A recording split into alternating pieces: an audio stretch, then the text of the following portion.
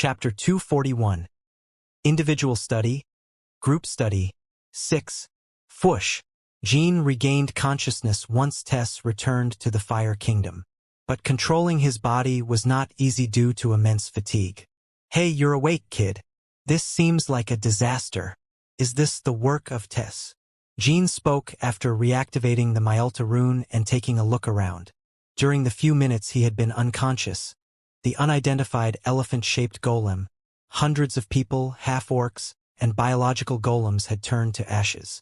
Tess had returned, but the blue flames surrounding the battlefield had not yet extinguished, radiating heat in the area. The 3 9-star mages had completely lost the will to fight and appeared dumbfounded. "Well, you could say it was your doing since that knight basically borrowed your powers.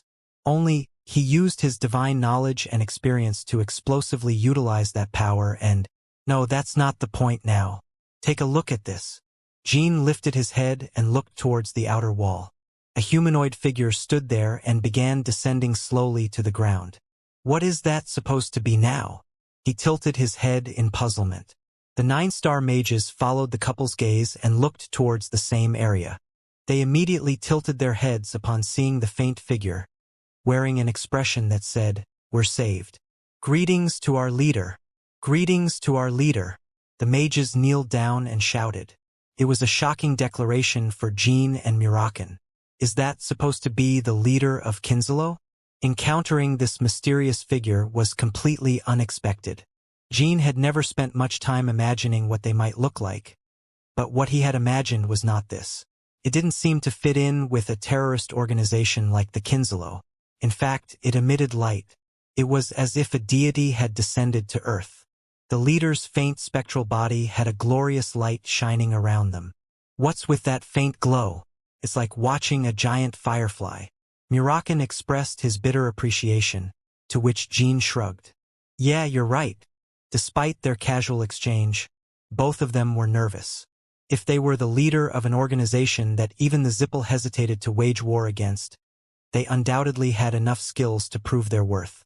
"I didn't even sense them approaching." I'm sure they're dangerous.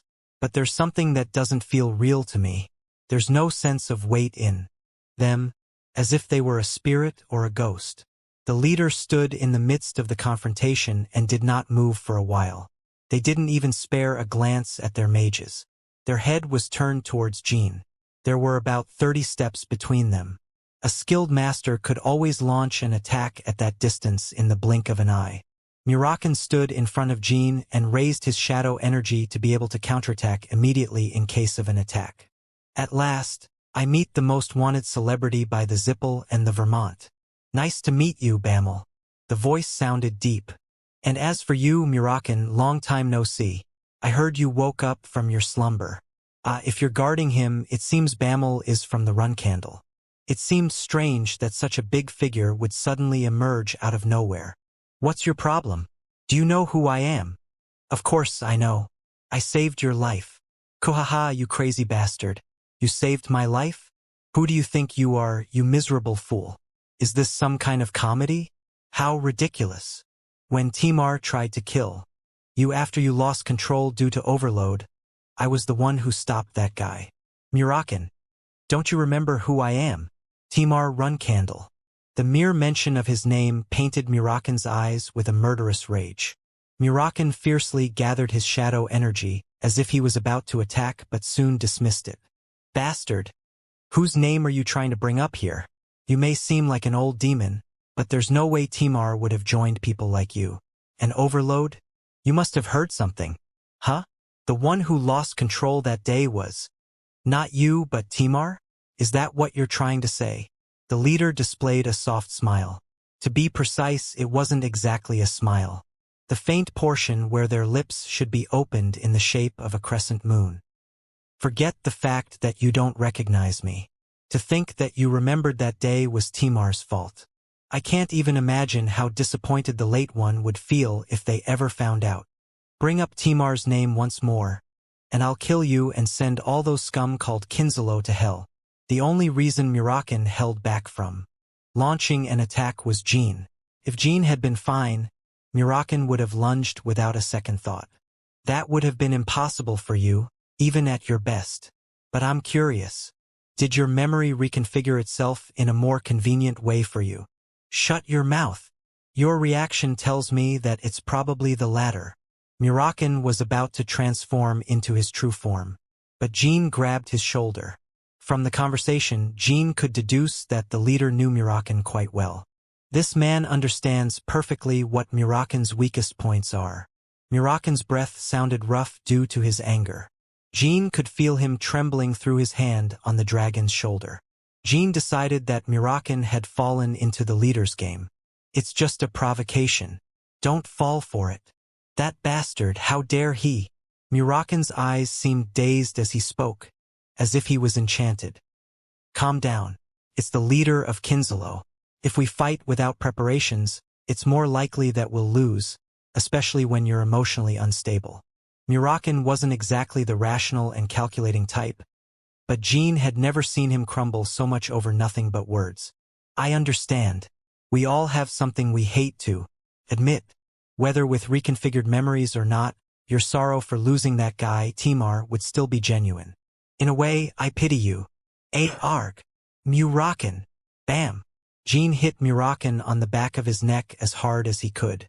He didn't have much strength left, but it was still as powerful as a normal person's hammer blow. Murakan stopped and turned to Jean. Kid? Why did you hit me? Have you gone mad? Get a grip. What? What the hell are you? Oh. Murakan shook his head.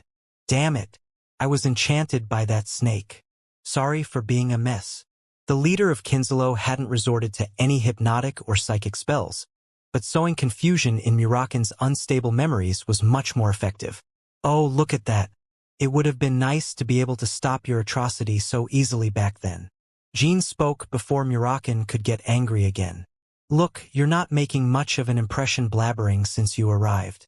Murakan and I killed all your men. If you're the leader of Kinsalo, maybe that's the first thing you should be concerned about. Save your feelings about Timar and start worrying about those men of yours we reduced to ashes. The lineage of the conquerors speaks. Yes, you're right. I may have given the impression of being frivolous. I was just glad to meet an old friend. If you realize that, come and avenge your men. Stop wagging that tongue of yours. Kid. But I thought you just told me that we shouldn't confront him without preparations. Murakan looked at Jean with those thoughts. Of course, Jean didn't care. Jean spat towards the leader. He didn't forget to add a mocking gesture, flicking his finger. What are you waiting for? If you were strong enough to stop Timar, the first patriarch of the Runcandle clan, you must be quite a figure, right? If what you say is true, I bet you could take us down with a single blow. What an intriguing guy. You're the one providing all the intrigue here by doing nothing. Maybe Murakan was right. You must be a comedian. Have you ever seen Timar? I have. He wasn't someone you dared to stop. What happened to all your boasting? Don't tell me you're scared now that you really have to fight. Jin's horribly childish provocations were a gamble. The truly powerful don't hold back their words. When they want to speak, they do so only after subduing the opponent. That's what all the transcendent masters Jean had known did. Siren, Talaris, Luna, Owl, Misha, among others. For them, conversation was a procedure that only followed after beating the other person to death or completely subjugating them through intimidation. In contrast, provocation is something done when you don't have as much power or when you need to resort to a trick.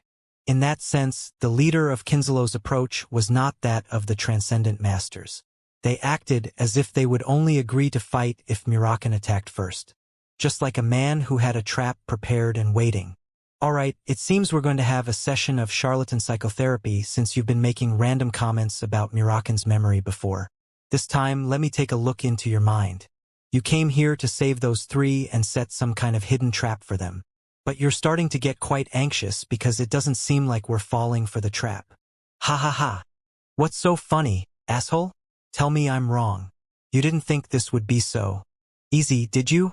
Come on, answer me. Jean even went a step further. But the leader of Kinsalo didn't attack. They just stared at Jean intently. Obviously, Jean could tell that now the ball was entirely in his court. But the leader of Kinsalo's face was too faint to read. Jean didn't know if they were highly embarrassed or highly content. That was a nasty blow. You're right, Jean Runcandle. You got almost everything right. You see, right now I'm not in a condition to take on both of you, not when I don't have bones in this body. Then hold on for a few more minutes. Let me figure out what this trap of yours is, and then I'll crush you myself. Don't forget I said almost everything. Click, click, click. Metal pieces instantly came together right in front of him. The metal pieces appeared out of thin air. They soon formed a sword. It wasn't an aura sword. It actually formed a real sword. The sword of the leader of Kinslow flew towards the mages. El leader. Cuff. Chuck. The sword covered the distance in an instant and severed Suzanne Lalista's head. Her head hit the ground, unable to finish the sentence she had started. She could only look at the leader with pitiful eyes. Then, the sword plunged into Chuckin's chest and twisted after doing so. Not even the master of defenses could block an attack in such a state, especially if the attack came from their own master. I'm sorry. I can't save all of you. Chukan fell forward and met his death. Then, metal pieces appeared out of thin air once again, instantly forming a door, just as it had created a sword before. The door opened to reveal a dark space. The leader intended to escape into it with Joe. The leader couldn't afford to lose Joe, and Joe understood this as well. That was why he had convinced himself that the leader would come to save him as long as he survived. I hope our next encounter will be more pleasant. The door closed after the leader went through it. The metal pieces forming the door instantly dissipated into smoke. Chapter 242. Individual Study, Group Study, 7. The door opened to the land of the Semi-Orcs. It was the residence of the great warrior of the White Wolf Men, Barak Sidliker, and the headquarters of the Kinslow. Leader! Dear leader, my lord! The leader and Joe stepped out of the door. The humans and half-men immediately bowed their heads. Several half-men also rushed forward and helped the leader up, followed by a series of sighs. They were relieved that the leader had returned safe and sound with Joe. Joe, you better remember our leader's grace even after your own death. Why should our leader risk his poor condition and such danger to save someone like you? Barak stared at Joe with murderous eyes. Joe didn't dare to meet his gaze and simply lowered his head. The fact that the leader of Kinslow had to come all the way to Old Otirium was a terrible event. There were no signs of movement from more threatening factions like Zippel and Runcandle. So no one had expected Jean and Murakin to launch an assault on the Dark Magic Guild's base. Things would have been different if only Chukan and Suzanne were in the area. But Joe, the key person to complete the Illuminators, was also in the base. Joe's death would only delay the development of the Illuminators, which would also postpone the completion of their grand objective. Therefore, the leader had to risk the danger and rescue him, as the leader was the only one among them with teleportation abilities for their urgent need. Don't be too angry at him, Barak. We both returned safely, the leader said. Dear leader, you must prioritize your health, even if it means some delays to the grand objective. For the sake of all our comrades who have placed all their hopes in you, at the very least. I will do so, but there I came across quite amusing information. What kind of information? Bammel. He was actually the youngest son of the Runcandles. I wonder if Zippel and Vermont are aware of this fact. What? A man shouted in pure shock at the leader's words. It was Kinslow's vice chief, Bishkal Iviliano. Vice chief, what's the matter? This placid character's exaggerated response made all eyes turn to him. It's nothing, really. But what a surprise, boss. To think Jean Runcandle was actually Bammel. From what I saw through Joe's eyes, he not only wields the magic and power of legends, but he is also Soderet's contractor. He has broken his oath with Zippel. It seems the Runcandles have decided to wage total war against the Zippel. We must also start our preparations. Apart from Jean, no one in the world knew as much about the power of legends as the leader of Kinslow. Bishkal could hardly calm his heart. The fact that he had fought against Bouvard at the party, and the reason he had visited the sculpture workshop many months ago, were they all intentional approaches? Because he knew about Bouvard and me? But when and how? Chills and cold sweat ran down his spine. It was impossible to think that Jean had unearthed their identities on his own. The information must have come from the Runcandle clan, who must have given the order to Jean. They must have known that all their flagbearers had our spies, and that's why they ordered their reserve flagbearer, Jean, to investigate our activities. They must have guessed that we wouldn't pay as much attention to their reserve flagbearers. Bishkel's imagination took flight immediately. He gritted his teeth. He thought he was to blame for everything, and that he should have placed a spy on Jean the moment Bouvard and Jean kept meeting. That's what he should have done as the vice chief. The last encounter was especially suspicious. Jean had acted blatantly strange when he came to the sculpture workshop and requested a duel with him, using Bouvard as an excuse. He had made extremely bold statements and actions to grab Bishkel's attention. At that time, Bishkel had interpreted it as the pubescent phase of a young swordsman, but now he understood why Jean had acted that way. Yes, right after Jean left that day, I started discussing the return of the compass with Bouvard. That's when I felt a faint movement. The reason Jean had gone to such lengths to catch my attention was to plant someone who could listen to my conversations in the sculpture workshop. He also remembered how that day he had gone over all the details with Bouvard regarding the return of the compass. The memory of how he had whispered every last ultra-secret detail, including the place and time of its return and the fact that their alliance with Zippel was officially terminated. And on the first day of June, Bammel, the man who had just revealed himself as Jean Runcandle, had arrived in the Bellard feudal states, which were supposed to be the secret meeting place of Zippel and Kinslow officers. After their failed attempt to retrieve the compass, countless emergency meetings had been held within Kinslow, and even more investigations and punishments had been carried out in an effort to find out who had leaked the information. Bishkel felt as if his entire body was completely drained of blood. He had to bear the responsibility. "Dear leader, I have something to—" Bishkel was about to say it in a weak voice. "Oh, damn it all." Suddenly, the leader slapped his forehead with his hand as he gasped. "What's wrong, leader? I left it there. Damn it. Things were so bad that I forgot to bring it with me. I can't believe I made such a mistake." "What are you talking about? Oh wait, it can't be." The leader lowered his head at Barak's question and let out a sigh. "The final version of the devastating blazing flame orb. The legacy of Ryal Zippel that we kept at the Dark Magic Guild's base. I didn't bring it with me." "Joe, perhaps you were able to bring it with you? Please tell me you did." "Oh, that, leader. I was in a hurry too." "You useless idiot. Joe, you're supposed to be the head of the Dark Magic Guild. How could you forget something like that? Should our leader think of every little thing for you?" Barak showed his murderous eyes again after grabbing Joe by the collar. "Great warrior Barak. Let me down. We can talk about this. I tried to bring it with me, but my hand was forced. Are you kidding me right now? I'm so furious. I'm about to explode. Karg. Hey, someone get this worm off my face and make sure I don't see him for the time being because I might kill him if I keep looking at him. Kak. Zaz."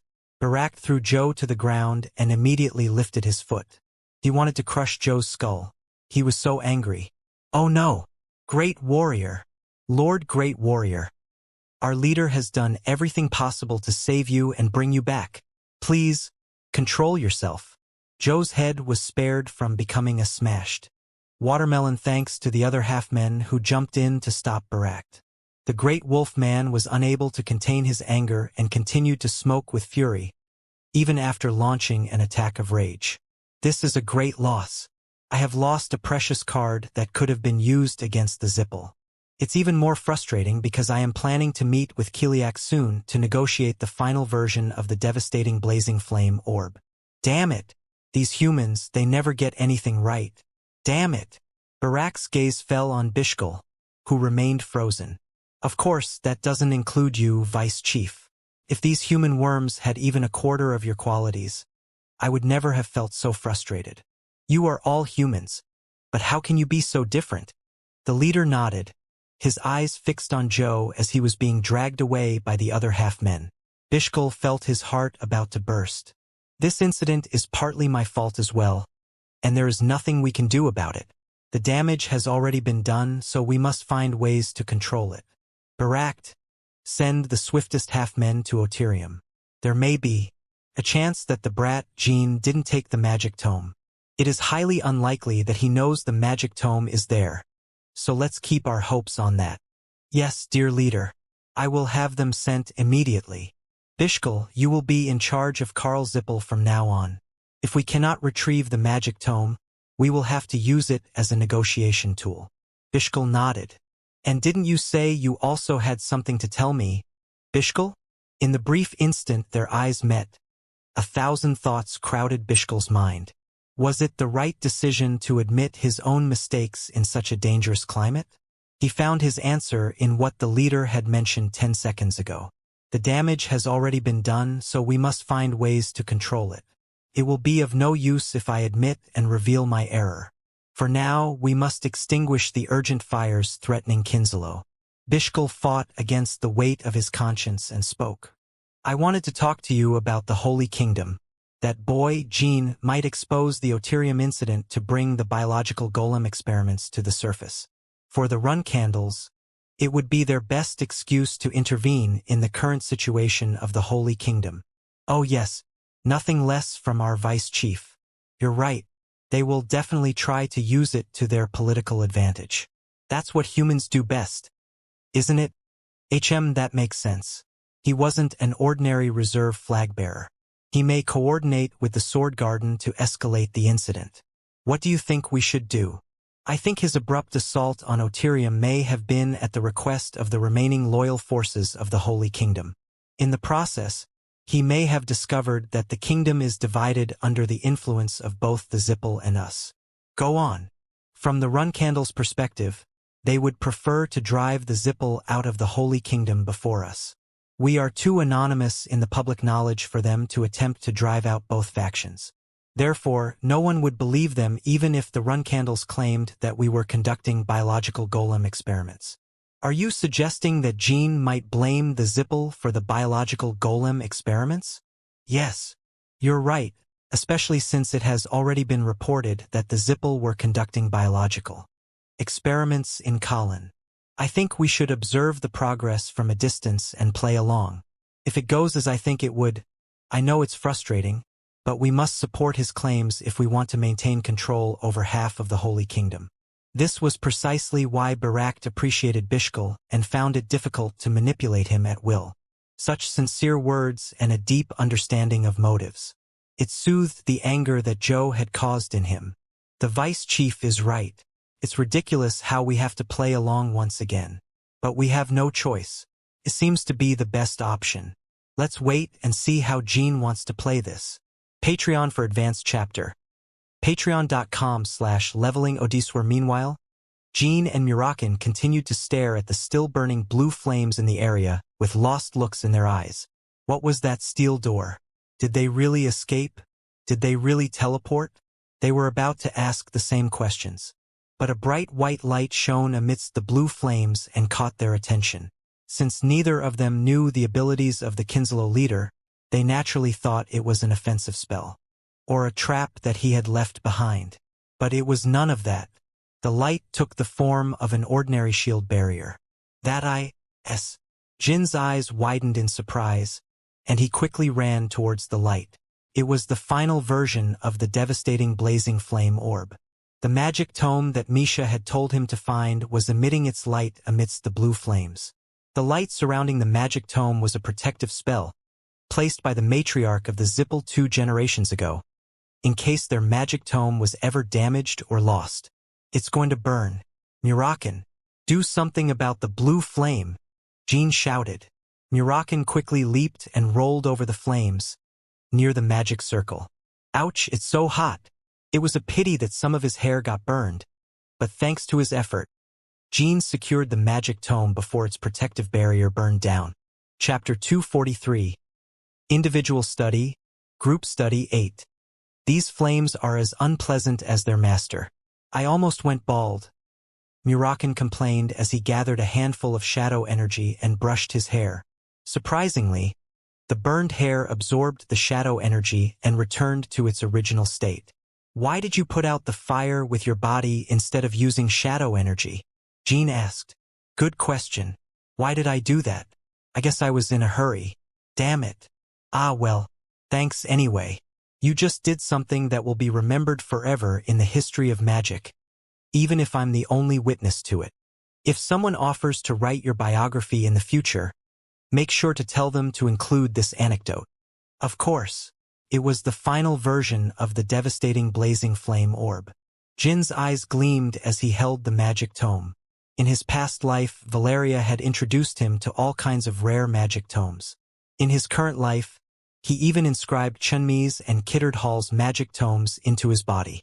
But Ryal Zippel's legacy was, quite literally, the greatest masterpiece in the history of magic. Not only was he the greatest of his time, but whenever someone talked about the greatest magicians of all time, Ryal Zippel always made the list, and this was his greatest masterpiece. As a mage, one could not live a happier moment than this. Jean wished he could open it and check its contents immediately, but he decided to keep it hidden under his coat for now. Jean barely had time to celebrate. He heard a low groan. Earth. It was Chukan told her. Unlike Suzanne, who had her neck cleanly cut, Chukan somehow managed to survive. The secret move of extreme defensive magic had released a shield barrier when the leader's sword pierced his body, protecting his heart. But when they reached him, it was clear he wouldn't survive. The shield barrier had only prolonged his life briefly. He had a purple face and was quickly turning into a corpse. Jean asked him the most typical question a victor could ask after the battle was over and the winner and loser were clearly decided. Chukan told her, Do you have any last words? There was a dark and deep resentment in his eyes as bloody foam escaped from his mouth. It was not surprising. He met his end. By the sword of the very lord he had served, in the face of his enemy. My magic tome, he stammered as he spoke, but Jean could guess what he was desperately trying to say. Like Ryal, he wanted to leave behind his legacy. No mage in the world wanted their life's work to disappear into history in vain. And since he was dying by betrayal, he would hand over his magic tome to the enemy if it was the last resort. Where is it? Safe. Eternal. Locklava, Virginia. The third room of the Eternal Safe, password Locklava. With those as his last words, Chukan embraced death. Jean closed the eyelids over the dead man's dark, dazed eyes. The third room of the Eternal Safe? It seems it was highly valued. Well, it was quite a powerful defensive magic, I admit, Murakan said, shrugging. Neither Jean nor Murakan felt any sympathy for Chukan for entrusting them with his magic tome. It was unlikely that this was the only experiment he had conducted on civilians. Therefore, they thought Chukan should be grateful to them for allowing him to say his last words. Let's go. They quickly entered the destroyed castle. They had to return to the Holy Kingdom with Murtual and the survivors in order to conclude what had happened today and prepare for the next battle. The Kinsalo learned about my identity, and I don't even have a clue who their leader is. Is he a demon? As Murakan suggested. The ability to conjure metal was unheard of. The ability to form a sword, okay, maybe that was possible. But teleportation was unimaginable. The leader seemed to have lived for at least 1,000 years. No, maybe he had lived for an even longer period. He might have even existed when the legends ruled the world. Their leader must be the one behind the effort to recreate the legends. He also knows about my brothers. The reason he only took Joe with him is probably because he is a key person in the recreation of them. In addition to that, he was somehow related to Timar. Murakan definitely showed a strange reaction when their leader claimed that it was Murakan who went into overload, not Timar. He seemed stunned, like a person facing a past he didn't want to remember. Jean had also asked Murakan why he had fought against Timar several times before, and on each occasion, Murakan didn't seem willing to talk about it. So Jean stopped asking him. He would tell me himself if there was something I needed to know regarding Timar. Jean was lost in his thoughts as they entered the castle. It was now much more damaged than a while ago, which was obviously caused by Murakan's ruthless attacks. They moved the broken stone pieces, piled up in heaps, and headed towards the laboratory and Murtual. The laboratory had been ravaged by detonation spells. Not a single facility related to the experiments remained intact. Everything was in ruins, making it much more difficult to find the trapdoor to the secret passage. Mertual Sela. We're here. Over here. It wasn't Mertual. They heard the unfamiliar voices of a group of men in the distance. Jean and Murakan moved the rubble to find the source of the sound and tore open the ground. Once the secret passage was uncovered, the first thing they saw were the frightened and tearful faces of the survivors, and the mana insertion device that Jean had moved, and Mertual, who had her eyes closed and her hands peacefully folded on her chest. The saint has saved us and returned to Ayula's embrace. Please, take the body of our saint back to the Holy Kingdom with us. She had squeezed out the last of her life force to insert mana into her people and headed into Ayula's embrace. She had completed her mission as a saint. Perhaps she knew from the beginning that she would die if she wanted to save them. That's why she desperately asked me to wait here. She was not an ordinary healer. She was a saint. But there was a good reason why she died trying to save them. There were traces of experiments all over her body, like the light heart protruding from her torso, a golemized arm, or a tail on her backside. They could hardly be considered ordinary human beings anymore. As they were on the verge of transformation, she had to pour all her life force into the mana insertion device if she wanted to save them. They asked us to give this to you, saying that it must be delivered to His Majesty. Jean took off his cloak and covered his body. One of the survivors handed him a book and pendant. It was Mertual's pendant, and the book was a diary.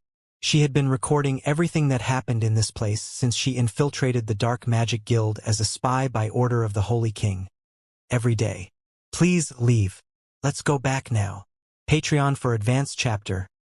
Patreon.com/levelingodiswer. It was the last day of the Manifestation Festival. The sun shone over Vanquila's capital as if Ayula herself was blessing the scene. A giant carriage of pure white stood in the middle of the crowded city square. The fake Miklin and Lani stood on top of the carriage, waving to the people. 30 holy knights of the Golden Shield surrounded the carriage to protect it, and a procession of saints followed behind. This in itself was a great attraction for those who had come to the Holy Kingdom to witness the Manifestation Festival. The city square was literally packed with people, and there was no room to move. Citizens and nobles from various kingdoms and the people of the Holy Kingdom had gathered to receive the consecration of the Holy King. Everyone eagerly awaited the start of the ceremony. Your Holy Majesty! Your Majesty! Seeing the Holy King in person was an overwhelming experience for many. They were overwhelmed with emotion and shouted at the top of their lungs, especially the citizens suffering from illnesses. For the sick and the poor, the consecration ceremony of the Holy King was a great opportunity and a great hope to prolong their lives. The consecration had the power to heal diseases. But since the powers of the Holy King were limited, not many were fortunate enough to receive the consecration during the Manifestation Festival.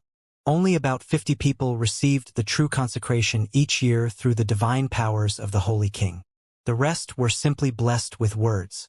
These blessings had no practical impact on the fate or life of each individual. But still, many were desperate to receive the words of the king. The king stopped waving and lowered his hand. The city square fell silent immediately. Dear children of Ayula, and guests who have come from all corners of the world to see me, I express my gratitude. I am the Holy King Miklin. The crowd cheered. As in the consecration ceremonies of all the previous years, it will be my precious daughter, Lani Salome, who will read today's consecration message on behalf of the voice of this old man. I ask for applause for my daughter, who will have to pray tomorrow with a sore throat. The fake Holy King patted Lani's shoulder and showed his affection for his daughter. Lani took the fake Holy King's arm and smiled happily. The fake king was perfectly imitating the real Miklin, who always humbled himself and loved his daughter like no one else. There was a loud applause. Lani began the consecration message once the cheers died down. We will begin the consecration ceremony of His Majesty the Holy King. Once the carriage starts moving, please follow us in an orderly manner to avoid any injuries or accidents. As in most ceremonies of this kind, the people who received the true consecration through sacred power were already predetermined, although not many people knew this fact. The carriage advanced and briefly stopped at the locations where the people destined for consecration were gathered. At each stop, the Holy King stepped down from the carriage to kiss their foreheads and bless them while Lani read the consecration message. May Ayula's will, heart, and love be with you. The true consecration was granted to about 40 people without major issues. The crippled began to walk after the consecration, and the blind began to see a new light. The spectators, moved by the miracles that occurred, began to cry. It was then that a group of Vankalans dressed in robes emerged from the crowd and blocked the path of the carriage. They were not among the chosen ones. Your Majesty! Your Majesty! Listen to our stories. The crowd started booing. Such intrusions were common every year during the consecration ceremonies, so they didn't pay much attention to it. The Holy King smiled mercifully at the intruders. Lani whispered in his ear, "Bless them, Father. You also stepped down from the carriage for those who interrupted last year. Remember?" The fake Holy King nodded. At that moment, he and the Zippel clan decided that Lani had completely surrendered and had started playing along. They also considered it the result of the continued mental torture while she was held captive by Vitura. The Holy King stepped down from the carriage and met with them. "Yes, children of Ayula, how burdensome was your pain that you sought me out. Please, tell me your stories." Those who interrupted the procession raised their bowed heads. "Your Majesty, we..." They raised their heads and removed their robes, revealing the grotesque bodies that bore the traces of biological experiments. "Heavens! What the hell is that?" "No!" The spectators who caught a glimpse of the horrifying sight gasped and screamed. The fake Holy King shuddered and realized something was wrong. Lani bit her lower lip and averted her gaze. She tried not to burst into tears as she looked at Vitura, who returned her gaze with an expressionless face. The 30 holy knights of the Golden Shield guarding the carriage also clenched their teeth and looked at Vitura. "They dragged us into the laboratories against our will and turned us into this state. Who did this to you?" The fake Holy King did his best to remain calm. Things would only get worse if he let panic take over. They responded, "The head of the Holy Knights, Vitura. He sold us to the Zippel's experimentation chambers. He turned us into this." "Shut your mouth, Xing." Vitura unsheathed his sword as he shouted. Lani couldn't take her eyes off him. She tried her best not to cry. Chapter 244. Villain 1. The events unfolded like this on the previous night. "Lani, you must frame me." That was the first thing Vitura said when Jean returned to the Holy Kingdom with the survivors. He devised a way to swiftly and flawlessly rid the Holy Kingdom of invaders and traitors while Jean was away. No, devising wouldn't be the right word. He had resolved to do so with determination.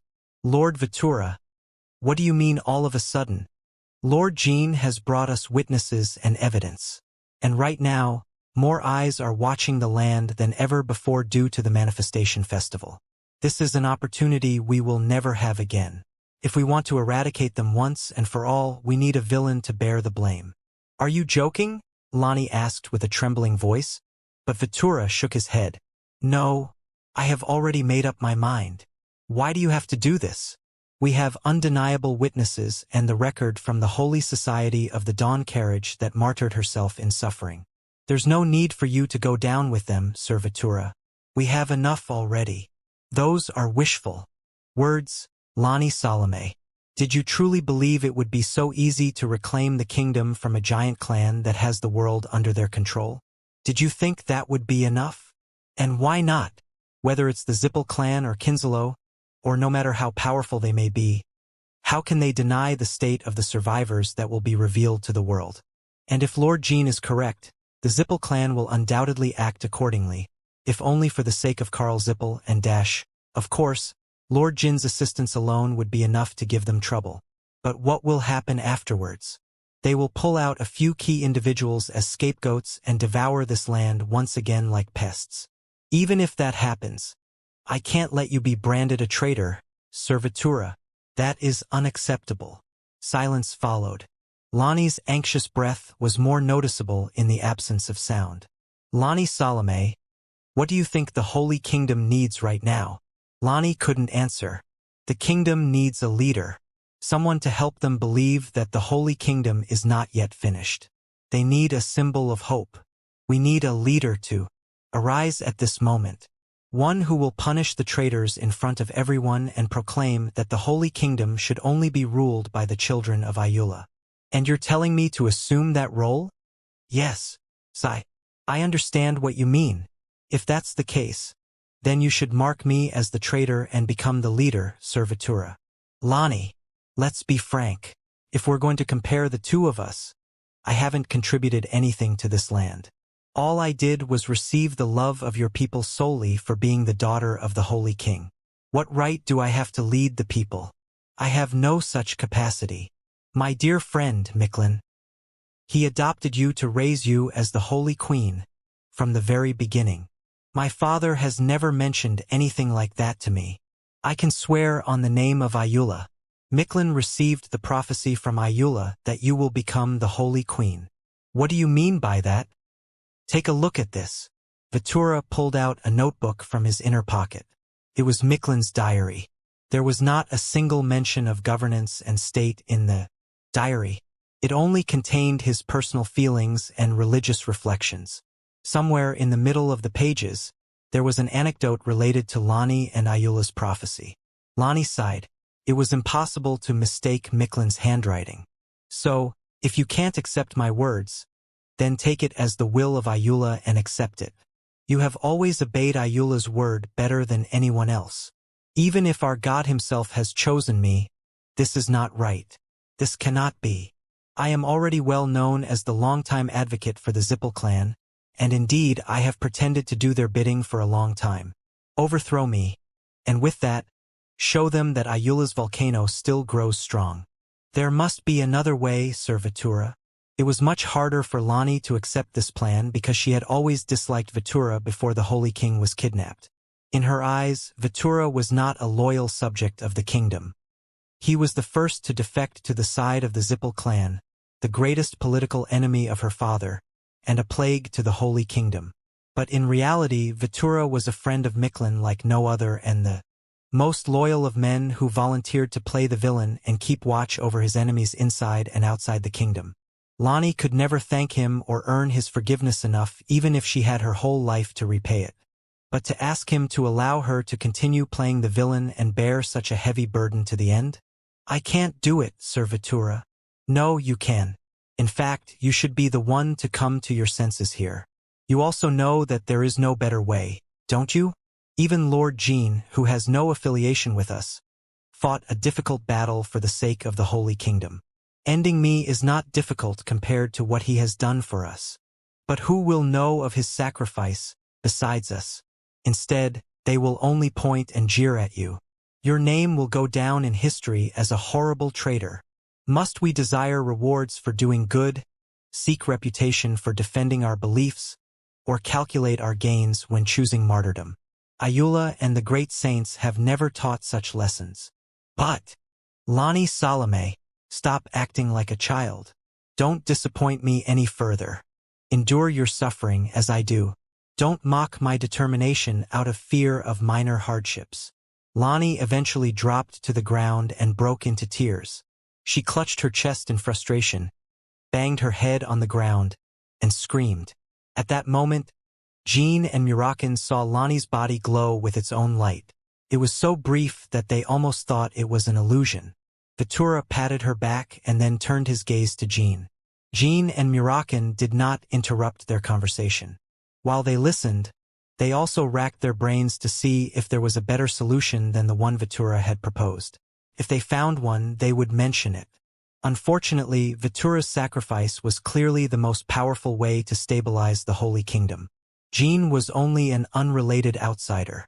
Nevertheless, Jean also thought that Vitura's sacrifice was tragic.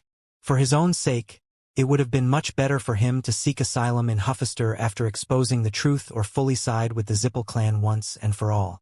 But it would be a great disrespect to neglect the determination of this man with unwavering will. Lord Jean. Yes, Servitura? I am indebted to you in a great way that I cannot repay. I will never forget what you have done for the Holy Kingdom, even in my death. Unlike you, I have only done it with the promise of a future reward. Nevertheless, it hasn't been easy. Servitura? Yes, please speak. I will ensure that your family can live a peaceful life in Huffister. If Vitura's plan succeeded, Lani would have no power to protect her family. It would not be right for the Holy Queen to take care of a traitor's family. But Vitura's family would definitely not survive without external help. The Zippel clan would never let them live after their great loss.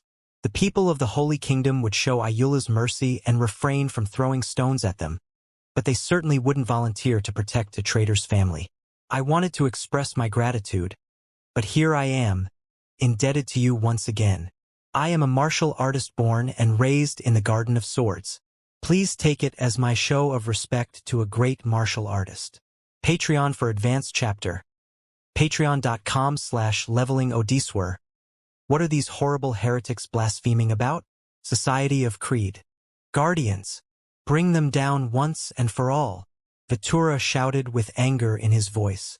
The entire square fell silent at his disproportionate response. Everyone felt that something was amiss. There were 10 subjects who had clearly been subjected to biological experiments. The head of the Creed Guardians was too eager to label them as heretics, and there was shock and horror on the face of the fake Holy King. All these things added up to the suspicion that quickly grew in people's minds. Clunk, clunk, clunk. The sacred knights of the Creed Guardians standing by Vitura immediately formed a formation. People stood in front of Vitura and the sacred knights to block their path. The knights forcefully pushed them aside and made their way forward. Your Majesty, they are all heretics. Please stay away from them. Golden Shield Knights, why don't you take action? Keep the heretics away from your Majesty. The Golden Shield Knights did not move at Vitura's command. They stood guard around the carriage. The fake Holy King couldn't hide his panic. Lani took the initiative, glaring at Vitura and shouted loudly, "Why do you label them as heretics, Commander-in-Chief? And how dare you draw your sword before His Majesty gives the order? Stand down." Everyone gathered in the square knew about the political disputes between the Holy King and Vitura. Naturally, Vitura seemed like a Ziefel's lapdog desperately trying to cover up the incident. I am the Commander-in-Chief of the Sacred Knights. The right to judge heretics lies with me. If you have eyes to see, Lani Salome, take a look at them. Do those horrible beings appear as ordinary humans to you? It is clear that they have faced demons. That must be decided by His Majesty. Your Majesty, please order Sir Vitura to stand down. Although the fake Holy King had Bouvard's help in transforming, he belonged to the Zippel clan, not the Kinslow clan. Therefore, he didn't know how to respond. Your Majesty, I have told you many times, they are heretics. We must subdue them before they further tarnish the reputation of the Holy Kingdom and proceed with the consecration ceremony.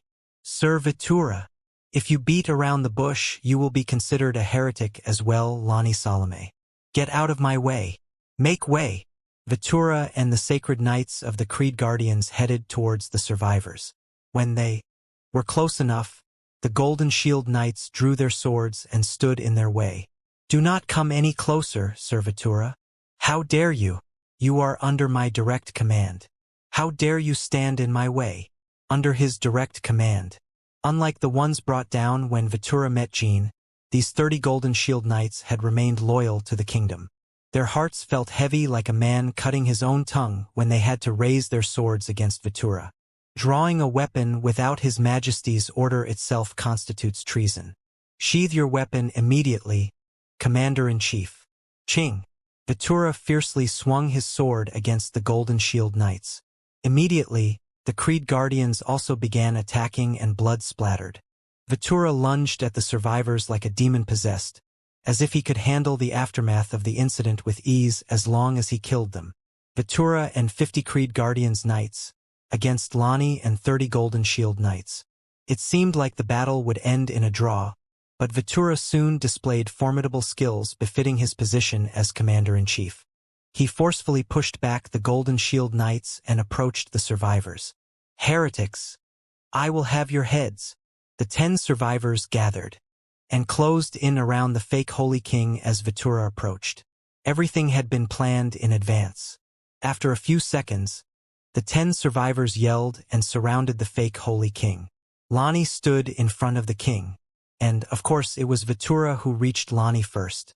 The Golden Shield Knights fought desperately to prevent the Creed Guardians from reaching Lonnie. Lonnie's eyes met Vitura's. It seemed like they were glaring at each other, but in their hearts, there was only sympathy. Lonnie, you too are a heretic, lass. Your punishment will be fulfilled in due time. Majesty, your majesty, I am here. Vitura has come to save you from the heretics. Clang. Lonnie's and Vitura's swords clashed. The choreographed sword exchange they had practiced all night began. All Lonnie had to do was dodge and block his attacks, but Vitura had to deflect her while pretending to attack the survivors, all while making his way towards the fake Holy King. Every time Lonnie stopped Vitura's sword, it felt like he was comforting her with the sword. Everything will be fine.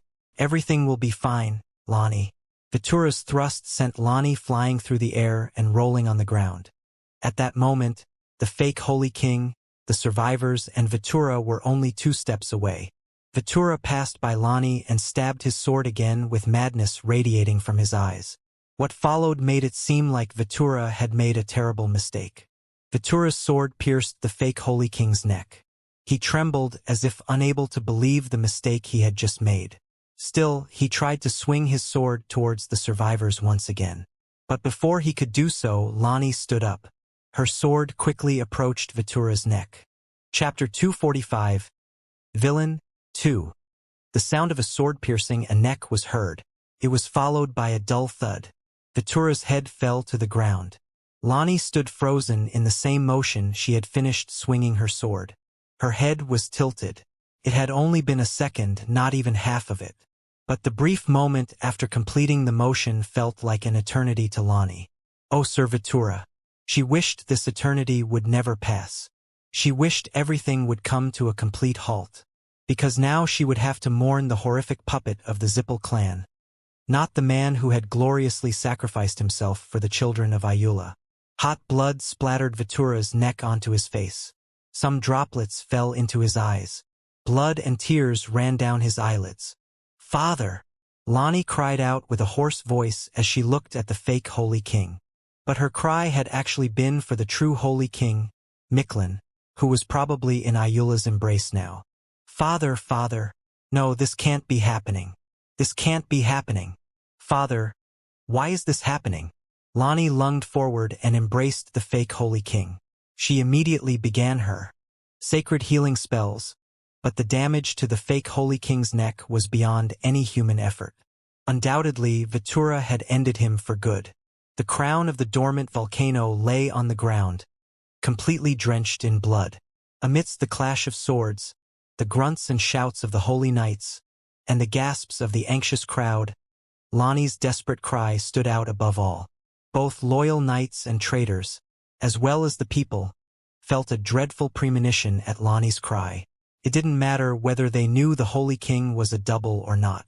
Death shook them all. Your Majesty, the king has fallen. It was Commander-in-Chief Vitura Velter. Your Majesty was... Holy Ones, heal your Majesty immediately. It was one of the captains of the Creed Guardians who had sought out the saints. He knew the Holy King was dead. He had only shouted because the saints in the procession were also Zippel's puppets.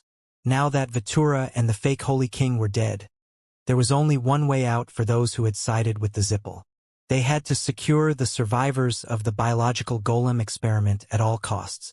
If they couldn't get rid of the most crucial evidence that troubled the Zippel, there was no way they would escape their involvement in the Holy King's death. The entire world had witnessed the death of the Holy King. Therefore, the Zippel could only offer to protect those who would play a crucial role in cleaning up this mess. Out of my way, out of my way. We must tend to His Majesty. The saints in the procession behind the carriage started joining the battlefield. But this only added to the chaos of the crowd that had just witnessed the murder of the fake Holy King. In front of Lonnie, a battle unfolded between the Golden Shield Knights and the Creed Guardian Society. Creed Guardians. Capture all the heretics. It was then that Lonnie ceased portraying her grief with the fake Holy King in her arms. Golden Shield Knights. You must not hand them over to the Creed Guardians. There must be a reason why Vitura and the Creed Guardians wanted them dead, even at the cost of high treason. Lonnie Salome, did you say treason? His Majesty was attacked because you couldn't protect him, lass. How dare you accuse us of treason, you cursed witch. Golden Shield Knights. Follow the orders of Lonnie Salome. Stop the traitors. Protect the holy subjects around Lonnie. The loyal Golden Shield Knights re-established their formation. These men were handpicked by Vitura. Their solidarity was notable, even through the horrific chaos. Golden Shields, look at yourselves. Your current actions are the very definition of treason. Leaving aside the heretics, shouldn't you at least make way for the saints to tend to His Majesty? His Majesty may still be alive. If he dies due to lack of treatment, all of you should. His Majesty has perished due to the covert attack by Vitura Velter. All those who followed his orders, including yourselves, will pay for the death of His Majesty the King. Bring them down. Despite being outnumbered, the Golden Shield Knights overwhelmed the Creed Guardians. However, the Golden Shield Knights couldn't help but feel anxious. A tremor began to spread from the outskirts of the city square. A group of heavily armored knights headed towards them on horseback. It was an understandable response, given the extreme nature of the circumstances. And naturally, they were all pawns of Zephyl. Kid, Murican whispered to Jean. Both of them were in the midst of the crowd. Yes. Should we intervene if the religious fanatic side is pushed back? If anything happens to her, not only would my promise to help be in vain, but Vitura's sacrifice would also be in vain. That will never happen, Jean said. How can the religious fanatics stop them all? They can't. If there's no one left in the Holy Kingdom to help Lonnie. At the end of Jin's sentence, another group of Sacred Knights and Creed Guardians troops arrived at the scene. There were at least 100 Sacred Knights, and quite a long row of soldiers marched in to control the people. Kill the traitors and capture Lonnie Salome and the heretics, shouted the newly arrived captain. The Sacred Knights swiftly charged in wedge formations, and the soldiers pushed back the crowd with the shafts of their spears. But the people would never accept this. Even an idiot could tell that the Creed Guardians were the traitors. If it were simply a clash between the Creed Guardian Society and the Golden Shield Knights, the people would have had a different opinion. But the murder of the fake Holy King by Vitura played a decisive role. We must protect His Majesty's daughter. You won't take Lady Lonnie away. You have already harmed His Majesty. Don't you dare lay a finger on Lady Lonnie, you filthy Zipple pawns. Are you not ashamed before Ayula? Stop them. Stop them with your bodies. Suddenly, the people in the city square began rushing toward the battlefield. The Holy King and his daughter were always loved by the people. And in their eyes, the Creed Guardians were godforsaken bastards who murdered a father before his daughter's own eyes on a festival day. Moreover, Lonnie and the Golden Shield Knights had only acted sensibly and with common sense since the incident. But the Creed Guardians seemed shamelessly desperate to capture the survivors. Not only that, they even demanded that the Golden Shield Knights make way for them, claiming they needed to tend to the Holy King, who was clearly dead. Jean and Vitura had shared a conversation the night before. It's true that the Zipple and Kinselo have absolute control over the leadership of the Holy Kingdom, but they don't have it over the people. Thanks to their alliance breaking, they haven't been able to dull the citizens' senses at this point. Vitura said, "We'll need the Holy Kingdom subjects to identify with us," Jean responded. "I will attempt to portray the most atrocious villain they have ever seen." What Jean didn't know was that by this point in his past life, the people of the Holy Kingdom had already been dulled and brainwashed. That's why no one cared when Lonnie consumed herself. Lonnie and Vitura grew tired of their lone struggle and quietly left the Holy Kingdom, after which they disappeared. But this time, the story changed thanks to Jean. And now, the perfect conditions were in place to reveal the truth. How dare you? Don't you realize how grave a crime it is to side with the heretics? Get out of the way. Move aside. I warn you, move. The confident shouting captain of the Creed Guardians began to frown. The sacred knights of the Creed Guardians who arrived as reinforcements were blocked by a crowd of people. All the people filling the city square rushed to shield Lonnie. The soldiers who had been pushing them with their spears were being pushed back. The sacred knights could do nothing but repeat the same words over and over. I told you, move. If it weren't for the manifestation festival, if it had been any other day, they would have pressed forward, regardless of the innocent citizens' blood spilled. But if they did it now, the consequences of such an action would have a much greater impact than the testimonies of the biological golem experiment survivors. There were too many eyes watching. Several hundred journalists from all nations were scrutinizing them as well. Killing their own people before those watching eyes was the very definition of madness. They would never recover from it, not even with the Zipple behind them. Lady Lonnie, the Golden Shield Knights stand with you. Don't worry. Fight against them. Secure the children of Ayula who have been dragged to the Zipple clan's laboratories. Ayula herself will bring punishment down upon you. There are not many things in the world as terrifying as an enraged crowd. The sacred knights of the Creed Guardians dared not approach them. They could only look around. Lonnie was no longer crying, but there were dried marks of blood and tears around her eyes. She quickly wiped them away. Her gaze landed on Vitura's head on the ground. She had a faint smile on her face. Amidst the countless voices and noises of the city square, Lonnie slowly knelt beside the fake Holy King. Death will take you to rest, you who toiled in the dark and heavy world. Your soul will be free in Ayula's vast embrace. All your past suffering will turn into good humor that lightens your heart. It was a whisper of prayer, but it was like a breeze of wind. Just as blades of grass kneel before the blowing wind, the people of the Holy Kingdom began to sit in their places and close their eyes. All your past suffering will turn into good humor that lightens your heart. The burden you leave behind will be carried by those like you, to become the substance of the next morning. Those who share your burden will be people like you. All the citizens of the Holy Kingdom knew this prayer. It was a sight to behold. Even outsiders were moved by the prayer. They closed their eyes and bowed their heads in condolence. The Golden Shield Knights also sheathed their weapons and knelt. Soon, the sacred knights of the Creed Guardians stopped looking around and joined the prayer. If it weren't for the steel fragments and blood on the ground, no one would have believed that a battle had taken place right here moments ago. The prayer was coming to an end when a man quietly approached Jean. Lord Jean, he murmured. Hello, Dino. Dino Jaglin was now a renowned young journalist. He came to the Holy Kingdom immediately at Jin's call and began writing articles. The record left by Mertual Sela is ready to be published.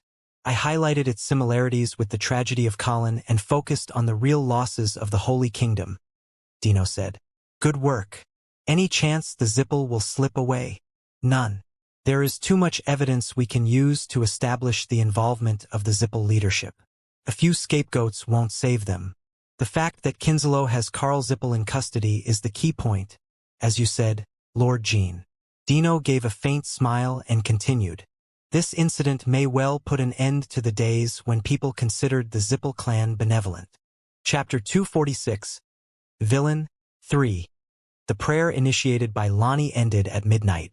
Everyone gathered in the city square joined the prayer without anyone deviating from it. Meanwhile, all nations sent delegations to express their condolences for the news of the Holy King's death, and the press immediately printed bulletins reporting on the tragedy of the Holy Kingdom. People would remember this prayer as an offering for the Holy King. But Lonnie, Jean, and Murakan would mourn the death of a great sacred knight on this day in the years to come. The traitors of the Holy Kingdom who had sided with the Kinslow decided to take the Kinslow leader as their new god instead of Ayula. And the group that sided with the Zipple replaced Ayula with their reverence for the power and order of Zipple. The Runcandles had long known about the control of the two factions over the Holy Kingdom, but they had no reason or justification to intervene. If they brought down the leaders, it would be seen as an invasion. If they attacked the Zipple and the Kinslow, it was highly likely that a large-scale war would break out. The Runcandles didn't fear war itself. But if a war ever broke out, The people of the Holy Kingdom would see the Zippel as the just clan aiding the kingdom, while the Run Candles would become the crazy invaders. In such a scenario, all they could gain by striking at the Holy Kingdom would be several saints. They wouldn't win any favor from the Holy Kingdom subjects, who would end up becoming healers.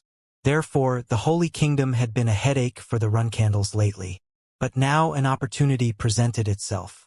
Little brother. It was Luna. The Run Candle clan had also sent a delegation to express their condolences, just like the rest of the world. As it was the death of the Holy King, the clan sent their first, second, and third flag-bearers to the Holy Kingdom, which meant Luna, Joshua, and Luncia Runcandle, respectively. Luna had received news from Kashmir and had briefly stepped away from the delegation to meet Jean. It's been a while, dear sister. You've become strong. She noticed Jin's growth at a glance. She didn't need to face him or understand the powers of the Sword of Legends or the Shadow Blade to realize it. The eyes of the strong were enough to inform the other. The last time they had seen each other, Luna had cried like a child when she was with Jean. The impact of Taemun's death felt like an entire part of her world had been erased. But now, Luna wore her imperturbable expression again. Jean knew she had fought against the pain and sense of loss to regain that expression. You've also grown stronger, dear sister. The siblings smiled at each other. I was about to complain about how much I missed you when I heard that you accomplished another tremendous feat, Sir Kashmir briefed me briefly. Well, how can I assist you? Jean pointed to a carriage parked nearby. Please take care of them. Vitura Velter's family was in the carriage, disguised as battle casualties from yesterday. I'll take care of it, Luna promptly responded. She didn't need to ask further because she had already been informed about Vitura. Her family would now join the delegation returning to Huffister. Anything else? Please stay in the Holy Kingdom until the trial for the murder of the Holy King is over, so that Joshua doesn't take the glory for my actions. Jean knew that the Zippel's reputation in the Holy Kingdom would plummet immediately once the trial began. The Holy Kingdom subjects were already furious, thanks to Vitura's sacrifice. Some even demanded an official apology from the Zippel before the Holy King's funeral even began. And it wasn't just the Holy King. The whole world would learn about the atrocities of the Zippel. The fact that the Runcandle clan's delegation stayed in the Holy Kingdom after paying their respects served as a symbol. It signaled that the Runcandles were watching the Zippel. The only clan that could deter the Zippel had its eyes on their immense strength. Since Jean was a reserve flag-bearer, he couldn't serve as a symbol. Of course, Siren, who would learn about it in a future letter, and any infiltrators would recognize Jin's work here, but someone else from the Runcandle clan had to claim the glory in the eyes of the public. And naturally, Jean wanted it to be Luna. If she stepped back to avoid any unnecessary attention, as she often did, the honor would fall to the second flag-bearer, Joshua. I was planning on doing it, of course. We can't let him take all the glory for something you've worked so hard for. No. Are you aware that Joshua also has many copies of himself? What do you mean by that? Jean began to explain Joshua's secret to her. Luna's eyes widened in surprise. She knew nothing about the seer. I knew something was off. Joshua volunteered for extremely risky missions without much thought. He could have been using his copies every time. Father must be aware of it, right? Most likely. Father knows everything that goes on within the clan. Then there must be a reason why he didn't stop it. Probably for the same reason he also overlooked your shadow energy. There isn't much to read into it. If he overlooked something that goes against principles, it can only mean he saw it as beneficial for the clan. Luna placed her hand on Jin's shoulder, as if to convey that she understood the effort it took. However, I may have to investigate it. I'll start looking into it more seriously from now on. You focus on finishing things here in the Holy Kingdom. Agreed, Luna. Until the last night of the Creed Guardian Society was detained in the underground cells the next day. The Zippel tried by all means to prevent them all from being imprisoned, but the murder of the Holy King turned out to be too decisive. It wasn't just the testimonies of the biological golem experiment survivors. The list revealed by Vitura that Lonnie exposed was impossible to cover up. Jean had requested the list of names from Vitura before heading to Old Otyrium. Please make a list of the traitors who sided with the Kinzalo and the Zippel so that we can expose them as soon as I return. Lastly, gather the remaining faithful. There may be a confrontation in the process, Jean had said. Vitura made separate lists for the Kinzalo and the Zippel. Lonnie kept the list of Kinzalo traitors while revealing the list of Ziffel to the world. She exposed the truth about the Zippel clan. And yet, the Zippel couldn't release a statement saying that the dead Holy King was a fake and that it was the Kinzalo who carried out the biological golem experiments. I can't reveal the name of the hero who rescued the survivors, but he says that the biological golem experiments were conducted in the 4th magical tower of the Zippel clan. We demand an official statement from the Zippel clan regarding the matter. Lonnie and the people were still in the city square. Although all pawns of the Zippel clan were detained, the people refused to let Lonnie and the body of the false Holy King enter the castle until everything about the incident was revealed. Apart from the Creed Guardian Society, everyone else on Vitura's list was still inside the castle, preparing for the funeral of the Holy King. It wasn't reasonable. But given the power held by the leaders of the Holy Kingdom, such as Pontiff Montiano, it was certainly feasible. Unlike the Creed Guardians, they could only be brought down if there was undeniable proof that they had sided with the Zippel. Unfortunately, Vitura's list was not decisive enough for that purpose. But, of course, Jean had expected it. We will not proceed with my father's funeral until we have an official statement from the Zippel clan. They will have to confess before we console the aggrieved spirit of my father. Master of the 4th tower, explain yourself. Explain. They could have easily ignored the cries of Lonnie and the people if they were the only ones present in the square. But delegations from around the world and countless journalists had joined them. The Zippel had to quickly come to an agreement with the Kinzalo about their secret negotiation. They had to retrieve Karl in exchange for taking the blame for all the accusations. Everything was going as Jean had predicted. They preferred taking the blame over admitting the truth that they had kidnapped Karl through a third-rate terrorist group like the Kinzalo. Both the reputation of justice and power were difficult to regain once lost. But the former could be mitigated to some extent with money. On the other hand, the latter required unimaginable sacrifices to regain. In the end, the Zippel clan had to issue a public statement before noon. The Zippel clan admits to getting involved in the politics of the Holy Kingdom, which led to the biological golem experiments being carried out on the kingdom's population with the assistance of officials who operated with the clan. However, we wish to inform you that the biological golem experiments are unrelated to the clan's political involvement. The experiments were conducted as an individual crime by Karl Zippel, the 4th Tower Master. Starting today, Karl Zippel will be sent to the Holy Kingdom, under magical restraints to apologize in person, after which Karl Zippel and any related personnel will be severely punished under clan law. We express our deepest condolences for the departure of the Holy King and promise the full extent of any applicable compensation. However, we will also refer to clan laws in addressing the spread of unconfirmed rumors and malicious slander.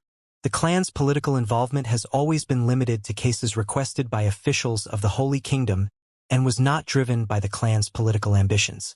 We wish to inform you that the statement had an assertive tone, quite different from the usual Zippel clan style. The words themselves were polite but clearly stated that all punishments would be carried out within their own clan. Naturally, the fury of the Holy Kingdom subjects skyrocketed a moment after the journalists delivered the statement.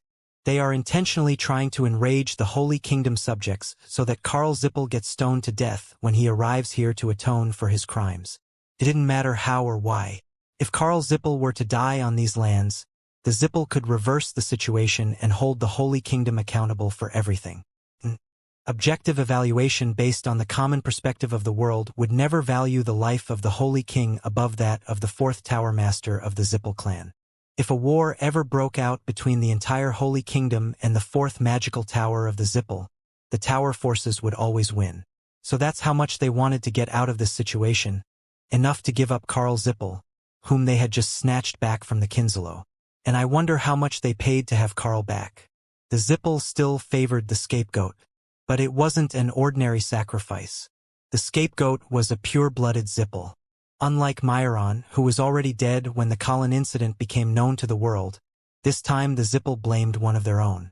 If Karl died, the Holy Kingdom could no longer demand further accountability from the Zippel for the biological golem incident. The world would continue to criticize their political involvement, but time and money could resolve those matters eventually. Jean thought it was a pretty shrewd decision, except for the fact that their desperation made them commit too early, especially when they didn't know who they were dealing with. The Zippel still hadn't realized that Jean was behind Lonnie's movements. They could only assume that a Runcandle or Vermont flag-bearer was behind her. Kinslow would never share with the Zippel the information that it was Bammel who single-handedly raised the Dark Magic Guild headquarters and that Bammel was actually Jean Runcandle. Dino? Yes, Lord Jean. When Karl Zippel arrives in the Holy Kingdom, publish all the articles related to the Kinslow. That Karl was actually a hostage of the Kinslow because of Bammel until a few days ago, and that Bammel actually rescued the survivors from Old Otyrium, not from the Fourth Magical Tower. Inform them that Karl is not involved in this incident. The Zippel will have to do everything possible to deny the claim. It will be quite a spectacle to see. If the Zippel didn't deny the accusation, Kiliak would be seen as a cold and ruthless man who sold his own son to rid himself of blame. Jean wasn't going to help the Zippel choose between their reputation for power or justice. He was going to make them lose both. Chapter 247, Villain 4.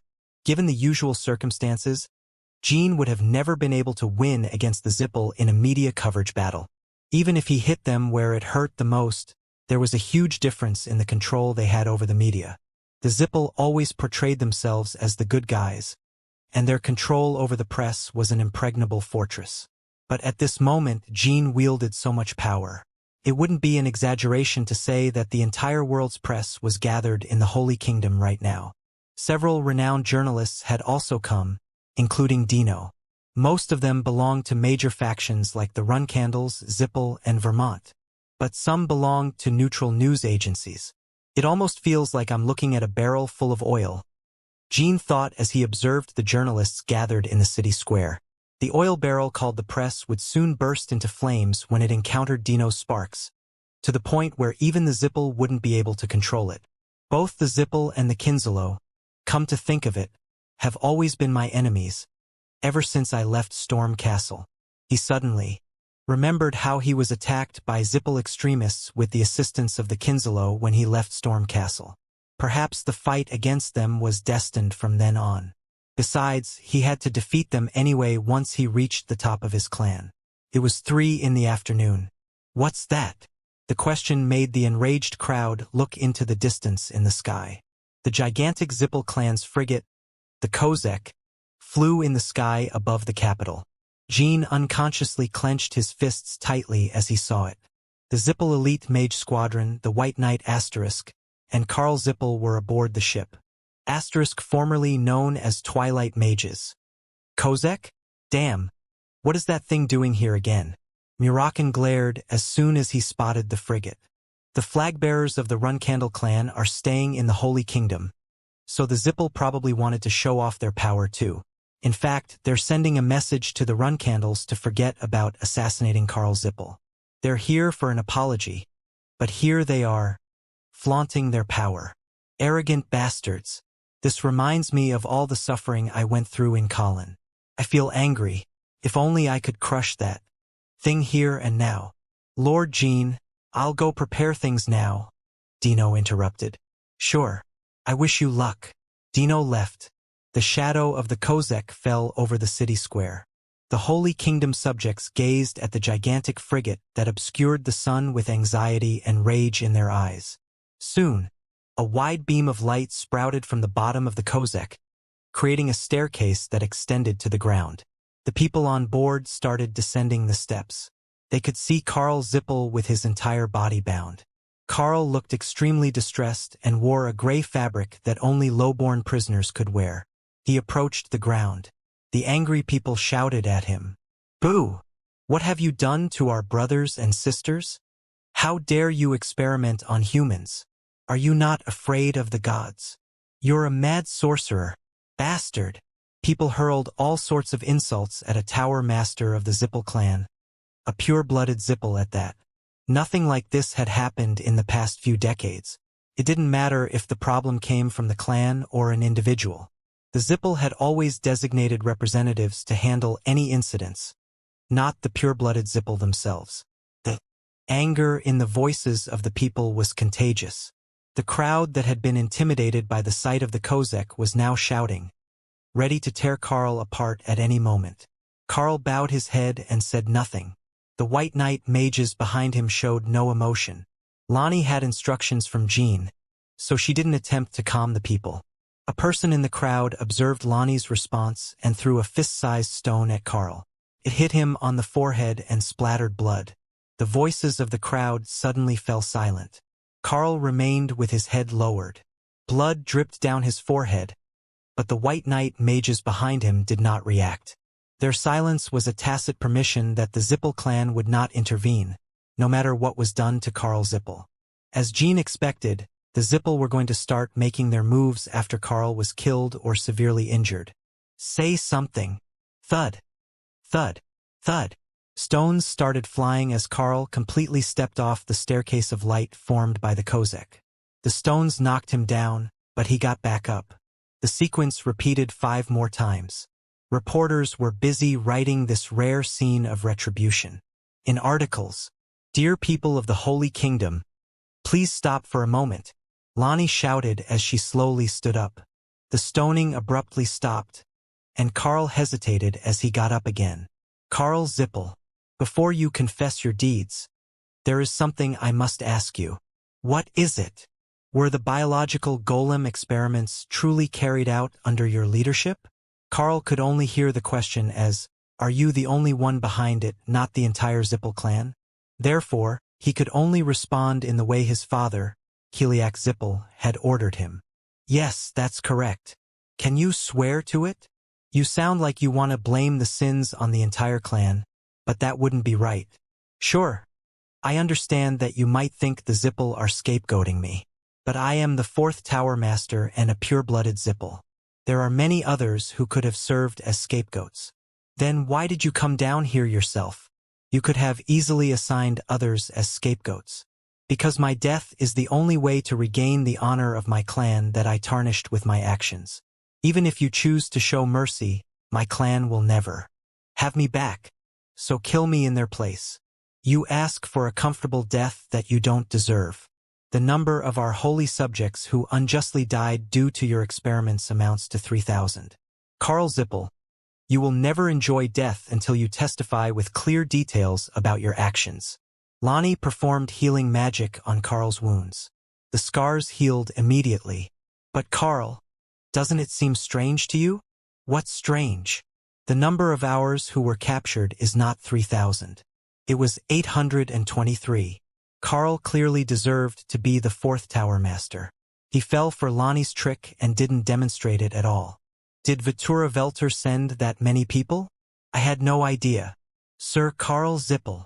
Someone shouted Karl's name and stepped forward. It was Dino Jaglin. "You were not behind those horrific experiments, Sir Karl. Why are you lying? Why are you volunteering to be incriminated?" All eyes in the city square instantly focused on Dino. Who is this supposed to be? Are you a pawn of the Zippel? Cut the nonsense and get lost. Dear people of the Holy Kingdom, please excuse my manners. I am a journalist. My name is Dino Jaglin. Some of you may know me, and I'm not some pawn writing for the Zippel. I was the first journalist to expose the biological golem experiments carried out by Myron Zippel in Colin. Murmurs followed. I, Dino Jaglin, can swear on my honor as a journalist and on the honor of the colonites. Whether the rest of the Zippel leaders are involved or not is another matter. But I can firmly state that Sir Karl Zippel has no connection whatsoever to these biological golem experiments. Dino pulled out a handful of bulletins from his bag and scattered them around. Some of the journalists hurried to grab the bulletins to read them. Their eyes widened in astonishment, even before they finished reading a few lines. Their gazes shifted from Dino to Karl. The fire has spread. Jean smiled inwardly. Until now, only Karl Zippel had to bite the dust. But now, the entire Zippel clan was going to be involved in this mud fight. Dark Magic Guild under the Kinselo? The survivors were rescued at the Dark Magic Guild castle in Oldotirium, not the fourth magic tower? The Kinselo were known as a third-category terrorist group, and it was said that the Dark Magic Guild had been annihilated by Ryal Zippel, leaving only low-category remnants of their former glory. The bulletins Dino tossed around carried the names of irrelevant organizations that massively lacked importance compared to the Zippel. But it included the fact that an unidentified swordsman known as Vamel had intervened in the meeting between the Zippel and the Kinselo 6 months ago, and Carl had been taken hostage by the Kinselo in the process. "Look, Dino Jaglin, what's all this nonsense?" One of them yelled at Dino. Not many could understand what was going on, even after a quick glance at the bulletin. Few looked kindly upon this young journalist who suddenly intervened in the interrogation. Lady Lonnie refrained from mentioning the name of the hero who saved the survivors. "But let me tell you his name instead. Sir Bamel. Yes, it's the supernova that you all know. It was Sir Bamel." "What the hell are you talking about?" "I became a well-known journalist after covering the Colonite massacre. At that time, I wrote that the hero who saved the natives were ordinary passersby. The passerby I mentioned was actually Sir Bamel. I became very close to Sir Bamel following the incident and have been writing about his heroic deeds in my articles." At that moment, Jean was too embarrassed to raise his face, and Murakin had to struggle not to burst into laughter. Dino put on an unabashed yet determined expression. He looked at the people gathered in the square and continued his explanation. "And he has been tracking the atrocities committed by the Zippel clan all this time. The Zippel already have a track record of conducting biological experiments against the colonites. During his pursuit, Sir Bamel came to witness how the Zippel and the Kinselo were conducting a mysterious trade on an abandoned island in the waters of the feudal states of Bellard. Does that have anything to do with the current situation? Please read the upper paragraph of the second page of the bulletin I gave you. The Kinselo are not the third-category terrorist organization you think they are. They are a giant faction that used to be the Zippel clan's biggest ally. Sir Bamel intentionally lied to Lady Lonnie by saying that he rescued the survivors from the fourth magic tower. The reason for that was because Sir Bamel was convinced that not only the Zippel had swallowed up the entire Holy Kingdom and conducted experiments on their people, which is why he wanted to use Karl Zippel's capture in the Kinselo to bring them both to the surface. But Dino couldn't finish everything he wanted to say. "We can't have any more of this." One of the White Knight mages behind Karl shot a mana bolt at Dino. The bolt precisely aimed for Dino's head, and it was so fast that most didn't even realize it. Swish! But someone from the crowd rushed out in an instant and cut off the mana bolt. Whoa! Dino took a step back a moment later, surprised by the figure that cast a shadow over him. And here I thought it was a Huffister tradition to bury the truth with a death. The truth is, this story seems quite entertaining to me. How about we all listen to how it goes? Zippel magicians. It was Joshua Runcandle who saved Dino. But the crowd barely had time to react to the appearance of this well-known figure. The Runcandles haven't suffered any direct threats. There's no need to draw your sword so carelessly. Sheath your sword, second flag-bearer. Luna stood in front of Dino as she shook her head. In fact, she was already in front of Dino before Joshua cut off the mana bolt from the White Knight mage. She had already cut off another mana bolt that flew from another direction with her own hands. Chapter 248. Villain 5. Jean let out a sigh and lowered his hand from his waist. When Dino was attacked, Jean had unconsciously prepared to unleash the mana bolt. Luckily, he managed to stop himself. If his mastery had been lower, he would have acted preemptively and drawn everyone's attention. That would have been a problem. I thought Luna would block any incoming attack. But those crazy bastards. Did they really want to kill Dino in front of all these eyes? That's how sensitively the White Knight mages reacted to Dino's statements. The sorcerers who had shot the mana bolt did their best to maintain a serious face. But Jean and the Runcandles could see through them. They were more than frustrated. For the White Knight mages, the attack itself was a great risk. Even if they had managed to kill Dino, everyone would have criticized them for it. Not even the run candles, who cared about nothing but their own dominance, killed journalists so carelessly. Of course, it would have done much less harm than the truth being revealed. In any case, Luna is still a monster. How many people in the world could block a mana bolt from an 8-star mage with their own hands? Especially an ambush attack like this? Regardless of the current state of affairs, Luna's monstrous strength sent shivers down his spine. Shing. Joshua obeyed Luna and sheathed his sword. He even silently bowed to Luna and admitted his mistake before sheathing his weapon. He felt rebellious, but he understood that there was no reason to belittle the Runcandle name in public. The sudden attack from the White Knight caused a stir. But what was more surprising than the attack was the appearance of Luna Runcandle, the White Whale. She was known for staying away from public opinion, despite the abundant rumors about her. However, bards constantly praised her. Their lyrics described Luna as a martial artist with immense skills and astonishing beauty. When Luna took off her hood, the crowd could barely suppress their astonishment. It wasn't her beauty that confirmed the lyrics. It was the majesty of her deep blue eyes and her unwavering audacity against the White Knight and the Kozak. The audience was completely mesmerized. The following seconds were soaked in a silence that seemed impossible for such a large crowd. "Are you all right, Dino Jaglin?" "Yes, thanks to you." "Thank you, Lady Luna, and Sir Joshua. You made a very interesting claim. I would like to know more, so come visit the Runcandle delegation later," Luna said. Of course. Dino was staying at Luna's estate with the Colonites, but they pretended not to know each other. "Hey, White Knight mages and Carl Zippel. I am Luna Runcandle." Then Luna turned her gaze to the White Knight sorcerers. "Pleased to meet you, Lady Luna. I am Mal Hansirk, the second commander of the White Knight." Mal Hansirk, who led the second unit of the White Knight, had been observing how everything unfolded on the Kozak stairs. "You? It seems they changed the second commander, and I didn't even hear about it. My predecessor, Sir Drew Malaga, retired. If it were Drew, he would have come down those stairs before responding to my greetings." Mal furrowed his brow. He was clearly older than Luna, and since he currently had no superiors, he was the Zippel's representative here. But he was belittled from his very introduction. The gazes of Luna and Mal met, leaving the entire square in suspense. The crowd was completely intimidated by the dominant show of strength from the two giant clans and could barely breathe.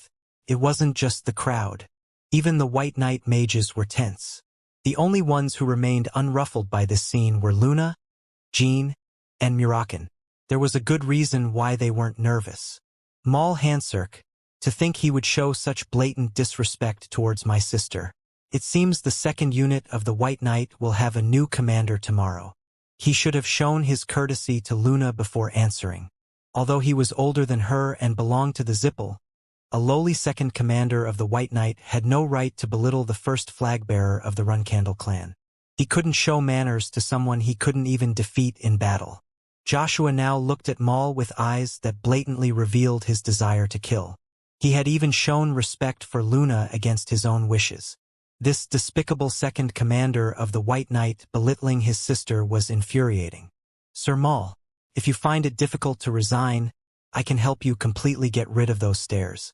Haven't you heard the first flag-bearer?" Joshua growled in a low tone.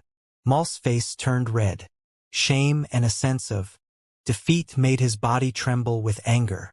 But fortunately, Mal wasn't terribly foolish. "Please excuse my rudeness, Lady Luna." Mal stepped down from the stairs. The other mages aboard the Kozak followed suit. The crowd didn't understand the exchange and found it difficult to comprehend what was happening. The Zippel were undoubtedly the largest clan in the world, with the Runcandles following closely behind. They couldn't understand why Mal submitted after being insulted. On the other hand, people who had a keen interest in the two clans, especially the nobles, thought that this was how it should have been. "Now we can finally talk. Let me ask you something, Sir Mal.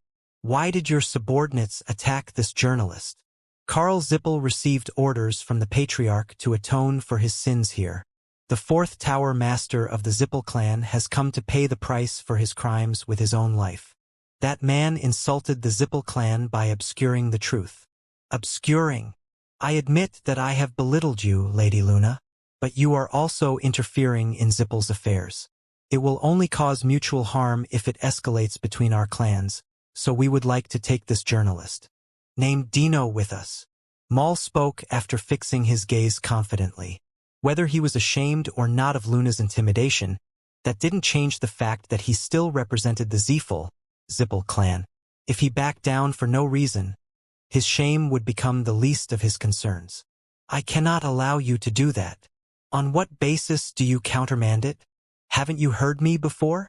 I have told this man to visit the Runcandle delegation. Therefore, Dino Jaglin is my guest from this very moment. This is not a personal matter for us. Personal matter, you say? It's not something you want to say to the flagbearers of Runcandle. Don't you think you're making too many mistakes today? If you don't retreat, we will be forced to take action. He spoke as bravely as he could, but everyone present knew that the White Knight couldn't do anything against Luna and Joshua, including Maul himself. Lord Maul, life is precious. Although that piece of metal floating in the sky is probably more valuable to the Zippels than their own lives. It wouldn't be very good if you had to return dead and with the ship destroyed, would it? Luna flashed a cold smile. 1,000 thoughts, each one more horrifying than the last, rushed through Maul's mind. Were that journalist's statements part of Runcandle's plans to set all this up? How much of our information has leaked to the Runcandles? Luna Runcandle? If we were to fight that monster right now, obviously they would be annihilated. It wouldn't even be called a battle, as everyone would be decapitated before they could board the Kozek. Even if they moved to a remote area and started the fight on board the Kozek, they couldn't guarantee victory against her. However, they couldn't surrender. They had to fight for the reputation of Zippel, even if they were annihilated. The reason they came here with Karl Zippel was for the sake of their reputation. Please calm down. Lonnie had finished treating Karl Zippel.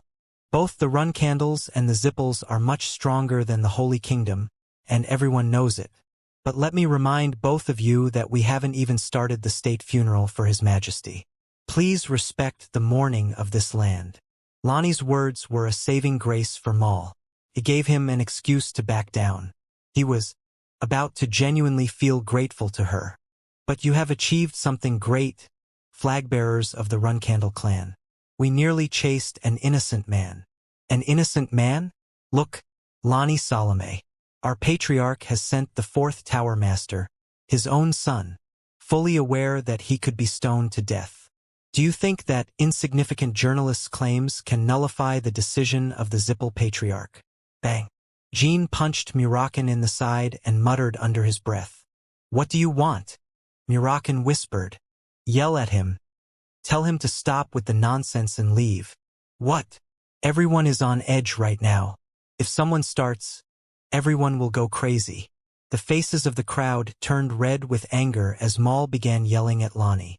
It didn't take a genius to realize that he was making outrageously ridiculous statements to cover up.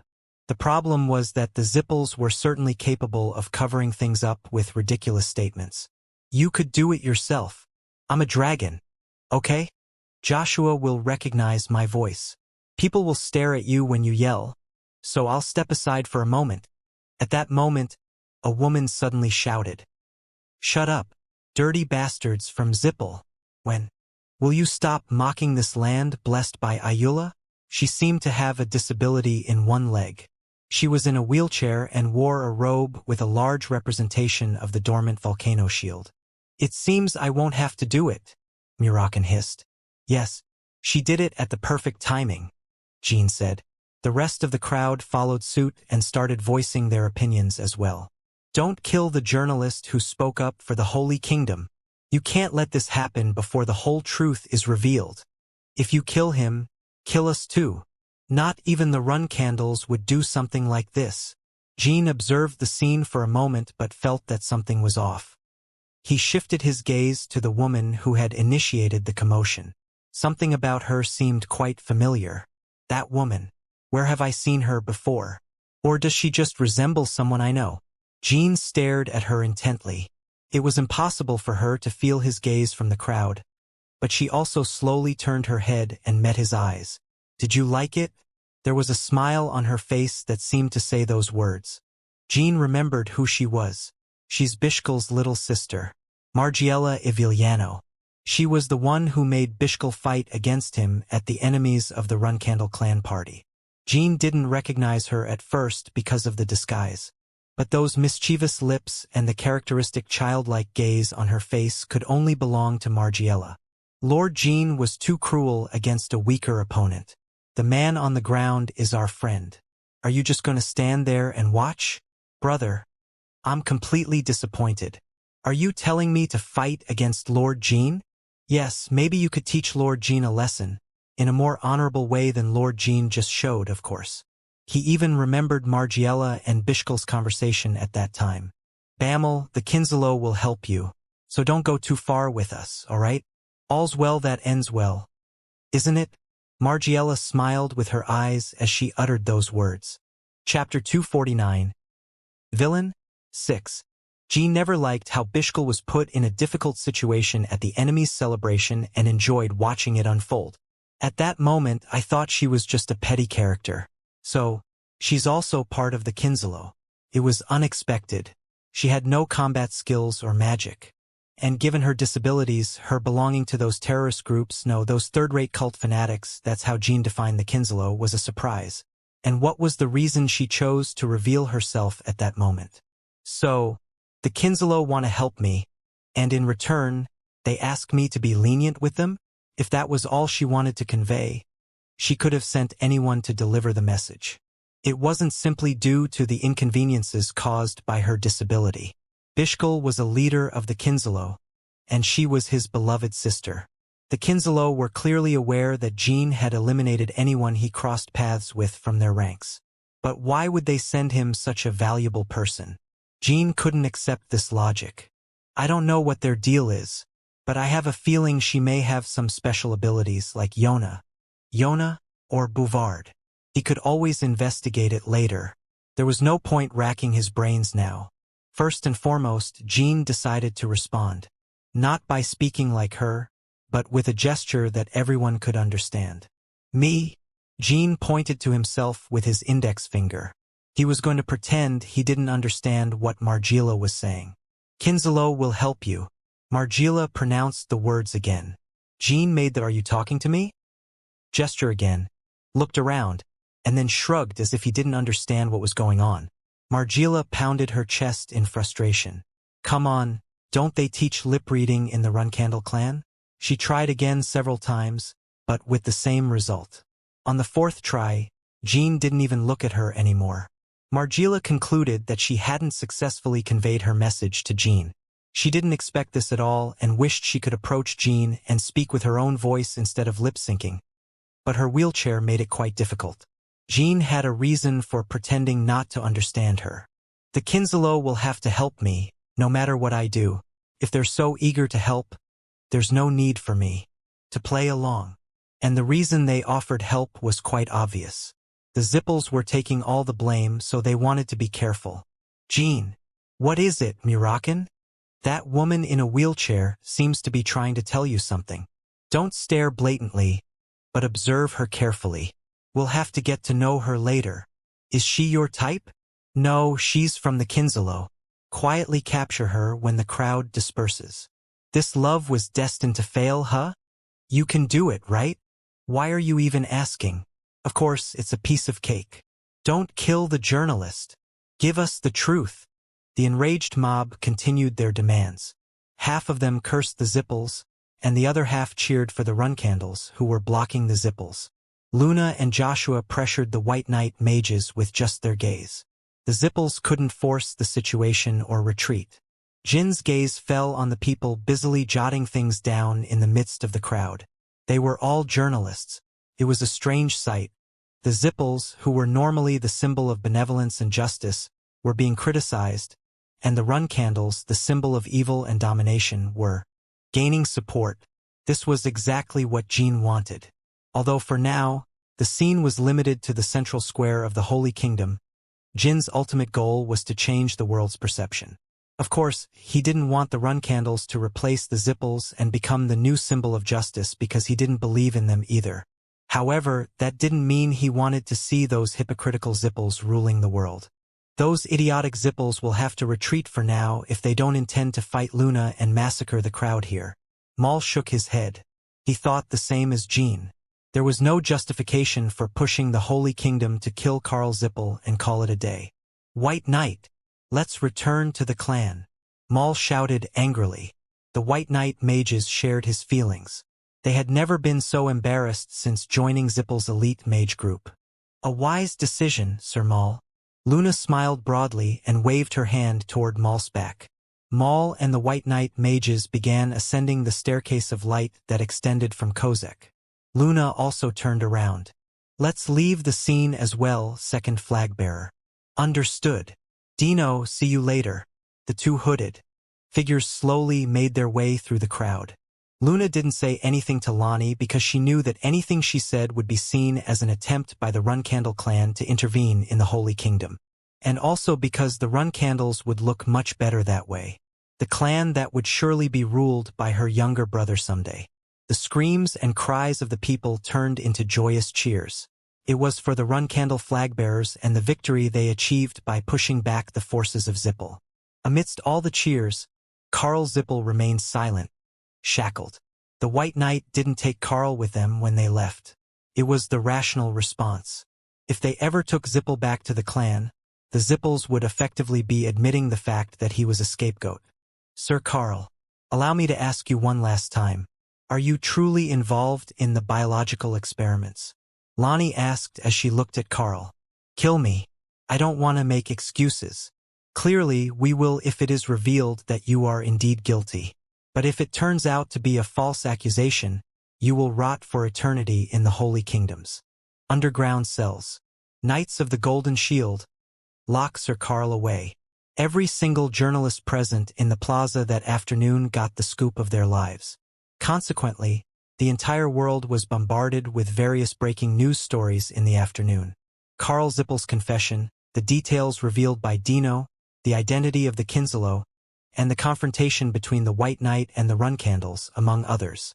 No single nation's incident had spread so rapidly in the past decade.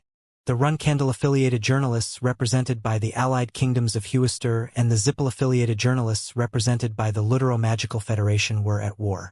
The Runcandles wrote that the White Knight couldn't handle two Runcandle flagbearers, even after summoning the Kozek.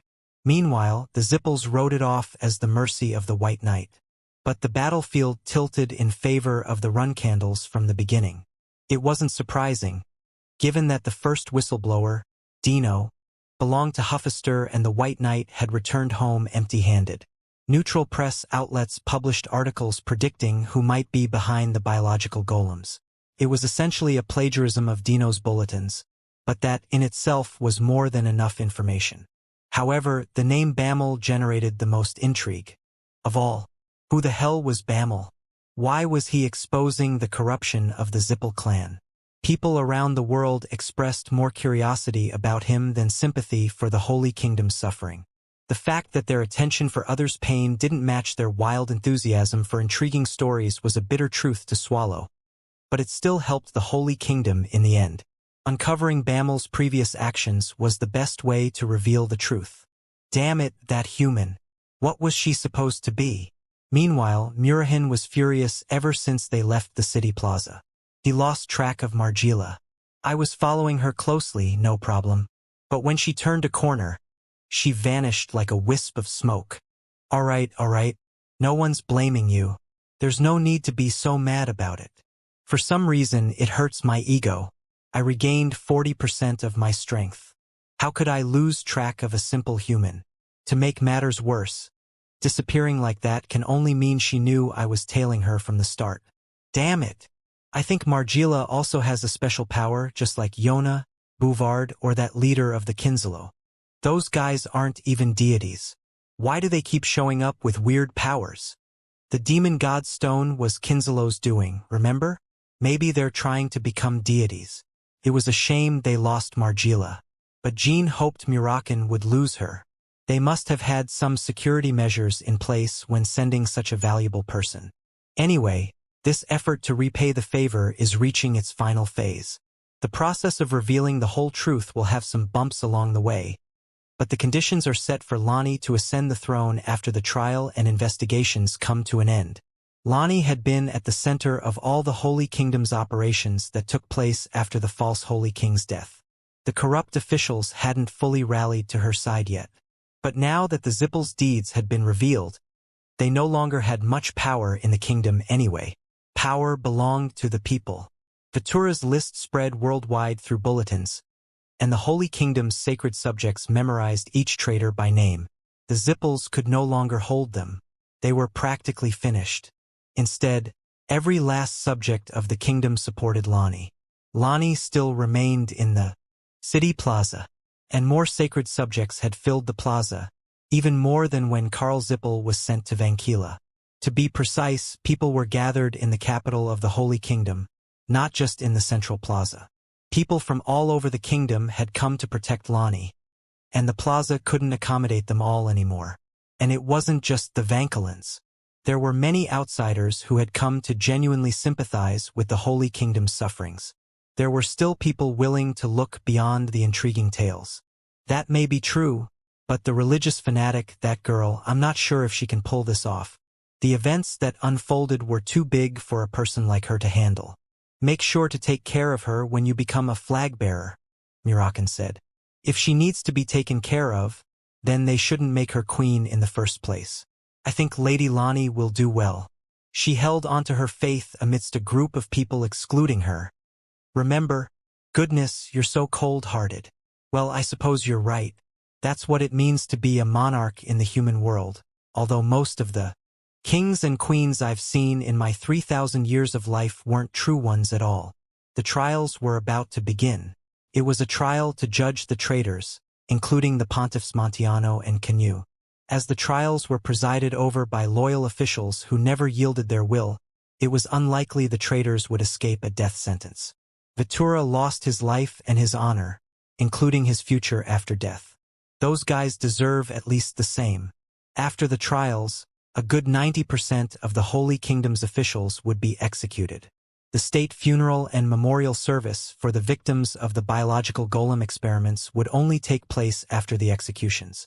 By the way, I'm not sure what Kinslow meant by helping me. Jean suddenly remembered what Margila had told him. His curiosity would be answered the next morning. Chapter 250.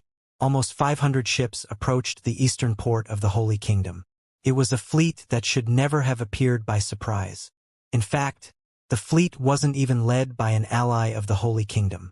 It was a fleet of half-orcs led by Barak Sidliker, the great warrior of the White Werewolves. He brought 500 ships into the territorial waters of the Holy Kingdom without permission. From the Holy Kingdom's perspective, this was practically a declaration of war. But surprisingly, the 500 ships flew a strip of black fabric on their highest mast to express their condolences. The cannons on the ship hulls were removed, and each ship had a white werewolf waving a giant black flag at its helm. They hadn't come for war. They had come to express their grief. It was the largest delegation in history ever sent to convey condolences. Are those guys crazy? Clearly, they know the Holy Kingdom is in a mess. How could they send 500 ships with condolences as an excuse? Murakan shook his head.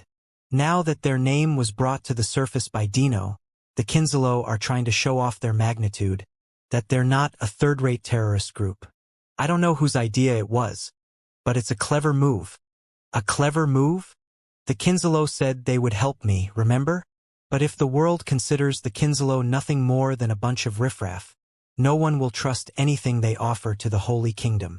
I guess that makes sense. We're a large faction that can afford to send 500 ships just to express condolences. That's what they're trying to say. Those human journalists must be having a feast. It was quite strange that the Kinslow were revealing themselves so openly, contrasting with how they had been concealing the scale of their forces until now. Is it no longer necessary to continue hiding their power? Or have they simply been waiting for the right opportunity to bring it to the surface? Whatever the reason, the Zippels had to be furious. They had forsaken their reputation for benevolence to conceal the fact that Karl had been kidnapped by a third-rate terrorist act, but now the Kinslow were actively flaunting their scale. The Holy Kingdom only allowed one in every 500 ships to dock at the port. Not only was it impossible to accommodate the 500 ships, but it was also too superfluous for expressing condolences. Pact, 5 of his half-orc aides, and 20 bound humans disembarked from the docked ship. Pact's towering stature caught everyone's attention.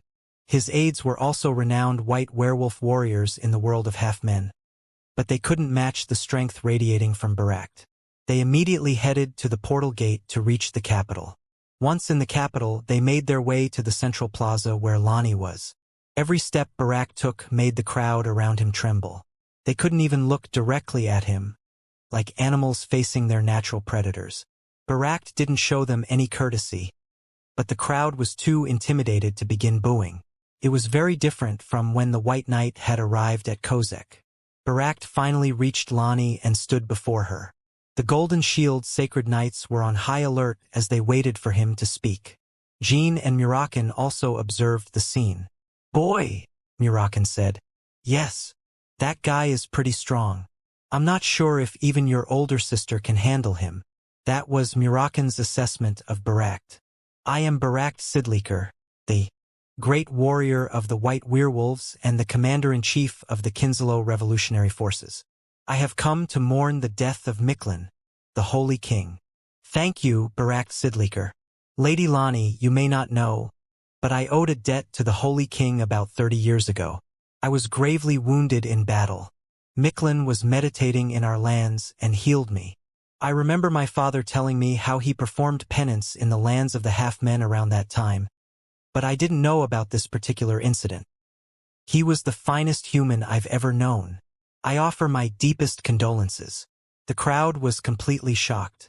The White Werewolves were famous for treating humans like insects. The fact that a great white werewolf warrior had come was already a shock. But in their lives, they had never imagined that the werewolf warrior would be able to speak like a gentleman. Lonnie's gaze fell on the bound humans behind Pact. They wore dirty and tattered Zippel robes. "The bound humans behind me are Zippel prisoners we had under our custody. When we used to be allied with the Zippels, these individuals carried out biological experiments on our land, under the orders of the Zippel Patriarch. What? These prisoners will confess the rest. I pray for your nation's swift recovery from its grief." The crowd murmured. Meanwhile, Jean became curious once again about who could have devised such strategies within the Kinslow. After flaunting their might, they treated Lonnie as if she were the leader of this nation. On top of that, they even caught Kiliak attributing the biological experiments to him. Shifting all the blame to the Zippels was always going to be a mud fight. In that sense, Pact's statement was an excellent attack against the Zippels. Although it's shameless of them to say it, considering the fact that the biological experiments were a collaborative effort between the Kinslow and the Zippels. But for now, expelling the Zippels from the Holy Kingdom was the top priority. They could always press charges against the Kinslow after the Holy Kingdom had somewhat restored itself. In any case, the Kinslow were revealing themselves to the world now and could be traced. Before Lonnie could choose her response, Pact spoke again.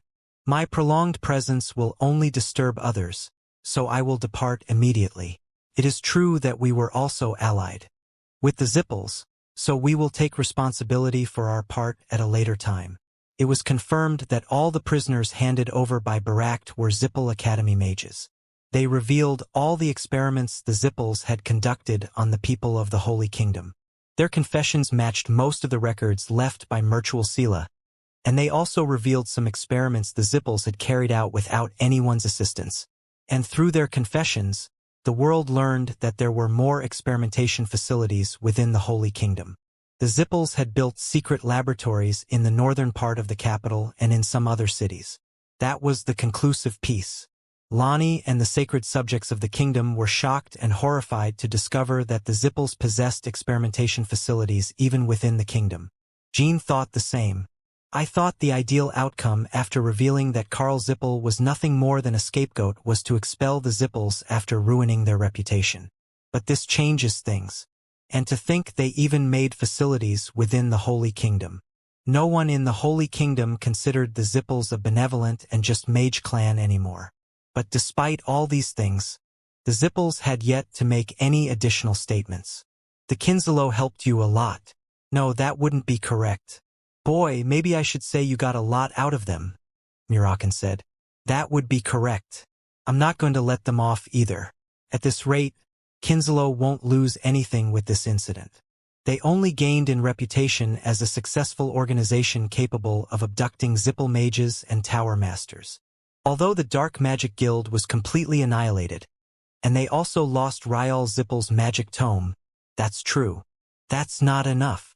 We have to show people that the Kinselo are as dirty as the Zippels. I've practically stripped them of all their uses in the Holy Kingdom, so it's about time I get rid of them. What do you plan to do?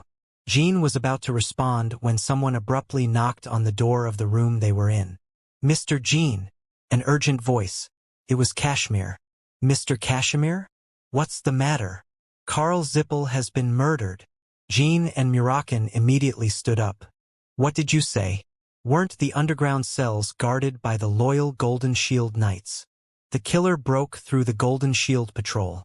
They must have been sent by the Zippels. Karl Zippel shouldn't be dead now. He had to be alive if they wanted to prove that Kiliak had used his own innocent son as a scapegoat. Furthermore, Karl's death deprived the Holy Kingdom of justification to press the Zippel clan. Now, it would be interpreted that the Holy Kingdom had executed the man the Zippels had sent as the culprit of the biological experiments. Since Karl was dead, the Zippels could say, the crimes have been paid with blood. Of course, it was a Zippel assassin who had killed Karl and not the Holy Kingdom. But the truth barely mattered. The Zippels' bloodhounds could always start spreading fake news about how the Holy Kingdom was making excessive demands, even after Karl was found dead. To preempt the scapegoat had to be kept alive. The Zippel press is starting to make moves. They claim the Zippels have paid the fair price. Human beings are definitely a foolish race, but they won't believe that nonsense, right? Insect. Anyone can see that Karl was killed by the Zippels. Of course, no one in the Holy Kingdom would believe it, but outsiders would. Think that Karl was killed in the process of excessive torture to extract confessions. And the murder will be seen as a made-up story by the Holy Kingdom to cover up that fact. Because... Kashmir let out a long sigh and continued. The Zippels, those bastards, left Bamel's name at the crime scene. Jean and Murakin's eyes widened in surprise. I will wash away the grievances of the sacred subjects with your blood, Bamel. That was the phrase the assassin engraved on the entrance wall of the prison with a sword after killing Karl, according to Kashmir. The journalists went and checked the phrase on the wall. They deliberately left it at the entrance, not in the isolated cell where Karl was held. They wanted everyone to see it. I understand their intentions. Reputation for justice and power. They lost both thanks to me, so they want me to reveal my identity. That would be my assumption as well, Lord Jean. Karl's killer identified himself as Bamel. But as Murakin said, no one would believe that. But if the real Bamel didn't come forward to officially deny the accusation, the Holy Kingdom could no longer pressure the Zippels for their crimes. Regardless of the culprit and the method of murder, Karl was dead. On the other hand, if Jean, the real Bamel, revealed himself to the public and proved that he wasn't the killer, the Zippels' reputation would hit rock bottom. Not only in the Holy Kingdom but in the entire world. The title of villainy and dominion, once belonging to the Runcandles, could now belong to the Zippels. What are your plans? They're trying very hard to play the villains. I should oblige them. I will make an official statement denying the accusations. I respect your will, Lord Jean, but revealing your identity is too risky. Like you said, they have lost their reputation for justice and power. That's why they want to find that man called Bamel, to set an example and show what happens to those who go against the Zippels. Isn't it? Jean smiled.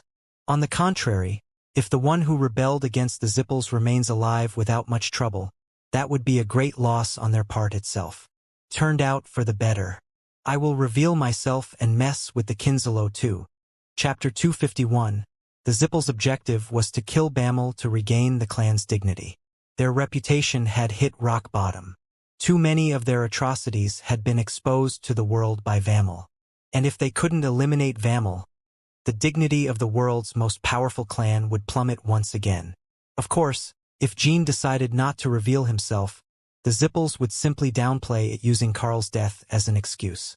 They will soon appoint me as a full-fledged flag-bearer, and I'll just have to live hidden until then. Plus, I'll always have a safe place to hide. Jean shrugged as he spoke to Kashmir. But that patriarch of the Zippel clan, isn't he too harsh on his own son? He not only sent him to die under false accusations but even had his own son killed just to lure you in. What happened to family love? It almost makes me think the victim was a double created by Bouvard Gaston. He was probably the real Carl, Sir Kashmir. If it was a double, it would put the Kinslow in danger if it ever revealed during an interrogation. They have no reason to risk themselves for the Zippels. They are now hostile towards each other. The ruthless and dirty pinnacle of magic. That was Jin's definition of Kiliak Zippel. However, the negative connotations did not diminish the fact that he was still at the pinnacle. He was an enemy Jin couldn't face at the moment. Even Siren was cautious of him. The idea of his identity being revealed to Kiliak sent shivers down Jin's spine. He would never have revealed his identity if the Zippels had undermined any land other than the sacred kingdom of Vankila, because he would be captured by Kiliak and beheaded before reaching a safe zone. At the same time, it was something to look forward to. If the reserve flag-bearer of the Runcandles won by decision against Kiliak Zippel in their first battle, the whole world would be shaken. The Zippels made no statements regarding the Holy Kingdom after Karl's death. Lonnie, the loyal officers, and her people could do nothing to punish the clan, although they obviously knew the Zippels had undermined the kingdom. Their quest for the truth was constantly delayed, and the fervent interest of foreign media began to slowly fade. On the other hand, media outlets based in the Lutero Magical Federation published article after article supporting the Zippels' point of view. Of course, Huffaster writers responded with criticism of the Zippel clan, but they didn't do much new harm. Setting aside the Holy Kingdom, clashes in columns and opinion pieces were part of their daily routine, and both clans always considered each other bastards.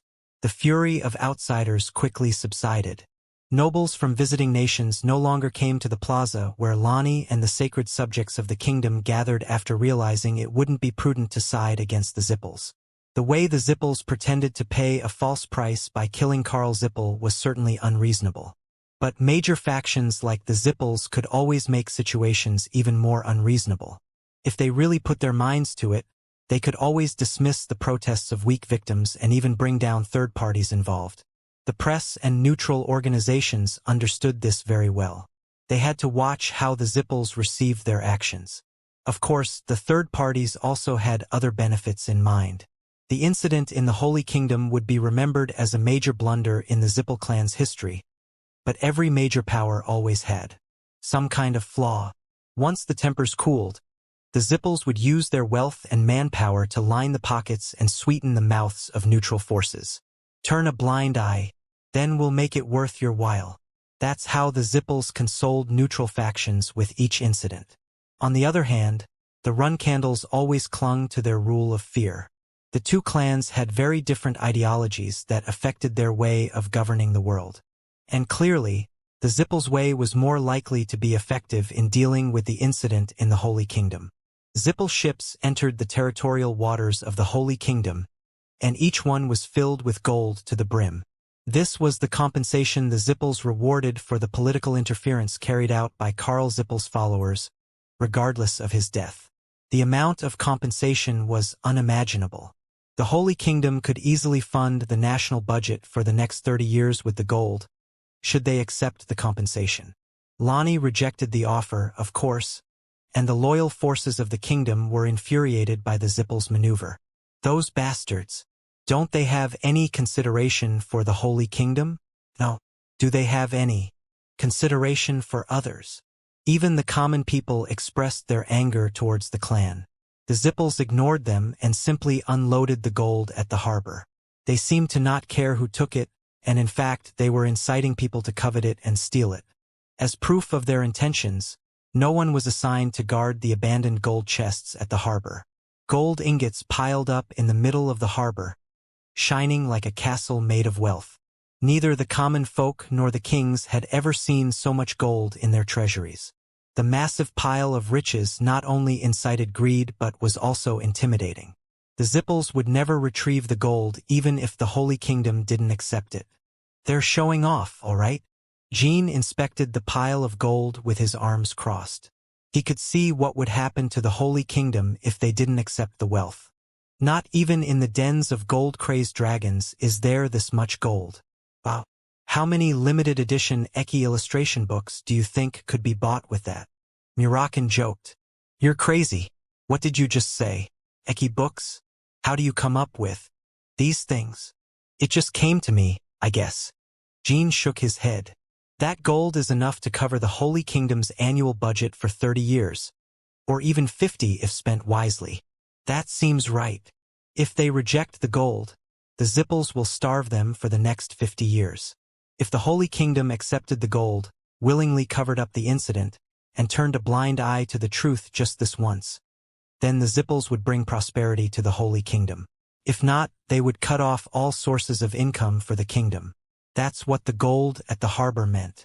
If the Holy Kingdom abandons its ego and vengeance, the Zippels will promise them a prosperous life. But if they cling to their customs, the gold will be handed to other neutral factions. If that happens, the Zippels will make the Holy Kingdom regret not accepting the offer by interfering with trade. For now, the people of the Holy Kingdom had an absolute disdain for the Zippels. But how long would that last? Most common people didn't have unwavering faith like Lonnie and the loyal aides of Vitura. The life of a commoner was nothing more than a series of days spent surviving and striving for their own happiness as a result of their work. But once the nation became impoverished, individuals would end up poor as well. Their compensation for work would decrease, while the intensity of work would only increase. And if their lives didn't improve under such circumstances, would the holy subjects of the kingdom continue to defend the choice that Lonnie and her loyal leaders made today? They wouldn't. They would hold the kingdom's leaders responsible for the deterioration of their quality of life, not the Zippels who imposed tremendous economic sanctions on the kingdom in the first place. And the Zippels wouldn't stop politically shaking them to expedite the process. Lonnie and her aides would struggle to find solutions and end up being remembered as tyrants or incompetent leaders.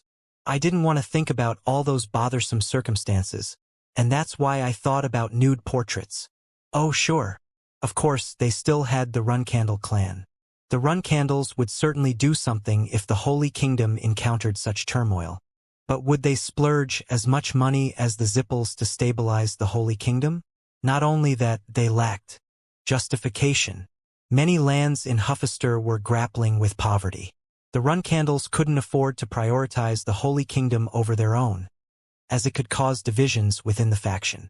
In the end, the Runcandles would lose if the battle was fought in finances. Let's put an end to this crap. On December 24, 1797, Lonnie decided to initiate the requiem for the Holy King and the victims of the biological golem experiments.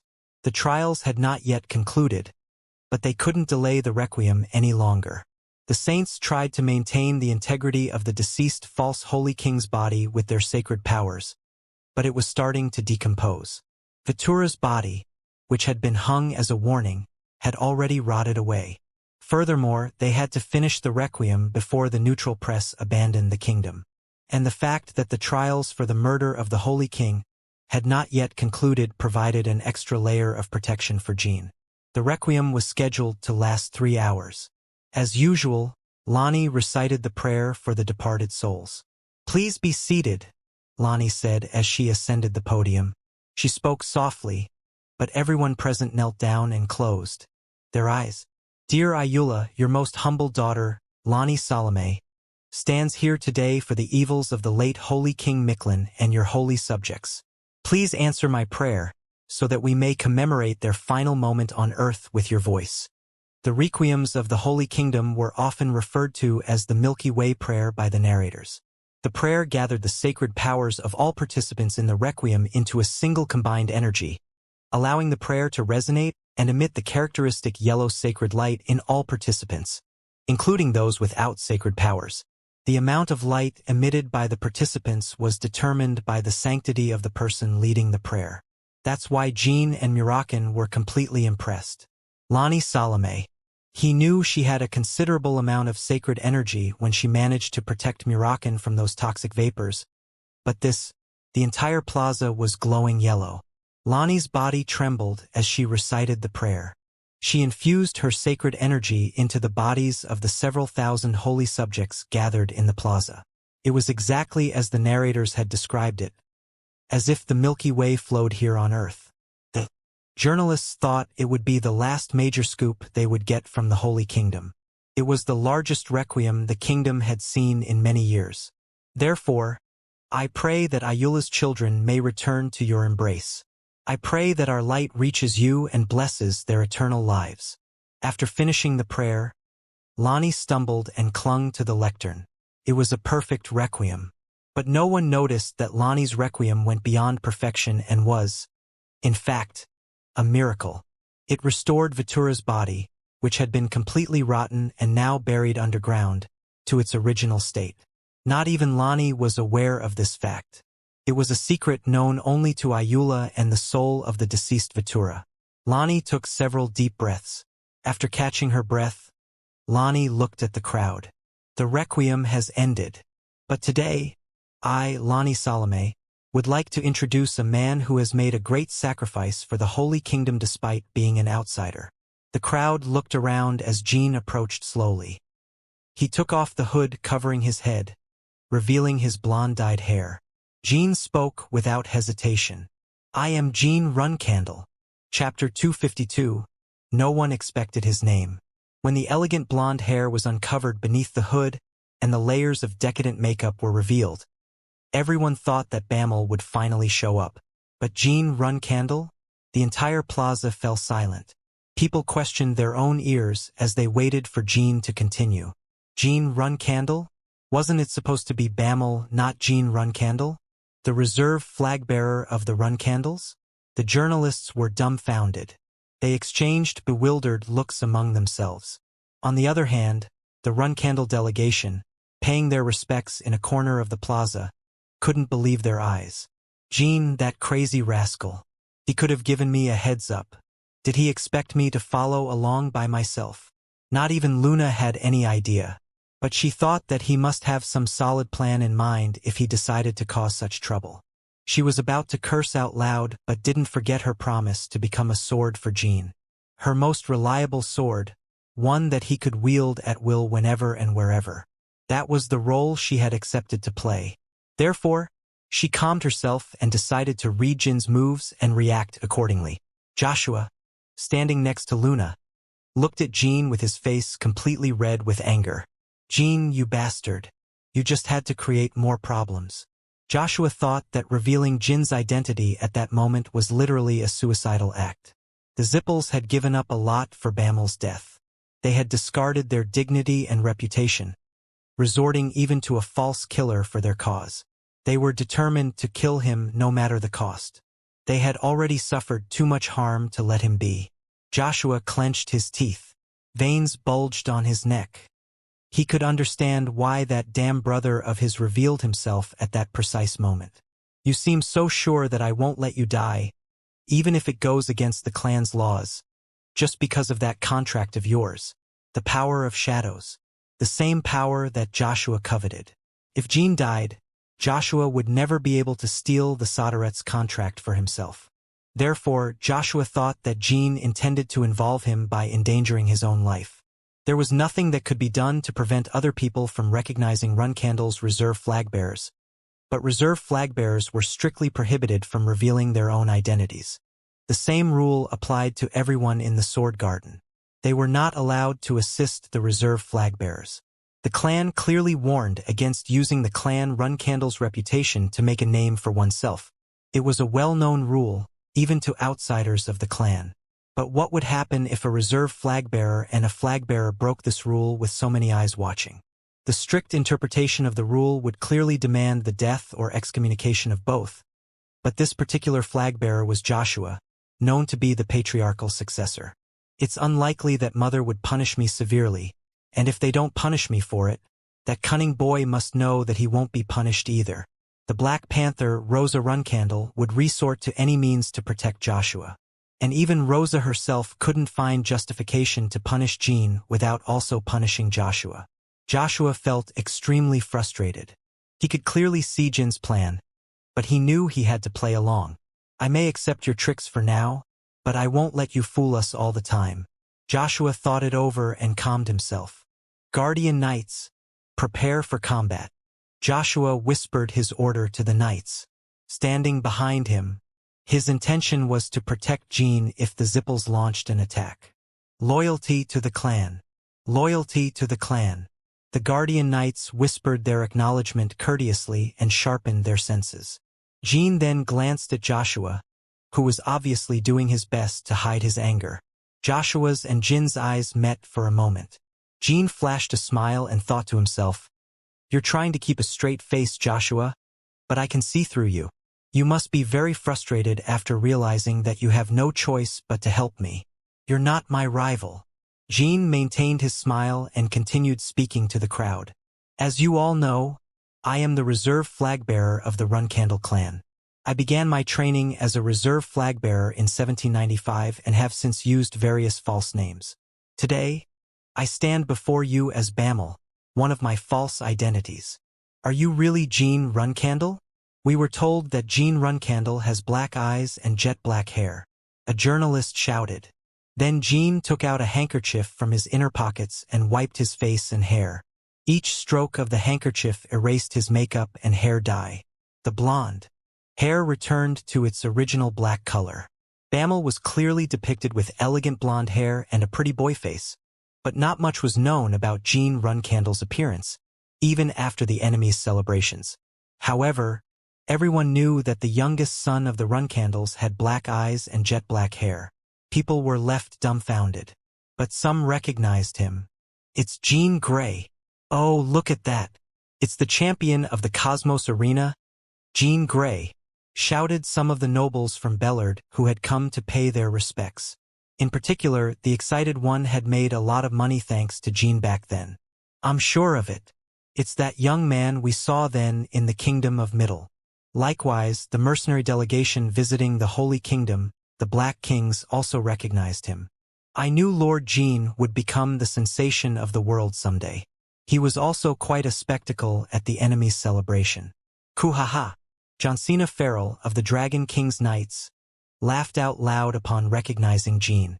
All the knights from the other clans who had been present at the enemy's celebration and had come to pay their respects to the Holy Kingdom reacted similarly. Joining the Requiem was the final rite to pay respects to the Holy King, and thus, delegations from all nations were present in the plaza. When the nobles of Bellard shouted Jean Grey's name, the journalists remembered another incident. Kiddard Hall. They recalled that mysterious swordsman who left Jean Grey's name at the crime scene. All the journalists felt that their instincts were telling them that this would be the biggest scoop of their lives, much bigger than the assassination of the Holy King or the political interference of the Zippel clan. They had to ask questions right away. The journalists thought that Jean could drop dead at any moment. The Zippel magicians would soon burst into the plaza to hunt him down. Would the Runcandles and the Huffaster Knights then help Jean? The journalists didn't believe so. "Lord Jean, were you also the one who killed Kiddard Hall? What is the reason for risking your safety now by revealing your identity? Aren't you afraid of the Zippel? Please tell us the reason you helped the Holy Kingdom as a reserve flag-bearer. Did you receive orders from the Runcandle clan? Tell us about your relationship with Lady Lonnie of the Holy Kingdom." All the journalists began shouting at once. Although the Runcandle and Huffaster Knights glared at them, they felt they would never have another chance to ask Jean questions. The plaza would instantly descend into chaos as soon as the Zippel magicians arrived. Therefore, they had to secure their answers quickly and flee from that place. Jean was disappointed when he saw the journalists shouting like possessed maniacs. He always knew journalists were exaggerating, but he didn't expect them to forget their manners in this place of mourning. "Silence, all of you. I won't entertain questions," Jean shouted forcefully. The journalists immediately trembled and stopped shouting. "I'm not here to feed your curiosities. Any journalist who dares to speak without my permission will never hold a pen again." There was a dangerous gleam in Jin's eyes. He intended to follow through on what he had said. The journalists fell silent. Jin composed himself and spoke again. As a reserve flag-bearer, I traveled to many lands to earn benefits and reputation in preparation to become a flag-bearer. It was then that I witnessed the biological experiments carried out by the Zippels in Colin and learned that a terrorist group called the Kinzalo was also involved in the experiments. The journalists hurriedly wrote to transcribe his speech word for word. I didn't know that the Holy Kingdom had fallen into the hands of the Zippels and the Kinzalo, but it seems I caused both sides to break their alliance. As a result, the factions were constantly fighting in the underworld of the Holy Kingdom, and I felt somewhat responsible for the events. Lonnie looked somber as she listened to Jin's practical speech. I also saw it as an opportunity.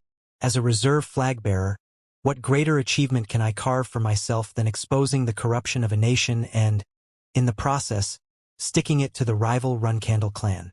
They had already agreed on this speech. It was intended to give the impression that Jin was helping the Holy Kingdom for personal glory, not as a means to repay Lonnie's favor. They had already agreed on this speech. It was intended to give the impression that Jin was helping the Holy Kingdom for personal glory, not as a means to repay Lonnie's favor. Therefore, I went to the lands of the Kinzalo to rescue the people of the Holy Kingdom and handed them over to Lady Lonnie. The only promise I obtained from Lady Lonnie was that she would testify to my accomplishments to my clan in the future. But the Zippels had to stand in my way. I haven't killed Karl Zippel. Killing him would only be a loss for me. Jin shrugged as he spoke, leaving many dumbfounded. Therefore, I have come before you today to prevent my false name of Bammel from being labeled as Karl Zippel's killer. Furthermore, the achievement of bringing to light the atrocities of the Zippels and the Kinzalo is mine, not my clan's. I hope you all remember this fact, because Jin pointed to a corner of the plaza with his finger. Now they will try to finish me off. I will see you all alive. Goodbye. The Zippel magicians in their robes were in their positions. They had just finished casting and aiming offensive spells. Guardian Knights, protect the reserve flag-bearer. Joshua was about to shout his order, but Luna was the first to raise her voice. Guardian Knights of the Runcandle clan and all Huffister Knights, protect the civilians. I myself will decapitate anyone who aids the reserve flag-bearer. Jin smiled upon hearing Luna's order. He understood perfectly what she wanted. Swoosh! 5 mana bolts flew toward Jin. Jin easily deflected them and leaped off the podium. Chapter 253. Sigmund pierced through the mana bolt and sent splinters flying. The crowd in the plaza screamed at the sudden assault. The Golden Shield Holy Knights leaped onto the podium. Protect Lady Lonnie. Everyone, get down. Don't get caught in the crossfire. The Golden Shield Holy Knights shouted to the civilians after securing Lonnie. Most of the crowd followed the orders and dropped to the ground. But not everyone heeded the advice. A good number of them panicked and became exposed to the attacks of the Zippel magicians. All the magicians launching attacks at Jin were at least 7-star or higher. A mere touch of their spells could cause serious injuries or death to civilians. But the magicians continued casting spells, as if they didn't care whether the civilians lived or died. In fact, they wouldn't stop until Jin was dead, regardless of how many civilians perished in the process. The Zippels no longer clung to their symbol of justice. If they failed to kill Bammel, who was actually Jin Runcandle, they would be despised from this day forward. No, it was much graver than that. Losing Bammel here today essentially meant the entire Zippel clan was playing with the individual activity of a single Runcandle reserve flag-bearer. They had to prevent it at all costs. We must finish off Jin Runcandle before he leaves the plaza. Trap him and push him toward the center. The magicians were desperate. They knew better than anyone that the clan wouldn't spare their lives if they lost Jin now, regardless of their reasons. Jin calmly assessed the magicians' locations. 4 on the left, 6 in the center. 10 for now. They were all that remained in the plaza. But there would be several dozen pursuing Jin outside the plaza. The 6 are weaker than the 4. He had to break their formation and leave the plaza. If their reinforcements started arriving, he would be trapped within the plaza, and Jean didn't want innocent civilians getting caught up in the fight and dying. Of course, he always kept in mind the possibility of civilian casualties when he thought about revealing his identity. But it was the best he could do. He had to reveal his identity when there were neutral journalists, third parties, witnesses, and all the help he could gather in order to stick it to the Zippels. Lonnie had also made an urgent request to him. She told him that civilian casualties would only be the result of her own request for him to reveal himself in the plaza, that if anyone was to blame, it would be her. Jean wasn't comfortable risking the lives of civilians, but he didn't reject her. He knew he could trust Luna. He feared that some of the innocent civilians might get hurt or killed. Jean glanced toward Luna. But it seems that won't happen today. Luna is truly impressive. The Runcandle Guardian Knights and the Huffister martial artists wielded their weapons under Luna's orders. They achieved the magnificent feat of blocking each and every attack from the magicians aimed at the civilians. Despite being a delegation sent to pay respects to the dead, these Guardian Knights were here to assist the first, second, and third flagbearers of the clan. Each one of them was almost as strong as an execution knight, and most of the Huffister martial artists were composed of the top talents from each clan. The honor of the Runcandle clan and Huffister will hit rock bottom if a single innocent soul dies today in the Holy Kingdom. Block them and disperse. There will be a battle outside the plaza too. Loyalty to the clan. The Guardian Knights and Huffister martial artists desperately protected the people of the Holy Kingdom as if they were their own. To them, being able to carry out a mission with Luna was a greater honor than anything else. She was the solitary white whale, the greatest legend after Siren and admired by all Huffister martial artists. It was unknown whether they would ever wield a sword alongside Luna again in their lifetime. Therefore, they couldn't afford to disappoint Luna in her moment of glory. Meanwhile, this is what Luna thought. Jean, you seem pleased. It seems I read your thoughts correctly. The fact that she was executing her first task as Jin's sword made her heart beat faster. Now, she couldn't imagine anyone else leading the Runcandle clan after Siren than her younger brother, Jean Runcandle. Schluck. Ching. Despite the countless number of spells being launched, only those remaining flew toward Jean, as if they had been filtered. The civilians began orderly leaving the plaza under Luna's protection. Some of the journalists risked their lives and positioned themselves behind the Guardian Knights to record the incident. In their notes, "First flagbearer, we don't have time for this." Joshua approached Luna.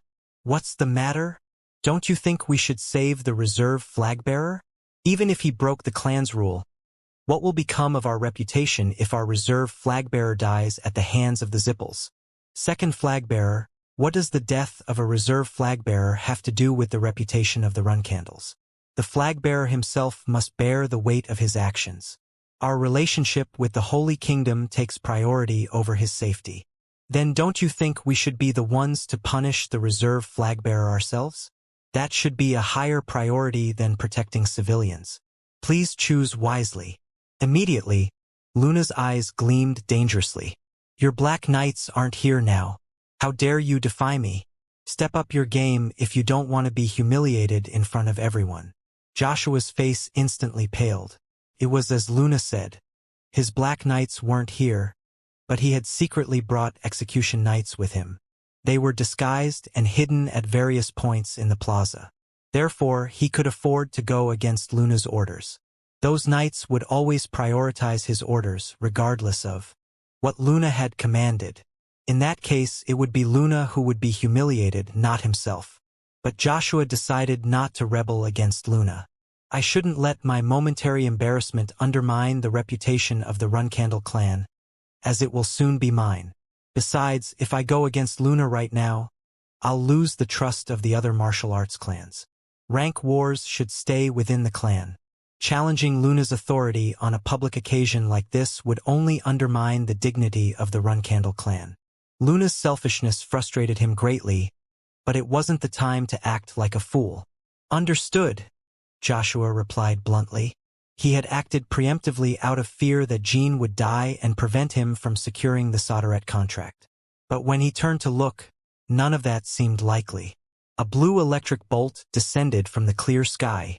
It was the lightning bolt of the Sword of Legends. the same power that had caused the world to mistake Bamel for the Paytel contractor. The 6 magicians guarding the center of the plaza couldn't react to the bolt and fell to the ground from the attack. That must be the energy of legends. Showed great skill against me on the Bluebird Islands even without using that power.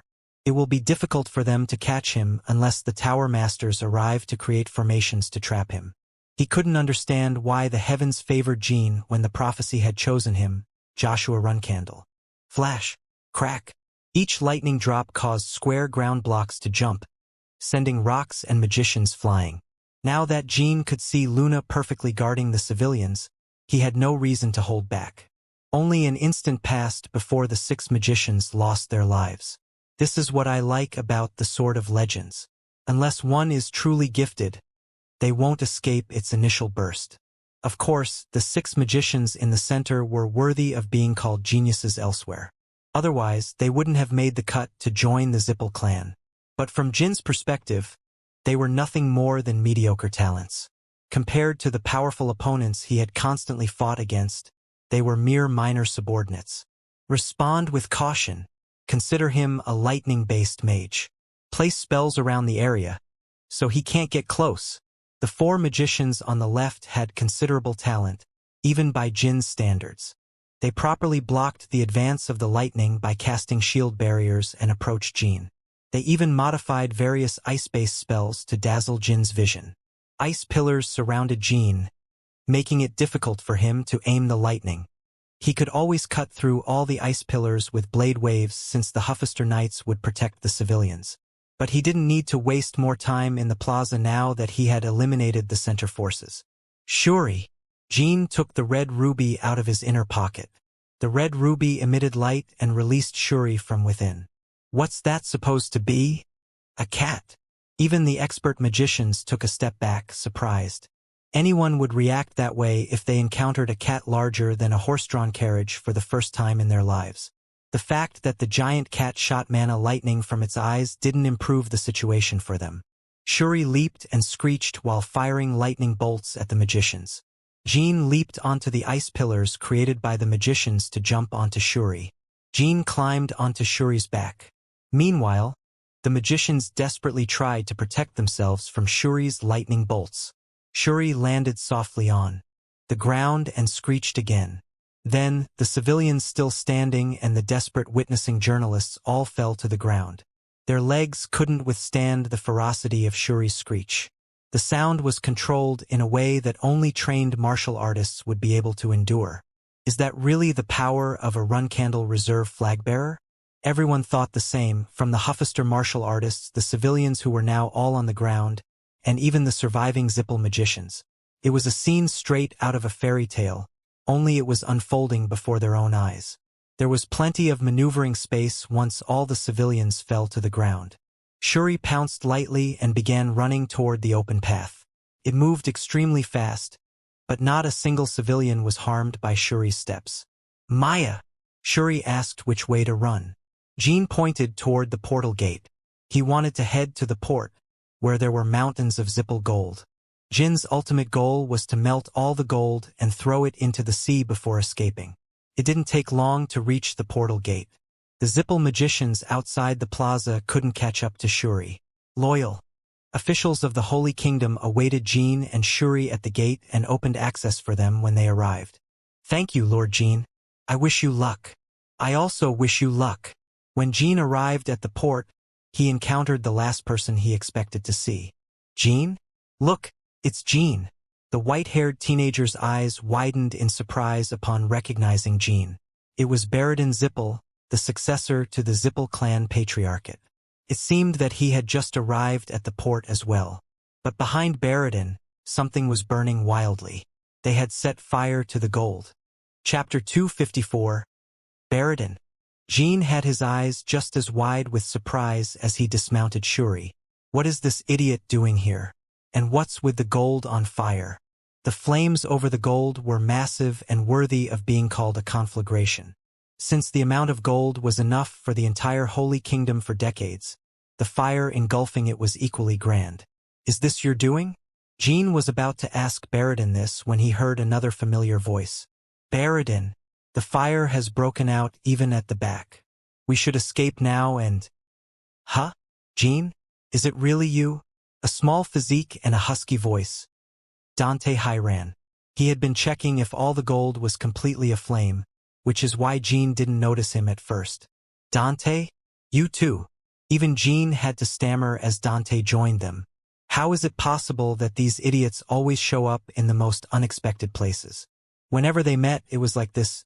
When Jean left the storm castle in the cosmic arena in the city of the anonymous Samuel, and even now, Jean composed himself and inspected the two. His eyes sparkled with joy and happiness. To think we would meet here of all places. There must be something that truly connects us, dear friends. Yes, that's true. Haha he hoo hoo. Last time, you guys were wreaking havoc in Samuel, but it seems this time it's us causing trouble. By the way, what's that cat? It's huge. Look at that. You're riding a ruby cat. How did you come across this spirit beast? Well, anyway, I'm really glad to see you. Ha ha ha. Dante and Baradin spoke, both pointing at Shuri. Jean felt a headache coming on as he saw those perfectly happy fools in front of a burning pile of gold. Weren't you talking about an escape? Did you guys set the fire? To be precise, it was Baradin. Dante pointed his finger at Baradin like a child tattling on a friend after being caught misbehaving. No, it was you who did it, remember? Baradin quickly denied but was actually pointing at Jean, not Dante. Jean widened his eyes and pointed at himself incredulously. What? Me? When did I do that? Baradin, this guy just arrived. The fire was undoubtedly your... Well, let's say it was Jean.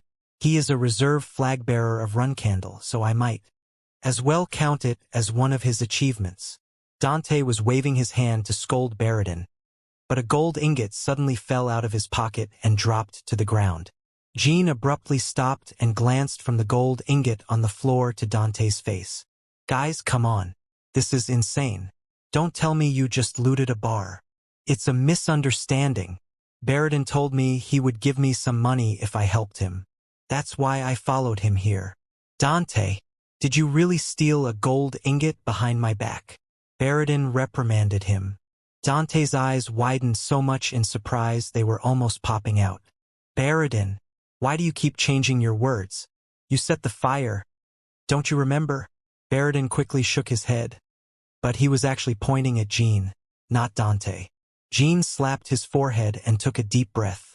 Yes, it was impossible for that honest guy Dante to stoop so low as to steal a gold ingot. However, Baradin seemed to be acting quite strangely. His eyes were also quite dazed. Baradin was sweating profusely and desperately looking around. Dante grabbed Baradin by the collar and shouted, accusing him of being a thief. Oh well, it doesn't matter. I don't know anymore. What I do know is that we have to blame Jean for this. If we don't, both of us will be in trouble, Dante. You didn't say anything about that until we got here. I briefly lost my mind due to my anger. You briefly lost your mind?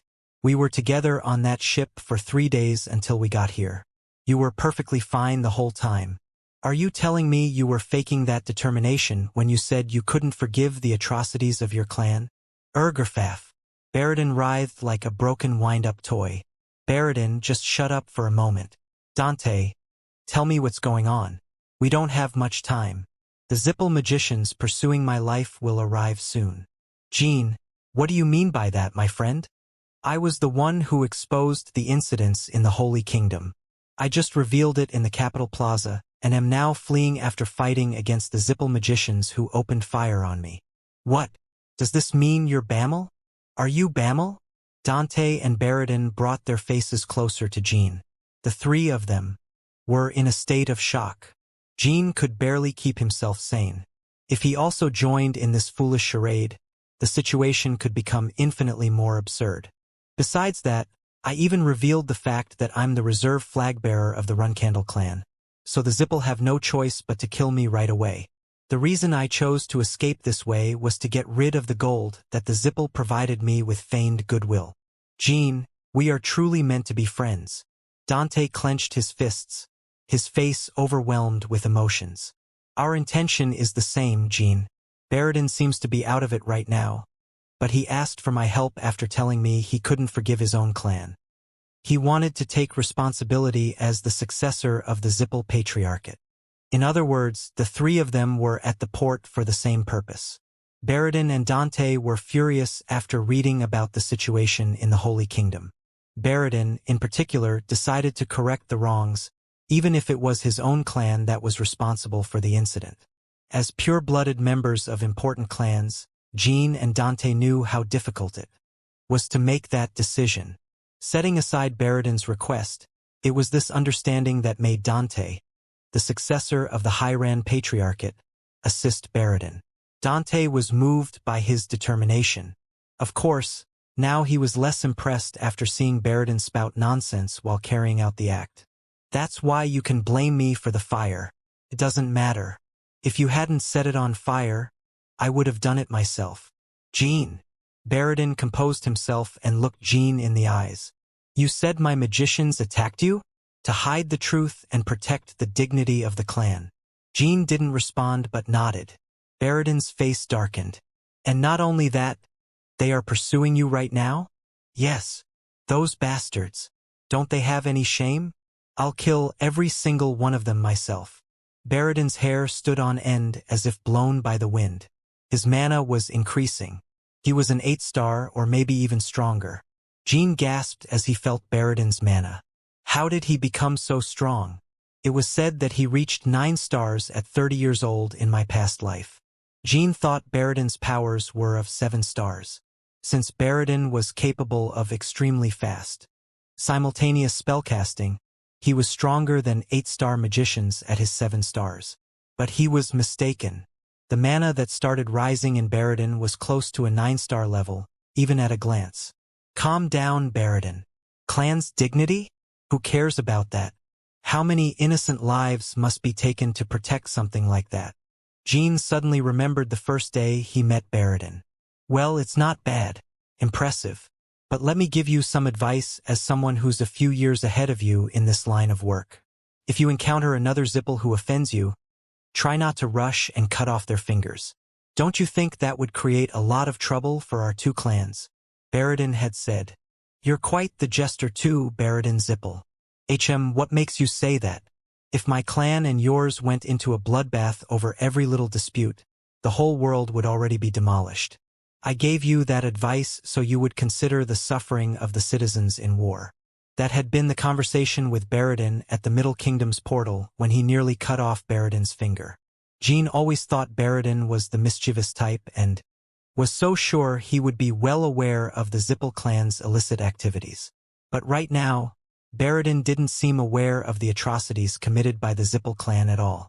Sure, Baradin was quite odd and eccentric, but maybe he wasn't the type of Zippel that Jean had always believed him to be.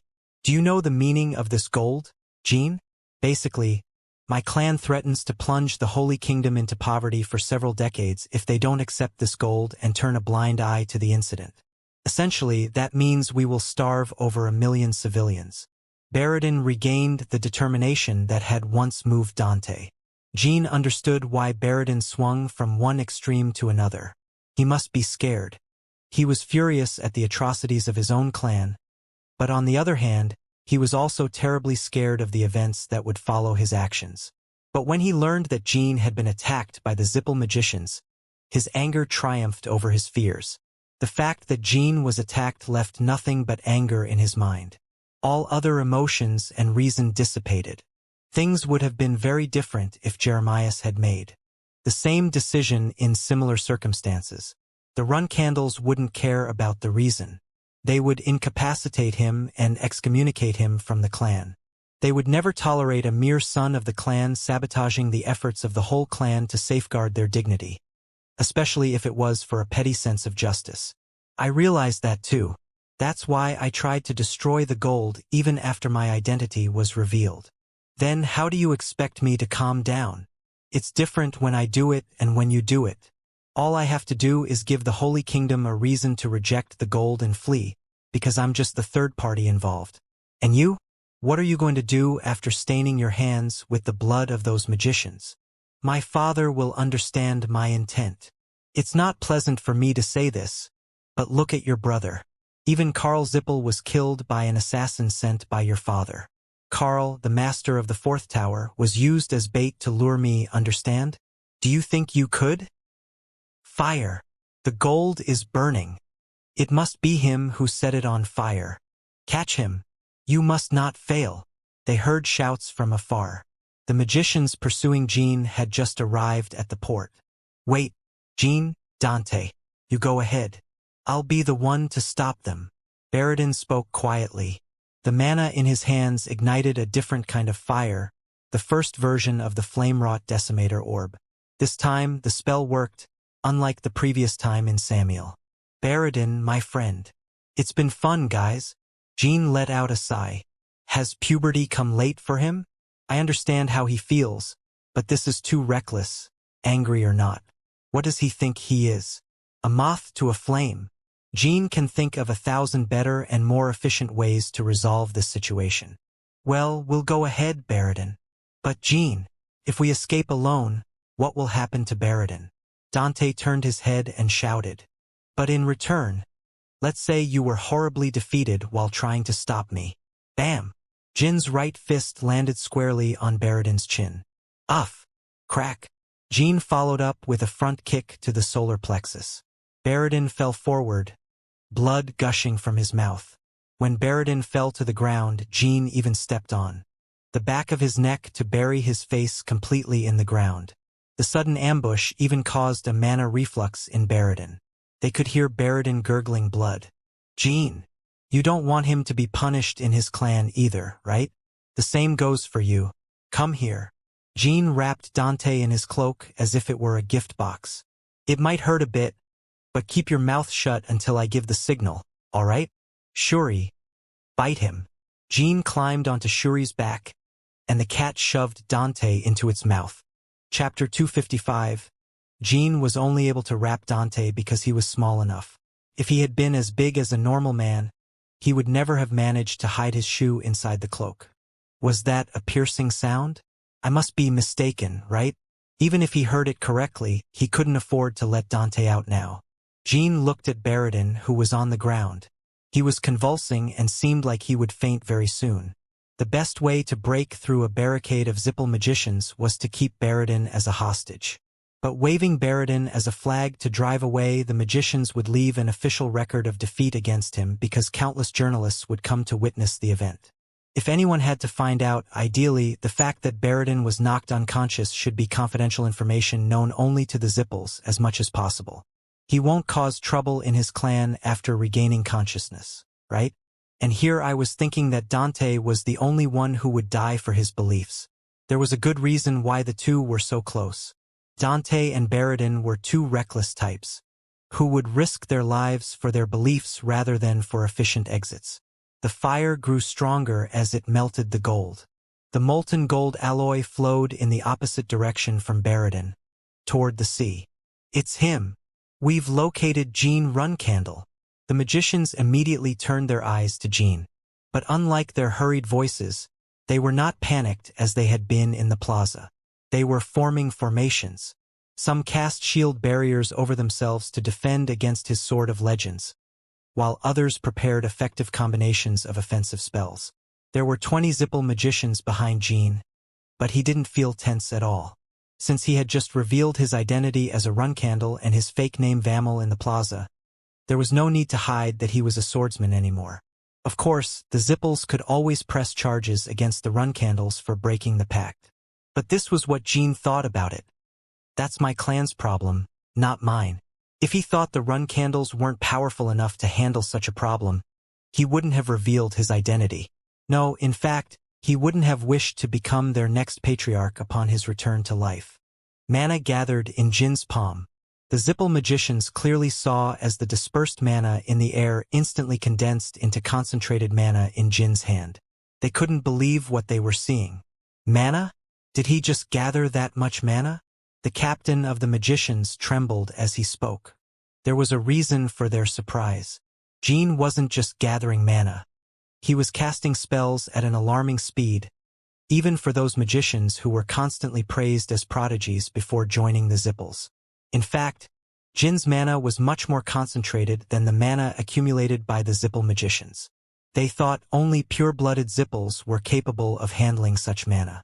But to think a run candle could do it, and furthermore a young provisional flag-bearer. "Open fire!" the captain of the magicians angrily shouted. That damn run candle was plotting something, and he felt insulted. The idea of a run candle wielding magic superior to theirs was horrifying to imagine. Upon hearing his order, the magicians unleashed multiple lightning bolts from their pentagrams. Shuri's eyes gleamed as the giant cat twisted to dodge the attacks. Shuri leaped left and right to evade the mana bolts and slashed the inevitable ones with its claws. The magicians calmly continued with their next move, as if they had foreseen it. Call of Lightning, Wall of Flames, and Frost Prison. Various elemental spells emerged. Shuri barely had time to land on the ground to dodge them all. As if that wasn't enough, they even unleashed a giant barrier. Jin thought the Zippel magicians were making decent moves against him. Despite their numerical advantage, they calmly opted for established strategies to eliminate risks. The different elemental spells didn't intertwine to waste energy. They harmoniously blended together to exert pressure on Jin. But that was it. They didn't take into account the unpredictability that a true genius was capable of. It barely surprised them. How could they imagine that they themselves were not geniuses and that Jin possessed a much higher knowledge of magic than they did? Whoosh! Shuri evaded the flame that suddenly surged from the ground by leaping into the air. The Zippel magicians were waiting. They raised their staffs simultaneously and aimed at Shuri. It was the same as when they fired the lightning bolts. The 10 who were not casting shield barriers all unleashed the same offensive spell. Tear them apart. They unleashed the winds of hell, the epitome of an 8-star wind-based attack spell. The artificially created winds flew towards Shuri and Jin. The winds were as deadly as blades fused with aura and were translucent, making it difficult to predict their trajectory. And most importantly, Shuri was in the air, making it impossible to dodge the attack. I'm sure they chose the spell because they can't go wrong with the range, and because it would be difficult for me to block it with the sword. But Jin was waiting for the Zippel magicians to also unleash the winds of hell. Inverse sky. Just before the winds of hell reached him, a small patch of space above Jin's head distorted. It was the opening to create the inverse sky orb. Once mana filled the space to create a tornado, the opening widened to become the inverse sky orb. 9-star mana was required to cast a proper inverse sky. But Jin had been casting an incomplete inverse sky with his 7-star mana. But Jin had no intention of launching the inverse sky with his mana at that moment. 10 winds of hell swallowed Shuri in the air. The spell's mana entangled and completely enveloped Shuri's descending form. The magicians expected to hear the sounds of Shuri's flesh and bones being cut and sliced. But instead, they heard a mysterious noise like the winds of hell and their mana being shredded by a saw. In that brief instant, the magicians instinctively felt that something was wrong. Whoosh! Shuri and Jin landed on the ground without a single scar on their bodies. And before a second passed, the tiny speck of distortion that had caused the inverse sky turned into the largest orb Jin had ever released. The magicians felt as if the entire sky had been covered by it. Moreover, the orb emitted a grotesque sound, like the screams of a demonic creature. Before the magicians could figure out what was happening, Jin unleashed the backlash cascade he had performed in the air through simultaneous casting. The inverse sky activated with the least amount of mana needed. Next, he swung the backlash cascade with simultaneous casts, like a shield to change the direction of the winds of hell. With that, all the winds of hell were sucked into the opening of the inverse sky, turning them into the energy needed to operate the inverse sky. In other words, he absorbed the winds of hell and turned them against the Zippel magicians. The inverse sky was now larger than that of a 9-star mage, for which Jin only had to spend enough mana to cast the backlash cascade. Of course, this was something only theoretically possible for most mages who were not Jin. The inverse sky Jin launched into the air was a combination of at least 5 nearly impossible feats. A swift casting to complete the inverse sky sequence within seconds, tactical mind to accurately predict the enemy's next move, simultaneous casting, precise control to accurately define the starting point of a spell while in mid-air. And in addition to all these, the audacity and confidence to carry it all out in a life-or-death situation. This is how magic is used. Jean smiled. A drop of blood trickled from his lips. But the slight injury was not a sign of backlash from using too much mana. When he swung the backlash cascade like a shield, the impact of the winds of hell caused his arm to hit his lips. He felt his mouth go numb. But aside from that, Jean was completely unharmed. Squad, deploy shields. The captain was the first to realize the situation. He shouted orders like a madman. Half of the magicians had no idea what was going on. His understanding of magic was on another level. That's what the captain thought of Jean. If he had known that Jean had such talent and also mastered the secret technique of Kiddard Hall, he would have surely fought differently. Although they were not elite or special forces of the Zippel, they had 20 magicians. How could they know they would be rejected in a magical and tactical spell battle? By a provisional flag-bearer of Runcandle who hadn't even reached 20. No less? After absorbing all the mana from the winds of hell, the inverse sky started to suck mana from the area. First, it went for the shield barriers that had been set up against the Sword of Legends techniques. The attacking group cast new barriers, but rushed casts always did more harm than good for the magicians. Several magicians were already in recoil. It wasn't an easy task for adequately talented magicians who were only slightly above average to cast barriers immediately after executing a big spell like the Winds of Hell. They were already destined for defeat once the Winds of Hell were absorbed by the inverse sky. You shouldn't have cast barriers.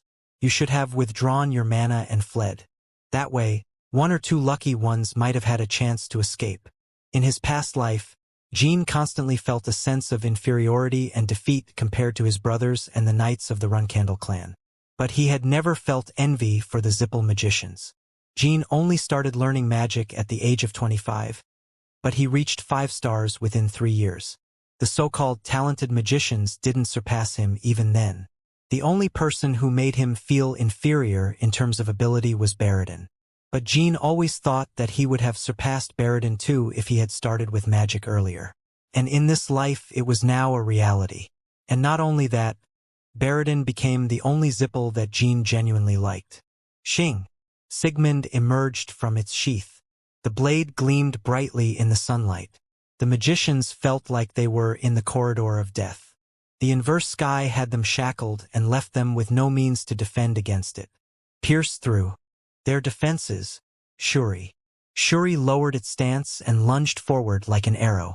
The magicians who hadn't fallen into recoil yet cast spells to stop the feline, but their incantations were cut like falling leaves against the lightning-filled waves of Jin's sword. From that moment on, it wasn't a battle anymore. It was a massacre. Jean had no intention of leaving any of them alive. Please don't take it personally. Mourn the fact that you belong to the Zippel. You bastard! The Zippel will surely bring you down. Good to hear that. I would have been greatly disappointed if you begged for your life. With every strike of Jin's sword, the magicians fell to the ground like marionettes whose strings had been cut. A group of journalists arrived at the port. Upon seeing the scene, they covered their mouths, astonished. What's happening? The golden castle delivered by the Zippel was melting in the fire. And in front of it all was Jean, bringing death to the Zippel magicians. Tonight, his name would be on every paper in the land. Chapter 256. Jean immediately left the port after killing all the magicians. He intentionally took a few corners to throw off his pursuers and jumped into the ocean from a cliff he had observed earlier. Shuri let out a cry of joy as they plunged into the water. It meant that there was no one chasing them anymore. Jean let out a deep sigh of relief and wiped the sweat off his forehead. You can come out now, Dante. Jean pulled Dante out of Shuri's mouth and was startled to see the blood-soaked cloak that had been wrapped around Dante. Why so much blood? Shuri's fangs must have pierced through him earlier. It wasn't just the inner lining of the cloak. Dante was drenched in blood, and Jean was worried that Dante might have died. Are you all right? Jean asked. I'm fine, haha. You have a hole in your shoulder. I'm sorry. Whoa. It's deeper than I thought. Well, it was an animal that did it. I'm sure it didn't mean to harm me. Jean shrugged and handed Dante a healing ointment. Dante washed off the blood with seawater and applied the ointment to the wound. Jean noticed that his entire body was covered in scars from his rigorous training. I remember Baradin saying something similar when Murakan scratched him at the middle portal. These two seem so different, but they're actually quite similar. Jean. Yes. What are you going to do now? Dante asked, concerned. He knew Jean had killed the magicians, even though they had wrapped him up and covered him with a cloak. He also knew that Jean had used magic. Dante didn't know about the pact between the Zipple and the run candle, but he knew that the run candle strictly prohibited the use of magic. What else can I do? I'll have to keep running. We're still too close to relax. And what about you? What did you plan to do? Don't tell me you thought you could escape on that small sailboat after setting the gold on fire. That's actually what we planned to do. The sailboat Dante and Baradin arrived on wasn't an optimal escape vessel. You both would have been in serious trouble if you hadn't run into me today. Baradin would have been killed by his father, and the Hyran would have incurred a huge debt because of you. Jean patted Shuri's back and urged the large feline to swim faster. I guess you're right. I wasn't in a position to ask you that question. I agreed with Baradin because he was so determined and resolute, but now that I think about it, it was foolish. Although nothing was as crazy as what you did. They both burst into laughter at the same time. I'm worried about our dear companion, Baradin. Dante gave a bitter smile. He won't die because of that. I held back when I hit him, Jean said. I didn't mean that. Are you worried that he might cause a scene in his clan? No way. I'm sure he understands why I hit him. I didn't mean that either. What do you mean? I'm worried about our companion, Baradin. I can't say for sure, but he didn't seem to have any idea about what the Zipple have been doing all this time. A brief silence followed.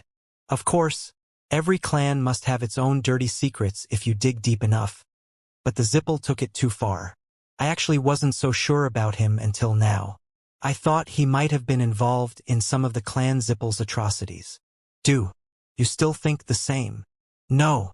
What do you think will happen from now on? Jean looked Dante in the eyes. In my opinion, there can only be two types of future for Baradin. Either he will go against his clan and be excommunicated, or he will submit and surrender to the clan. Otherwise, he might end up dead like Karl Zipple, instead of being excommunicated. Jean thought of the Baradin from his past life. He was a mage who reached 9 stars at the age of 30 and was known as the successor of the Zipple hierarchy even then. He was admired by all the young mages of the time. He was also reputed to have a good character, which made him a favorite among the people. But all of that was information he had read in newspapers in his past life. I wonder what Baradin was really like back then. The Jean of this life had a completely different adolescence. In his previous life, he hadn't even reached 1 star in swordsmanship. The entire clan regarded him as a waste. But now, he was a wandering provisional flag bearer. He had caused many world-changing incidents, including today's incident, discovered the secret histories of many gods, revealed the various faces of different factions, and uncovered the truth about the people around him. He even met people he could call friends. And Jean had unconsciously tried to keep his distance from one of them, Baradin. It was because of their legacies as Runcandle and Zipple. Dante was a different story, but when it came to Baradin, Jean thought a clash between them was inevitable. He felt it even more intensely after discovering the use André Zipple had made of the demon god stone and the biological experiments. It didn't matter if Baradin wanted it for himself or not. Jean believed that Baradin would have to get involved at some point. But that wasn't true.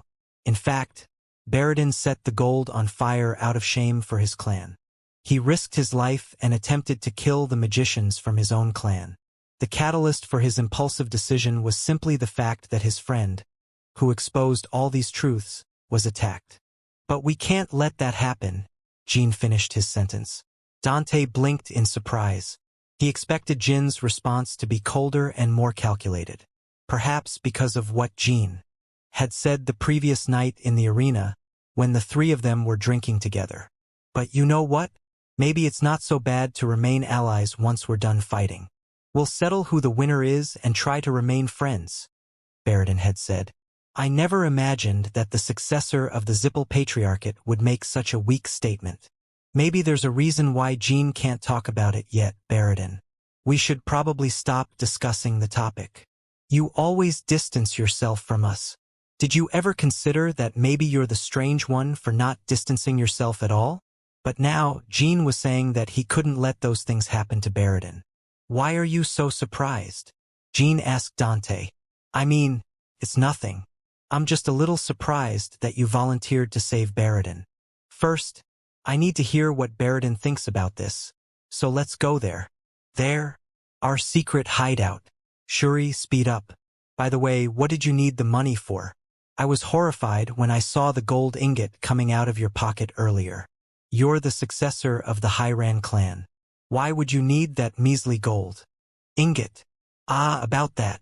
Dante hesitated for a moment but continued. Not long ago, I made a mistake and broke a vase that my grandfather cherished. He's lenient with most things, but he treasures his ceramics as if they're a part of him. I had to restore it before he found out. It cost me a fortune to hire a famous restorer. What? Ron's love for ceramics was well known among martial artists. It was so infamous that it was said the first step to improving any diplomatic relationship with the Hyran clan was to become friends with the Kingdom of Mila's master potters. It's quite embarrassing for me to say it. So, since we're on the topic, I was wondering. It was understandable. As the Patriarch's successor, it wouldn't bode well for him to spend mysterious sums of money, and if he spent a large sum of money, Ron would undoubtedly receive a report about it. If I can lend you money? Dante nodded. Sure.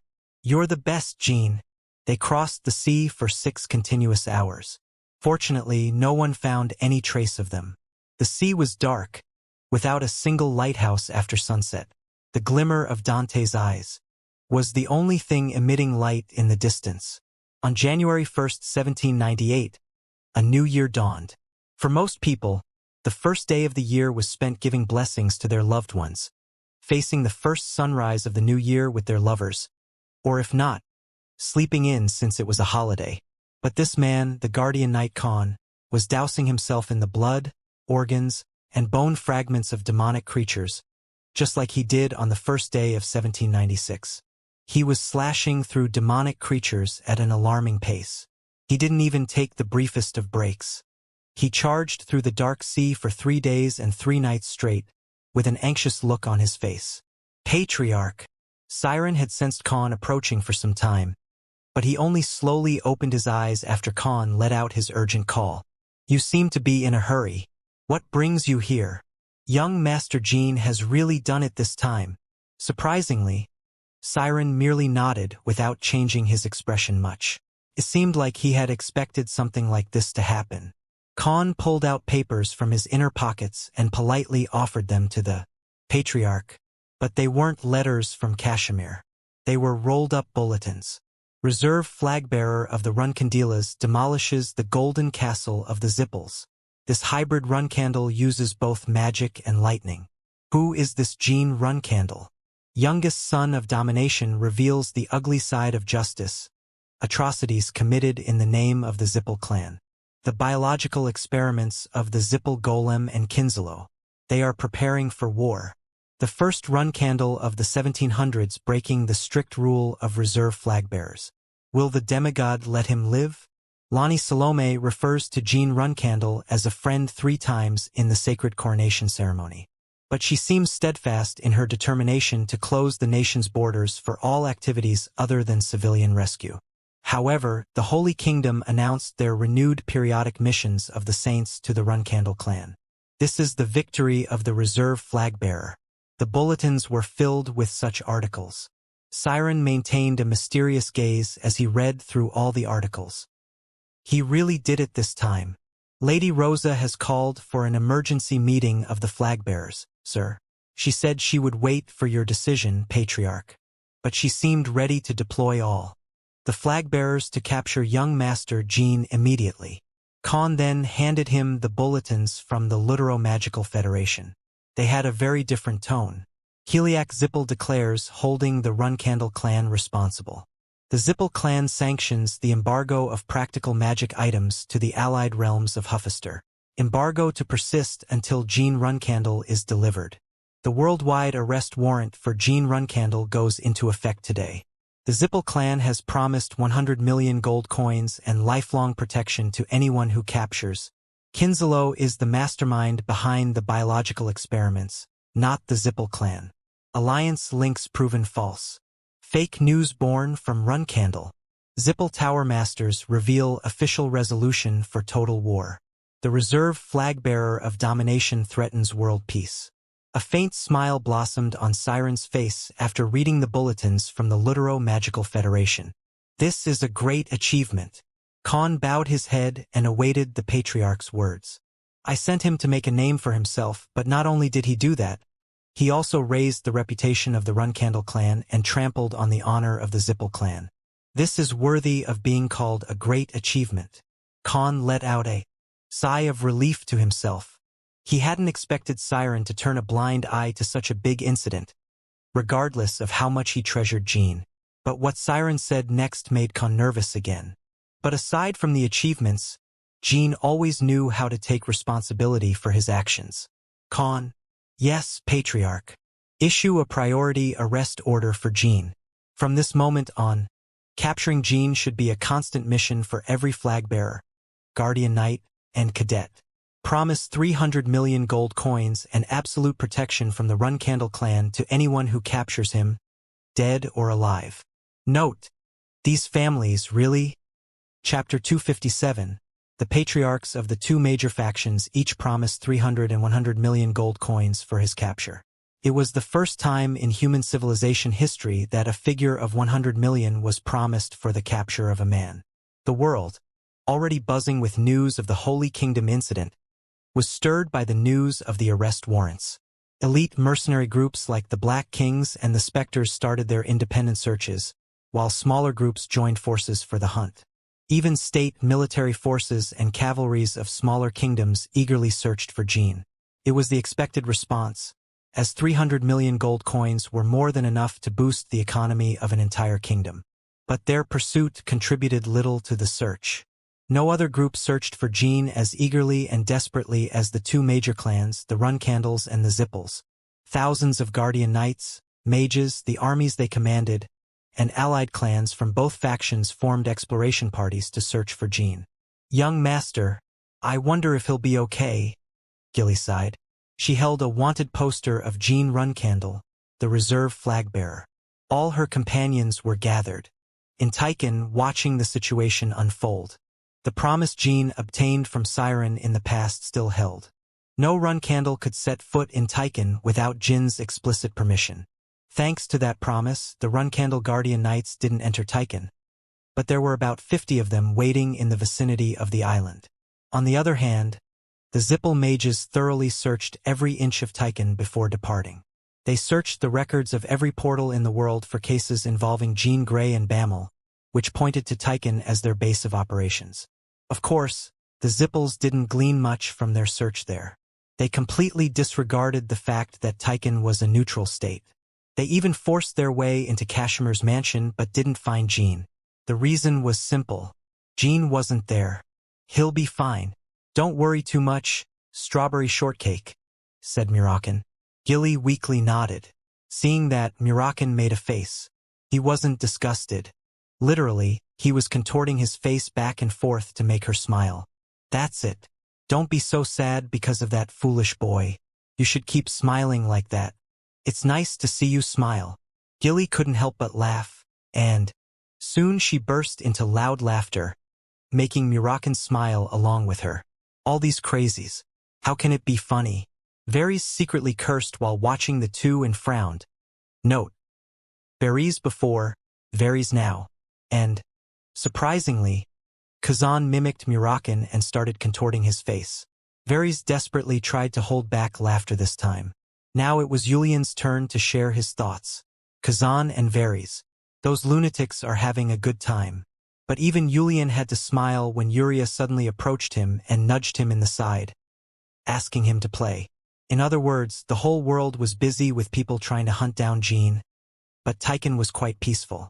That, despite the various factions that arrived on the island to ransack it, Lord Jean has truly become a great figure. In fact, he's the most popular person on Earth right now. Kashmir brushed back his hair. His expression showed fatigue. You have no idea how those Zippel mages scrutinized every inch of my safe houses. It gives me a headache just thinking about it. But since we agreed to their search, the Zippels can't say anything against us for a while, as they searched our house without good justification or any solid evidence. Elisa tapped Kashmir's shoulder as she spoke. Although Jean had been to Tychon before, the Zippels had no reason or justification to force an extensive search of Tychon since it was a neutral force.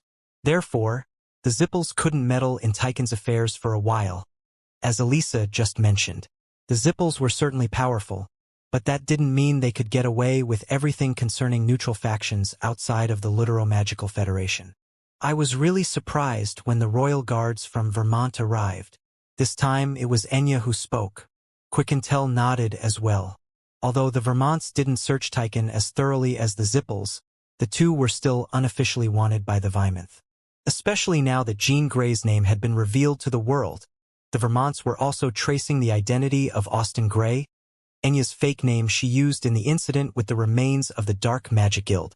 But the three cadets from the academy that Jean and Enya used as servants back then, namely Chip, Mora, and Oral, concealed from the Vermont leaders the secret that Austin had actually been Enya. Thanks to that, the Vermonts didn't search Tychon as thoroughly as the Zippels. But we should be thankful that the run candles haven't come. If they were here, they would create a disaster, destroying everything in sight, digging up lands and demolishing things. Jet shrugged and continued. But I can't understand Sir Siren. I thought he definitely cared for our dear lord. That's why he checked most of his deviations and still forbids the run candles from entering Tychon, right? I can't understand why he would put a 300 million gold coin bounty on Lord Jin's head. Jet sounded extremely annoyed by that fact. Why don't you raise it with him if you're so curious? Murakan asked. Humph, this Jet doesn't back down. If you take me to the dark sea where Sir Siren is, Master Murakan, I can always bring it up, yes, sir. Are you crazy? Who said you can ride me? Plus, once you face Siren, weaklings like you will suffocate and won't even be able to open your eyes from the gravity he exudes. But still, don't you feel upset about it? I thought Sir Siren would definitely take care of our lord. But now, the run candles are more eager to kill Lord Jean than the Zippels. I'm so frustrated, yes I am. The boy's father must have a reason for doing so. I thought I told you that yesterday. What reason could that be? Humph. I also have a son, but I would never do something like that, no sir. Sure.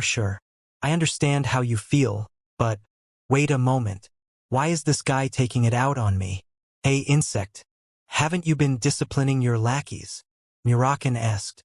But I also agree with Mr. Jet. If Lord Jean is captured by bounty hunters or the run candles, how am I supposed to go on living? Enya shouted, making Murakan's eyes widen in surprise. Wait, what does that have to do with your life? Lord Jean is my light, the carrier of my life energy. He's essentially my life force. The world will lose all meaning without Lord Jean. I can't bear this at all. Mr. Jet, let's go and talk to Sir Siren face to face about it. Yes, that's right. Enya and Jet high-fived each other and pompously left the room. Murakan clicked his tongue as they left, and the rest of the companions simply laughed. Quick-and-Tell was the only one who sighed deeply. Of course, the two never actually went to Siren. Instead, they went to Latree's confectionery to steal cookies and tea while talking behind Siren's back. Rub. Siren scratched his ears, as his experienced senses, sharpened as a demigod, felt an itch in his ears. He always had rather noisy visitors. Tick, Mott, the snow toad, opened a dimensional door. Siren. Unlike Enya and Jet, here was a person who could truly come to Siren to complain. Talaris, the ruler of the secret palace, was fuming and shouted as soon as she saw Siren. You'll break my eardrums. My internal organs burn with frustration. That's why. What the hell do you think you're doing? Don't you ever think about how I would feel? No, how my daughter would feel about it. Not even a marriage. They weren't even engaged. Yet she demanded that he consider Cirrus. Siren found it ridiculous, but he kept his eyes closed without responding. Now that he reflected on his behavior, he realized Talaris was always like this. Siren, you better think carefully. You must know how public opinion must be after Kiliak killed his own son, Karl Zippel, just to cover up the incident. The situation with the Zippels and the run candles is different, Talaris. It's not like Jean has caused harm to the Run Candle clan. In fact, he brought them much more profit. But an arrest warrant? When they should be rewarding him. Besides the fact that he broke the pact, you still have plenty of reasons to take care of him, don't you? Ribbit. Ribbit. Mott croaked loudly, as if he wanted to say he sympathized with Talaris's complaint. But when Siren glanced at him, Mott averted his big eyes elsewhere and pretended to be busy. It has already been decided. The decision will stand. My goodness. Don't tell me you actually want to kill Jean. Do I have to be more obvious? He didn't hesitate for a second. Talaris was about to say something, but instead, she took out a cigarette from her inner pockets. She smoked a whole cigarette in one breath and stuck another one in her mouth. She finished 5 consecutive cigarettes and looked at Siren. Siren, don't tell me you've succumbed to chaos after your battle with the Dark Sea Kings. I suspected you had lost your humanity after reaching the height of a demigod. But this isn't right. You wouldn't do this unless you were mad. Shriek ice gathered in Talaris's right hand and formed into a sword. The sea ice sword, the divine sword she had chosen. And what exactly are you trying to do right now? If you have truly succumbed to chaos, as the master of the sea ice sword and as your friend, I cannot allow it. Show me proof that you're still sane before I count to 3.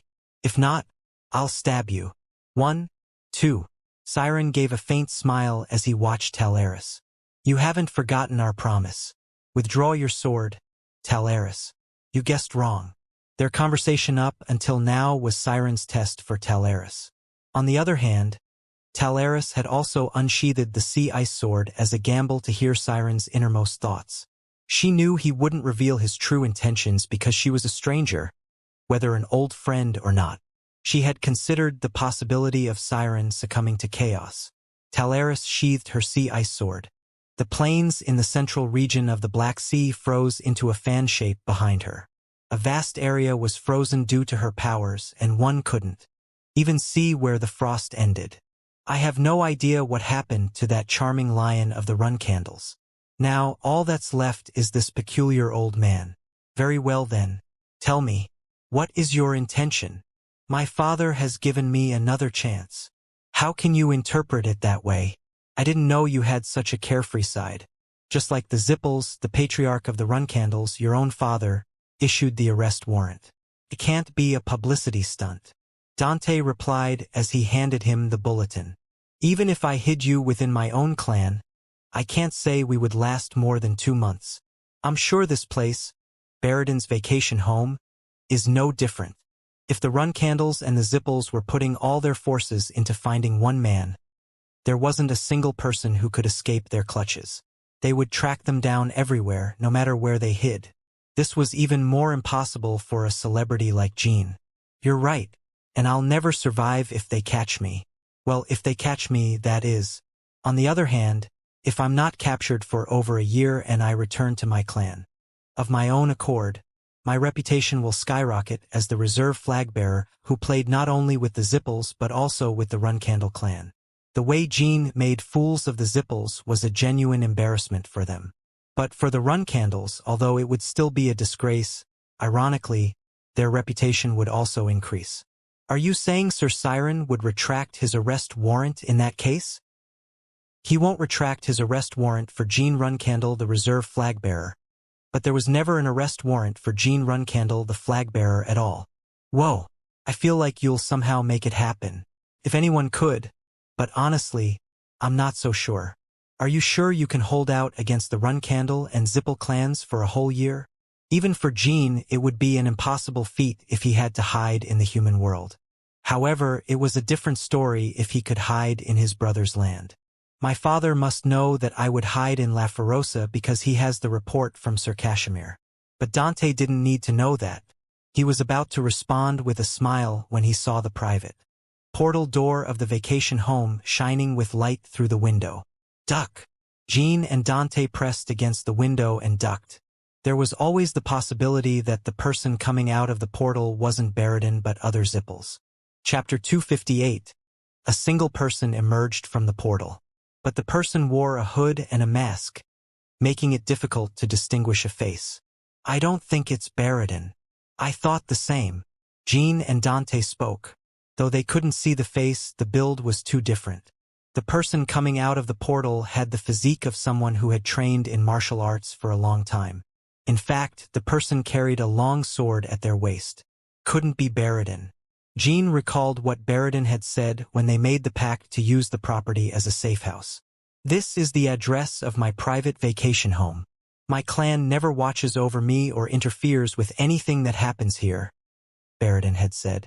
I'll give your names to my stewards, so you can visit me whenever you want without much trouble. Oh, maybe it's the steward. There was no one here when we arrived. As Dante said, they hadn't met the steward yet. There was no one when they arrived. The door was locked, so they kicked it open and had been waiting for Baradin for 3 days. The person seems too strong to be a steward, though. I agree. The masked figure's gaze fell on the broken door. The masked figure stood still amid the roaring sounds of the waves and stared at the broken door for some time. It was clear that something displeased them. For some reason, both their hearts sank. Xing! The masked figure drew their long sword. They must think there's an intruder. Yes. Maybe we should step forward and tell them honestly? If that masked figure isn't on Baradin's side, we should kill or subdue that person. I don't know about you, but I can't afford to get caught now.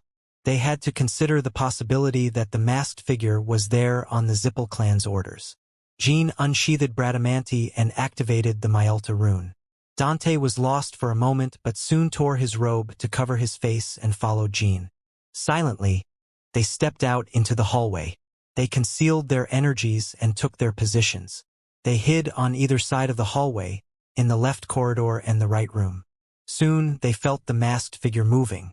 Unlike the two who had concealed their energies, the person walked down the hallway emitting a force that clearly revealed a killing intent. The masked figure passed by the room where Jean was hiding. Jean emerged and attacked the person. He easily approached from behind and pointed his sword at their throat. Dante leaped at the same time and disarmed the person. Don't scream. If you answer my questions, I'll let you live. They perfectly subdued the person. But Jean felt something was off. The masked figure seemed completely calm, even with a sword at their throat. Who are you? The person didn't respond. Don't make me ask twice. This is your last chance. Who are you? Jean was about to continue his threat. Splash. The person's body disappeared. Rather, what had composed their body turned into water. Jean, who had been pressing his sword against the person's throat, lost balance, and Dante looked around in horror. It's a dragon. Jin's instinct told him. The masked figure was a dragon, and a water dragon at that, a dragon of Atelmian, the water god. More than 80% of the active dragons in the human world belonged to the Zippel clan. So, the water dragon they had just encountered would likely be under the Zippel's control as well. The water dragon that had turned into water now flowed toward the end of the hallway. Jean and Dante hurried to chase after it. Jean didn't need to explain to Dante why they couldn't let the dragon escape. But their worries were unnecessary. I've never seen such audacious brats. No wonder Baradin is interested in you. The water dragon transformed back into human form at the end of the hallway and shrugged. Stop trying to attack me. I only tried to kill you because I thought you were intruders. Jean and Dante exchanged looks with each other. With all due respect, may I ask what brings you here? Was it Baradin who sent you? Jean sheathed his sword and bowed. The water dragon returned the gesture with a nod. Well, you could say it was him. I am the steward here. Don't look at me with that confused face. Who said dragons can't be stewards? I didn't say anything or give a glance. Really? Well then. The water dragon took off their mask. They had delicate features on their face, which seemed out of place for their muscular build. The blue hair that reached their shoulders made them almost look like a lady, as long as one only looked at their face. Does this mean Baradin is a contractor of Itelmian? Thoughts immediately rushed into Jin's head. He had never considered the possibility of Baradin being a divine contractor. Even in his past life, Baradin was known to be a 9-star magician, but there was no information about him being a contractor. In fact, there were no Itelmian contractors in my past life. Of course, Jin couldn't know everything that had happened in his past life. He didn't have access to intelligence organizations like the 7-colored peacocks, so he had serious limitations in accessing information that wasn't revealed to the public. On the other hand, Baradin being a contractor wasn't surprising at all. The Zippel clan had the highest number of contractors among their ranks, and divine contracts were usually decided based on talent and potential. As Baradin was the most gifted among the young generation of the Zippels, he would obviously be a contractor. My name is Tuyen. I would say you two are Jean Runcandle and Dante Hyran. Pleased to meet you. Tuyen. I think we have intruders. Before Jean could respond, another dragon appeared outside the vacation home. The dragoness, who casually called the water dragon by their name, lowered her long neck and placed her head in the hallway to look at the two boys. Oh, aren't those the boys Baradin mentioned? Yes, Phinia. He said their names are Jean Runcandle and Dante Hyran. Nice to see you, boys. I've always wanted to see you. Phinia transformed back into her human form and grinned widely. She was an earth dragon of Ricta, the earth god. Even Jean was confused at this point. Dante was overwhelmed, and he couldn't stop casting glances from Jean to the dragons. Have you come to see Baradin? Phinia asked, walking toward them with a light step. Yes, we have. He'll arrive in an hour. We have to prepare some things before he comes. So why don't you take a rest in the reception? By the way, were you the ones who broke the door? Both of them nodded, to which Phinia sighed. The key is under the huge rock next to the entrance, so if Baradin or we aren't here next time, use the key to open the door. It's quite a hassle to bring materials here when things break. Jean and Dante nodded, still confused by everything. Tuyen and Phinia headed to the storage shed next to the house without saying anything more. Surprisingly, what they brought from the shed were cleaning supplies. Well then, I thought I told you to go to the reception. Are they trying to clean the house before Baradin arrives? Jean felt puzzled. Dante must have felt the same because he spoke quickly. Let us help too. Nonsense. We can't let our guests do the chores. Baradin would be angry if you did. Tuyen formed water and spread it on the floor to start mopping. Then, Phinia ushered the two boys away. Jean and Dante had no choice but to sit in the reception. For some reason, they felt very uncomfortable. Those dragons were really cleaning, weren't they? The two dragons, who were the stewards, were cleaning the vacation house before Baradin arrived. I think so. Well, I'm glad they're not under the orders of other Zippels. But it's been quite a surprise. They sat and waited for the dragons to finish cleaning. Dante seemed to be on pins and needles. He couldn't hide his anxiety. Meanwhile, Jean pondered which of the two could be. Baradin's guardian dragon. The water one, the earth one. Which one could it be? Jin's curiosity was immediately answered when Baradin arrived at the vacation house an hour later. My friends. Haha. What joy to see you again. I thought the last time would be the last time we saw each other. I hope my guardian dragons weren't too harsh on you, right? Guardian dragons. That's how Baradin referred to the two dragons who courteously bowed when Baradin arrived. It was quite a shocking scene, but Jean decided to stop being surprised. Whether he was contracted by two gods at the same time or hiding something else, that didn't change the fact that he had rebelled against the Zippel clan with his own life. Similarly, Jean was hiding many things from them as well. By the way, Dante is one thing, but I didn't expect Jean to be here too. Were you so worried about me that you risked your arrest warrant? I'm so moved that I'm about to cry. Look into my eyes. They're moist, you see? Have you calmed down? Yes, thanks to you. I must have been crazy back then. I would have died if it weren't for you, and at the hands of my father, too. In fact, I was close to death myself.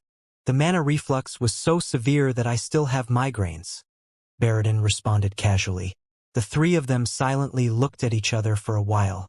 The dragons brought them tea. Jean. Yes. You have a plan, don't you? There was bitterness in Baradin's eyes as he spoke. He asked if Jean had plans because he knew he couldn't do much to help. It wasn't like the last time he set fire to the gold. Even if he rebelled without much consideration, there wasn't much he could change. That made Baradin feel awful about himself. Jean had saved his life, but he couldn't help Jean in any way. Jean was practically a dead man when his clan decided to capture him, and now even the run candles were after him. Baradin couldn't find a way for Jean to survive. That serious look doesn't suit you, Baradin. Unlike you, I'm someone who plans before rushing in. I have ways to survive. Really? So don't worry about that. Instead, I have something I'd like to propose to you. What is it? Abandon your surname. Whoop! Dante spat out the tea he was drinking. In fact, he even dropped the teacup he was holding, spilling hot tea on his thighs. But he was so shocked that he barely registered the pain. That's how impactful Jin's words were. I will eliminate the entire Zippel clan in the future, and that name doesn't suit you either. Each of your brothers and your uncle who died at my hands were all involved in terrible acts, including biological experiments. I knew it. So you were the one who killed my uncle too. The fact that Myron Zippel had died at the hands of Bamel, who was Jean, was now known to everyone. Dino reminded people of the tragedies of Colin when writing columns about the incident in the Holy Kingdom. How much do you know? About what? About what the Zippels, your clan, are preparing, Jean said. Baradin gave a bitter smile. Well, I'm not sure how much I know. I'm asking you a serious question, and I'm answering you with complete seriousness. Jean Runcandle. Have you ever experienced something like this? Like trying to write your diary? But yesterday's entry is completely different from what I remember from the day. What? My memory is being manipulated by someone. I thought my uncle was behind it because it didn't happen again after his death. But take a look at this. Baradin took out a notebook from his inner pockets. It was the entry for December 25, 1797, the day after Jean revealed his identity. December 25, 1797. I would have died yesterday if it weren't for him. I felt bad for the clan's decision, but to think I would lose all rationality like that. My chin still hurts from his punch. But thanks to him, I survived. His decision was right. If I had ever harmed the magicians of the clan, my father could have killed me too. It might well have been my last encounter with them. I hope both of them are safe. Although their names weren't mentioned, it was clear that it referred to Dante and Jean. This is the entry I wrote right after my mana reflux treatment. But after the follow-up treatment, I lost all memory of what happened that day. In fact, I don't even remember setting fire to the gold. I told you I didn't expect you to arrive because I acted accordingly. After reading my diary and the bulletins. Chapter 259. Trackers. 1. Altering your memory? What do you mean by that? Dante's eyes widened in horror. Even Jean felt a chill run down his spine. The clan has been manipulating my mind for some time. Forging memories is actually feasible in magical theory, you know. As Baradin said, it was theoretically possible. There were rumors that the Special Force Vermont was also secretly forging memories, but the only faction truly capable of memory forging was the Zippel clan. Dante realized that Baradin wasn't joking. He was stunned by the shock for some time. I can't believe it. Why would someone do that? What do they gain by falsifying your memories? My friend. I have no idea either. It's the first time it has happened since my uncle's death, so it must be the elders or... Baradin paused and furrowed his brow. Or they did it on my father's orders to falsify my memory. But I can't understand their motives, especially considering the recent incident. It's not like I witnessed something I shouldn't have. The whole world saw how my clan tried to cover up the Holy Kingdom incident with money. It seems the memory manipulation might have been imperfect, Jean replied after hearing his story. Baradin's eyes widened. That's convincing. Maybe they were trying to erase another memory and accidentally manipulated the memory of that day as well. I'm sure doing things like that must be hard to pull off perfectly, even for my clan. You realize it's nothing to be happy about, right? But I feel like I've finally found a clue. It makes some sense when you put it that way. But what memory were they trying to erase then? There was nothing particular in the recent entries of my diary. It's just a theory. But I feel like your theory might be correct. Still, you would know better than me. How could I know which memory your clan is trying to erase from your head? Ugh. Trying to think is giving me a headache again. Jean remembered the day Latrie returned to Tychon. Lord Jean, there's something I must inform you of first. My daughter's guardian dragon returned today about 3 hours ago, Kashmir had said. Latrie has come back? Yes. But there's something strange about him. He doesn't seem to remember anything from the entire time he was missing. For now, he's with my daughter, but he also doesn't seem to understand what has happened. Could it be that he wasn't kidnapped? It can't be, since Bayuretta herself confessed it to Quicantle. Jean also thought it was strange that Latrie's memories had disappeared. He hoped the Zippels had erased Latrie's memories, but to think they would do the same to Baradin. Or maybe Baradin was lying, or he could simply be mistaken. But Jean decided to dismiss those possibilities. Latrie's memories must have been erased by the demon god's stone. They erased all his memories during the period he was kidnapped. The reason they bothered to alter his memories instead of simply killing him must have been a measure to ensure the safety of AZ Mills' contractor. If that was the case, Baradin's memory manipulation could also have something to do with the demon god's stone. Perhaps the reason Baradin risked his life to set fire to the gold wasn't, after all, his anger over the Holy Kingdom incident. It's likely that Baradin witnessed other atrocities committed by the Zippel clan, like the demon god's stone, before setting fire to the gold. And amidst his confusion, the revelation of the Holy Kingdom incidents made him impulsively rebel against his clan. Jean thought about it and sighed inwardly. The migraines he suffered and the extreme instability he showed in the Holy Kingdom could also be side effects of memory manipulation. But it was not a good idea to ask him if he knew about the demon god's stone. Now that he knew about Baradin's memory instability, he had to take precautions. If Baradin had been enraged by the demon god's stone, who knew what he would do after Jean mentioned it? Until they were sure Baradin would act rationally, it was best that Baradin didn't know. Baradin? Yes. I think there can only be one reason why the Zippels would be manipulating your memories. They are trying to turn you into a successor who perfectly fits their preferences. And it's not the elders who are behind it. Kiliak Zippel, your father, has to be behind all of this. Jean was sure of this now. Baradin was nothing more than a perfectly groomed successor in his past life. Unlike what was known about him in the world, Baradin had also signed a contract with two gods back then. But regardless of the type of power he obtained, all the power he amassed had to be used for the Zippels, not for himself. At that time, there was no peculiarity of Jean living his second life, and therefore, Baradin had no power to resist his own clan. He had reached the age of 30 without knowing about the atrocities his clan committed and what they were doing to him. I suppose so, don't I? Damn it, and here I thought I was an exemplary successor in my own right. Even this isn't enough to please my father, is it?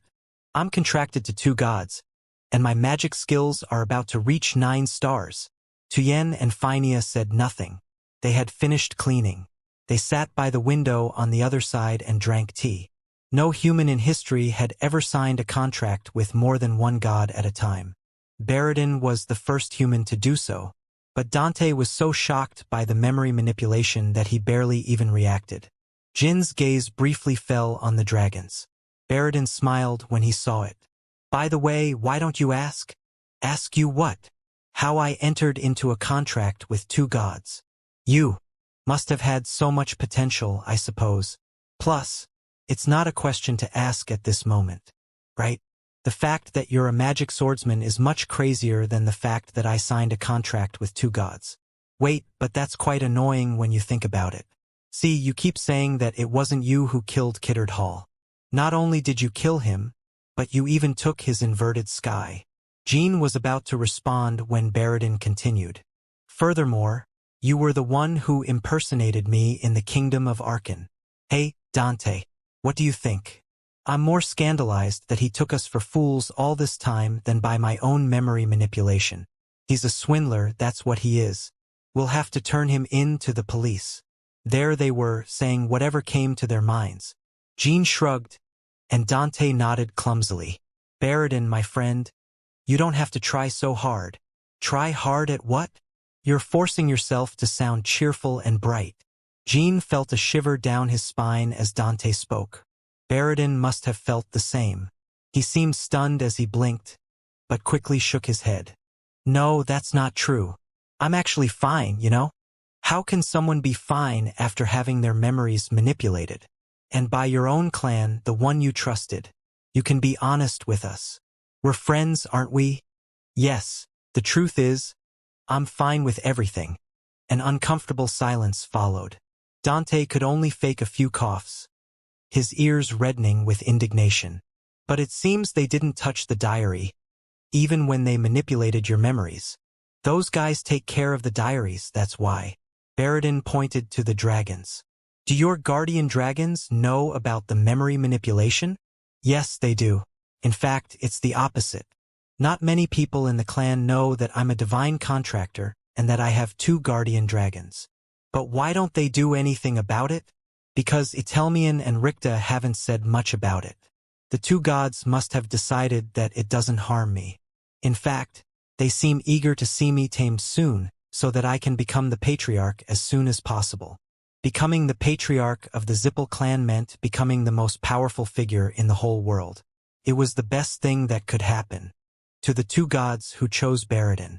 Not only would it elevate their reputation, but they would also have dominion over all the other contractors of the clan.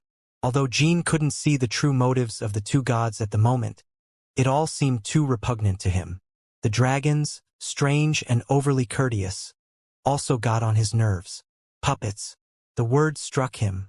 Baradin wasn't living his own life. He was living the will of someone else. A will stained by conspiracy and atrocities. You just thought of me as a puppet, didn't you? That's insane.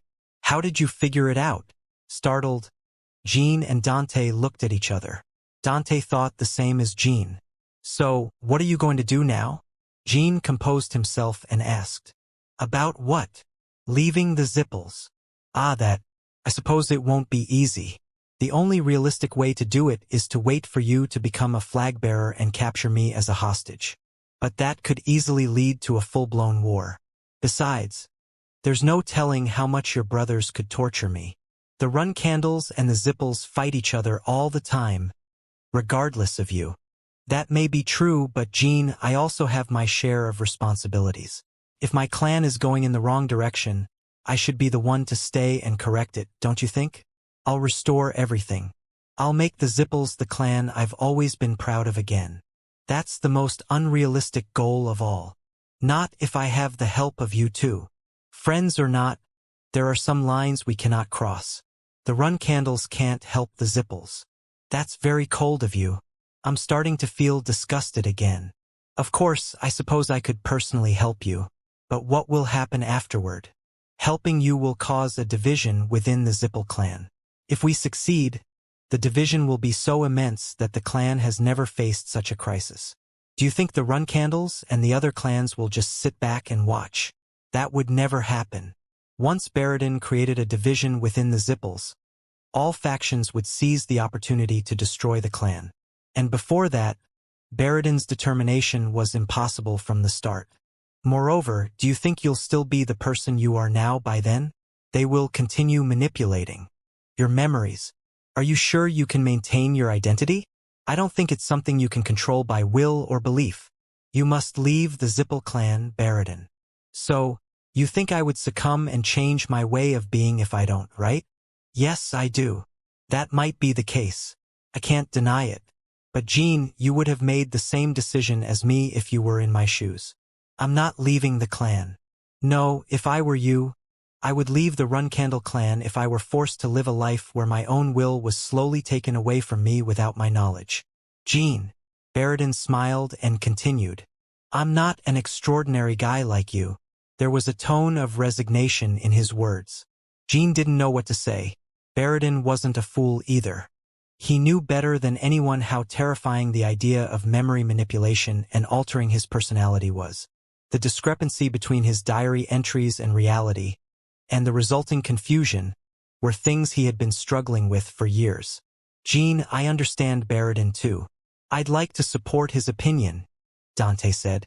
There was a good reason why. Jean insisted on Baradin's need to leave the clan.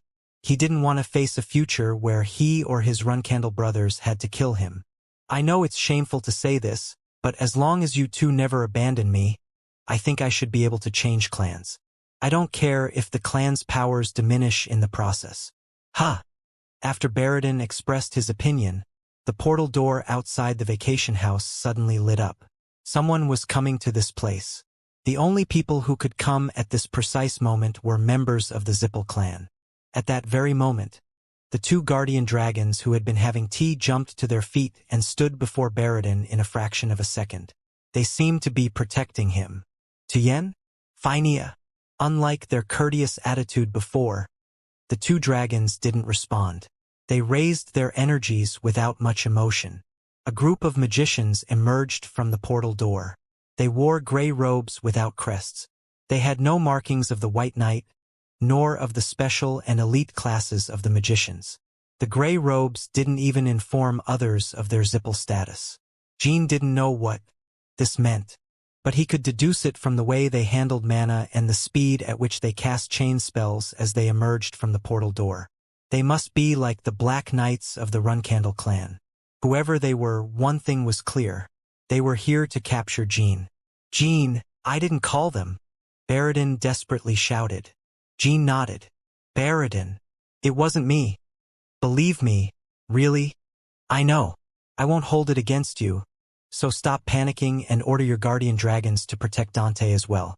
Those guys seem to be trying to blow this whole place up. Jean looked out the window and saw that the sky was red from the chain spell cast by the gray-robed magicians. Chapter 260. Trackers, 2. How did those magicians find their way here? It was quite obvious. Either they obtained clues while manipulating Baradin's memory, or they were eavesdropping on the detection spells cast in the area. Jean expected both scenarios to some extent. He thought that the White Knight or elite magicians, or even tower masters might appear if someone pursued him here. But those gray robes, who exactly are they? Jean hadn't seen those robes in his past life either. But he was convinced that they were stronger than any other group of magicians he had faced to date. Dante was about to react and unsheath his sword when Jean grabbed him by the wrist. Don't draw your sword. If you do, they'll consider you an enemy too. That's what it seems like. I have a bad feeling, Jean. Those guys don't seem like ordinary magicians. And that's all the more reason for you to use Baradin as a shield. Baradin, move. Take care of Dante.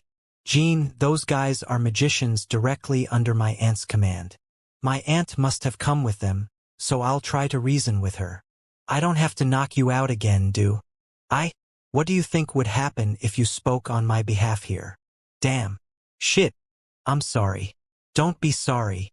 The aunt was the younger sister of Kiliak Zippel, Octavia Zippel. Jean knew who she was, but he only knew her name because she was part of the Zippel clan. He didn't think she had a key role. She had retired at a 7-star level even before Jean was born. Obviously, most people considered her abilities to be quite ordinary for a Zippel, and despite being Kiliak Zippel's own sister, her relatively low abilities and early retirement kept her hidden from the public eye. In other words, she was the wallflower of the Zippel clan. However, there she was, leading an unknown group of elite magicians. Jean immediately remembered what his father had said about Andre. It's accurate. He may be the vice-patriarch, but he's not second in command, as you say. The second position of power after Kiliak is held by someone else, although it's not information you need to know yet. So, she must be second in command. On the other side of the window, He could see a person wielding a shining staff amidst all the other magicians casting the chain spell. It was Octavia, and her staff was pointing directly at where he was. Whoosh! Jean almost missed the moment when the staff released its bolt. The magical light beam Octavia fired wasn't a spell. It was more like a thrust from a master swordsman. Shing! Jean pushed Dante toward Baradin and unsheathed Sigmund. He didn't unsheath it to block the attack. Not even 9-star swordsmen could block such supersonic attacks if they didn't see them coming. Jean unsheathed his sword only to avoid any critical damage and prepare for the next series of movements. A sharp, thread-like beam of light grazed Jin's left cheek. It cut a few strands of hair and drew blood from his flesh. Fortunately, Dante was safe. He landed somewhere near Tuyen and Phainia. You just dodged that? Seems like you have some skills to back up your claims after all. Crack. Following her soft words, a line passed through the place where Jean had been standing. The line was straight and narrow, as if someone had drawn it with a ruler. It ran through the entire house. 5 of those lines appeared in an instant. Octavia followed immediately after Jean dodged the first attack, but none of them were aimed at Jean. Her intention was to destroy anything he could hide. In other words, she wanted to bring down the whole house. The gigantic vacation house was sliced like butter. Cracks formed by the beam widened, sending rocks and various materials through the gaps. Debris flew everywhere in the collapsing building, like popcorn in a kettle. Jean and the dragons hurried to cast shield barriers against the debris. No, the dragons had already cast their shield barriers to protect Baradin and Dante. They were no longer the adorable dragons chattering and cleaning the house. Their gazes were cold and devoid of emotion. In fact, the dragons even prevented Baradin from approaching Jean. Dante couldn't break through the dragon's shield barrier either.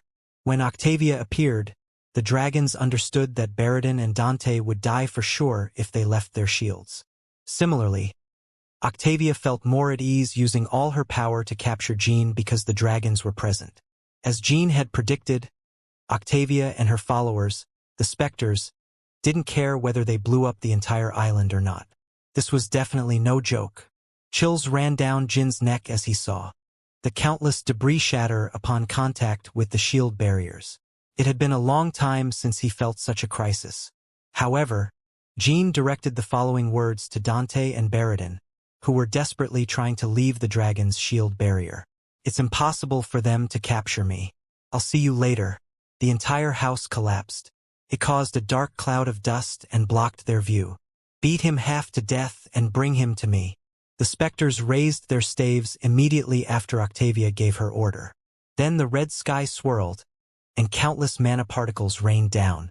It was as if blood rained from the sky. The mana particles turned into blades and chains as they fell toward Jean. Jean couldn't do anything against that spell. It was a chain spell created by 9 and 10-star magicians. The red mana rained fiercely, sending shivers down his spine. The power was so immense that he couldn't even think of reflecting it with the inverted sky as he did against the Zippel magicians in the Holy Kingdom. Even with his lightning energy and shadow energy, he couldn't do anything. The power gap was too wide. If Jean hadn't anticipated this and hadn't planned any countermeasures, he would undoubtedly be finished this time. They're quite late. Jean swiftly dodged the red chains and swords. It had been a long time since Jean felt such terrible tearing sensations in his hand. At most 10 times. In fact, blocking this attack 10 times was a miracle in itself. They had to arrive before he exhausted himself. His own guardian dragons were on their way, just as Tuyen and Phainia were here to protect Baradin and Dante at this moment. 2 times, 3 times, 4 times. His physical strength and aura diminished greatly each time he blocked the attacks of the red mana. It was killing him, but the Spectre magicians were equally shocked. This 18-year-old provisional flag-bearer of Runcandle was constantly blocking their chain spell. The island was already crumbling. Every time Jean severed the red mana, it fell onto the island, causing a huge piece of land to shake and tremble. Of course, if the Spectres didn't need to capture him alive, this battle would have ended long ago. Jean was walking on thin ice every time he stopped the attack. But that in itself was insulting to the Spectres. 7, 8, 9. Jean coughed up blood and dropped to one knee. The backlash of aura spread throughout his body. He could barely wield his sword anymore. But Jean had a slight smile on his face. When he struck against the 9th attack of red mana, he saw a huge dark hole appear in the middle of the sky. Guardian dragons. Not in singular. He said it right. They were guardian dragons. Baradin wasn't the only one privileged to receive the protection of 2 guardian dragons.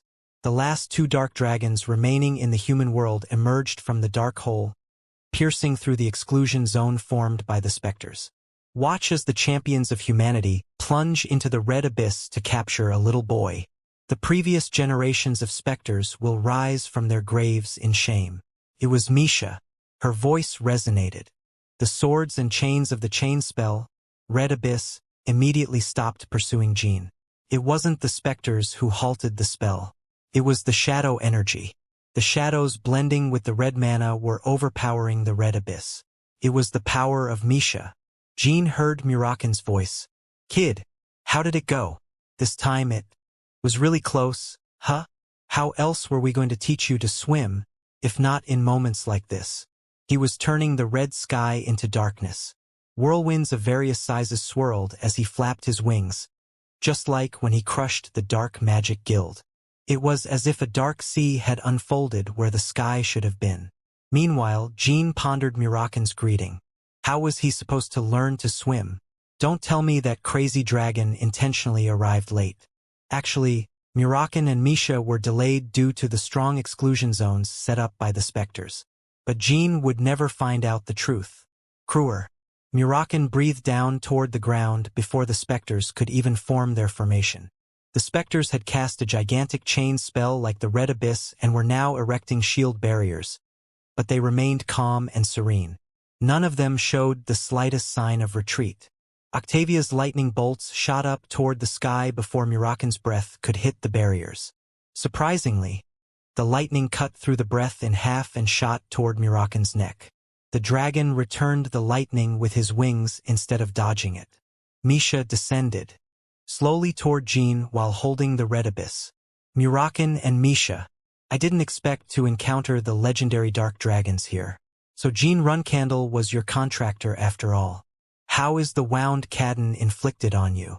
Is it healed? Octavia was a monster in her own right. She didn't even flinch when the dark dragons looked down at her from the sky. Magician, if you ever make it out alive, tell Cadden that the King of the Skies has returned. Not a difficult request. And that the King of the World will change too. Do you really think the Runcandle clan can defeat us for the throne of the world? It seems you've forgotten the lesson your previous contractor left you 1,000 years ago. Muraken's lips moved in response. But it wasn't out of anger or humiliation. He scoffed. It was the kind of mockery that supernatural beings often hurled at those terribly foolish humans out of genuine amusement. Who said the Runcandle clan would become the kings of the world? I was referring to my contractor. Fools, keep babbling. Completely unaware that today was your last chance to change the future. It won't be the Runcandle clan. That will bring down the Zipples to become the kings of the world. It will be Jean Runcandle. For some reason, Octavia couldn't mock this ridiculously exaggerated claim. She remained calm when facing the 2 dragons, but now, for some reason, she felt as if she had a big fishbone stuck in her throat. But why? It was her intuition. Not the senses of a 10-star magician, but the ordinary premonition that all humans feel from time to time. This ominous yet powerful sensation made Octavia feel distress. Very well. If the great dark dragon deviates from his path to warn us, there's no need to think too much about it. Spectres, there's no need to capture him alive. Kill Jean Runcandle. Chapter 261. Trackers 3. The specters raised their mana once again. The air around them started to vibrate. And it wasn't just mere vibrations. It was as if the air had turned into water. Breathing became difficult, and they felt the weight on their shoulders. The phenomenon was caused by the immense expansion of mana. Anyone unable to cast a 5-star shield barrier could barely stand under its weight. As the elite forces of the world's strongest clan, The specters wielded a power beyond the ordinary. Do you want to kill the boy? I thought I already told you. You're too late. You're not very good with words, are you? Octavia smiled slightly at Mirakan's words. The records told me that you were the greatest dragon in history. But now that I see you with my own eyes, you are unworthy of that title. Your words convey nothing but your anxiety. Screech. A terrible, piercing sound came from the sky. It was the sound of the specter's red abyss pushing back Mirakan's shadow energy. The red mana began to spread like stains across the sky, which had been darkened by the shadow energy. Mirakan raised his shadow energy, but the 40% of power he regained was not enough to push back the specter's mana. The pace of change in the sky accelerated even further as Octavia began to add her mana to the red abyss. I thought Andre Zippel was a beast. But these guys are much stronger than him. There were 15 specters here. Jean analyzed the flow of their mana and became convinced that there must be more than 15. There are some gaps in how their mana complements each other. It was a common problem when the number of magicians casting a chain spell was insufficient. The red abyss could only unleash its full strength when launched by the entire group of specters. It was a headache to think that there were more than 15 magicians who were as strong as the Black Knights. In fact, those forces were not revealed to external forces at all. Unlike the Black Knights of Runcandle, not even Jean knew about the Zippel specters. They were, quite literally, a secret force. There was a good reason why Runcandle refrained from total war against the Zippel, even with the Genesis Knight Siren Runcandle in command. Are you all right? Misha transformed into her human form and landed next to Jean. Yes, thanks to you. Jean spat blood. He took Misha's hand and stood up. He felt nauseous. His light heart was overheating due to the aura backlash, and his vision had blurred. He was not in a condition to fight. Although Mirakan and Misha came to his aid, he still couldn't relax. I had no idea that magicians of such levels would come in droves. Consider yourself lucky. The specters I faced in the past were stronger than them. But Mirakan's ego is about to take a blow. Since the specters organized themselves after Timar Runcandle's death, Mirakan had never fought against the specters. On the other hand, Misha had fought against the specters on several occasions over the past 1,000 years. And she had concluded that the specters were stronger than any other combat organization in the world. Jean. Yes. Listen carefully to everything I say, and do not refute or ask questions. Shriek. The sky turned almost completely red again. Now only traces of Mirakan's shadow energy remained. Gaining or losing territories was a critical element in a battle against groups of magicians, especially if chain spells were cast in the sky. If they couldn't prevent the sky territory from being covered with the mana of opposing magicians, they would be constantly bombarded with attacks. The Zippel reinforcements will start arriving soon. In other words, we have no chance if we prolong the fight. Not even the Dark Dragons could withstand it if more specters were deployed as reinforcements from the clan's headquarters, Kadin, or even the White Knight and Kozek. There was a possibility that even Kiliak Zippel himself might appear. No matter how strong the Dark Dragons were, if they could single-handedly take down the Zippel clan's top forces, the Zippel would never have become the world's strongest clan in the first place. Jean silently nodded. He had expected this. He knew they couldn't kill Octavia and the specters, even with Misha and Mirakan's arrival. So, you will escape with Mirakan. I will buy time. And don't forget, that is the strength of the enemies you will have to crush in the future. You say it as if this is the last time we'll talk. I told you not to ask, so now you play with words. Why? Do you think I'm sacrificing myself to save you? Yes. If necessary, I will. One never knows what might happen. Whoosh! Shadow energy gathered in Misha's hand. It soon formed into a spear. Then the shadow energy extended from the spear, covering her entire body in armor. Once fully armed, her body flickered like a dark ghost. But I don't think I'll die at their hands today, so rest and escape from here. Not even the specters of the past could harm me. I will also escape once I feel you've fled far enough. I have already told Mirakan about this plan. He had already formulated this plan when they began breaking through the exclusion barrier set up by the specters. Victory was impossible, so Jean had to escape with Murakan. That was why Murakan had boasted so confidently that they wouldn't be able to kill Jean. But I can't leave you behind, Misha. Jean desperately wanted to say those words, but he didn't speak them aloud. It was something he could only say when he was powerful enough to turn the situation around, or when he had the absolute determination to die fighting alongside her. But Misha had no intention of dying in battle for the sake of her ego as a dark dragon of Soderette, and Jean had no desire to give up on the future against his duties. Even if he insisted on fighting alongside her, the only conclusion would be a senseless death. Therefore, Jean decided to propose something that could be of practical help. Misha, this is territory of the secret palace. Baradin had intentionally built his vacation home on an uninhabited island in the Western Sea to avoid the scrutiny of his clan. As the Western Sea fell under the influence of the secret palace, Baradin thought that the Zippel couldn't openly send people to this place. His judgment proved completely wrong with the appearance of Octavia and the specters, but the fact that Baradin established his home here was nevertheless fortunate for Jean. If the fight gets out of hand, create as much commotion as possible, so that the entire Western Sea becomes aware. Once that happens, the ruler of the secret palace will provide assistance. Oh, now that you mention it, your Tycoon comrades mentioned something about the only daughter of the current ruler of the secret palace being your lover. Some good news would be welcome in the current situation. That's not true, but the ruler of the secret palace shows me great favor. The secret palace would have justification to retaliate if the Zippel caused damage in the Western Sea. So she will have every reason to help you, Misha. Haha, you have a cheeky side, don't you? I'd rather be cheeky if it means you won't get hurt, Misha. The blades and chains of red mana that had been restrained by Misha's shadow energy began to give way.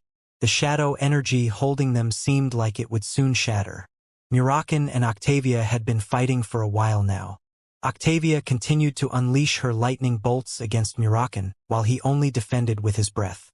Murakan was also using most of his shadow energy to suppress the red abyss, so he didn't have many attack options. Whoosh! Misha skillfully spun her spear and took a step forward. I've only seen you twice, and each time, I end up in your debt, Misha. Misha shook her head.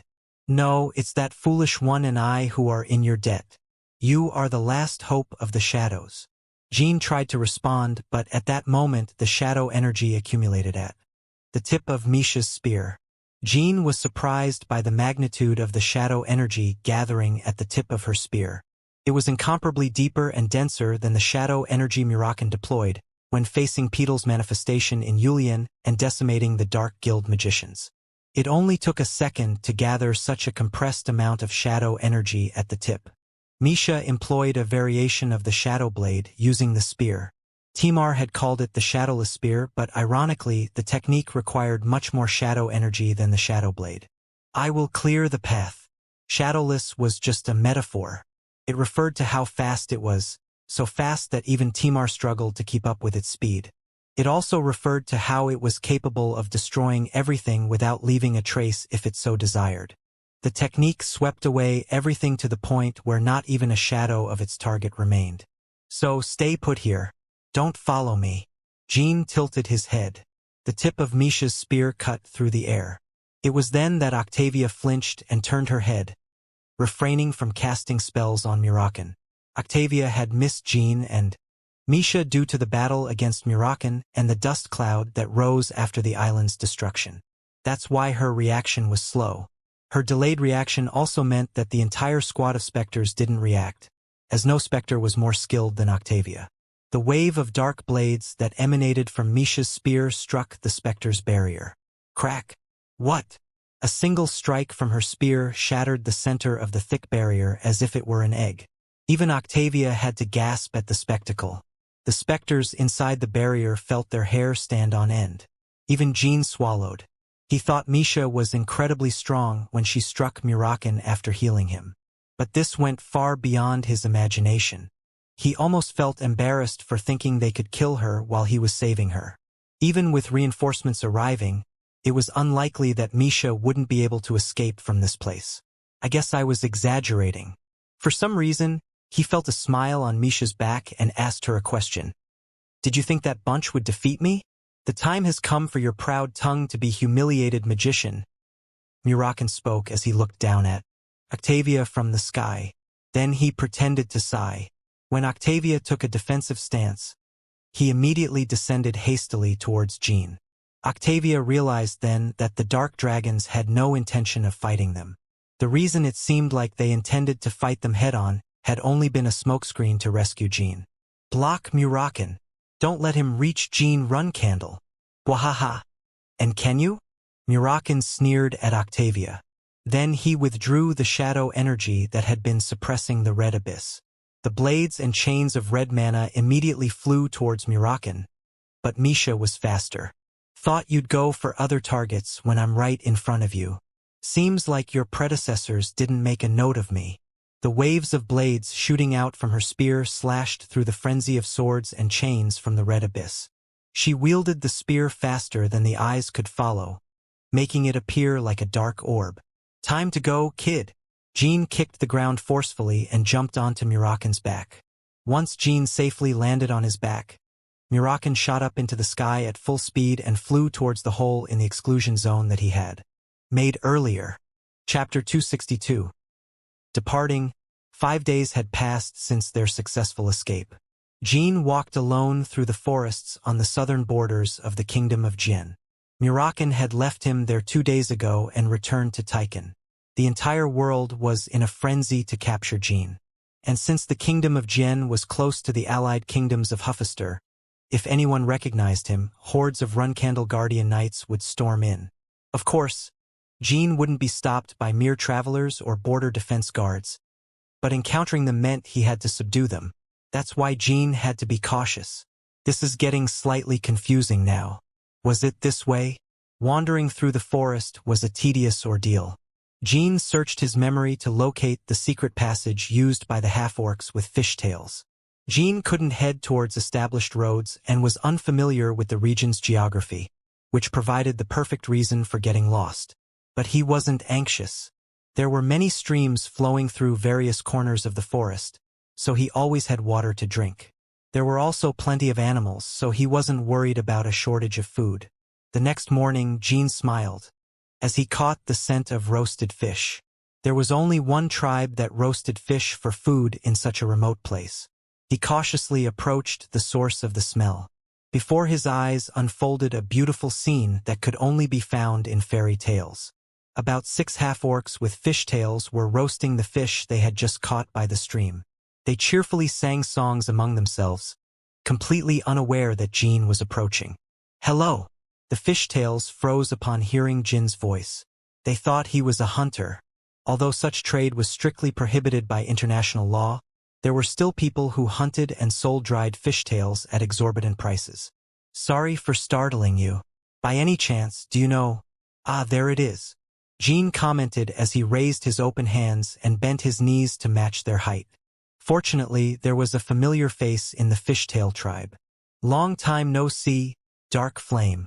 Oh, Jean Runcandle. We meet again? Surprised. Very. The fishtail spoke in their tribe's broken and peculiar native language. The other fishtails let out a sigh of relief when Dark Flame greeted Jean. He wasn't the only one. Who knew Jean? There were other fishtails who had received help from Jean after being stripped of their possessions by the Crimson Tigers. Furthermore, Jean was considered a hero among the fishtails after Bamel's identity, who had faced off against the Kinselo, was revealed. The fact that both the Runcandle and Zippel collectively put a bounty of 400 million gold coins on Jin's head was also a topic of discussion among the half-orcs. How have you been? Also, good, right? You gold coins, 400 million. Dark Flame approached Jean with a concerned expression. I'm fine. Sorry to ask you once again, but do you think I could ask for your help this time too? In fact, I've been searching for you. Going, again, to the Great Desert? You know how the current situation is. Dark Flame was the leader of the group, and they gladly decided to help Jean. It seems like I'm always in debt to you. No jewels last time. Still have plenty. The reward that Jean had given the fishtails the first time he departed for La Ferosa was more than what their entire tribe could earn in several years. And the fish. Tails were still making good use of it, and also helped Big Snout and Big Eyes of Crimson Tiger. You return they money. No reason not to help. The fishtails called Big Snout and Big Eyes raised their thumbs. Gene felt flattered. He awkwardly smiled and joined them to eat the roasted fish. After the meal, Gene followed the fishtails to their secret cave. The cave built by the felinoids remained a mysterious labyrinth. At the end of the cave, he could see fishtails and golden mice gathered in one place, taking a nap. Hey, fishtails, you can't bring things like that down here. Look at that. It's Gene Runcandle. What? Gene Runcandle. All the half-orcs lying on the ground immediately stood up, their eyes as wide open as they could be. But they didn't seem alarmed. Despite the appearance of the world's most wanted criminal, they surrounded Gene as if he were a fascinating creature. He got caught up in the mess between the Runcandles and Zipple. What a bleak future he has now. One of the golden mice clicked its tongue and spoke. Its name was Penny. He was the golden mouse hairdresser who had dyed Jin's hair for the compass interception operation. Gene looked into Penny's eyes. Penny, let me propose a deal that the golden mice will love. You're not asking for permission to live here, are you? That's something we would have to discuss with the leaders of all the tribes, and even though most of us like you, I don't think it would work. If you ever got caught, the giant clans would kill everyone. Gene shrugged as he watched Penny go on and on. No, I'm not making any such request. It's very simple. Disguise me. A disguise. I'm heading to the Great Desert. But since there will be plenty of half-men who might recognize me, I need an appropriate disguise. The Great Desert? Why? There's certainly something strange about this guy. It was the same last time. Why do you want to keep going to that desolate land that everyone else avoids? Do you really want to end your life there this time? Can you do it or not? It's not a very difficult task, yes. But if you get caught and it's known that we were the ones who disguised you, the Runcandles might come after. Right? Gene could swear that none of that would happen. But no one trusted him except himself. That's why Gene reached for his waist to draw his sword. Ayok! Ugh! No, don't do this. Okay, we'll do it. Ugh! The faces of the small half-orcs immediately paled.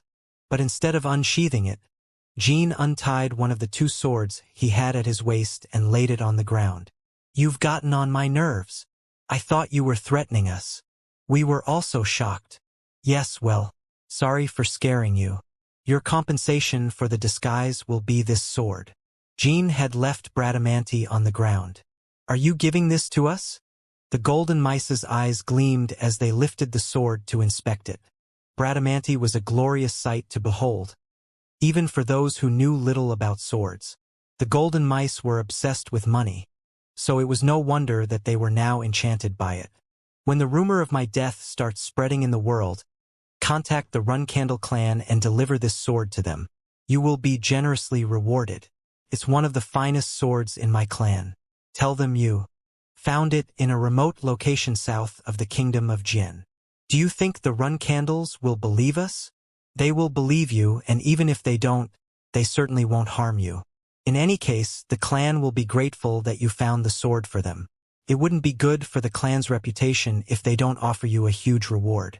In fact, they might even protect you. No way. Really? Of course. In return, promise me that you won't try to negotiate with any other clan just to drive up prices against the Runcandles. Once they find out that you negotiated with someone else, no matter the rewards, they'll kill all of you. Penny and the other golden mice seemed rather disappointed. They would receive a tremendous object in exchange for the disguise, but they were worried that the Runcandles might violently shake them up in the future. Gene also understood their point of view. If they refused, he planned to head to the Great Desert without any disguise. It's quite tempting, but our lives may depend on that object, so... Oh! Wow! The small half-orcs were startled, and everyone turned to look. Gene turned his gaze along with them to see a half-orc he had never seen before. He was small like the fishtails and golden mice. His height only reached Jin's waist. He had a cat-like face, pupils of a mysterious purple color, and fur as white as snow. He was a felinoid. Jean didn't know when he had arrived, but the felinoid was nodding towards Jean and the half-orcs. As freeloaders living in these caves, I suppose we have no choice if the owner approves. Well, look at that. Seems like you have a long life ahead of you. To think that a human would receive the blessings of a felinoid. My, what have I just witnessed? 400 million is quite something. A blessing? He just nodded, didn't he? Humans may not know about these things, but among us, the small half-orc tribes, anyone who receives the approval of the felinoids will be unconditionally welcomed by us, regardless of race or motive. I accept that deal. Jean felt equally amused by the felinoid's sudden appearance. He wanted to express his gratitude, regardless of why the felinoid had decided to help him. But the felinoid disappeared in an instant without leaving a trace, even when Jean searched for it in his mind's eye. How intriguing. But it made him feel better, as if everything would turn out well. And split the reward in half with the fishtails.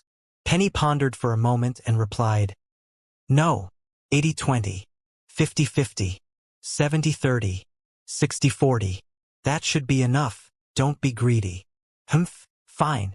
When do you need the disguise?" "Immediately. Wait a moment. Let me fetch the tools." Penny and the other golden mice hurried away. When they returned, they carried hair dyes, wigs, and all sorts of mysterious objects that Jean had no idea what they could be used for. "We'll make sure no one recognizes you on your way to the Great Desert." They immediately got to work. After an hour of makeup, Jean looked at himself in the mirror. He immediately chuckled. The mirror showed the face of an old man instead of his own familiar face. Nothing is impossible with the makeup skills of the golden mice. But don't touch it out of curiosity. You'll ruin the makeup. We tried to make you look like a retired expert mercenary who has been traveling around.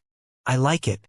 When I become a full-fledged flag-bearer of the Runcandle clan, we'll have many matters to discuss together. It's been a pleasure seeing all of you. Now I'm off. Oh, are you leaving already? Be careful. Seriously. After a brief farewell, Jean headed through the secret passage that led to the Yuka market. The half-orcs looked at each other and shrugged. Well, what an experience. And to think that the felinoids would step forward. I agree, me too. Since ancient times, the felinoids had only approved of humans for two reasons. Either they were contracted by the cat god, or their intuition as felinoids pointed to the human as a protector of the small hybrids. Obviously, Jean was the latter. In any case, the fact that the felinoids blessed Jean Runcandle means that we will be safe too. What great fortune! What will we do once we get the money? Penny shouted, causing the golden mice and fish tails to embrace each other and laugh in celebration. Perhaps the felinoids' blessing is real, as they mentioned. The Crimson Tigers patrolling noticed me on more than 5 occasions. Yet none of them bothered to search me. Exiting the Yuka market, Jean arrived at the Great Desert of Mitra without any major issues. The desert, ridiculously vast and ivory-colored, and the sun above it burned fiercely with the intention of roasting everyone to death. But unlike his first visit to the desert, that desolate place no longer seemed unsettling to Jean. In fact, it felt familiar and welcoming. It was as if he had returned home, to his own land. And the desert also embraced Jean like a mother welcoming a child who had traveled far from home. Instead of dreadful mirages, a cool breeze flowed wherever Jean went. During the night, a soft moonlight covered his tent. You've arrived, Brother Jean. After 4 days, Tantel revealed himself in the same manner as the first time. Hello, Brother Tantel. We were dying to see you. Have you brought any interesting stories? La Ferosa is going to get busy once again. Tantel brandished his sword to open the gates of La Ferosa as he handed Jean a bottle of jewel liquor. He then added, Brother Jean, are you prepared for this? The battle goddess sister and our battle king brothers are so ready to crush you in training that you might not want to step through the gate if you know what awaits you. I'll make the brothers surrender first, just like last time. Jean smiled as he took a sip of the jewel liquor.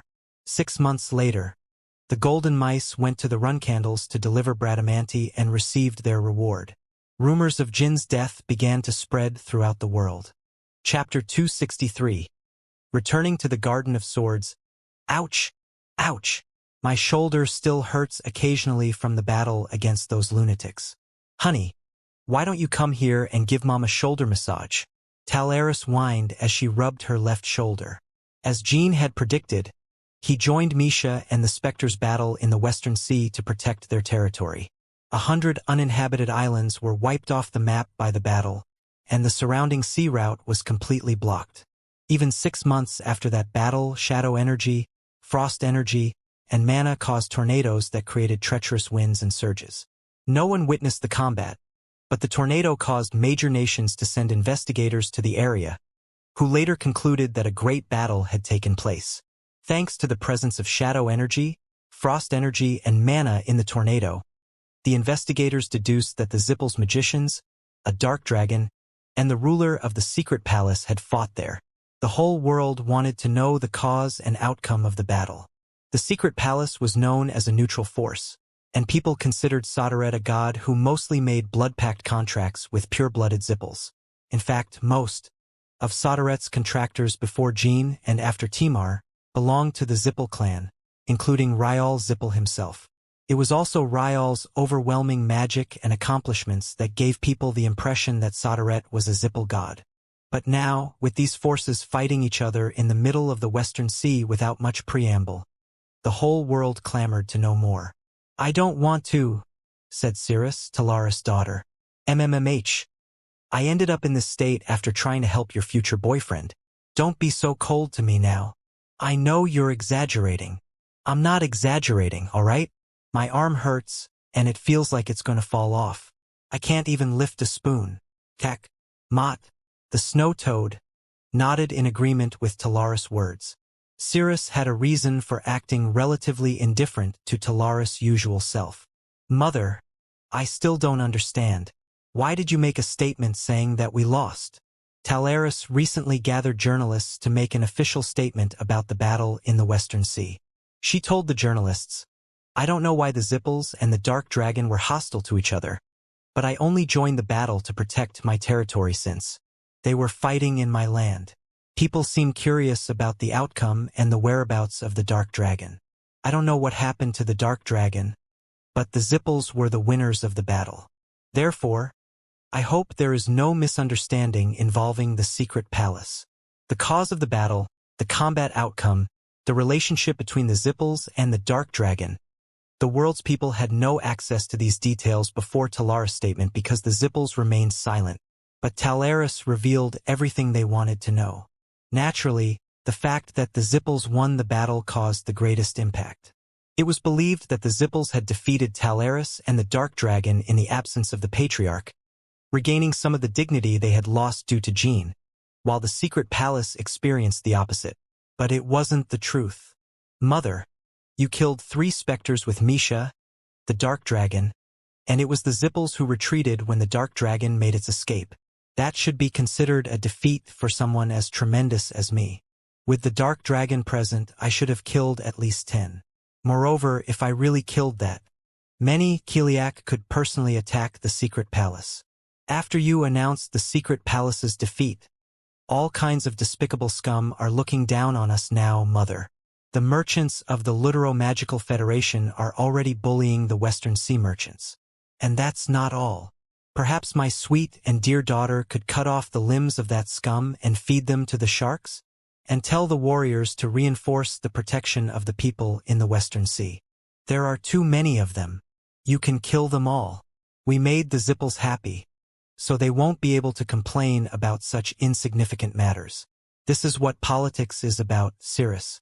Please try to think about what your mother has to endure. I wish no one would dare to cause trouble in the Western Sea. Neither the Zippels nor the Runcandles, not even the Vermonts. Cirrus sighed and approached Talaris to massage her tired shoulders. She actually understood and respected her mother's decision, but she still struggled to suppress her frustration. You can make them feel that way in your time. MMH, it feels good. By the way, I wonder when my son-in-law will return. I hope he's not really dead, right? We haven't heard anything from him in 6 months. All that was found was his sword. I feel anxious. That dark dragon, she's cold. I helped her, but she didn't give me any information. Instead of answering, Cirrus simply looked at the magnificently blooming snow flowers outside the window. More time passed. It was February 1799. The run candles and Zippels had still not revoked their arrest orders. But the news of Jin's death was no longer a rumor. It was accepted as true. The youngest son of the run candles, who had caused a sensation worldwide, soon faded from people's memories. The knights, magicians, and mercenaries who had been after the astronomical amount of gold were no longer searching for Jin. Journalists also stopped writing articles about him. Only tavern storytellers or minstrels reminisced about the name Jin. The world seemed fine without him. But in reality, the world was very different after Jin's disappearance. It changed since Jin revealed the Zippel clan's hypocrisies and brought the new giant power, Kinzalo, to the surface. Meanwhile, in the Run Candle clan, kuhuhu. What? Say it again? Beg for forgiveness? Repeat that, you twisted worms. I feel so thrilled every time I see people's convictions shatter. Sure. Between you and me, I'd also like to spare your lives. But what other choice do we have? This is what we do. Daytona and Hytona spoke as they looked at a group of bound individuals. After becoming full-fledged flag-bearers last summer, they earned the nickname Darlings of Hell and accumulated a series of achievements on various missions. They were especially adept at elimination tasks, especially killing Zippel extremists who started to act after the Zippel's atrocities were revealed to the world. Now, we'll just do away with one of you. We don't know who the lucky one will be, but the survivor will tell all their friends. Okay. Tell them that no matter where they hide, we will find every last one of them and crush them like roaches under our feet. But you just said you wanted to spare us too. Roaches can't talk. Roaches are not supposed to talk. All right? So if they start talking, it will prove me wrong. Won't it?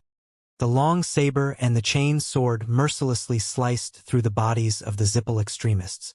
Oh right, we were supposed to spare one. We ended up killing them all. That's fine, Hytona. We can go hunting for them again. Daytona, something definitely smells fishy here. These bastards, I swear they must be receiving support from the Zippel clan. How else would they get those mana bombs to blow themselves up? The extremists were causing trouble in all regions of Huffister. Acts of terrorism, kidnappings, propaganda, and more. They were engaged in daily criminal activities against the people of Huffister. Daytona had developed a habit of laughing maniacally every time she killed someone, which only ceased when she saw enough blood. We must find evidence that the Zippel idiots are supporting these extremists, and that's our job, remember? And to do that, we should have spared one's life and followed them. That's right. I told you we can hunt more of them down. True. The last time we spared one's life, they fled and suddenly poisoned themselves to commit suicide. Sometimes I feel like they're being controlled like puppets. I feel that way too, sometimes. For now, let's return. But, Myo and Ann, do you think those bitches are waiting for orders at the clan house? Probably, I suppose. Damn, I wonder what they're going to make us stumble upon this time. I don't even want to think about it. As expected, Myo and Ann had returned to the Garden of Swords that morning. It wasn't just them. All the Run Candle flag-bearers were gathered in the Garden of Swords. The clan patriarch, Siren Runcandle, had left the Black Sea to stay at the clan house for some time. Well, look who it is. It's the Tana idiots. Look at those eyes staring at us now that they're flag-bearers. Seriously, they don't want to see the light of day anymore. Do they? Myo and confronted the Tana twins for no reason when they saw them. To be precise, they weren't really fighting. It was a one-sided verbal abuse. The Tana twins still feared their sisters. Sisters, it's been a long time. Why are you scared? Have you been talking behind our backs? No, that's not true. Ha! Come on. Don't deny it, hellish idiots. What's all this commotion? Joshua spoke quietly as he walked past them. Hello, Joshua. I just received news from Butler Hines that father will arrive in 2 hours. We have no time to waste, so grab your ceremonial armor and get information. Understood. Everyone in the Garden of Swords prepared to greet Siren. They always lined up in elegant armor whenever he came to the garden, but it was quite rare to see the cadets also joining the formations. That's how significant this visit was. After Jin's disappearance, the Cold War between the Runcandles and Zipples worsened. It was necessary for Siren to personally encourage the members of the Runcandle clan. His mere presence was more than enough to dispel all the fears and anxieties that hung over the Runcandles and Huffister. A divine star knight. That was the presence of the world's greatest swordsman. The formation was ready in 2 hours. Luna, Joshua, Luncia, Dyphus, Ran, Vuigo, Maria, Myo, and Daytona and Hytona. The 11 flag-bearers, except for Yona, who was in Samuel, stood at the front of the formation, holding the banners of the Black Sword Shield. Behind them were the elders, executioner knights, and all the guardian knights from each division. Even the cadets stood in their ceremonial armor with uniform swords. But there wasn't a single foot soldier in sight. There weren't any in the Garden of Swords to begin with. Only the knights in formation, and the cadets were part of the Garden of Swords forces.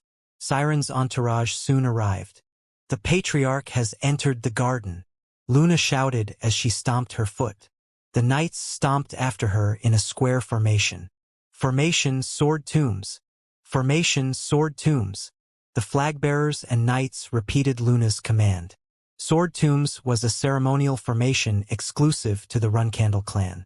The several thousand swords stuck in the Garden of Swords were each a tomb assigned only to those who had made great contributions to the protection and prosperity of the clan. The flag-bearers and knights dispersed, each taking their position in front of a sword tomb. It seemed as if they had broken the orderly formations. But this was the epitome of Runcandle's ceremonial rites. Loyalty to the clan. We face the patriarch of the clan. Loyalty to the clan. We face the patriarch of the clan. The flag-bearers raised their flags as the knights saluted with their swords. Their voices were perfectly synchronized and resonated as one. Siren and Rosa surveyed the entire clan on horseback. 10 active black knights kneeled behind them. Excellent. Sheathe your swords. At Siren's command, each sword wielded by the living returned to its sheath. Only the swords stuck in the garden gleamed under the sun. Siren remained silent for some time. He felt something approaching the Garden of Swords from the sky. For now, only the divine star knight could perceive the approaching presence. It was too far for Luna and the Black Knights to detect. It seems someone else wants to welcome this old man too, Siren said. Patriarch, what do you mean by that? His wife asked. Rosa, you've become dull too. A formidable force is approaching the Garden of Swords, and at a rather fast pace. Rosa's eyes widened. Soon, Luna and the Black Knights perceived what Siren mentioned. The other flag-bearers and higher-ranked knights realized it later than they did. Patriarch, may I prepare the anti-air defenses? Luna asked cautiously, but Siren shook his head. It won't be necessary, first flag-bearer. Regardless of who it is, it wouldn't be right for the entire Runcandle clan to take action. My apologies, Patriarch. Siren was right. No one on Earth could single-handedly bring down the Garden of Swords in its current state. The entire Runcandle force, including Siren, guarded the Garden of Swords. Therefore, it was unnecessary for the entire Runcandle clan to sensibly react to a single target. 10 seconds passed. Finally, a gigantic dark dragon revealed itself in the sky above the Garden of Swords. Murakan. Its shadow covered the garden, causing the knights to gasp inwardly. Despite the sudden turn of events, they had to be cautious in the presence of Siren. But what truly shocked Luna, the Black Knights, and a few talented flag-bearers was not the appearance of the dark dragon. What shocked them was the fact that the formidable force mentioned by Siren did not come from the dark dragon. Despite Murakan's enormous size, its energies had been concealed with shadow energy. Murakan descended slowly towards the Garden of Swords. A rider on its back was revealed as the dragon landed. It was the force approaching the Garden of Swords. Everyone, except for the newly recruited cadets, recognized the face of the rider. It was Gene Runcandle, now 19 years old. He saluted his father with a simple look. "Father, provisional flag-bearer Gene Runcandle has returned after completing his training." Chapter 264. Embers 1. Those gathered in the Garden of Swords trembled at his words as if a lightning bolt had struck in front of their noses. Their eyes widened at the audacious wanted man before them. Everyone with their eyes fixed on Gene, including the elders and pure-blooded Runcandles, had not witnessed a more shocking moment in their lives. How could he be so bold? Here he was, voluntarily returning to the place of his execution despite the arrest warrant issued by the two largest clans in the world. How dare he? Does he dare to mock this place? Arrest him right now. All the elders and his brothers wanted to give the order. Under most circumstances, they surely would have already done so, but their instincts told them to keep their mouths shut, not to speak in front of Siren. Even Rosa had to calm her startled heart. She looked at her husband for a reaction, and, obviously, she hoped that Siren would stab Gene, just as all the other pure-blooded Runcandles thought he would. Gene dismounted from Murakan's back, stretched, and looked towards Siren. Siren remained still and met the gaze of his youngest son. A dreadful silence followed, so quiet that no one dared to breathe aloud. No one could guess what father and son were thinking. Jin's eyes gleamed with their own light, as if to say there was nothing on earth he feared. In contrast, Siren's eyes were filled with concern and highlighted the wrinkles around them. His gaze concealed the deep emotional feeling that the giant named Siren felt for the first time in his life. The heart of a father beholding his adult son. The joy that his son had become the most special and powerful man in the world, and that he was finally standing before him as a man. And the faith that it wasn't an illusion born from parental expectations. He had sired 13 children, and Luna was the only one he had embraced in pure ecstasy. But Luna went against his wishes and yielded the seat of patriarch. After Luna, he regarded the other 11 as pebbles on the road. But when Gene began revealing his talents, he saw a spark in him. Now the spark had turned into an uncontrollable fire, a great blaze that flew towards the Garden of Swords to engulf it entirely, to sweep this sacred place of swordsmen completely in its flames, for this warm grave of swords to ignite its formidable flames once more. "I am proud." Siren's brief but intense feeling did not reach anyone's ears, including Jin's. Several seconds passed. Gene fell into a mysterious sensation, just like Siren. There were thousands of swordsmen and 11 of his brothers there, but it felt as if he was alone with his father.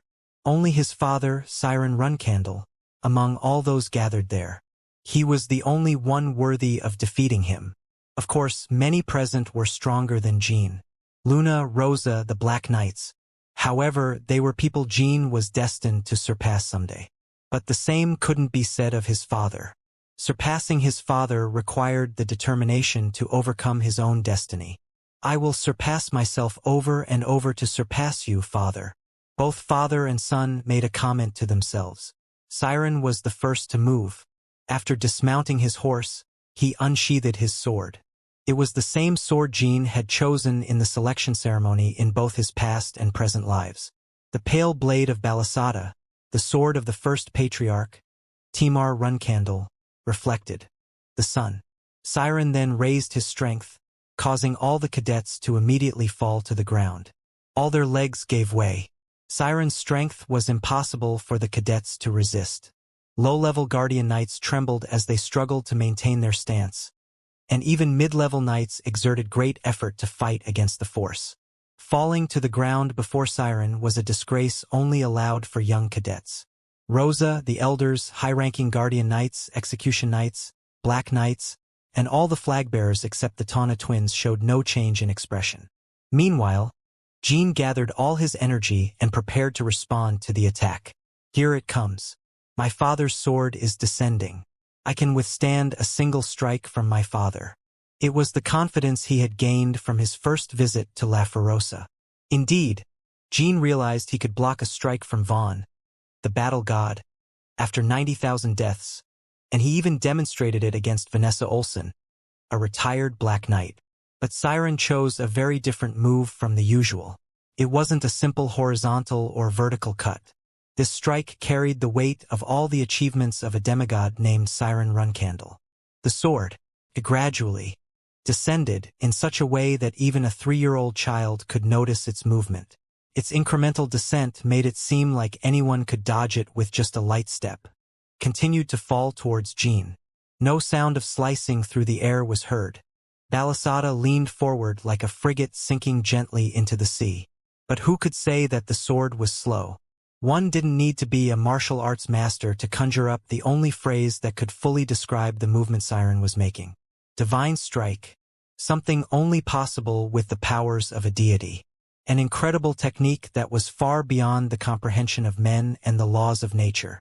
Jean took a deep breath as Balasada approached within an arm's length of him. He was sweating all over. Every muscle fiber in his body was completely contracted. His blood and bones hardened with all the aura he held within. It would be impossible to face this gradually but incredibly variable technique without raising all his energies. The pale blade of Sigmund left its sheath. A dense lightning energy flowed over the blade. Jean held the sword in a two-handed stance and raised it, diagonally to block Balasada. In a matter of seconds, the swords would finally clash. Everyone gathered in the Garden of Swords thought a million things as the collision approached. Luna worried that Jean might not be able to withstand the attack. Father is convinced that the brat can withstand his strike. Meanwhile, Joshua clenched his teeth anxiously. Jean had become an enemy as strong as him. Joshua believed that Jean would undoubtedly survive and drive the sword into his neck. Most of his brothers shared Joshua's opinion. He had simply been the younger brother, just a provisional flag-bearer, a condemned criminal who couldn't escape his sentence. But now, he had returned to join the race for the throne of swords and angrily eyed his opportunity to pass the final rite of passage. If he blocks this sword, everything he has caused so far will be taken much less seriously. Siren, must you throw the Runcandles into the flames of chaos for your own pleasure? Rosa Runcandle's eyes narrowed. She also cherished her youngest son, whom she had given birth to with great effort, to the point where she considered him the best candidate to succeed Joshua as the patriarch. If only he hadn't caused so many problems. No, even if he had deviated from the clan by wielding shadow energy and magic, if he hadn't revealed himself to the public of his own accord, she would have done everything in her power to ensure he became Joshua's successor. But now that his deviations had been revealed to the entire world, they had to dismiss Jean, if only for the sake of the clan. That's what Rosa believed. Still, I cannot go against the Patriarch's decision. The will of Patriarch Runcandle must be executed with absolute authority, and it must always remain so. To question the current Patriarch's decision and turn the situation around could only mean one thing. It meant that Joshua's decision could always be overturned by someone else after becoming Patriarch. It undermined the Patriarch's absolute rule. That's why she wanted to make Joshua the Patriarch as soon as possible.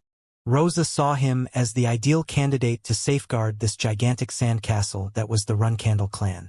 In fact, she believed that no one could replace Joshua. We have too many enemies. The future of the Runcandle clan is bleak, and we have nowhere to run. So, why do we try to return to the past? Rosa bit her lower lip, and at that precise moment, the swords of Balasada and Sigmund met. Steel met steel, emitting an extremely faint sound like an egg forming a small crack. Siren did not retract his sword upon completing his movement. Meanwhile, Jean looked at him with eyes completely bloodshot from the effort. Blood streamed from his lips and ears. The force within Balasada transferred to Jin's body like convection and turned his strengths upside down. It was as if a tsunami surged through his veins. His bones and internal organs screamed as if they were being torn apart. But Jean stood firm. Siren's strength soon formed a complete circle within Jin's body and spread through the ground, which trembled and gave way as if someone had forcefully opened its mouth. An immensely bright light gushed out of the hole in the ground like an oil well. It was the aura of Siren contained within Balasada. The desperate lightning sparks that flickered through the furious aura were evidence of the fierceness with which Jean had fought against his father's sword. A testament that the youngest son of the Runcandles had withstood the sword that demanded great sacrifice from anyone gathered here to face it. The surging waves of aura that had been gushing like a waterfall began to diminish. Siren's gaze remained fixed on his son, who still stood, and on the dark dragon that watched him from behind. Indeed, an impeccable guardian dragon, thought Siren. Damn, what a terrible father, thought Murakan. Jean coughed up a large amount of crimson blood and briefly lost his balance. At that precise moment, everyone gasped. Those who mostly adored Jean were hostile towards him, or were merely curious about him. If he fell, it would be the end. Jin's name would never be erased from the list of the Runcandle clans eliminated. Arg! Jean shouted after plunging his sword into the ground to maintain balance. Jean pounded his chest with his fists like a madman and kept fighting. His desperate cry of never accepting any mediocrity shook the entire garden of swords.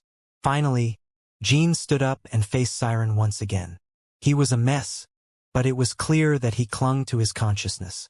Upon seeing him, Siren briefly showed a faint smile for the first time. It was nothing more than a fleeting smile, but everyone near him saw it clearly. The smile meant 1,000 things. The magical swordsman named Jean had just passed the final requirement to enter the Garden of Swords. And it was Siren himself who proclaimed it. Luna was so overwhelmed with emotion that she almost burst into tears, and even those who were not close to Jean felt relieved. Siren spoke with a dry voice after his smile faded. Take Jean Runcandle, the flag-bearer, to the healers. We will begin his formal initiation as a flag-bearer as soon as he regains consciousness. It was at the end of these words that Jean collapsed. Chapter 265. Embers. 2. Jean was having a nightmare. A black monster with tentacles was crushing his body. It slapped its tentacles against his face and wouldn't let go. The terrible sensation made Jean groan. Ugh! He managed to open his eyes and sit up. Jean soon discovered who had caused the nightmare. Meow meow. Murakan had pounced on him and was kneading his face with its paws. Why does this feel familiar? Let go of me. Come on. He gently pushed Murakan away and checked his body. Nothing seemed broken. The Runcandle healers were quite talented, but it was actually because he was one of the few who could regain consciousness without much trouble after receiving Siren's sword strike. Jean knew it very well. I became immensely strong, thanks to my brothers. Without the intensive training in La Ferosa, I wouldn't have even dreamed of taking that sword. He looked around. It was a familiar sight because this was the same room he had used as a cadet. He sensed movement. Are you awake, young master? It was Gilly. She had returned to the Garden of Swords just after Jean withstood Siren's strike and was now by his side, as she had always been during his cadet years. Gilly, it's been a long time, young master. Gilly gave him a warm smile. Finally, they were together again after being separated for a year and 2 months. Since leaving La Ferosa, Jean had only reunited with Misha and Murakan. I missed you. I missed you too. And you don't know how much your companions missed you as well, young master. Jean nodded and looked at Gilly's wrists. It wasn't there. The iron pin that had been placed to suppress his powers was no longer there. The Runcandle medical staff had removed it as soon as he returned to the clan. Gilly felt embarrassed and scratched the back of her neck when she caught his gaze. Thank you for everything, Gilly. It's nothing. All Runcandle caretakers go through that anyway. I had an easy life as the provisional flagbearer's caretaker thanks to you, young master. Gilly looked at Jean with solemn eyes. Then she kneeled down and bowed her head. Knight Gilly McLaurin pledges loyalty to the 12th flagbearer of the Runcandle clan, Sir Jean Runcandle, as his caretaker. It is an honor to serve you again, young master. That made Jean think of many things. In his past life, Gilly had been exiled with her powers sealed because of him. But now he had become a flagbearer and she was a caretaker of a flagbearer. An overwhelming emotion welled up within him. I won't let anyone ruin Gilly's life. Jean smiled after suppressing his emotions. The fact that you're my caretaker is a great honor for me too, Gilly. I feel uncomfortable, so please rise. Yes, young master. Puff. Murakan transformed into his human form and helped Gilly to her feet. I have no idea why our dear Strawberry Shortcake is so loyal to this kid. He's not even adorable. Dear Strawberry Shortcake, didn't you miss me, the great Murakan? Oh, what a disgrace. This can't be happening. The boy receives all the love there is. But I'm just a passing dragon. Is that it? Sir Murakan, don't be so hard on yourself. Of course, I missed you too. Then why are you so cold to me? But we were all together in Tychon until a week ago. So, what you're saying, Strawberry Shortcake, is that you didn't miss me as much because we've only been apart for a week. Is that what you're saying? That sums it up quite well. Murakan had nothing more to say. He also realized that being apart for a week wasn't a big problem to worry about. Murakan and Gilly still weren't dating. Murakan cleared his throat. But still, Jean interrupted. Hey, come on. She hasn't done anything. Stop bothering Strawberry Shortcake, no Gilly with those things. Besides, this isn't Tychon, okay? Don't transform like that. You can't do that here. You should be Butterfly Runcandle, like in my cadet days. What are you talking about, brat? Everyone knows I'm your guardian dragon. Are you saying I should hide my identity and live as a cat? Actually, yes. Anyway, Gilly, how long have I been unconscious? About 3 hours, young master. Okay, 3 hours. What? Jean jumped to his feet and looked outside. It was around noon when they had taken formations for Siren. The afternoon sun still shone in the Garden of Swords. Had he regained consciousness from that wound in just 3 hours? Jean remembered what Boris, the 5th Battle King, said last year while training in La Ferosa. He's a vampire. That's what he is. He's sucking blood cubes from the sister of the battle god. My goodness. Jean received blood transfusions from Vaughn, the battle goddess, this time as well, not just once, but twice.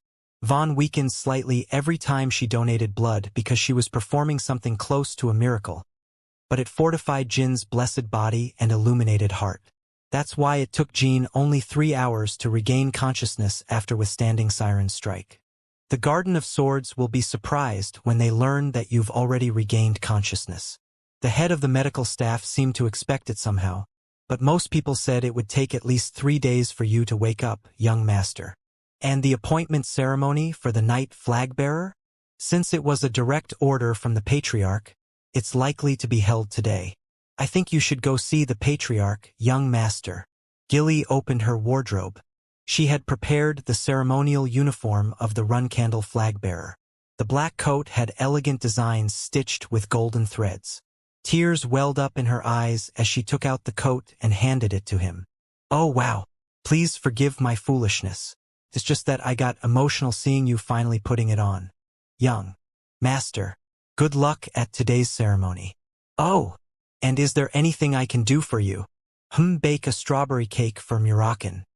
He's been singing songs about how much he wanted one all the way here.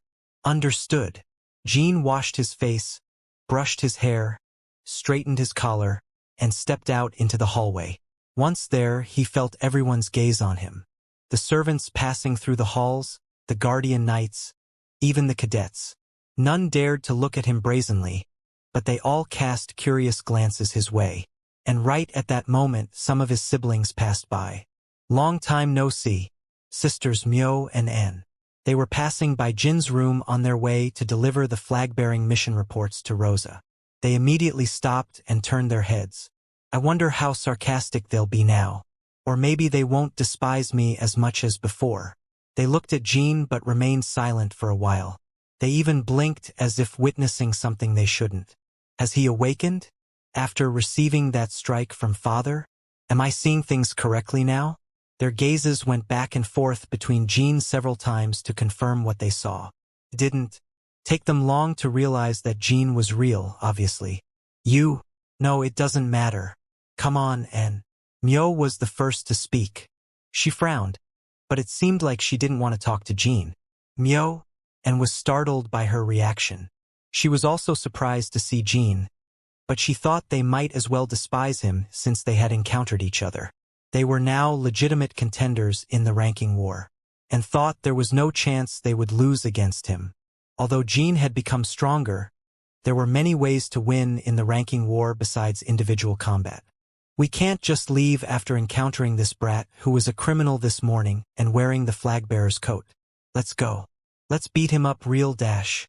I said we're leaving. Young Master Jean, someone roared right after Myo spoke. The voice carried a welcoming tone with notes of mockery and strong shades of flattery. That mysteriously complex voice could only belong to Emma Nieltro, the caretaker of the Tana twins. Beside her were the Tana twins, their mouths agape with expressions of astonishment on their faces. They too were taken aback by Jin's recovery. We heard from the servants that you had awakened, young master. We came as soon as we found out. How have you been, young master? I'm so glad to see you safe and, well, what am I saying? I suppose I should start addressing you as the 12th flag-bearer, no longer as young master, right? She showed a very servile and sly attitude, rubbing her hands greedily and constantly bowing while speaking. Oh, my! Emma Nieltro, have you gone crazy? How dare you interrupt the conversation of the flag-bearers without being called? Who said you could act like that? And said with disdain in her voice. Oh, I apologize, young lady Anne. In any case, 12th flag-bearer Jean, you've become a great person. I always knew you would become an esteemed figure. Emma didn't hesitate for a second, young master. After saying that, Emma nudged the Tana twins from the sides. She was signaling them to greet Jean. Jean, I'm glad to see you. How have you been? How are you? You withstood father's sword strike. You have no idea how shocked everyone was. Isn't that right, Haitona? Absolutely, Daytona. It was amazing, right? Seeing the Tana twins babble with exaggerated movements made Jean chuckle. On the other hand, Emma's keen judgment sent shivers down his spine. Emma seems to believe that someday I'll become the patriarch. Even if that doesn't happen, I bet she'd love to believe it since the Tana twins have no one else to rely on. Her plan must be to improve the future of the Tana twins by ensnaring me. She used to blatantly observe Jean at Stormcastle, and he had warned her about her behavior. Back then, Emma used to desperately hope that Jean would lag behind the Tana twins, even when showering him with constant praise. She intended to order the Tana twins to crush Jean or recruit him as their subordinate if Jean ever fell behind the Tana twins. But now it was different. Emma had accepted the fact that the Tana twins never had a chance at the patriarchate. Therefore, she began seeking people who could help them survive the ranking war. The talented purebloods didn't care about the Tana twins, while Myo and tormented them daily. Every day was a series of frustrations for Emma. But Jean returned to them as a shining star with undeniable strength. Seems like that Fox Myo is somewhat smarter than the idiot N. She knows she can't mess with young Master Jean anymore. Haha. Bitches. How does it feel to be humiliated by me, thanks to young Master Jean?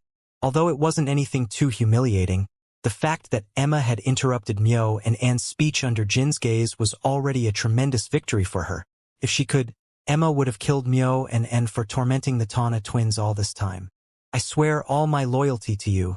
So help me and cooperate, young Master Jean. And of course, Jean had already read Emma's mind. Well, I'll give you points for being the first one from the Garden of Swords to approach me and try to align with me. I'll help you with your little revenge, Emma. Besides, I'll have many uses for the Tana twins anyway. Jean had to hold back his laughter. Have you all gone crazy? Hey you, Emma. Who do you think you are? Didn't I just ask you a question? I asked, who said you? My dear sister, and you're being harsh.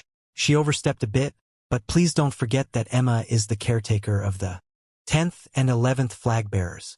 She has served the clan for a long time. There are many eyes watching us right now, so I don't think you should scold her that much.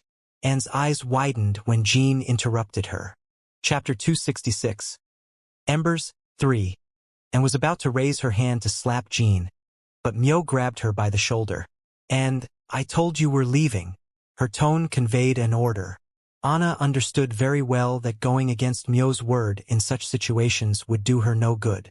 The two seemed so close that they ignored the ranks between them, but the chain of command was quite clear between the two. Tisk! Anna quickly stepped back. Myo seems to be smarter than I expected.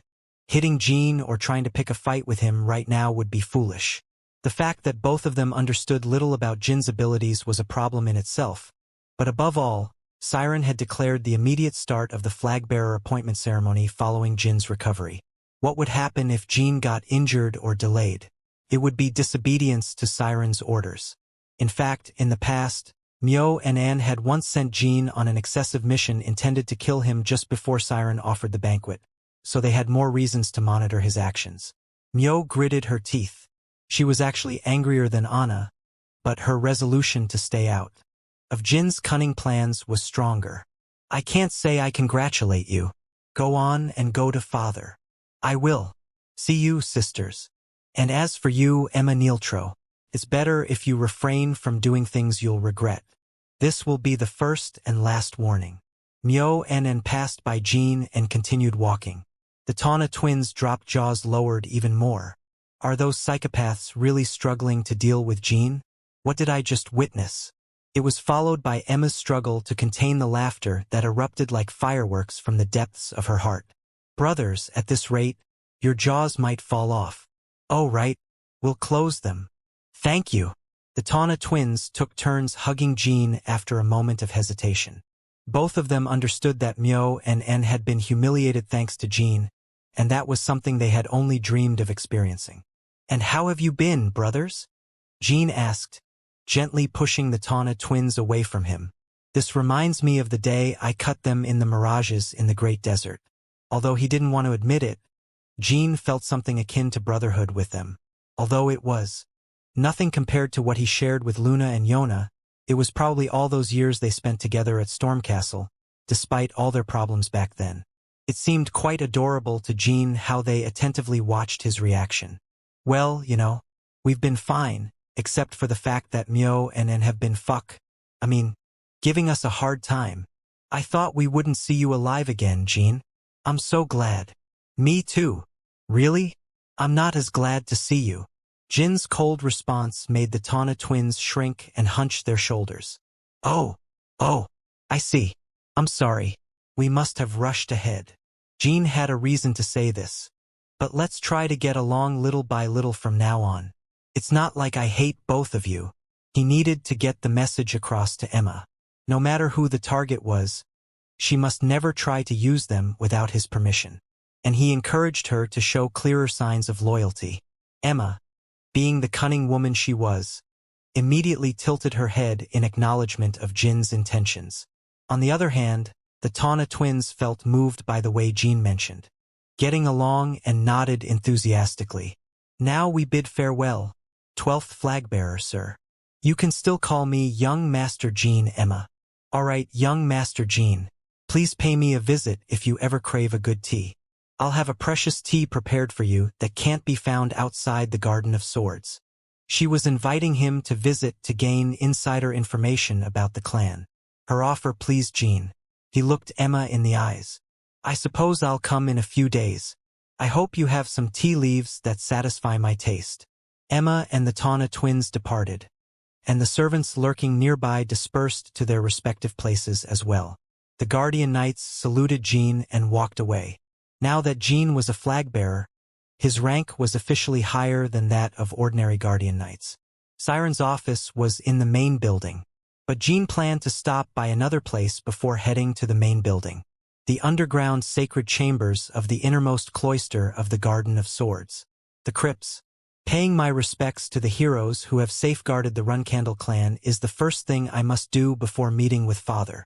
Of course, he truly believed in this, but there were two main reasons why he decided to descend to the crypts first. Firstly, Siren didn't order him to go directly to him. Secondly, not a single person among his siblings had gone down to the crypts right after completing their lives as provisional flag-bearers. The second reason was the key point. The mere fact that I'm heading to the crypts before anything else could make some elders favorably disposed towards me. Many of the elders considered ceremonial conduct of utmost importance and were sensitive to history and tradition. For now, the Garden of Swords was the bastion of Jin's enemies. To defeat Joshua in the throne, Jean needed friendly forces, and many of them. This simple action could please some of the elders. Therefore, there was no reason not to visit the crypts. I didn't have access to the crypts as a cadet, but now things had changed.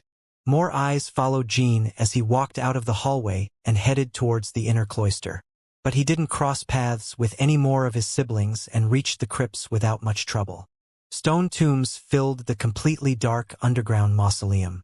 That reminds me, out of all these tombs, Timar's isn't here. A pact.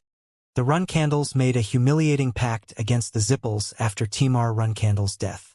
The demands were simple. Never venerate the ancestors of sword-wielding magicians and never wield magic again. That's why the Zipples always told Jean how he had broken the pact. I've seen them keep talking about breaking the pact, but the Zipples still haven't done anything to the Runcandles even after my story was revealed to the world. What that implied was clear. They felt uncomfortable striking the Runcandles, and there was only one reason behind it. Siren Runcandle. The presence of the Soul Knight of Genesis, or Divine Star Knight, in the world. Without him, the Zipples would never fear waging a war against the Runcandles. In other words, as long as Siren was present, the Zipples would probably maintain their current attitude. I was quite worried that they might immediately initiate a large-scale war. But now, it's clear. There won't be any full-blown war soon. With these thoughts in mind, he was paying his respects to the stone tombs. Then he felt movement outside the crypts. Someone had just entered the crypts. "Hello, Father." It was Siren. He had been sitting in his office, but when he felt Jean regain consciousness, he also descended to the crypts to speak with his son. Outside the crypts, the flagbearers and guardian knights were already preparing the appointment ceremony by order of Siren. What a disappointment. That was the first thing Siren said. Disappointment. Jean had heard this word countless times in his past life, but this was the first time he heard it in his current life. But Siren didn't seem to want to reprimand Jean. It was the kind of light-hearted joke that any father and son would exchange. Thanks to the light-hearted tone, Jean felt relieved and managed to respond. "Is it because I woke up too late? What I gave you before was your last chance to prove your worth to everyone. You should have used everything you had to create a better result." But what Siren said wasn't necessarily true. After Jean withstood the sword strike, reflecting all of Siren's mastery as a swordsman, everyone in the Garden of Swords was impressed beyond their expectations. However, Siren thought it wasn't enough. To be precise, it wasn't Jin's training or growth that he was reproaching, since he himself wasn't superior to Jean in his own 19 years. "Do you think I should have used shadow energy?" Jean hadn't used a single trace of shadow energy when receiving Siren's attack. He only used his aura and the energy of the legend's lightning. If he had used shadow energy, the results would have been very different. Of course, he would still fall short of stopping and launching a counterattack against Siren's movement, but he certainly wouldn't have fainted because of it. So, what was the reason he refrained from using shadow energy? Jean simply didn't want to show all his cards to his enemies from the start. Right now, except for Luna, everyone is my enemy. Those enemies knew that Jean was the contractor of Solderet and a magical swordsman wielding tremendous power beyond his age. But they didn't know exactly how strong Jean really was. And as in most battles, one gained more advantage with every card the enemy didn't know. That's why my father's opinion is that I should have also used the power of shadows, so I could have impressed them with a more dominant display. Siren didn't answer. He merely kept his eyes closed in front of the stone tombs. A long silence followed. Jean didn't find the silence uncomfortable. He only found it interesting that his father didn't reprimand him or give him orders. Instead, he gave him his opinion. That's how much his father respected his decision as well. "My dear youngest son." "Yes, father?" "Appointing you as a flag-bearer is a great loss for the Runcandles." Jean tilted his head instead of responding. "I will watch to see if you can make up for that loss." "I will keep that in mind," Jean said. "As for me," Siren spoke as he turned around, "there isn't much time left. The knighthood appointment ceremony will begin in an hour, so be present by then." Siren exited the crypts before Jean could say anything. He could only think of one thing as he watched his father walk away. Doesn't father have much time left? What does that mean? Is it an illness? Those things couldn't harm the body of a divine star knight. Old age? That didn't make sense for Siren at this moment. His mind went blank. It wasn't a passing phrase. But since Siren didn't seem to want to discuss it in detail, it meant Jean couldn't inquire further about it. Although Jean didn't know the reason why Siren didn't have much time left, he knew what his father had meant. To become patriarch before my father's time runs out. And he also told me that he wouldn't give me any more chances or direct help. His father's back as he left the crypt seemed lonely for some reason. It was the first time Jean felt something like that for Siren, something that not even his siblings had felt yet. The only ones who had felt something like that for Siren were the previous generation of Black Knights who fought alongside him, and Rosa in her youth. Jean clarified many of his thoughts while in the crypts. Before leaving, he created embers with mana and lit the candles inside the crypts. Then he headed to the Gallery of Flagbearers. Chapter 267. Flagbearer Ceremony. The Gallery of Flagbearers was located in a huge corridor situated at the corner of the Garden of Swords. It was the longest building owned by the Runcandles. Its 2 walls were filled with the names of all the Runcandle flagbearers in history. Any flagbearer who had achieved particularly notable accomplishments was honored with a portrait. Jean walked through the gallery, slowly reading the names on the wall. Somehow it made him smile. Surprisingly, he could remember most of the flagbearers from the past 1,000 years. I lost count of all the books about flagbearers I read in my past life. Now, his own name would be engraved at the end of the long list of names that stretched like the Milky Way. Trud, trud. He could feel a tremendous force as he approached the other end of the gallery. It was the force emanating from Siren, Rosa, the 11 flagbearers, and 100 knights. Jean felt excited like a little child, at least for that moment. He had been the only pure-blooded Runcandle in the clan's 1,000-year history to fail in his attempt to become a clan flagbearer. On top of that, the clan denied him everything and exiled him, erasing all his records. But now he walked proudly through this hallway. It took him a total of 47 years. 28 years of his past life and 19 years of his current life. Tears almost welled up in his eyes. The fact that he had finally reached the place where he belonged, only after a lifelong journey, made him tremble with ecstasy. Jean composed himself, maintaining a serene expression and breathing as he reached the end of the gallery. Siren and Rosa stood in the center of the gallery's end, while 11 of his siblings stood before them in their ceremonial uniforms. 100 knights stood in a circle. Jean could also see the clan scribes and painters scrutinizing the scene with serious faces. Rosa spoke first. 12th flagbearer Jean Runcandle. Step forward. She wore a slight smile of pride, but Jean knew very well that her smile wasn't genuine. Mother is the greatest enemy of all. Right in front of her was his elder brother, Joshua Runcandle. Rosa was the foundation of all his power. Suddenly, Jean felt curious. How much does Mother know? The fact that Joshua had attempted to curse him, that he kept trying to steal his contract, that he had a person called the Seer who wielded mysterious and dark powers capable of even creating copies of Joshua. Could Rosa Runcandle really be unaware of such things? Mother is not so naive at all. Perhaps the 2 days of sadness after I was exiled from the clan could have been her fault for the curse. Rosa wouldn't only be aware of Joshua's actions. She might well have been the mastermind behind some of them. It was despicable and repugnant. But if Rosa was indeed behind the curse, then it would only mean that she considered it the best path for the Runcandle clan. That's how this terrible clan operated. Each member only did what benefited the clan, in their own way. There was no room for petty feelings like affection for relatives in their course of action. Even if such actions involved commissioning a curse to harm a baby, or things much more horrible than that. If it was done for the benefit of the clan and it achieved its effect, no issues were raised. I fought even more desperately because of Mother and Joshua's decisions. So I would say, you did well, Mother. Things would have been different if Jean hadn't witnessed the delusion of the blade when he arrived at his cradle. Jean wouldn't be as strong as he was now. Revenge and contempt sometimes served as one of the greatest motivators in life. Although this was something Jean was still unaware of, Rosa still saw Jean as the next patriarch to succeed Joshua. This decision was also part of Rosa's plans for the Runcandle clan. Of course, you and Joshua will have to pay for what you did since I've returned, Mother.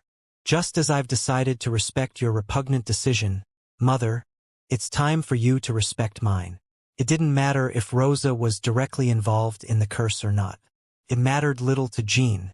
In any case, he would never give up on placing Joshua on the patriarch's throne. Jean returned the smile to Rosa. He took a step forward and stood before her in siren.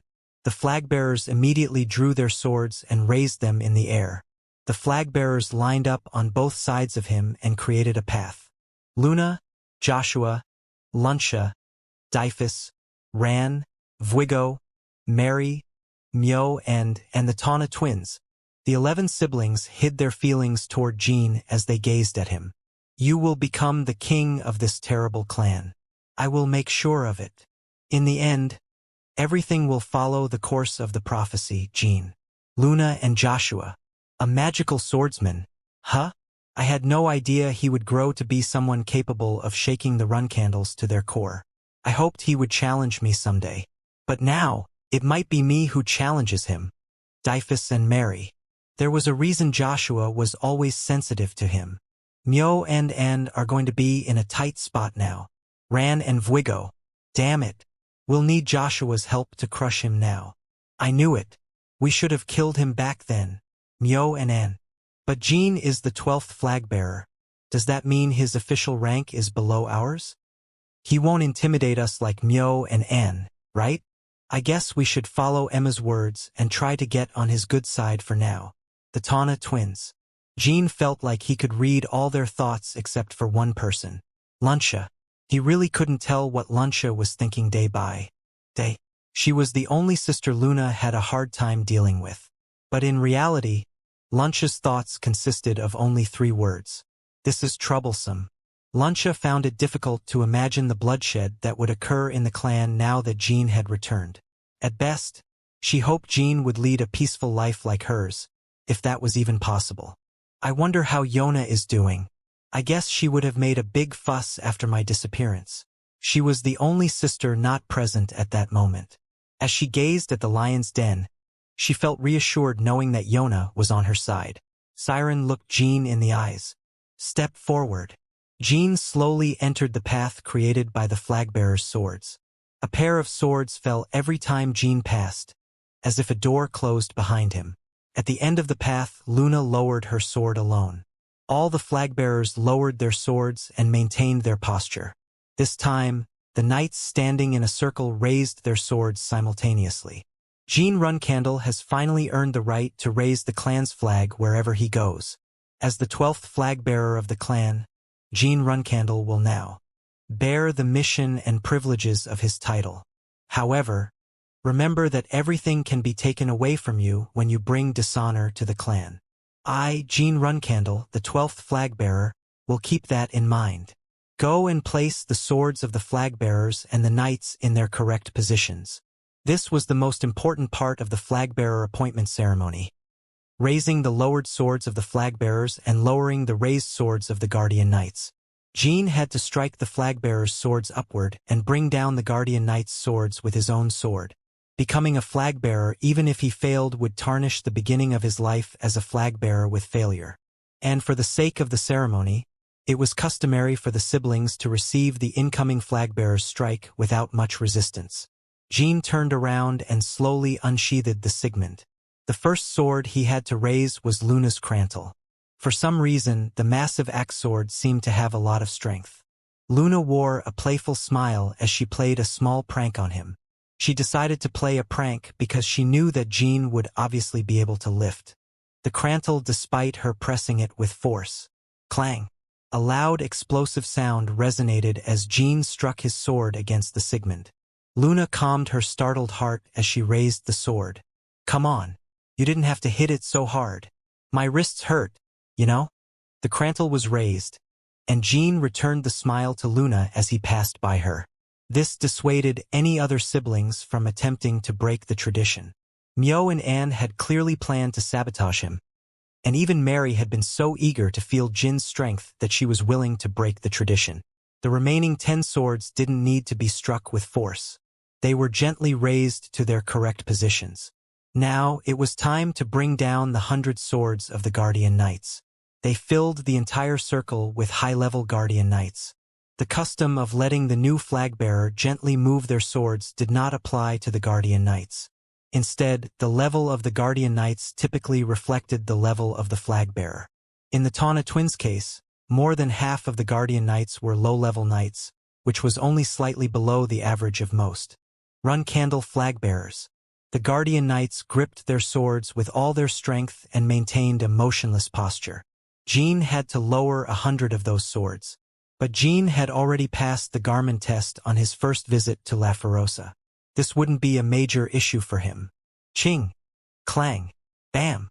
Each strike of Jin's sword embedded the Guardian Knights' swords into the ground. The Guardian Knights received the strikes without much surprise on their faces. I guess they're not surprised anymore.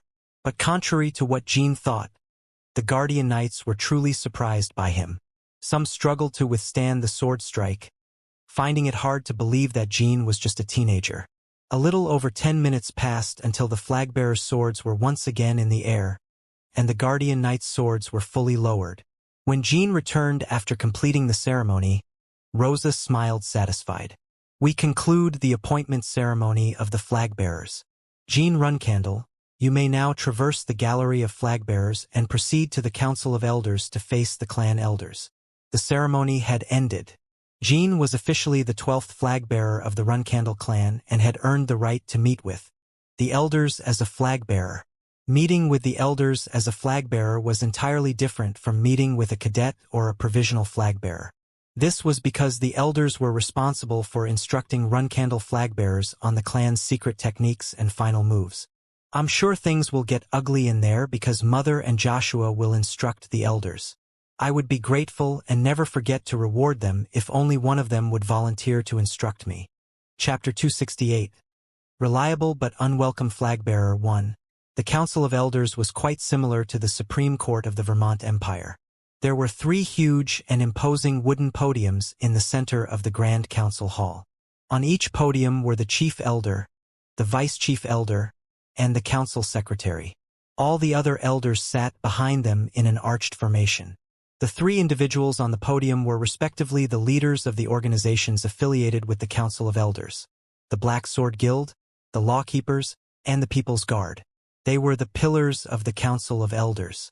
The Lawkeepers and the People's Guard were literally responsible for ensuring compliance with the Runcandle clan's rules and the protection of the people of Huffister.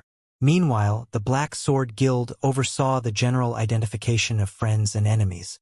They were the ones in charge of deciding whom to execute or assist, and they made decisions regarding the method of execution. The Council of Elders held a great deal of power within the clan, and the Black Sword Guild held the greatest power among them all. Once they decided to kill someone within Huffister, an innocent person could become an enemy of the state overnight, and even clan collaborators could turn into traitors. These old souls could eliminate anyone in Huffister, whether they were commoners or nobles. Of course, despite their unquestionable authority, there were systems in place to keep them in check. The Patriarch and his partner, along with the 12 flag-bearers, could exercise control over their actions. Specifically, the Patriarch's order was absolute. This meant that even if the guild ordered someone's execution, the Patriarch could veto the decision and have the name immediately removed from the list of condemned. That's how Jin's name was taken off the Runcandle clan's hit list. Jean Runcandle? Yes. Chief Elder? 19 years old this year. Your name was listed on the Runcandle death order on January 1, 1798. And on February 9, 1799, today around noon, your name was removed from the list. The Chief Elder and Master of the Black Sword Guild, Jordan Runcandle, raised his eyebrows as if greatly displeased by this. His voice was frail and shaky, far from what one would imagine from a Runcandle. It was accompanied by a thin white beard under his chin, making it impossible to take him seriously. He doesn't seem like much, but this cousin of my father is a remarkable self-made man. He survived competing for the patriarchate against my father and still managed to gain some power. The race for power within the Runcandle clan mainly occurred among the patriarch's sons, who were the flag-bearers. But in some special cases where the successor eliminated all the other flag-bearers too early or there were particularly notable figures in the patriarch's cousins' families, things worked somewhat differently. In Jordan's case, both scenarios applied to him. He showed his potential in his youth and competed in the ranking war against Siren as a second-tier flag-bearer. Of course, the difference between Jordan and Siren was like comparing a sparrow to a phoenix. But if he had faced any ordinary pureblood who wasn't Siren, most would have believed that Jordan was the phoenix. He could have become the patriarch if not for Siren. How do you feel? I feel fine, Chief Elder. Sure. I'm sure this must be a pleasant occasion for you. But for me, this was quite an unpleasant experience. A wanted criminal voluntarily returns, only to become a flag-bearer. Jordan unabashedly revealed his disagreement with Siren's decision. The whole clan knows Uncle Jordan's feeling of fear and inferiority in front of my father and his peculiar character born out of that issue. But I never knew he could be so audacious. It was obvious why he was so disgusted. Not only was he the highest authority in the Council of Elders, but also no elder would dare report him to Siren for such a trivial matter. Moreover, Jordan was a powerful ally of Rosa. The elders were all old and didn't have much in their favor, so there was no reason for common elders to go against him. Please calm down, Chief Elder. I, too, am quite displeased that a magic swordsman has become a Runcandle flag-bearer, but he surely deserves a welcome, if only for today. The vice-chief of the lawkeepers, Lynn Milcano, spoke softly. The former matriarch of the Milcano clan was also an ally of Rosa. This meant that the Black Sword Guild and the lawkeepers, two pillars of the Council of Elders, were already fully supportive of Joshua. The council secretary master of the People's Guard Telrod Runcandle simply looked at Jean without speaking. Yes, you're right, Vice-Chief Elder. We were supposed to celebrate the birth of the 12th flag-bearer of the clan. Yes, congratulations. Jean Runcandle. After saying those words, Jordan waved his hands insincerely. He was shooing Jean away. I expected this, but it surpasses my expectations. And to think they don't even mention the final moves. Normally, the elders would congratulate the new flag-bearers and give them instructions on the final and secret moves during their first visit to the council. But with Jordan blatantly showing his disagreement, none of the elders could offer to do so. Anyway, who cared? In the first place, Jean never expected much from them. But Jean noticed a single elder who was watching everything with a deeply furrowed brow. Jed Runcandle. He was Jin's uncle who had instructed him in his cadet days. It seemed that he would tear Jordan apart right now if he could. But obviously, he had to deal with his frustrations because he couldn't say a word. It was no wonder he felt that way. Seeing the boy he had mentored being ignored was no different from his own efforts being ignored. He should give Uncle Jed a small gift. Jean met Jordan with a simple look. Thank you for your congratulations, Chief Elder. Sure. You can leave now. I didn't know you were still there. I wouldn't have survived if it weren't for you, Chief Elder. Jin's words had an immediate impact. Jordan's eyes turned bloodshot. Bam! Jordan pounded the podium with his fist and stared at Jean. What did you just say? His anger stemmed from the same reason that caused frustration in Jed. That little boy who had just been appointed as a flag-bearer had mocked him. I wouldn't have survived if it weren't for you, Chief Elder. Jin's words had an immediate impact. Jordan's eyes turned bloodshot. Bam! Jordan pounded the podium with his fist and stared at Jean. What did you just say? His anger stemmed from the same reason that caused frustration in Jed. That little boy who had just been appointed as a flag-bearer had mocked him. I understand that you were also quite harsh with him, Chief Elder. In any case, it seems no one wants to teach him the final moves, so I volunteer to teach the 12th flag-bearer the clan's final moves before I become too old and weak to do so. Very well, as you wish. But Elder Jed, I hope you haven't forgotten. There are quite a few final and secret moves that you cannot transmit without the majority vote of the Council of Elders. Veins bulged on Jed's forehead. He was a common elder who was rather obstinate and temperamental. On the other hand, Jordan and Lin were the chief and vice-chief elders who led the rest of the common elders. It was obvious whose opinion the elders would follow. But Jed did not show his embarrassment and replied, "I'm not foolish. Of course, I remember the law. If everyone does not agree with my opinion, I will only teach him what I am allowed to. Then let's put it to a vote here and now. Elders in favor of instructing the 12th flag-bearer in the final moves, raise your hand." Jordan shouted, to which the entire council fell into complete silence. "Come on, old bags of bones. I know you're all afraid of Jordan, but seriously? Not a single person. What has Jean done? In fact, Jean should be congratulated for standing up against the chief elder like a run candle." Not a single person raised their hand. Even the one person Jed trusted, the master of the People's Guard, Telrod Runcandle, was busy avoiding Jed's gaze. "Oh well, the result is as you can see.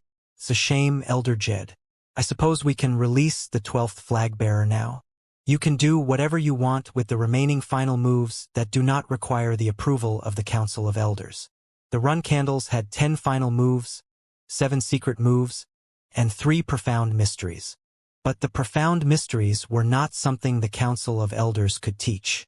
Aside from those, 8 of the final moves and 5 of the secret moves required the majority vote of the Council of Elders to be transmitted. Therefore, only the final moves and the secret moves that the Elders deemed low-level could be transmitted to Jean. Jed nodded, trying to suppress his frustration. "I'm sorry, Jean." That's what Jed thought to himself. But Jean felt he had gained more than he had expected from the meeting with the Elders. Anyway, some of the final moves derived from the Battle God's combat technique and the Sword of Legends. Besides, I don't have an urgent need to improve my skills at the moment. On the other hand, the discovery of a friendly force in the form of Jed Runcandle was quite a gain. He thought it would be quite troublesome to persuade the Council of Elders if even his Uncle Jed had been on Joshua's side. "I can always deal with Uncle Jordan in due time. Actually, the master of the lawkeepers, Lin Milcano, seems to be the toughest one. I wonder what this old lady's weakness is." The Milcano clan. It so happened that Jean knew someone from that clan. Chapter 269. Reliable but unwelcome flag-bearer 2. As Jean left, the Elder Council disbanded as well. Jed followed him and nudged him in the side. "Uncle Jed, I apologize for not being able to greet you earlier due to the circumstances. That's not the first thing you need to tell me. I was wondering how the hell you completed that Mamit mission in your intermediate class days. And to think it had been through magic. When did you learn all that magic then?" "Oh, it must have been Lord Murakan, I suppose. I had no other choice if I wanted to survive. I apologize." "Oh, it's not cheeky of you to say so." If only Jed could open his young nephew's head and see how he was wired. "Jean." "Yes, Uncle? I rushed ahead because your actions were quite refreshing, but Chief Elder Jordan is a tougher man to deal with than you think. He may seem like a petty old man full of ego, but he's actually a strong figure with a lot of cunning as well." "Yes, I'm aware. I assumed so since he survived his rank war against my father. Well, I guess it should be said that your father let him be, actually. But why would a boy aware of his character bark like a rabid dog?" "I simply stayed true to your teachings, Uncle." "What did you say? Wasn't it you who told me to fight and strive every day when I was in the intermediate class? I've stayed true to those words my whole life, and my provocation against the Chief Elder was an extension of that effort." Jed couldn't speak for some time. He, too, seemed to have had gall the size of a house in his cadet days. But look at this crazy little brat. Not even the patriarch was like him in his youth. Just like in the days of the intermediate class, Jean instantly captivated Jed. "Everything in moderation. If you keep this up, you might die before even getting to use the final movements in a real battle. I'll teach you the movements soon, so wait for my call." "Thank you, Uncle. I won't forget what you've done for me today. But I'm willing to forget you completely if I see you straying from the path." He said it in earnest. He knew it. Anyone who shows me favor always seems to regard me as a villain as well. A villain, or possibly the prodigal son who returned. That's exactly what the people of the Runcandle clan saw in Jean. Siren and Luna were the only two people who welcomed Jean wholeheartedly, but Siren never showed it, and Luna still couldn't openly show her favor towards Jean. Emma was also one of those who welcomed Jean, but her motive was to use Jean to ensure the safety of the Tana and her own. Jean didn't really sit well with her. Discrimination and prejudice. Jean had already mastered fighting against those things in his previous life. At least in this life, there was a reason people treated him like a villain. It was more or less acceptable. After bidding farewell to Jed, Jean was about to head back to his room where Gilly and Murakan were waiting for him. Young Master Jean, a middle-aged man with neatly combed back hair, approached him and bowed his head. Jean inspected his clothes for a moment and returned the greeting.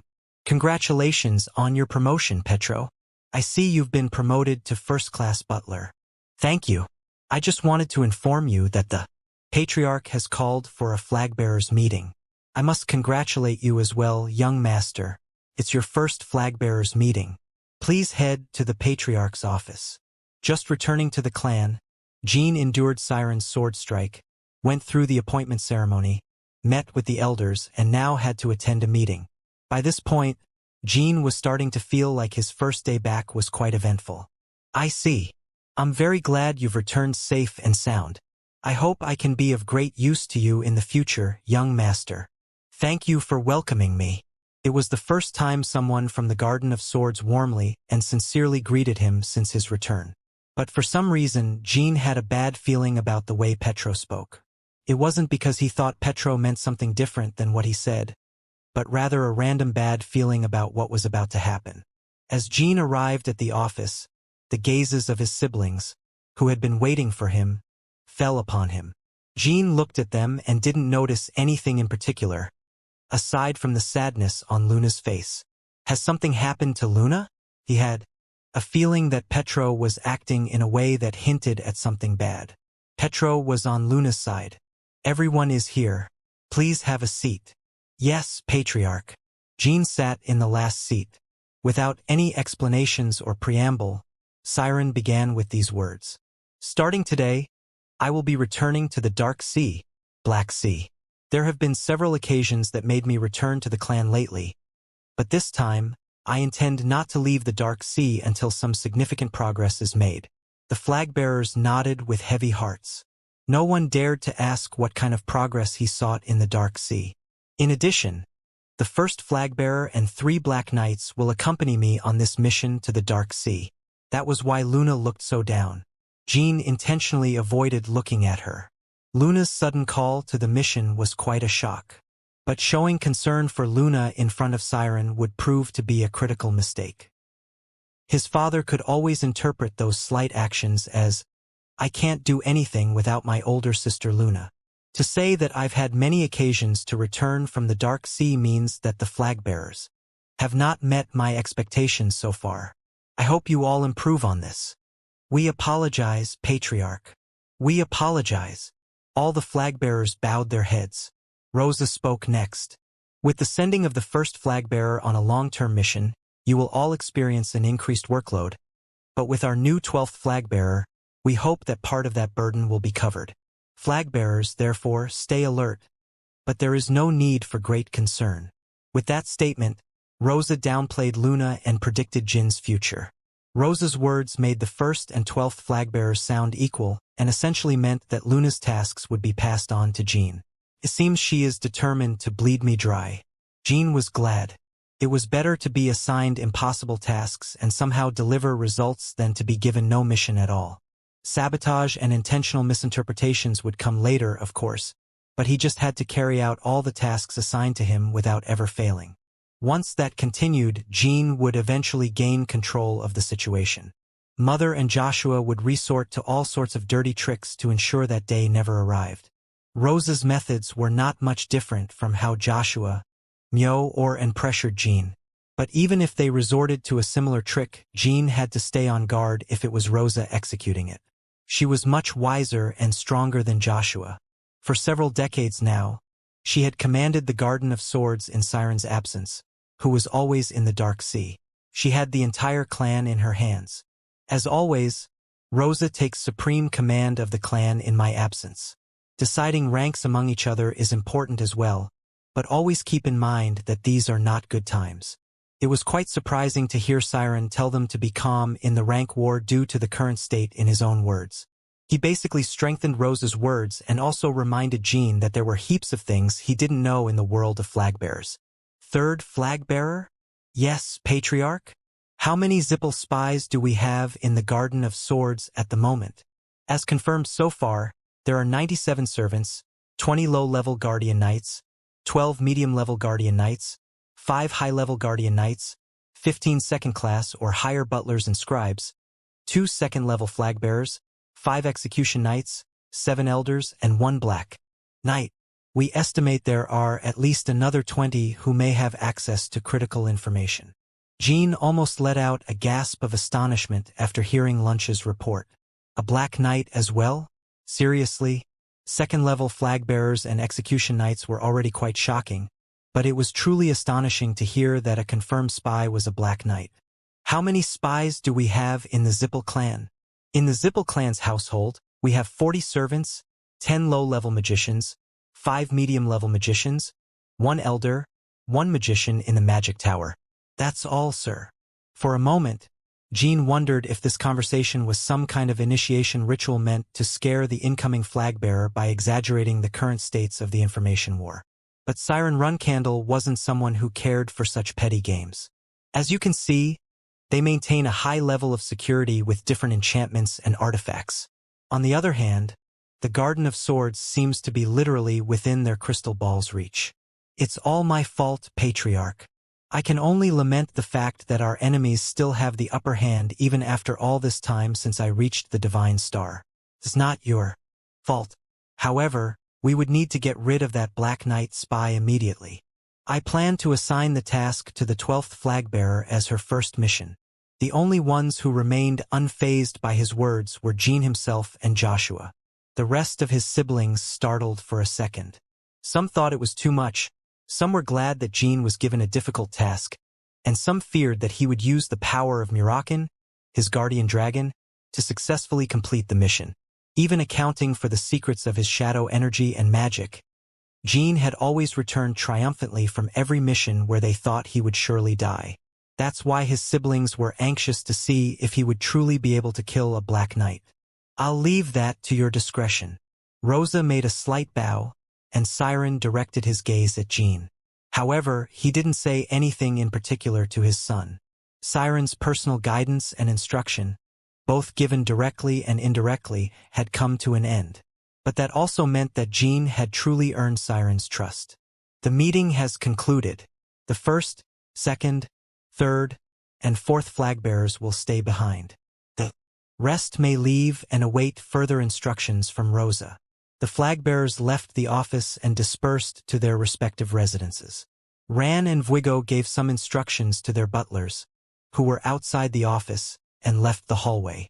Mio and didn't forget to flash a disturbing smile at Jean before disappearing. The Tana twins seemed to want to strike up a conversation with Jean but stood still and left because they couldn't think of what to say. Jean chuckled as he watched the Tana twins walk away. The last of his siblings gave him a strong tap on the shoulder. Hey, look at you, brat. You've come back after remarkable growth. I'm so glad. Hello, Sister Mary. I was super anxious as soon as I saw you. I thought all my hair would fall out from stress. Let's go. It's time for me to receive my reward for that phoenix heart. I thought I needed something too to clear my head from all these thoughts. Shall we grab a drink and share some long overdue stories? Mary immediately frowned. What the hell are you talking about? Do you think I've been waiting all these years just to drink with you? Come and follow me. Let's spar. Jean looked at her and gave her a smile. I'll have to say no, Mary. Chapter 270, Brother and Sister 1, glug, glug, glug. The famous Mila liquor filled the glass, but Mary looked dazed, as if her soul had been sucked out. She appeared desolate. In fact, the mental shock she was going through was as terrible as heartbreak. No, this can't be true. Do you have any idea how long I've waited? How could he reject me like this and leave? Does this make any sense? How am I supposed to accept this? Don't bother. Dyphus, who was sitting across from her, simply shrugged. Mary immediately glared at him. Look, dear brother Dyphus, it seems like you think this is all very easy because it's not your problem. But you see, the amount of shock I'm going through right now is indescribable. Okay? The two had been drinking in Mary's room since the flag-bearers' meeting ended. Is it something to be so shocked about? The really shocking thing is that Father declared his return to the Dark Sea as soon as he arrived. Imagine how the martial arts clans of Huffister will complain again. They have been longing for his return. The flag-bearers will be busy for some time as we'll have to console them. As Dyphus said, the clans under Runcandle's control, especially the smaller ones, had been eagerly awaiting Siren's return. It was because of the Zippel clan. Since the incident in the Holy Kingdom, the Cold War between Runcandle and Zippel had intensified and was reaching a turning point. Things were going better here in Kalen, where the Garden of Swords was located, or in other places with considerable forces, but the smaller factions and clans were suffocating under the pressures exerted on them by the Cold War. They call it a Cold War, but it's not really.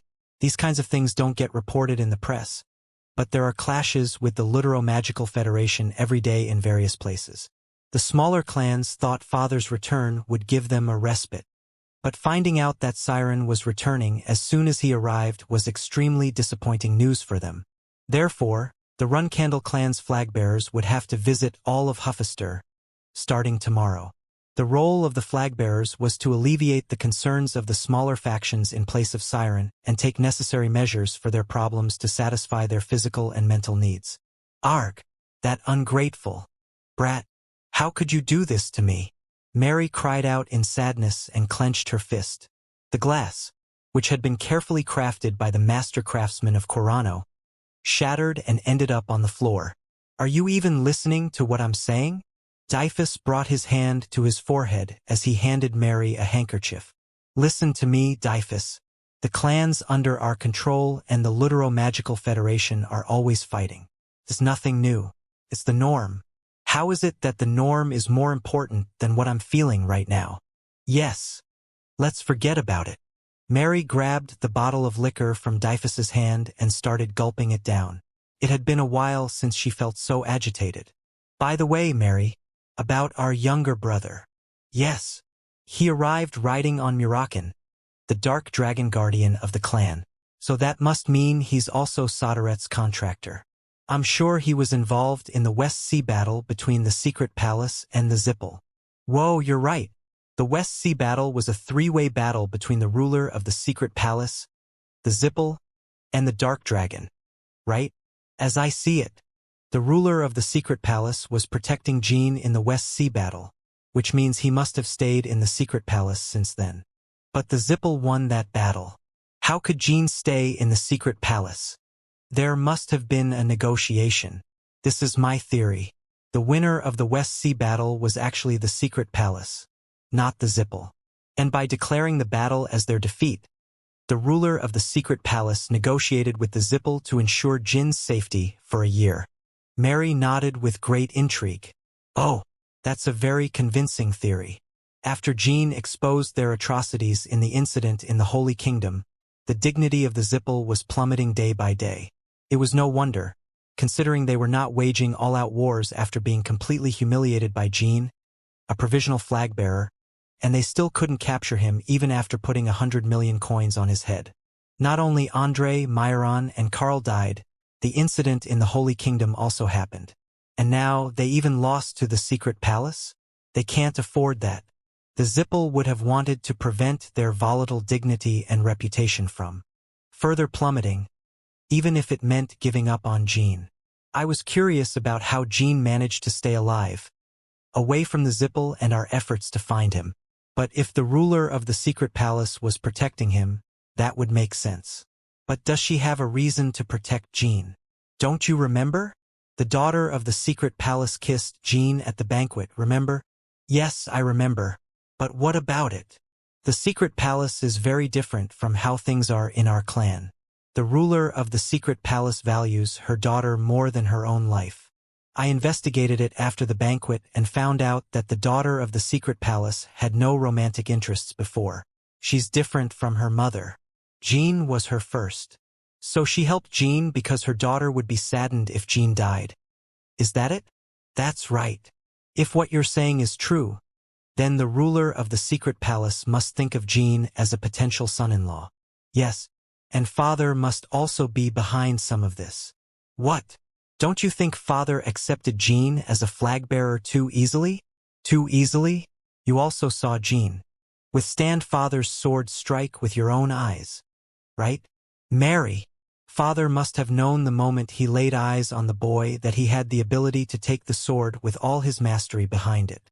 He was fully aware of it, but still did it in front of everyone watching so that everyone would come to accept Jean just like you do now. Mary's eyes widened. Dyphus continued with great confidence in his theory. Therefore, father must also be optimistic about Jean and the daughter of the secret palace's marriage, just like the ruler of the secret palace. There's no reason to reject building marriage alliances between the Run Candle and the secret palace in the current state. Marriage, huh? That's right. The Run Candle clan won't lose anything by forgiving Jean and marrying him off to the secret palace. If the Zippel demand accountability in the future, we could deflect it to the secret palace, and Jin's deviation from the legitimacy of the clan won't be much of a problem if he also belongs to the secret palace. And even if we enter into a large-scale war against the Zippel clan, the secret palace will also stand by the Run Candle. Yes, that's right. No wonder he didn't accept a battle against me. His life was spared for a year after the ruler of the secret palace faked the defeat. It wouldn't be good for him to show people that he doesn't value his life by fighting me on the day of his return. By the way, Dyphus. What? It's about Mother. She said she will assign the capture of the Black Knight spy as Jin's first mission as a flag-bearer. Remember? According to your theory, father wants to hand Jean over to the secret palace, but Mother sounded like she would push Jean to the limit from the beginning. I'm not sure about Mother's intentions either. Maybe she just wants to get rid of him because he might harm Joshua in some way, as she also can't directly go against father's decision. Dyphus continued after shrugging his shoulders. Or maybe my theory is completely wrong. Either way, we'll have to pay close attention to the state of things for a while. Talking about all these complicated things just made me more frustrated. Damn. This wasn't what I was supposed to worry about, wasn't it? Why should I worry about what our parents think? I was supposed to worry about how to arrange a fight against him as soon as possible. You changed the subject, Dyphus. Are you talking about that again? Come on. Even Dyphus had to raise his voice at this point. Big brother, everything you just said made you sound quite smart. Why don't you offer some suggestions instead? Dyphus was about to raise his voice again but sighed instead. Yes, again, that's Mary. A straightforward girl who loved to fight and never accepted defeat. Mary firmly believed that fighting against the powerful was the most valuable thing one could do in life. Unlike the other siblings, she had no ulterior motives, was not blinded by jealousy, and was not engulfed in inferiority or ego. That's why Dyphus liked Mary above all his siblings. In fact, she was the only person he liked among them all. Ugh, fine. You're impossible. Completely impossible. Although it doesn't sound entirely impossible. I'm talking about a way you could lure Jean into a fight. Oh, what is it? What is it? Mary grabbed Dyphus by the collar with shining eyes. Not many people could look so friendly while holding someone. By the collar. First, let me go, and then go cut some fruits since we don't have anything to accompany the drinks. Okay, I'll cut them. But if your suggestion is stupid, I'll cut your neck along with them. Siren left the Garden of Swords at midnight. There was a majestic formation to welcome his arrival, but by his order, no one was allowed to see him off. Instead, the knights gave him a silent sword salute as he left the Garden of Swords. Jean stood by the window and waved to Siren until he could no longer see his father. Jean. It was Luna. She was going to visit Huister tomorrow to encourage the clans under her control for a month before heading to the Dark Sea. Yes, Luna? There were so many things I wanted to do with you once you came back. I had no idea things would turn out like this. I can't imagine what kind of things you'll have to face while I'm not here. I can't even give you a pendant anymore. That's a strange thing to worry about. Do I still seem so weak to you, Luna? No. But Mother showed blatant hostilities toward you, and the elders don't seem like they'll teach you the latest moves either. And now, even I have to leave your side. I feel horrible inside. I hope you don't take it the wrong way, but everything that has happened after I became a flag bearer isn't as bad as I thought. Really? In fact, it wouldn't have seemed strange to me even if I were captured and dragged to the underground cells as soon as I returned. But Father gave me a chance before he left. And Mother, well, she still seems to underestimate me. Underestimate you? She's trying to fight me fairly. If I were her, I would have demanded my death as soon as I returned, even if it meant going against Father's decision. She also had justification for it. Challenging the patriarch's authority in front of the clan's eyes is somewhat a more severe blow against the clan than treason. Do you think challenging Father's authority once, compared to what I will start contributing to the clan, is more threatening to the run candles led by Joshua? Not to the current run candles, but to the run candles led by Joshua. Luna didn't take long to decide. The latter is more threatening. That's the point. Mother made a mistake from the beginning. She missed the best opportunity she will ever have, just like Joshua did. At that moment, Luna felt chills around her neck. Jean had never been a boy she had to worry about. In fact, she had to be careful not to cause him any worry. Even your journey to the Dark Sea is good news for me. The mission that Father and the previous generation of Black Knights had been carrying out in the area, and the reason why our father has been so focused on the Dark Sea. Please investigate it thoroughly on this mission. Not even Luna, the first flag bearer, understood why Siren was so obsessed with the Dark Sea. The claim that it's for your training is probably only half of the truth, Jean said. I understand. It's the first time Father has taken someone from our generation to the Dark Sea. So I'll try to bring you news that pleases you. In return, you'll have to drink with me all night and tell me the things you've experienced outside the clan. Luna, go on, my brother. The fact that we only have one day to freely talk to each other is probably more annoying for me than for you. Is this the same boy who struck me so strongly with the sword at the flag-bearer appointment ceremony? That was just a childish display of talent, in a way. Just to say that you'll have to be prepared as well if you want to challenge me from now on, or something like that. Haha, I suppose that makes sense. But I wonder when you'll be admired by everyone with nothing more than the sword, like your dear sister. It won't take long. The siblings shared drinks throughout the night. Chapter 271, Brother and Sister, 2. The next day, Luna and some of the flag-bearers left the Garden of Swords to encourage the clans under their control. Jean felt saddened having to bid farewell once again to his older sister, but they both had the chance to express their deep affection as siblings before wishing each other good health and the best of luck. Petro, the first-class butler, appeared before Jean early in the morning. Sir, I formally greet you once again, 12th flag-bearer. From today onwards, I have been assigned to attend to your needs, young master. I will do my best not to disappoint you. Obviously, Luna had sent him to Jean. The other flag-bearers and their butlers would try to exclude him, so Luna wanted to make sure Jean wouldn't have difficulty finding information within the clan. I rely on you, Petro. From now on, address me as young master. There's no need for formalities. Yes, young master. Oh, look at that.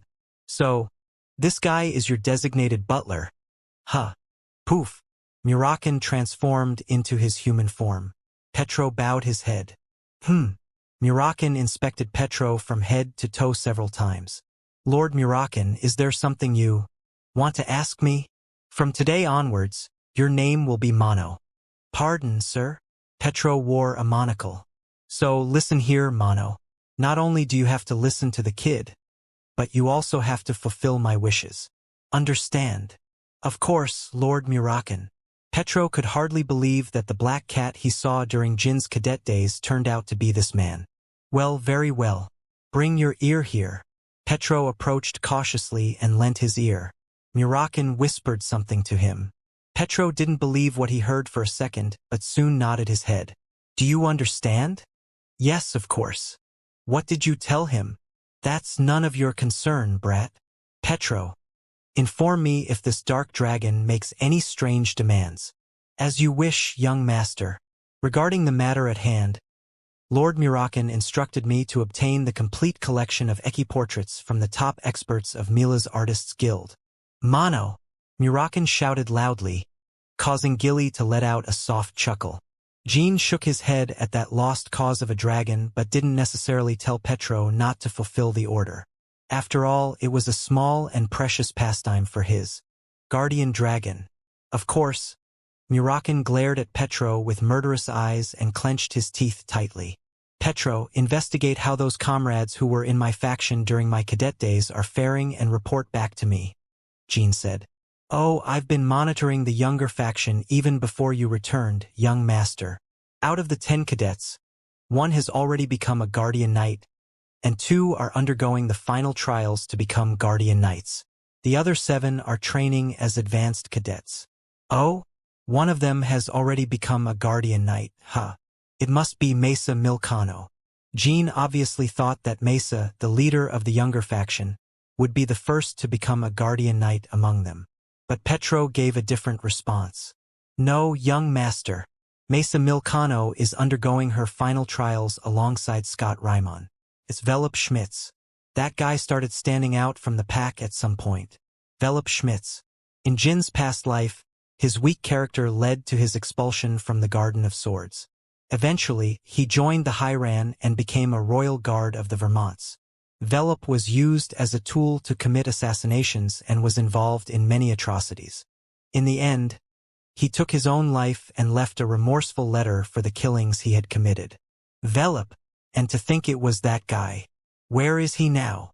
Jean felt pleased and proud that Velop had become a guardian knight of the Runcandle clan. Well, he's currently on a mission in the snowy mountain ranges of the southeastern region of the Middle Kingdom. It's an indeterminate duration, and his mission is to eradicate the bandits in the area. Jean frowned and showed his discomfort upon hearing the news.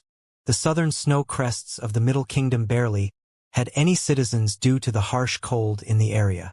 Since only a small tribe of less than 100 families lived in its vast territory, there weren't even the most insignificant of thieves, let alone bandits. Being sent there to eradicate bandits meant that Velop was sidelined the moment he became a guardian knight, likely because he belonged to Jin's faction. In fact, Velop hadn't even learned of Jin's return yet due to his own mission. The rest of the younger faction had been present during Jin's return formation day. I see what's going on. Should I put Velop's recall from the mission on the agenda for the next flagbearers meeting? No, leave it be. If we force his return, it might raise suspicion. We must wait for him to return with some achievements. But there are no bandits there, young master. Even if there were, eradicating bandits is not something that guardian knights should frequently do. There will be enough justification to recall him. May I? First-class butler Petro? Yes, young master. Petro bowed his head, his tone changing.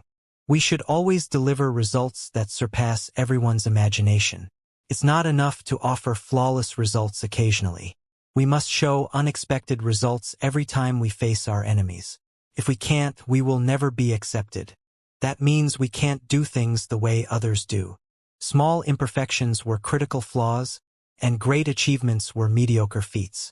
That was how Jin's enemies planned to treat Jin and his people.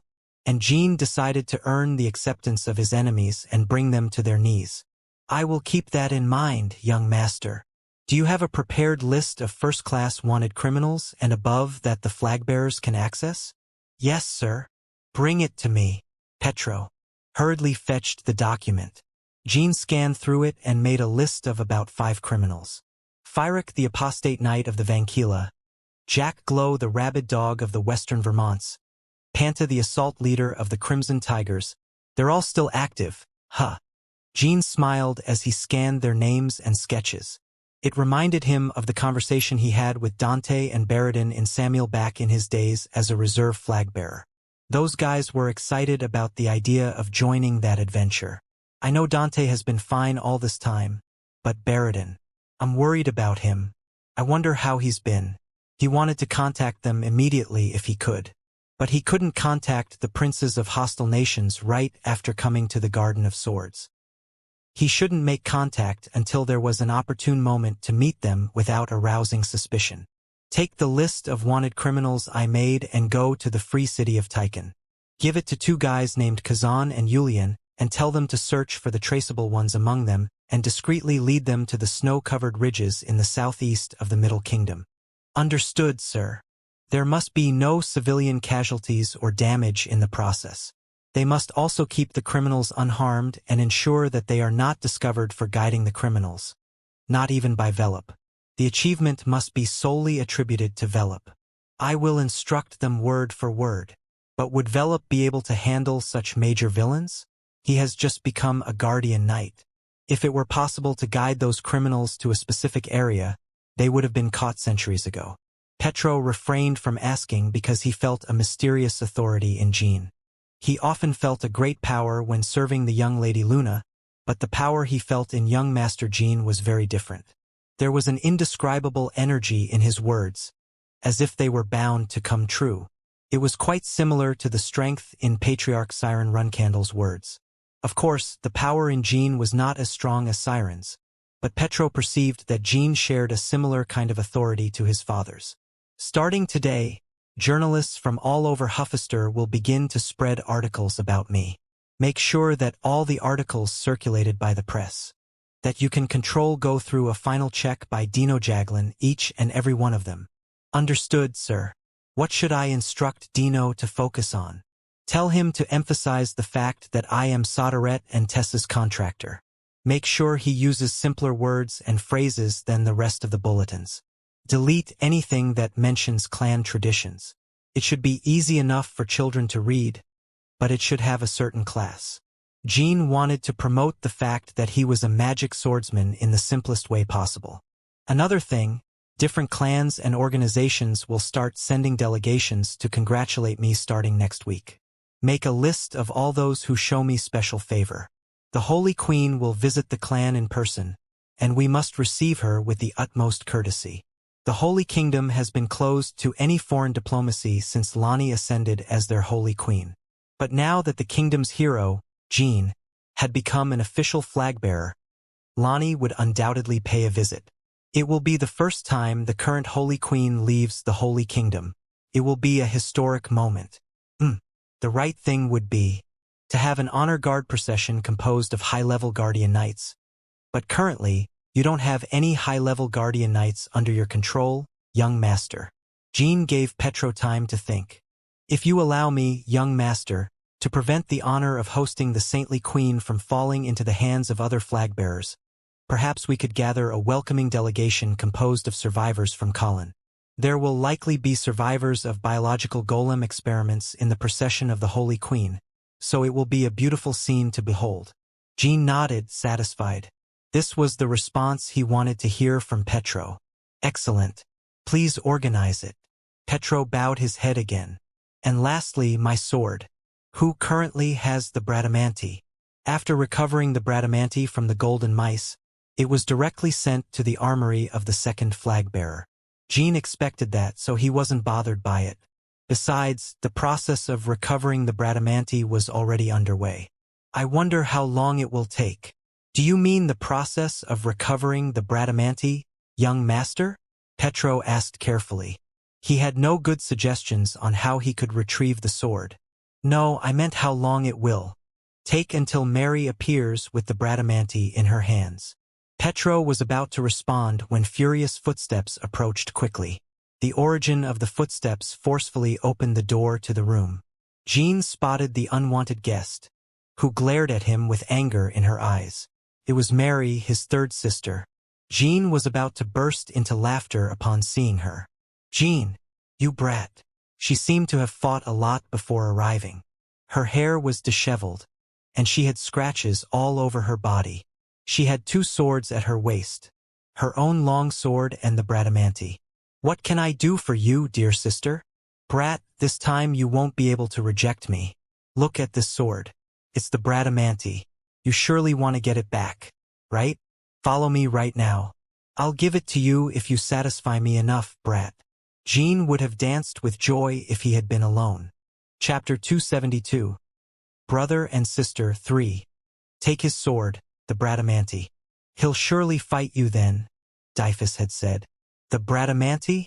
Isn't it in Joshua's armory right now? Mary asked. Exactly. I told you to pay attention, didn't I?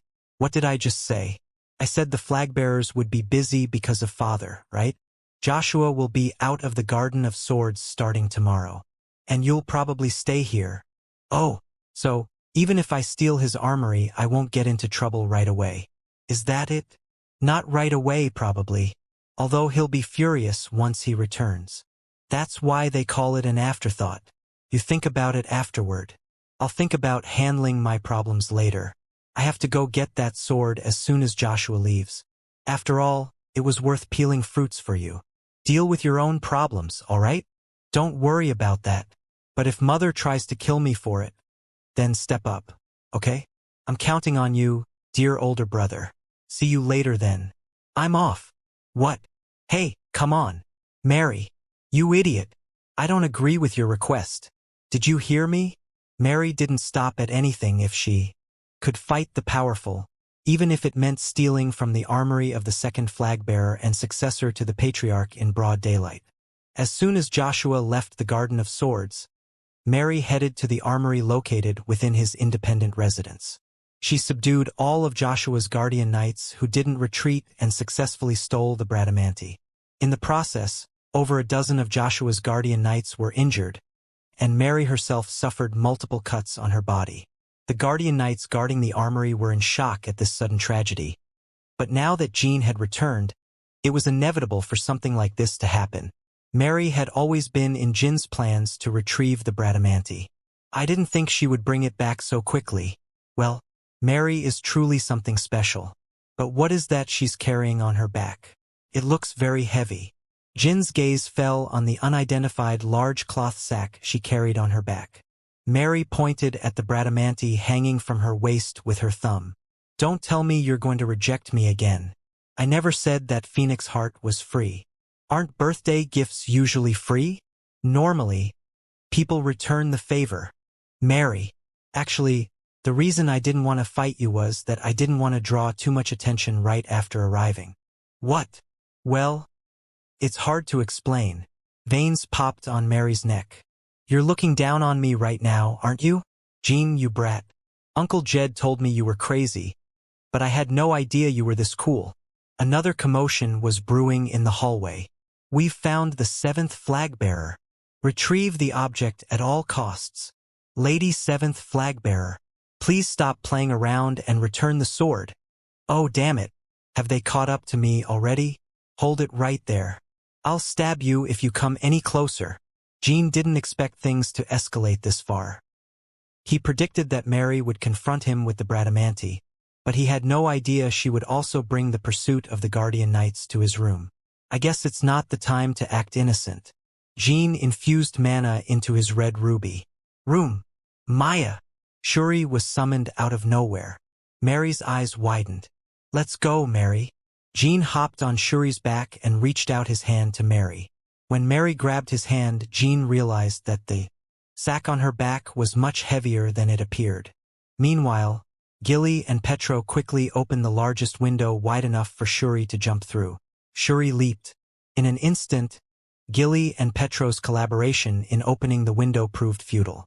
Shuri's large size caused it to bump its head against the window frame and fall flat on the ground. Meow. Jean tried to conceal his embarrassment and retracted Shuri back into the red ruby. Then he jumped out the window with Mary and summoned Shuri again. Please forget about the awkward scene back there. I'll give you a good beating. I'll tell you where to go. All right. Shuri began running through the Garden of Swords in the direction Mary indicated. Joshua's guardian knights managed to suppress the curses they desperately wanted to let out and attempted to follow from behind until they heard a voice. Look at these fools. Can't they see me here? Turns out this room belongs to me too, Murakan. If you ever step into this room, know that you'll be killed. Murakan prevented the guardian knights from entering the room. Joshua's guardian knights were completely lost.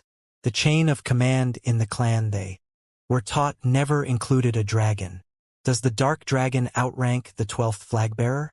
But this dark dragon is the guardian dragon of the 12th flag-bearer, right? Wait, are we supposed to listen to this dark dragon in the first place? We should be immediately pursuing the 7th and 12th flag-bearers. Murakan's face grew fiercer as the guardian knights racked their brains. Damn! Look at these useless fools. Even Timar, that boy, never dared to cross my territory. I know times have changed, but should I be treated like this even in the Runcandle clan? We will take a detour, Lord Murakan. A guardian knight spoke, but Murakan was already upset. No, that won't do. My ego has suffered considerable damage, and I can't let you go like this. Fools, you haven't shown me any respect as soon as you laid eyes on me. We will retreat for now. Squad, take a detour and pursue. At that very moment, dark energy gathered in Murakan's eyes. Black scales formed on his arms and face, and wings grew from his back simultaneously. He transformed parts of his body to reveal the strength of a dragon. The guardian knights froze immediately like statues before they could turn around. If this had been 1,000 years ago, common guardian knights would barely be able to look Murakan in the eyes. All members of the Runcandle clan showed utmost respect for Murakan in Timar's days. Don't you know how to bend your knees? The guardian knights immediately bent their knees upon hearing Murakan's words. Gilly and Petro were startled by the sight, but they managed to keep their composure. Murakan exuded immense and extraordinary strength, but the guardian knights didn't yield out of fear. They realized how disrespectful they had been to the revered guardian of the clan until recently. The servants of the Runcandles have offended the guardian of the clan, the great dark dragon. We will accept any punishment you decree upon us. Murakan looked at them for some time and responded. Very well. Someone will have to take responsibility for this offense. Bring me Rosa Runcandle. The guardian knights could solemnly swear that this was the most humiliating and disastrous day they had experienced since becoming Knights of Joshua. Jean and Mary arrived at a plain on the outskirts of Kalen. This vast, empty land was assigned to Mary's direct control. The moment she became a flag-bearer, the land had one purpose: battles. Whenever Mary found a worthy opponent, she would drag them here and fight until she was satisfied. Jean was the first worthy enemy of this year. It was also Jin's first time coming to this place. Whoosh, whoosh. Mary stretched, brandishing her sword while Jean inspected the dried bloodstains and sword marks covering the area. I heard that 100 powerful figures lost their lives here. There were also numerous deep sword gashes, indicating the number of great battles fought here. Mary loosened Bradamante from her waist. Then she threw it as far as she could, across the plain. I would stake it in the ground somewhere, but it would be dragged into the battle and thrown away anyway. Finally, I can fight against you. Now, I can feel comfortable fighting against you in this place. Jean had provoked her 2 days in a row, from the moment they had a chance to speak in the Garden of Swords. The motive behind the provocations was the same as always. It was to gain an advantage in defeating her. She's in the late stages of the 8 stars or the early stages of the 9 stars. She's not intimidated.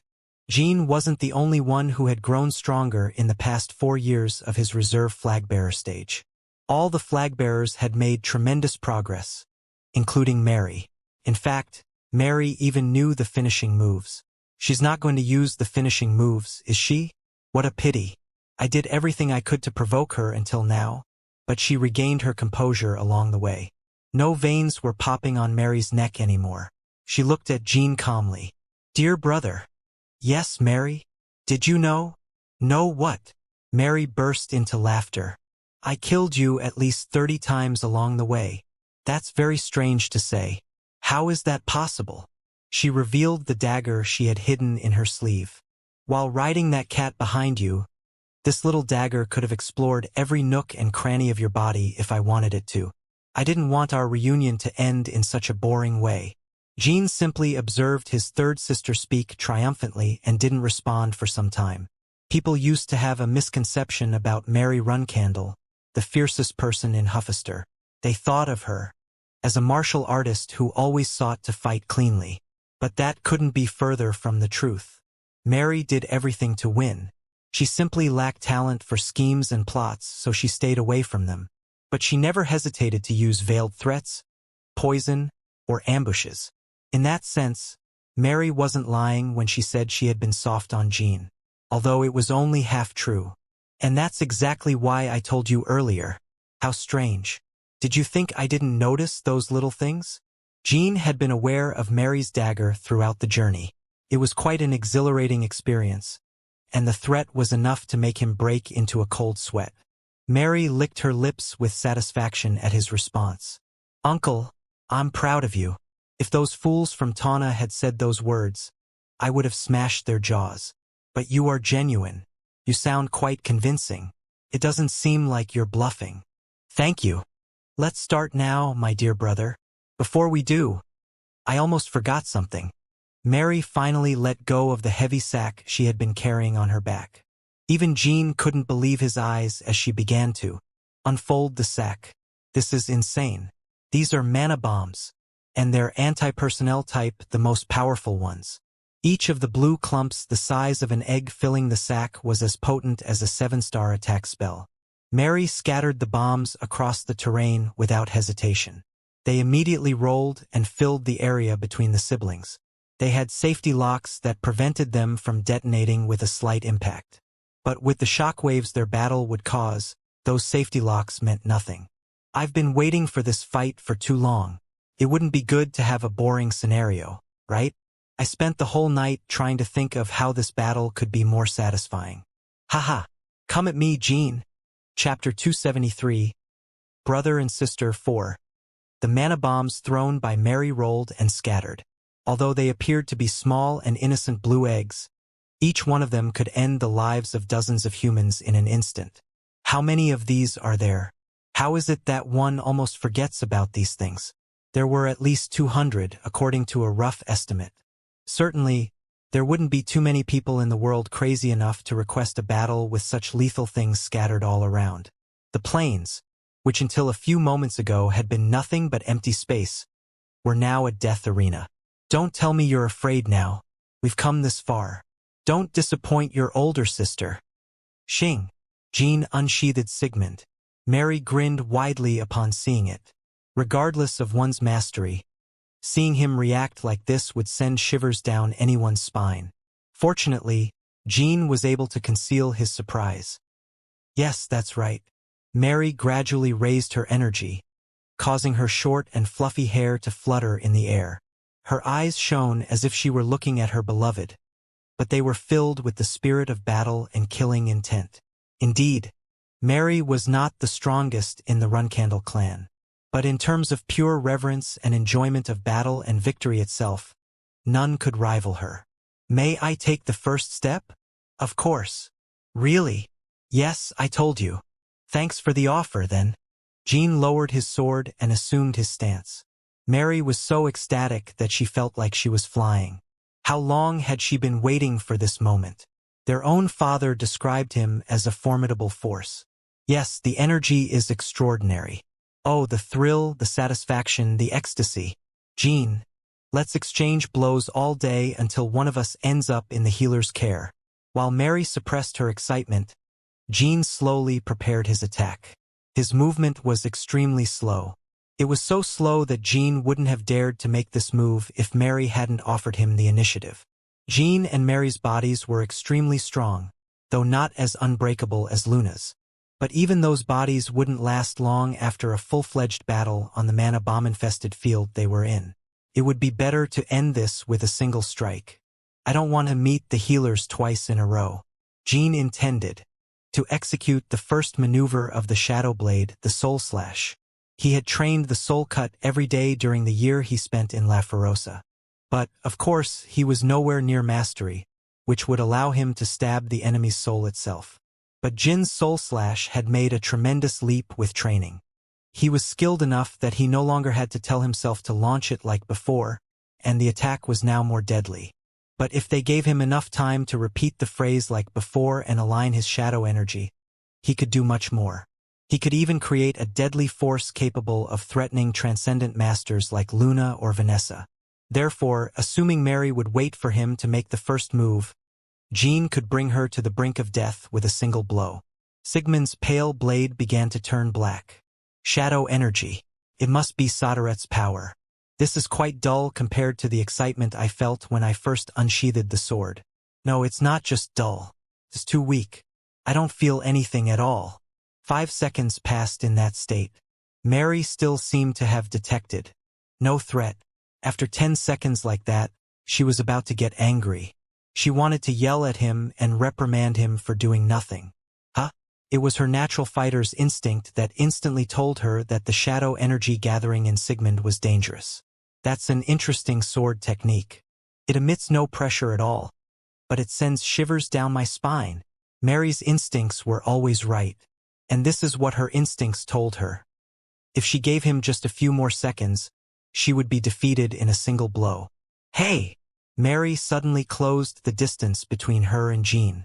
She reached him in the blink of an eye and made a vertical slash. Ching!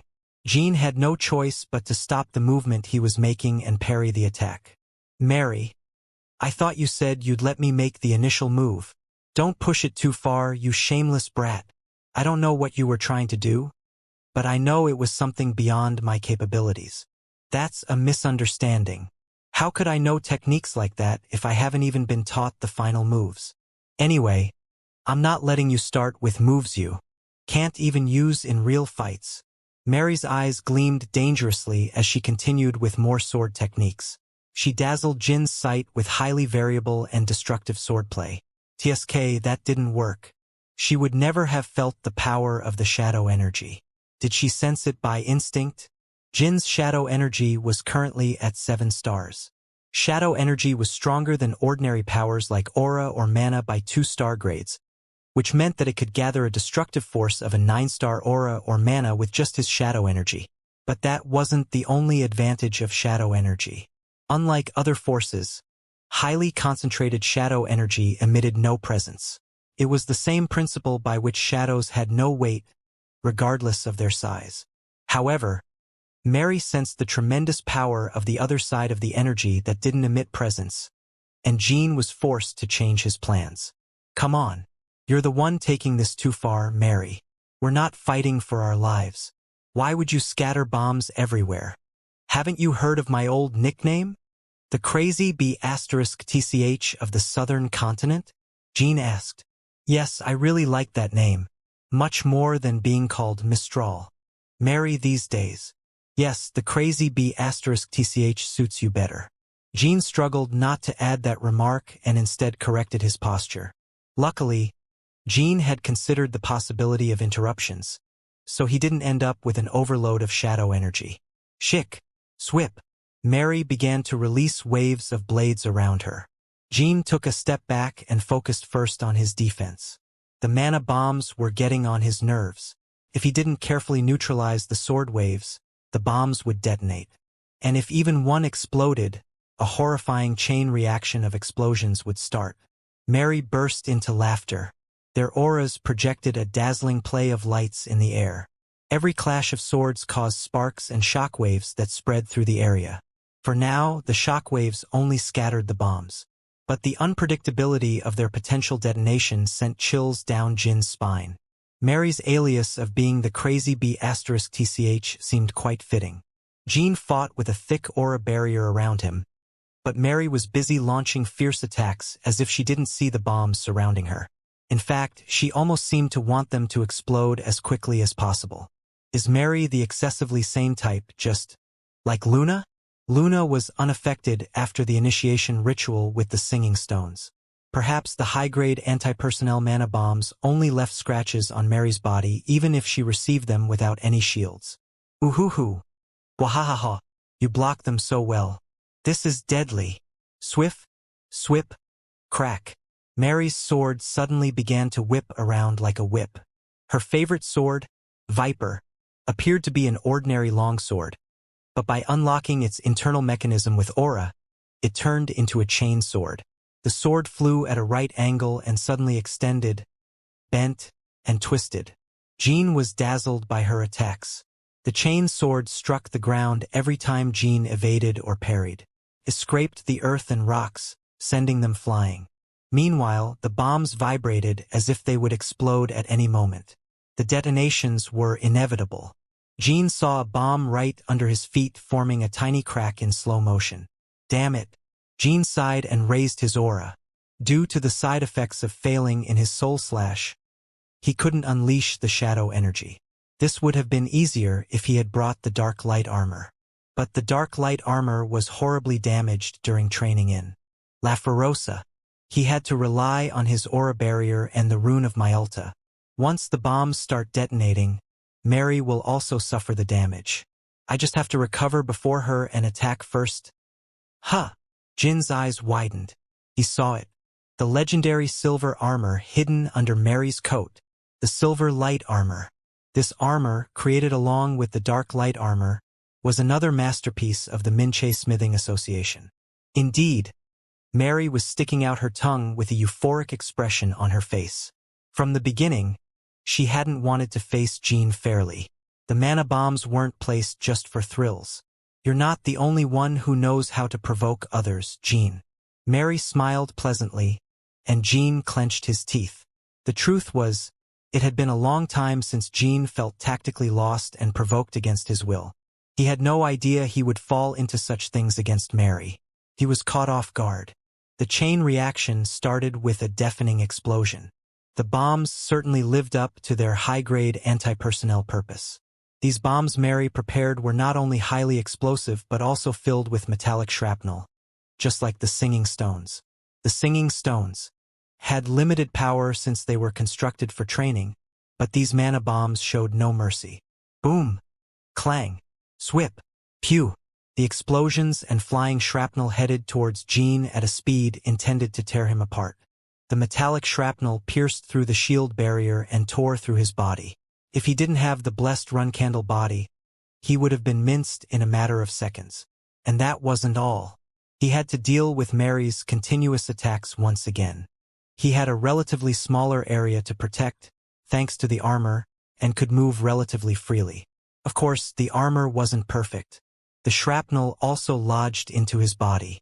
Clearly, that was followed by a pain that invited curses as a reaction. But Mary was the kind who went for the jugular in exchange for a limb. Anyway, Jean was already at a disadvantage against her. I know these won't finish you off, but you'll have to risk a serious injury at the very least. Then, I'll slowly tear you apart until I defeat you. The adder chain sword flew without losing its strength, even amidst all the explosions. She couldn't accurately target the critical points due to the smoke, but Mary felt the thrilling sensation of piercing flesh from time to time. The explosions lasted for 3 minutes. Civilians and most martial artists would have been obliterated by the prolonged and powerful explosions. Mary stood up and gasped as she waited for the dust to settle, hoping to see the tatters of her younger brother. Once the dust cleared, she could see Jean on one knee, completely motionless like a statue. His body was drenched in blood, and he was coughing up blood as well. Are you okay? Have I gone too far? If you feel like you're about to die, let's stop here. Mary wasn't the type to say those things. Mary immediately covered her chain sword with a new layer of aura. There was no need to lower her guard before she was certain she had crushed her enemy. Brother! Mary's eyes gleamed again at Jin's call. Yes, my dear brother. You can still go on. Can't you? Jean slowly lifted his head and finished his sentence. I'm going to kill you. Chapter 274. Brother and Sister, 5. Jean felt as if magma was boiling in his head and chest. His blood rushed faster, and his teeth were clenched so tightly that his jaw felt numb. It wasn't due to the pain he endured from the explosions and shrapnel tearing through his body. It was because of the explosive fury he felt towards Mary. Jean spat out blood-filled saliva and tore off the burnt shreds of clothing stuck to his skin. His flesh was seared red-hot and stung with incredible pain, but it was nothing compared to the pieces of metal now lodged deep within his body. Some of his bones and joints felt loose, but he managed to avoid any critical injuries to his internal organs thanks to his blessed body and the blood of the battle god. With all his heart, he truly wanted to kill his third sister. Mary seemed pleased as she combed through her disheveled hair, seemingly innocent of her intentions. "Did you say you wanted to kill me?" He nodded. "Who taught you to say such sweet things?" "Ah, come on. Come at me." Even Jin's murderous intent made Mary happy. To Jin it felt like something Yona would say, except Mary had never secretly left green roses tied for Jin like Yona had. Apart from the gift of the Phoenix Heart, Jin didn't owe her anything. And by now, that debt could be considered almost completely paid off. "Let me ask you something in advance." "What is it?" "It seems you're fully satisfied, judging by your reactions. Allow me to offer you a chance as well. How about you return Bradamanti now and we end this here? What do you think?" Mary wiped the joy off her face and abruptly put on a cold expression. "That won't work at all." "Satisfied? No way. Not at all." "Understood. Then I'll consider the debt settled since I offered. And now I'm starting to get curious. Are you really the crazy type? Or do you just act like it? If it's the latter, I won't save you even if you beg for forgiveness later." Sigmund lit up in blue as it absorbed the lightning energy. Mary was picking out the embedded pieces of metal from her body when she caught a glimpse of the new power Jean unleashed. She almost screamed with joy. Yesterday it was revealed that Jean was Soderet's contractor, but his use of the mysterious lightning energy had already been revealed in the Holy Kingdom incident. Therefore, Mary was more curious about the lightning energy than the shadow energy because she wanted to know how powerful the lightning energy was, as both Zippel and Vermont had coveted it until it was revealed that Bamel was Jean. "Come on, show it to me." Before she could finish her sentence, lightning struck Mary's head. Sword of Legends. Lightning. This was another technique Jean had practiced in La Ferosa every day, along with the Shadow Blade. Jin's lightning energy had also become denser. A hole appeared where the lightning struck. Mary instinctively moved aside to avoid it and even threw the chain sword to counterattack. Jean wasn't going to take it easy anymore. It wasn't even a fight to the death. But Mary was the first to make fierce moves in a mere sparring match between flagbearers. That was supposed to be Jin's move most of the time. He had to dodge and block all the persistent sparks of lightning while trying to close the distance between them. Is she trying to fight from a distance? Yes, if I could wield such lightning after being injured like that, I would also seek distance. She's going to make it rain lightning, and when she sees an opportunity, she'll probably unleash waves of blades. But Mary had forgotten something. Jean wasn't just a swordsman who wielded lightning energy. He was a spellcasting swordsman. What? Why is he closing the distance now? Does he also feel safe at close range? Or is he finding it difficult to wield the lightning? Since Jean left Tessing as a provisional flagbearer, his enemies often started to recognize his magical prowess after experiencing this spell. The hidden move of a great magician whose name had been erased from history by the Zippel clan. The ancient light magic that had been lost. Photon cannon. A strong light burst from Jin's hand. Mary instinctively screamed in response. "My eyes! Feels like they're burning." "That's right. That brat. He's a magic swordsman." Mary managed to cover her eyes as the photon cannon fired. Jean trained for more than just the Shadow Blade and the Sword of Legends in La Ferosa. He underwent extremely rigorous magic training and had to endure mana reflux several times. As a result of his training, Jin's magical prowess was already approaching the final stage of the 5-star rating. Thanks to that, the power of the photon cannon was on par with Tsenmi's level. Unless the enemy could defend against it with full knowledge of what was coming, they would undoubtedly have trouble. An extraordinary genius came back to life to live it once again, went through countless trials, met all sorts of powerful people, and never felt satisfied with his achievements, not a single day. There was no way Jean could be weaker than Mary. Swish! Obviously, Jean didn't miss that brief moment when Mary flinched. He switched from lightning to despotism and thrust his sword at her neck. Wow, he really is trying to kill me. Mary realized those weren't empty words as the blade grazed her neck. Of course, she could only feel elated, like someone who had won a huge lottery prize. Zaz!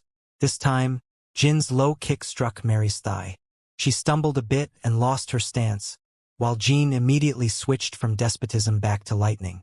She let out a cry as the lightning grazed her, But Mary also demonstrated why she was a run-candle flag-bearer. She punched the side of Sigmund with her fist and headbutt Jin's head. His skull and the rune of Myalta collided. The artifact could easily block the blow of a 7-star knight, but surprisingly, Jin felt the impact of the attack reverberate through the inside of his helmet, ringing in his skull. This is crazy. What's with this headbutt? If he hadn't been wearing a helmet, Jin would undoubtedly have received most of the damage. But that wasn't all. The reason she used her fist to strike outside of Sigmund and headbutt instead of using the chainsword was that all of that was just preparation for the true strike. HRT. Schluck. The chainsword snapped and cut Jin's chest. In return, Mary's wrist received a slash from Sigmund, almost making her drop the sword. If someone said this bloody battle was the clash between siblings who had just seen each other for the first time in 4 years, without grudges or affections between them, no one would believe it.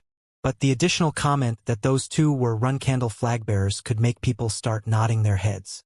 This was closer to the true form of the rank war that their ancestors after Timar had hoped for. Die! Mary shouted as she looked at him. Her sword movements became fiercer despite the injuries she received.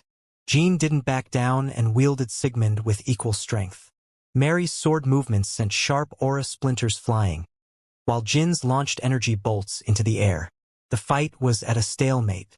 Sigmund and Viper exchanged several sword strikes in a second, but neither managed to attack without allowing the other to do the same. If one was slashed, the other was stabbed. The first to lose concentration would fall after a critical blow. Bwahaha! The tip of your sword is quite ferocious, my dear brother. Of course, each had their secret weapons. Mary concealed her final moves, while Jin refrained from using the battle god's techniques. If I use the battle god's techniques, Mary will undoubtedly die. Or perhaps he could be defeated by his sister's final moves. Given the power of Runcandle's final moves, it was undoubtedly possible. But the key point was the fact that Jin had many more cards to play. The new moves of the Shadow Blade that he had learned from the Battle Kings recently, the master combat technique of the Sword of Legends that he learned from Vaughn himself, and the magic he had yet to unleash. Was he going to resort to them just to be able to truly kill Mary? Absolutely not. Her unbearably rough way of expressing herself did make him extremely furious, to the point where he almost wanted to kill her. But Mary had only approved of Jin in her own way. From the moment Jin returned to the Garden of Swords, all she did was approve of Jin as a powerful figure she could fight with all her might. That's why she racked her brains, not very gifted and rather simple, all night to find a way to easily win their first fight, so she could use it as an excuse to fight him again. That's when she found her answer in those mana bombs. But Mary never despised Jin or hated him. She simply wanted to enjoy the fight as flag-bearers, martial artists, and competitors on equal footing. Of course, she didn't share the deep and warm affection that Luna and Yona felt for him. But the same was true for Jin, so it wasn't a big problem. To kill Mary just because I feel bad would be foolish.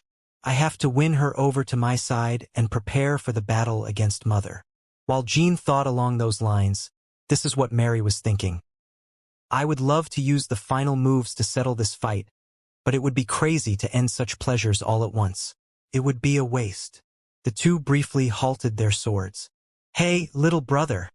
Affection for her younger brother began to bloom in Mary, although it hadn't happened yet in Jin. That's why she started calling him little brother instead of just brother or Jin. What? I'll give you Bradamanti. But in return, promise me something. More promises? I thought you already said you would return it to me if you were satisfied. Yes, and as you said, I am already satisfied. But the thing is, I want this satisfaction to continue for a long time. So let's modify the conditions a bit. It won't harm you, so listen to me. Then say it. Now that I've felt your sword, I feel that one of us will die if we really want to settle the score between us. But we don't really have a reason to kill each other just to settle the score. We may not have a reason, but it's certainly justifiable since it's part of the rank war. Yes, it's justifiable, but neither of us holds any grudges. So why don't you keep Bradamanti? But in exchange, we fight each other every day until one of us can perfectly subdue the other? That would settle the score, wouldn't it? When has our clan called such lukewarm things a fight?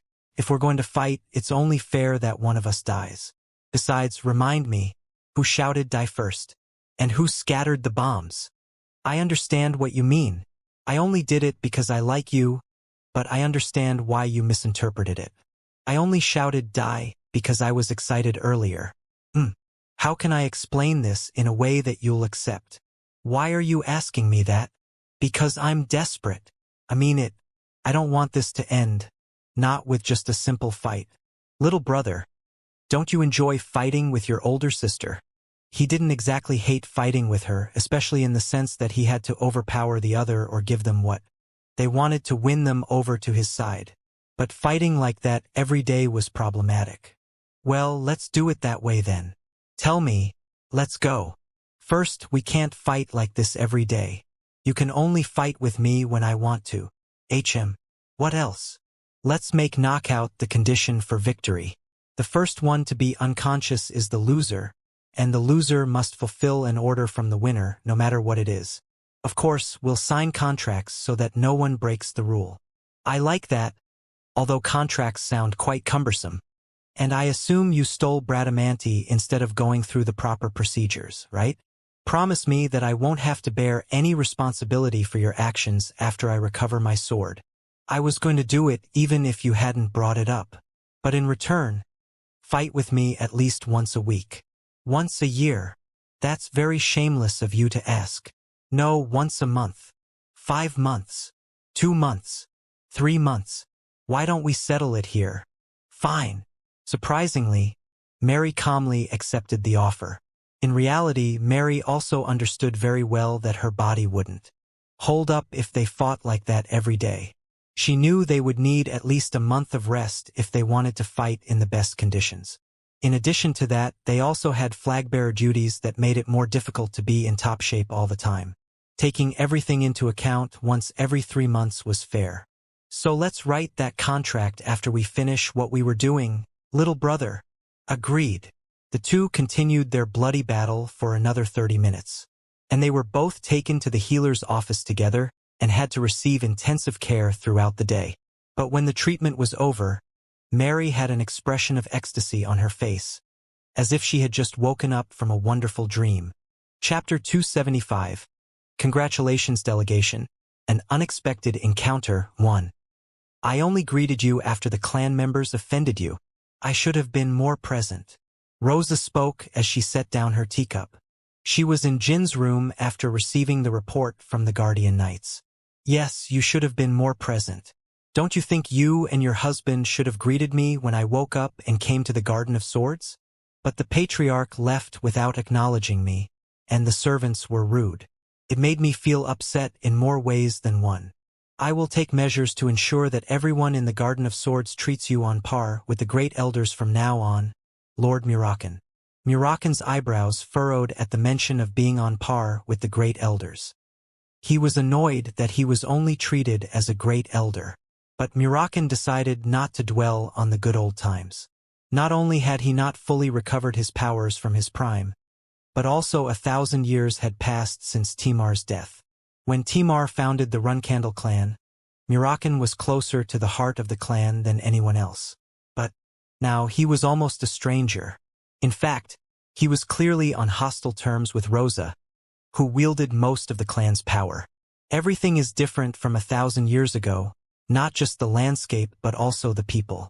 Timar, I miss you, old friend. Murakan suddenly laughed. The Runcandles sure have changed. It is natural for one to progress with the flow of time. Progress, you say?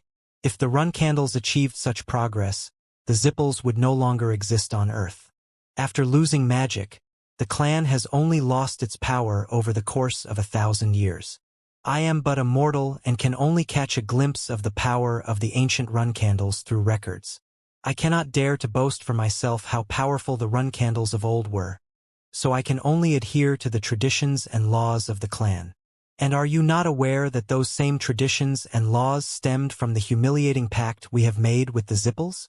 Yes, I am aware of that. Then why does the majority of the clan try to exclude the one being who can shatter the pact? namely your youngest son? Rosa stared into Murakin's eyes for a long while.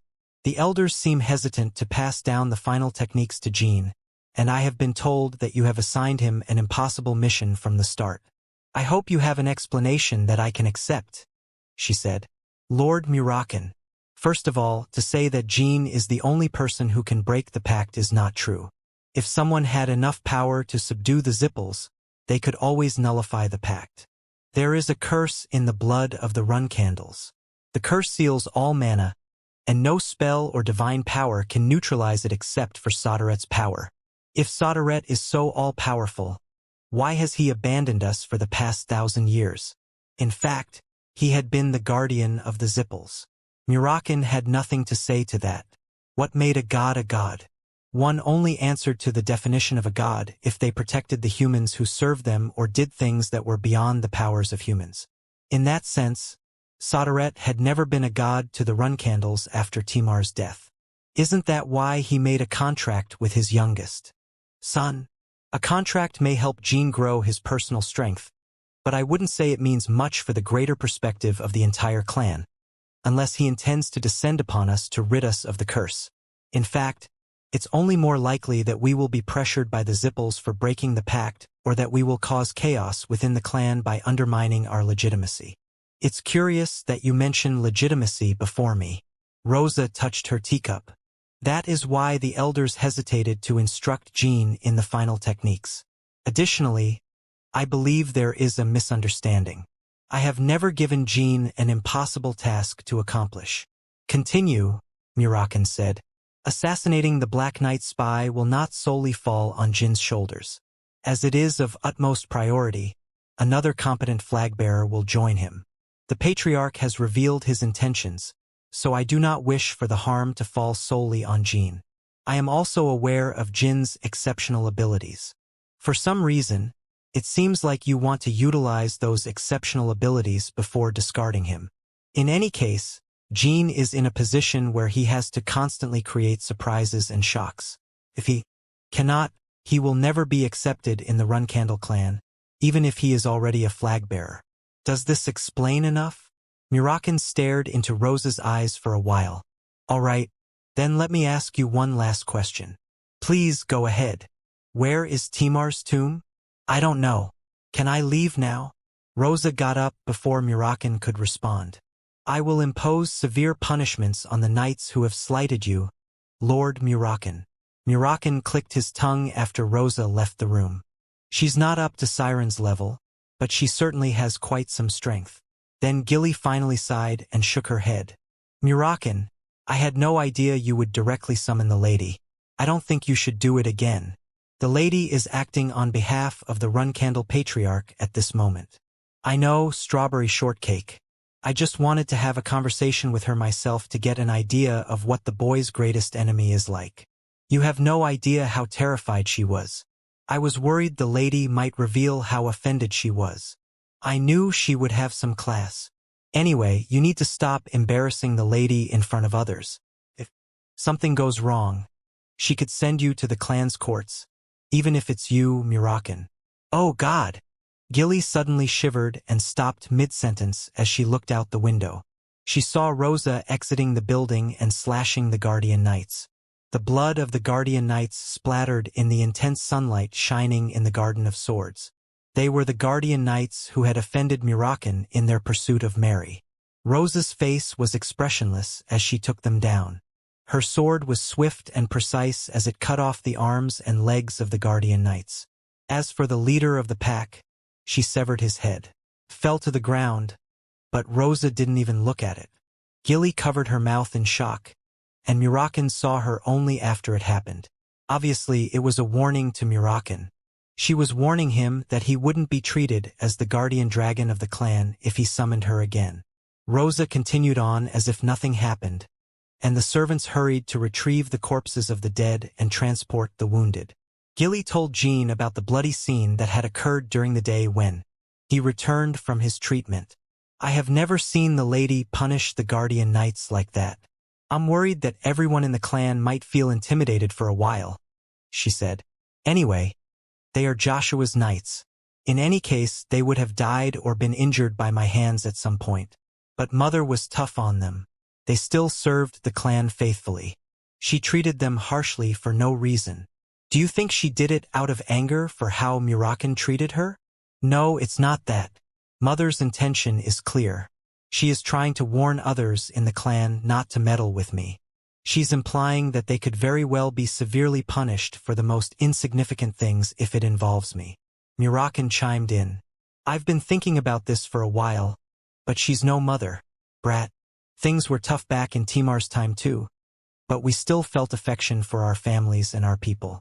We had a strong bond among us. We still have those bonds. It's just that the bond is not shared by the whole clan and is only sporadic. Besides, why are you surprised? It's nothing new. Gilly, send condolences and compensation to the family of the guardian knight who died today. Do it discreetly, and don't mention my name. The dead knight served Joshua, so he was clearly an enemy of Jin's. But in the broader sense of things, he still belonged to the Runcandle clan. An enemy but part of the clan. His death was the death of an enemy, but at the same time the death of someone from the clan.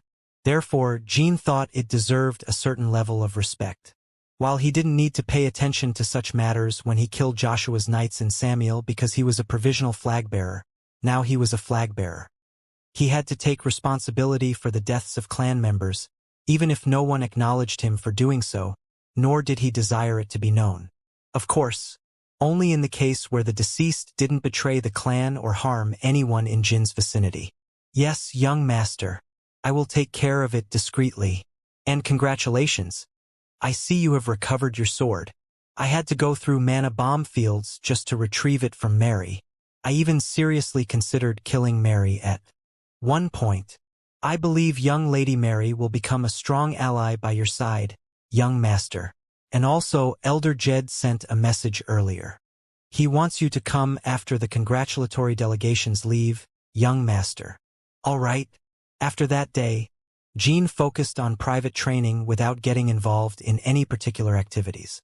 Upon returning to the clan, he caused a series of controversial events, so he felt the need to lay low for a while. Meanwhile, the rumor that Jean had defeated Mary spread throughout the Garden of Swords, and the news of him becoming a flag-bearer also circulated in the world. It was natural for the Garden of Swords and the world to be stirred up once again. Dino followed Jin's instructions to the letter when writing his articles, while Kazan and Yulian made sure that Jack Glow, the rabid dog, and Fyrak, the apostate knight, guided them to the snow-covered ridges in the southeast of the Middle Kingdom. Like the eye of the storm, Jean was the only one whose life remained calm. It was February 15, 1799. Delegations to congratulate Jean began to arrive at the Garden of Swords. The flag-bearers sent to encourage the clans under his control had not yet returned. Many groups sent delegations, from the martial clans of Huister to all kinds of neutral factions and even the Vymonth, but Jean refused to receive most of his visitors. In fact, he committed the rudeness of sending them back after accepting their gifts. Young master, are you sure we can continue sending them back? Jean nodded in response to Petro's question.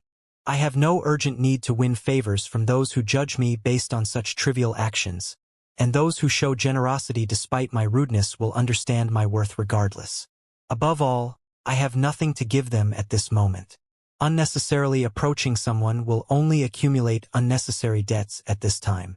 Owing a favor when he himself had nothing to offer meant ending up with great interests to repay. I will personally only respond to the delegations from the Delki Kingdom, the McLaurin clan, the Bill clan from the Jen Kingdom, and the Holy Queen. Send the rest back after receiving their gifts. Understood, sir. I will also make a list of others who show special favor. Oh, and let me know if the Volta clan ever sends a delegation. I will also meet with them. The Volta clan, sir? The Volta clan was one of the poorest noble clans in Huister, and to say that a clan was poor in Huister meant that there were no notable martial artists in the clan at all. Petro found it difficult to understand why Jean would receive a delegation from such a destitute clan after sending back delegations from powerful and influential clans. Oh no, I mentioned the Volta clan too randomly. Jean discreetly looked around while Petro tilted his head in confusion. Luckily, Gilly and Murakan were busy talking among themselves and didn't hear what he said. I'll have to come up with a good excuse to tell them if those two ever ask why I was looking after the Volta clan. Jean cared about the Volta clan because of memories from his past life. But unlike Murakan and Gilly, Petro wasn't a companion. He was Jin's subordinate in the clan, and Jean was a flag-bearer, which meant he didn't have to persuade him in detail or explain the reasons behind an order. I needed Jet to use the memories from my past life in Arkan, and Sir Kashmir's help benefited me afterward. But now I don't have to do that anymore. Jean smiled as he realized it. Understood, young master. I will inform you immediately when the Volta clan's delegation arrives. Chapter 276. Congratulations, delegation. An unexpected encounter. 2. The delegations came from the Delki Kingdom, the Holy Kingdom, the Bill clan, the Volta clan, and the McLaurin clan. Of the 5 delegations that Jean agreed to meet in person, the Delki delegates were the first to arrive. Laika, the 3rd Prince of Delki, himself led the delegation. Lord Jean, no, now I should address you as Sir Jean. It's been a while. I've been waiting for you, Prince Laika. Please address me as you always have. Now you're a flag-bearer.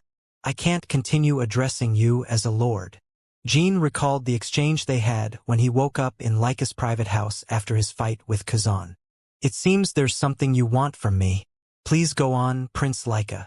When you become a flag-bearer, please send more Guardian Knights to Delki and return a portion of the Runcandle stake in Delki's gold mine. Laika had shown Jean 2 significant favors during his days as a provisional flag-bearer. The first occasion was when Laika saved Jean after his first battle against Kazan. Without the prince's help, Jean would undoubtedly have died. On the second occasion, Laika assisted Jean in reaching Kazan before Joshua, allowing Jean to win Kazan to his side. How are things in Delki lately? Jean asked after exchanging pleasantries. Laika seemed concerned. Politically speaking, we're doing well. My brothers get along with each other, and the people show great support for the royal family. But the Zippel extremists are becoming a problem. The highly lethal anti-personnel mana bombs that Mary used against Jean had been confiscated from the Zippel extremists. They traveled the world to carry out the orders of the Zippel clan.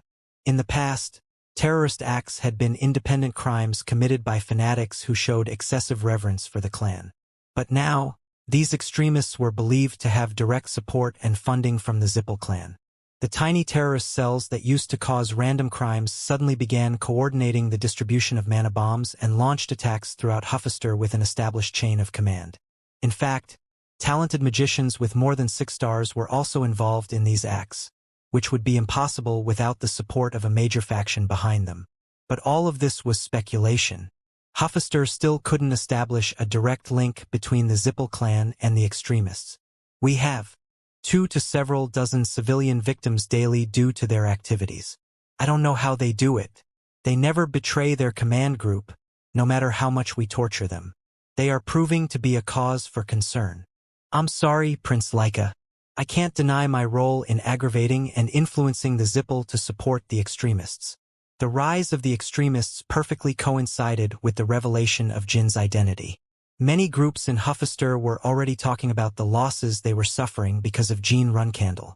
It could be an act of revenge for how you brought down their golden castle in your days as a provisional flag-bearer, yes. But Sir Jean, the Zippel would have clashed with us using those extremists at some point anyway, regardless of your involvement. Whether it was when their veil of justice was exposed or when they felt cornered. Laika was right. The war between the Runcandle and the Zippel clans was destined to happen someday, regardless of the timing and manner in which it took place.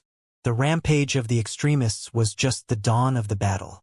More people, no, an uncountable number of people would die when the war erupted because no war was fought without casualties. It didn't matter if it was Jean or anyone else who initiated it. Unless one had the power to obliterate the Zippel in an instant, they would only reach the same conclusion. However, Jean felt the weight of responsibility on him. I don't know you well, Sir Jean, but I believe that over time you will make Huffister prosper beyond what it is today. I'm flattered, Prince Laika. It's not mere flattery. Those empty-headed nobles may complain about how things have become more cumbersome because of you, but I want you to know that the people don't share their opinions. At least not the people of Delki. They still remember your bravery and the results of your actions during your days as a provisional flag-bearer. Remember that I will always fight against the Zippel by your side, Sir Jean. Leica brought an assortment of jewels and some distinguished weapons. But the best gift he gave Jean were words of genuine support and encouragement. As Leica said, most of the people in Huffister supported Jean. Unveiling the hypocrisy of the Zippel, fighting for those oppressed by the Zippel, and sharing the anger of the victims. It took more than risking one's life to achieve such things. Thank you, Prince Leica. I will fulfill my promises before the year ends. After Leica's departure, Jean was greeted by the delegation from the Bill clan. He rejected the delegation from the Gen royal family but received a visit from the Bill clan's delegation. Naturally, the leader of the Bill delegation, Sember Bill, was extremely excited. Lord Jean. Sir Jean. Oh, the great 12th flag-bearer of the Run Candle. I knew this day would come someday. Congratulations. Sember. I started my life as a provisional flag-bearer comfortably thanks to you. I'm glad to see you again. Likewise, there was an exchange of pleasantries for some time. How are things in Jian these days? Very peaceful. Not even the Zippel extremists cause terror in the Jian kingdom. It must be because of the Kinzalo. The Jian kingdom was close to the land of the half-men, so the extremists avoided causing trouble in the area. You're right, Sir Jean. After the Kinzalo revealed themselves in the incident at the Holy Kingdom, the crime rate in the Jian kingdom actually decreased. Not only do people think it's safe, but there are also traders moving to the kingdom to do business with the Kinzalo. The notion that the Kinzalo were a third-rate terrorist group was completely eliminated from the world's politics. They were now considered the fourth power faction after the Zippel, Runcandle, and Vermont. I see that the Zippel still avoid conflicts with the Kinzalo. The Zippel must be behind the extremists since the Jian kingdom is free from terrorist acts. They must have decided that things could get complicated if any of the half-men got involved in their activities. Sember also mentioned something unexpected. Sir Jean, do you know a golden mouse named Penny? Yes, I do. It was him and his friends who returned the Bradamanti to the clan.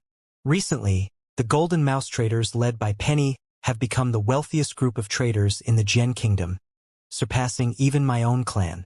Can you believe it? And all that within the span of a year. They invested the money they received from your clan to start various businesses, and every business they started became an instant success. Really? Jean expected the golden mice to profit from the transaction, but not to that extent. Yes, even. My father says their business acumen is impeccable. I'm telling you this because Penny asked me to convey a message to you if I found you. Okay, go on. He asked me to tell you that the deal is ready, so all you need to do is come. It sounded like he could sweep up all the money in Huffister if he could just meet with you. And he didn't sound like he was purely in it for the money either. Those adorable little ones. Jean smiled. Tell him I've received the message. He had no idea what it could be about, but the golden mice seemed to have something planned for him. Sember excitedly chatted with him for a while before finally leaving, not without leaving behind a huge gift of gold coins. Jean gave every last piece of gold to Gilly. When Sember left, the delegation from Lani, the Holy Queen, entered the Garden of Swords. Rosa came to welcome the Holy Queen since Lani was also an honored guest for the Runcandles. However, Lani only exchanged greetings with her out of pure formality. She then blessed the surviving Colin and immediately headed to meet Jean. Lani looked very different from the last time Jean had seen her. The gaze in her eyes was as solid as rocks. Each of her actions carried the weight of holiness, and her presence was befitting of the dormant volcano crown she wore on her head. Sir Jean, Your Majesty, the Holy Queen. They stared at each other for a while without speaking. It was evident that each had gone through periods of intense growth since the last time they met. You've grown stronger once again, and I no longer see weakness in you, Majesty. Let's not be so formal when we're alone. It would bother me. Sure then. Lani Salome. Although the time they knew each other was brief, The bond they shared was deep. Together, they witnessed the sacrifice of an honest knight and saved the Holy Kingdom from being undermined. Their bond was evident after what they had been through together. Lonnie smiled. It has been over a year, but the Holy Kingdom has not yet completely freed itself from chaos. Some of the traitors still live, but they are consolidating the throne under their control. I'm sure it will return to being a true Holy Kingdom. The holy subjects were starting to grow tired of the continuous closed-door politics. But now, they rejoice with the news of your safe return and your title as a flag-bearer. Servitura must be seeing you by Ayula's side as well. Servitura's family has adjusted well to their new territory, which is under the control of my sister Luna. Someday, I hope someone tells them that Servitura was an honorable holy knight like no other before he left his throne. I will certainly do so. Sir Jean, don't you want to know what gifts I bring? Tell me. Santos, starting today, we will open our doors to Huffister and send our Santos to your land for the civilian victims suffering from the Zippel extremists. Lonnie was thoughtful enough to understand Jin's burden and alleviate some of his concerns. You told me that the kingdom is still in chaos. Can you really spare them? We can undoubtedly afford to send around 500 Santos on missions. But in return, please support the finances of the Holy Kingdom. The Holy Kingdom suffered from a lack of funds, although it wasn't as severe as Jean initially expected. The Zippel knew what the kingdom needed when they offered the gold. Of course, the Holy Kingdom's unique assets attracted many factions willing to provide financial support after the incident. But Lonnie rejected all support and waited for Jin's return. Receiving financial support means the Holy Kingdom is officially forming an alliance with the faction. And as I mentioned before, I would like to form an alliance with Sir Jean Runcandle. Lonnie emphasized Jean Runcandle to indicate that the offer did not extend to the entire Runcandle clan. You're in luck, Lonnie Salome. I wouldn't have been able to cover the expenses of the Holy Kingdom with the money allocated to me as the 12th flag-bearer, but it turns out I just found an excellent source of income. I will be delighted to receive it. I won't have to specify exactly how much you need to contribute, right? I believe we have a good bond between us, Lord Jean, since we are friends. Lonnie deliberately addressed him as Lord, as she used to do before instead of addressing him as Sir. You have become quite shrewd. Then again, you are the leader of a nation, and that is an essential trait to have in that position. I will do my best to provide you with more than you need, but in return, please make an official announcement mentioning my contribution in the Santos being sent to Huffister. I knew it. Not a single detail escapes you. I was only planning to announce it as Ayula's will. By the way, where's the black cat I saved? I will call him. We will have tea together. But he will still call you fanatical believer even though you are now the Holy Queen. Would that be okay with you? Well, I can't say I dislike that nickname. Murakan seemed extremely happy to see Lonnie. He roared with laughter and spoke with her for a long time. Lonnie departed at dusk. But as midnight approached, the McLaurens, Gilly's clan, did not send a delegation. Since the Garden of Swords was only receiving delegations for Jean that day, it meant that the McLaurens had no intention of congratulating Jean on his promotion. My apologies, young master. Why? My clan is being rude to you, young master, and it's probably my fault. Chapter 277. Congratulations, delegation. An unexpected encounter. 3. Are you saying they're not sending delegations because of you? Gilly's eyes and gestures revealed countless emotions. Shame, embarrassment, guilt, bitterness, and worry. All the negative emotions that belittle a person. They were weighing her down. Gilly lowered her head. Jean didn't ask any more questions and simply patted her shoulder. It's okay. You don't have to feel that way, Gilly. I won't hold it against the McLaurin clan. So please don't worry. Jean immediately understood Gilly's concerns. I've lost face in front of you. Thank you for understanding, young master. But Jean actually felt the opposite of what he had told her. If the McLaurens had hurt Gilly in the past, and she was still tormented by it to the point where she couldn't bring it up to Murakan and himself due to the pain, then he would punish the McLaurens sooner or later. The fact that they didn't send a delegation meant little to him compared to that. "Oh, strawberry shortcake. Don't be sad and come here. That ungraceful boy playing king for a day is coming to an end. So it seems the adults can finally get something." Murakin gently took Gilly away. Jean looked for Petro instead. "Yes, young master. Did the Volta clan not send anyone?" Jean asked. "Let me check again, sir." It was already past midnight when Petro returned. "Oddly enough, sir, all the poor noble clans sent people who were rejected, but the Volta clan was the only one that didn't send anyone. The so-called lowly noble clans like the Voltas didn't need to be cautious of Jin's brothers when sending congratulatory parties. Anyway, these clans weren't significant enough to have direct ties with the pure-blooded Runcandles. Therefore, none of his brothers would care if Jean decided to meet with any of the poor noble clans or not. And Rosa wouldn't pay them any attention either. This was precisely why the weaker clans tried their best to establish ties with the pure-blooded Runcandles on such occasions. They often squeezed out every last bit of their funds to send gifts or even offered clan relics if they couldn't afford anything. But the Voltas acted differently from the rest of the poor noble clans. So they didn't, huh? Can't be. Is there someone in the Volta clan who is aware of Pecan Minch's lineage? In this time period, Pecan Minche was the undisputed and unparalleled blacksmith in the history of the continent. He himself forged the Balisad and the Bradamanti. Almost 1,000 years had passed since Pecan Minch's death, but the Minche Smithing Guild remained the top blacksmithing group on the continent. Licensed blacksmiths from the Minche Guild received better treatment than most knights and magicians, both in Huffister and the Luteromagical Federation. Especially the guild's top 3 blacksmiths, each known as Anvil, Hammer, and Forge, were respected even by Siren himself. Given the respect shown to guild members, who would have imagined that Pecan's own descendant was a steward of a struggling noble clan?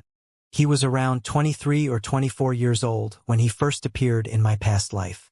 I know for sure it was before he reached a star in sword techniques. I still remembered it clearly because the whole of Huffister was shocked by the news. The descendant of Pecan Minche went by the name Finn Blanche. And like most, he didn't know he was a descendant of Pecan. Just like his parents, and their grandparents didn't know either. Pecan's descendants had lost their Minche surname and identity at some point and lived their lives as commoners. Their surname changed multiple times according to the laws and marriage customs of their time. Then, suddenly, the god of blacksmiths appeared in Finn Blanche, the steward of the Volta clan. Finn had already made a contract with the god of blacksmiths, but he only realized it for the first time when Jean was around 24 years old. Maybe the information from my past life was wrong. Perhaps the world only became aware of Finn Blanche's existence at that time. But the clan might have known about Finn much earlier, especially since Joshua has that seer. Jean summarized his thoughts and nodded. Unlike now, Jean was not a flag-bearer back then and was even looked down upon by the servants. Therefore, he had no way of understanding what was going on within the clan.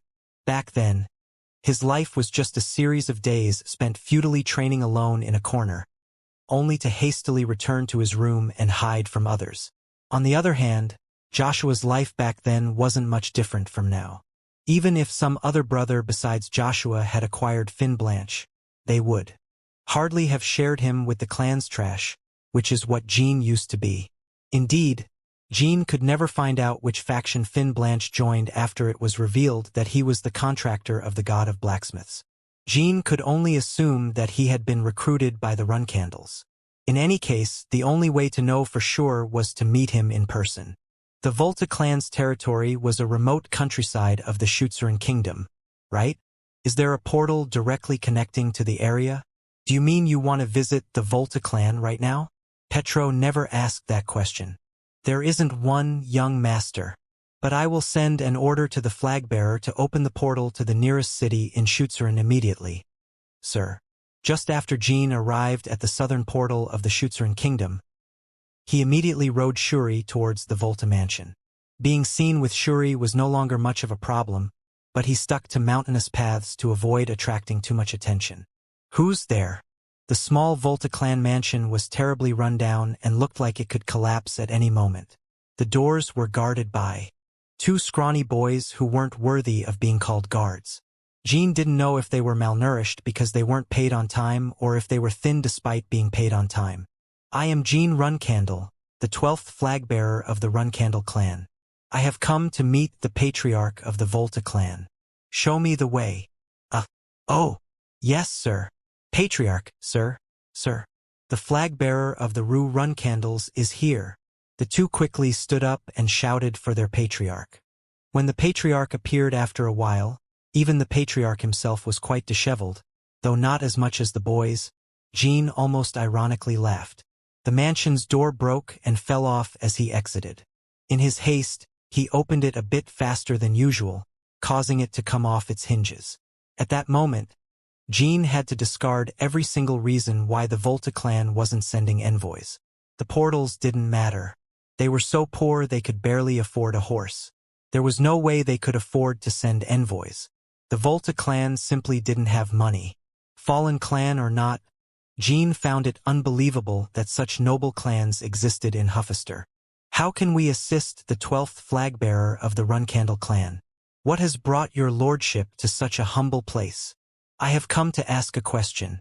But how did things come to this state? It was impolite to ask someone he had just met. But the question needed to be asked. Oh, we had a recent famine in the area. And with bandits and demonic creatures causing trouble as well, I have nothing to defend myself, sir. Why didn't you seek support from the Schutzeren kingdom? The Schutzeren royals have abandoned these lands long ago. As you can see, there is no value in these lands, sir. Jean had to accept it as soon as he heard it. Just as the Volta patriarch mentioned, the lands seemed completely devoid of value. But still, the winter harvest is coming, so we should be self-sufficient for it. No, what am I saying? I apologize, Sir Jean Runcandle. We couldn't afford to send envoys, and we couldn't visit you. The Volta patriarch was about to kneel when Jean held him by the shoulders. In fact, Jean wanted to give him a hug and hand him a wad of bills because now he was sure that no one in the Garden of Swords had dug into the Volta clan. If anyone had found out about Finn Blanche's existence, they wouldn't be in this state right now. Therefore, the Volta clan's patriarch had fulfilled his part, at least in Jin's eyes. I haven't come to scold you. I've come to see Finn Blanche. I've been told that he serves the Volta clan as a steward. The Volta patriarch's eyes widened in surprise. Finn? Why are you looking for that guy, sir? Do you need to know? The Volta patriarch and his guards quickly shook their heads at Jin's cold response. No, Sir Jean, but it's just that Finn, our steward. The patriarch's eyes immediately turned red. He was captured by bandits 3 days ago. He was sweeping the snow on that street over there and, well, if they had caught me instead. I'm old and useless. The patriarch's loud sobs were pitiful, but Jean didn't have time to console him. I will bring him back immediately. You should pray for Finn Blanche's safety. He would probably be safe, unless the history altering caused by Jin's rebirth had also spread to this impossibly remote village. What, sir? The direction. They went north. The bandits headed north, sir. Let's go, Shuri. Maya! Shuri kicked up a cloud of snow as the cat sped away. The members of the Volta clan stood frozen in place, blinking as they watched Jean and Shuri disappear. Jean ran 3 hours to the north and arrived at the bandits' hideout. What is this? Who are you? Jean entered the natural cave, pushing aside the clumsy curtain they had placed at the entrance. The bandits who had been drinking suddenly stood up and shouted. They were so insignificant that Jean had never come across such weaklings, even in his days as a provisional flag-bearer. The whole world wasn't as populated and filled with talent as the big cities. Naturally, Jean had grown up in the group of beasts and transcendental figures, but that didn't mean there weren't people in other parts of the world who still fought against wretched bandits like them. Finn Blanche, raise your hand. We ask who you are. You look like a noble from the capital. Why don't you continue on your way?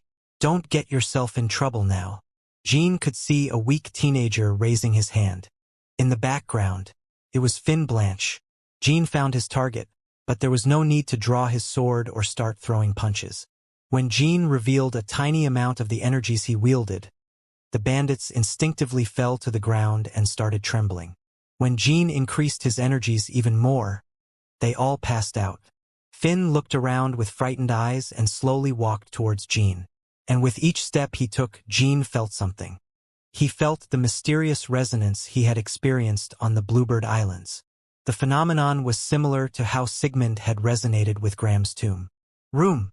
Except it wasn't Sigmund resonating now. It was his recently retrieved favorite sword. It was the Bradamanti. The sword was resonating with the god of blacksmiths, who was contracted with Finn. It seems today is a lucky day for both you and me. Jean greeted Finn as he offered a handshake. But when Finn took Jin's hand, he heard a voice inside his head for the first time in his life. Bradamanti. Finn, steal the sword that he holds. Right now. Chapter 278. Congratulations, delegation. An unexpected encounter. 4. Wow. Finn startled. He looked around. But no matter how hard he looked, the origin of the mysteriously booming voice had to be inside his head. What are you doing, Finn Blanche? Take it off immediately. The demanding voice came from the god of blacksmiths. In Jin's previous life, Finn communicated with the god of blacksmiths for the first time after about 5 years. Jin's visit was changing the history around him. Indeed, Finn Blanche was not the only one who could hear his voice. Grab the Bradamanti? Wait a moment. Why am I also hearing the voice of the god of blacksmiths? In most cases, it was extremely rare to hear a god's voice unless one was their contractor. The exceptions involved prayers powerful enough to move the gods or the incarnation of a god through mediums. Jean had already experienced a similar anomaly on the 32nd island of Bluebird. Perhaps it was because Bradamanti was related to the god of blacksmiths, just as Sigmund was to Graham. Jean pondered. Meanwhile, Finn had no idea what was happening. He looked around several times to check the origin of the voice. He concluded that it was just a hallucination and decided to ignore the voice and thank Jean. So, thank you, sir. I have been saved thanks to you. It seems you came here only to save me. If you could tell me your name. What? Finn was about to bow his head when he suddenly made a strange sound and took a step back. What's happening? Strike him down. Finn Blanche. Use this sword. The energy it emits is extremely unsettling. Finn's shock was caused by a sword forming in his hand.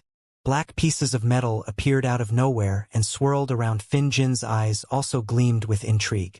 Is the metal turning into a sword? Jean had already experienced something similar with the leader of the Kinselo. He had also shown the ability to control metals to create a sword and a gate in the ancient Oterium, just like Finn was doing now. I will lend you my divine powers. Subdue that man and claim the Bradamanti. Finn Blanche, I know you were surprised, but you are actually my contractor. You always have been since your birth. I am the god of blacksmiths and your ancestor. If you listen to what I tell you now, I promise to train you from now on. The god of blacksmiths was completely unaware that Jean could hear his voice. Meanwhile, Finn was greatly concerned that Jean could also hear that voice, and it was driving him crazy. Jean didn't visibly react, so he couldn't tell what he understood, if anything. My sir, please allow me to explain before you misunderstand anything. I have no idea what this voice is, and I am only grateful that you saved me. But why is a sword suddenly forming in my hand? And... Arg. Shik. Finn brandished the sword. It wasn't just a threat. It carried the clear intention of cutting Jin's body in half, starting from the top of his head. In fact, the blade even had an aura around it. Jean slightly moved aside to dodge the attack. Finn, what are you doing? I am giving you powers, and I even demonstrated it. Go and attack him. I will continue to assist you. Judging by his movements, he is probably quite a swordsman. Obviously, the attack didn't stem from Finn's will. The god of blacksmiths was forcibly moving his body. My sir, do you also hear this voice? This is not my doing. Something is controlling my body against my will. Finn shouted, his face completely pale with fright. That man cannot hear my voice. Listen to me, will you? Finn, I must reclaim my masterpiece. Get out of my body, evil spirit. Jean felt as if he were watching a little absurd monologue. Ridiculousness aside, there were many intriguing details in what the god of blacksmiths had just said. The god of blacksmiths said that Bradamanti was his masterpiece and claimed to be Finn's ancestor, as if he were none other than Pecan Minche. Furthermore, he could also conjure metals like the leader of Kinslow. Jean felt the need to have a conversation with the actual god of blacksmiths. Finn Blanche. My sir. I apologize, sir. I don't know why a crazy spirit has entered me at this moment. I understand that you haven't attacked me of your own will. It must be the work of the evil spirit claiming to be the god of blacksmiths. It seems desperate to take hold of Bradamanti. Tears welled up in Finn's eyes as he eagerly nodded at Jin's words. You're right, sir. Meanwhile, the god of blacksmiths was taken aback. He spoke in response. What did you say, Brat? Do you mean to say you can hear me? This god insulted people and even wielded swords against a stranger who had just saved his own contractor. At this point, Jean didn't really feel the need to show him respect, whether he was a god or not. I can hear you loud and clear, evil spirit. Oh, how interesting. So, you can hear me. But despicable human, how dare you call me an evil spirit? I am the great god of blacksmiths, Pecan Minche. But it was known that the god of blacksmiths was Growler, not Pecan Minche. The god of blacksmiths is not Pecan Minche. It is Growler. Ha! Growler, of course. There was a time when someone like that used to be the god of blacksmiths. But Pecan Minche was a superior blacksmith, not to mention that Growler is dead. Of course, mere wretches like you would be ignorant of the grand stories of the gods. What nonsense! Where did you get Bradamanti from? First, give it to me. If you do, I will overlook your rudeness and kill you without suffering. This point, Finn's body was completely under Pecan's control, and Finn's consciousness was pushed aside. There was a faint light emitting from the whites of his blank eyes, and there was a murderous intent in the hand wielding the sword. But it wasn't a complete personification like the one Paytel used in Yulian's body on the Bluebird Islands. Pecan hadn't accumulated enough divine energy to fully reveal himself. All he could do for now was forcefully possess his contractor's body. But neither Jean nor the rookie god Pecan knew this fact. Hey, Pecan Minche, you keep saying something about killing me and such. Are you sure you can live up to those words? Humph. Did you think I was complimenting you when I said you were quite the swordsman? Jean chuckled. And to think I've already gotten into 2 fights over Bradamanti as soon as I returned to the clan. Instead of revealing the fact that he was a run candle, Jean let Bradamanti fall to the ground. Take it, if you can. You insolent brat. Steel gathered around Pecan, who immediately stood up in one leap. First the sword, then armor, and even a shield. Steel instantly formed into battle. Gear and Jean observed the skill with intense concentration. He hadn't heard anything about the god of blacksmiths having such powers. This was too similar to the ability of the leader of Kinslow. But he realized that there was a clear distinction between the two. The leader of Kinslow was clearly more skilled. The weapons formed by Pecan's steel were rather crude, but the sword and gate formed by the leader of Kinslow had a mysterious perfection. Did the leader of Kinslow absorb the powers of Growler, who used to be the god of blacksmiths? Or perhaps he absorbed Growler himself as the demon godstone could do. By doing so, he left a vacancy for the god of blacksmiths, which was filled by Pecan Minche, who became a god. The idea suddenly occurred to him. In any case, Pecan Minche is definitely not a threat in combat. Pecan's battle skills were quite mediocre, and it was a mystery what made him so bold and courageous. Bam! Jean dodged the sword and struck Pecan. Plack! The shield shattered with a single blow. Pecan finally realized that he had made a terrible mistake. It wasn't because Jin's light punch broke his shield, nor was it because Jin's fist penetrated the armor and still seemed like it would go in again. Was it the shadow energy? It was the dark energy surrounding Jin's fist. In Pecan's mind, possessing shadow energy meant that whoever wielded it had the right to possess Bradamanti. Wait, there has been a mistake. You are Soderet's contractor. Jean briefly paused upon hearing the name Soderet, but he decided to pretend he hadn't heard it for now. He knew he wouldn't be satisfied until he landed another punch. Pecan took a direct hit to the jaw and rolled 4 times on the ground. What did you say?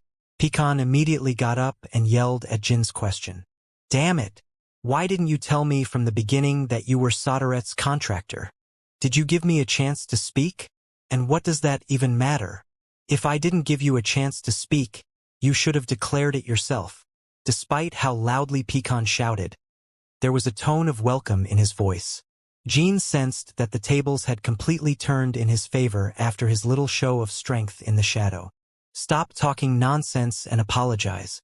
If you do, I'll forget your rudeness. Pecan frowned, but he had nothing to say. I'm sorry. At first, I only sensed a strange energy in you, so it didn't cross my mind that you could be Soderet's contractor.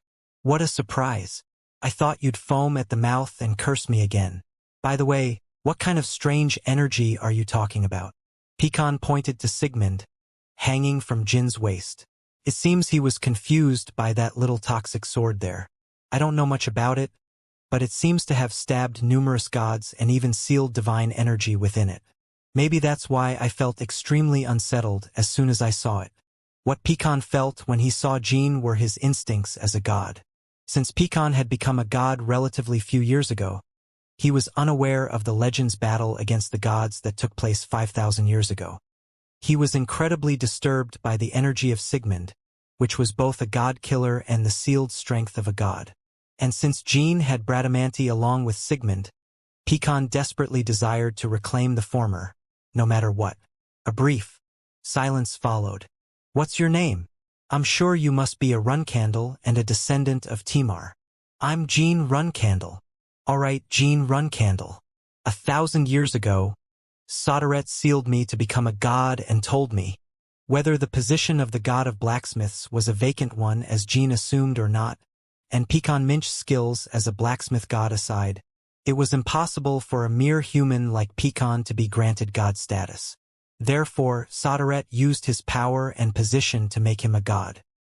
That I must inform the shadow contractors to come to me with Bradamanti or the Balisad from the place where Timar was buried. And he added that I must reinforce the blades of their swords. Chapter 279. Congratulations, Delegation. An Unexpected Encounter. 5. The tragic ancestor and first patriarch of the Runcandle clan, who was never buried in the crypts.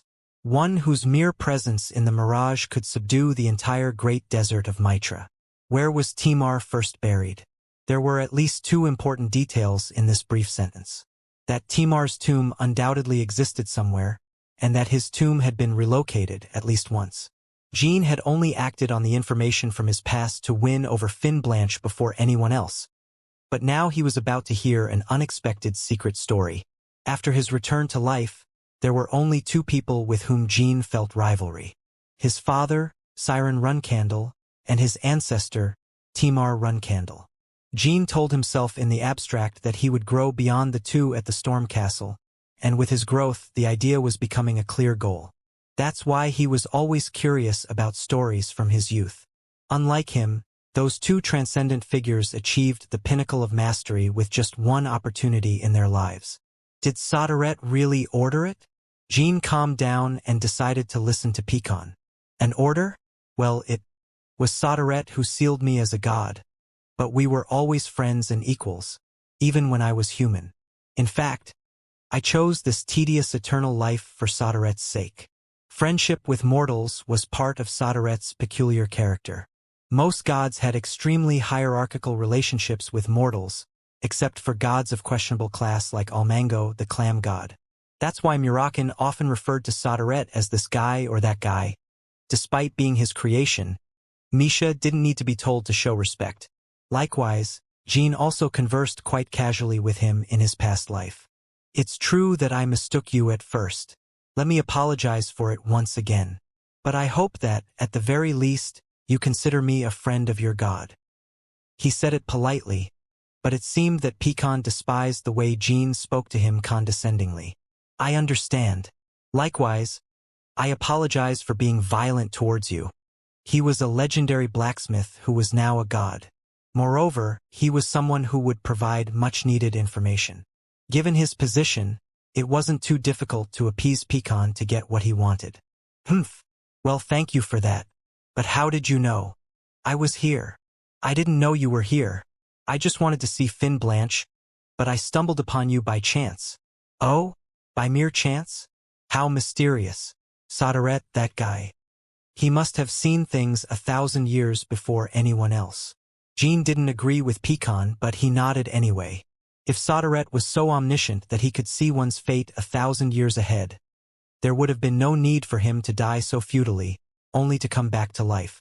Of course, the fact that Jean didn't consider Soderette omniscient didn't mean he lacked respect for him.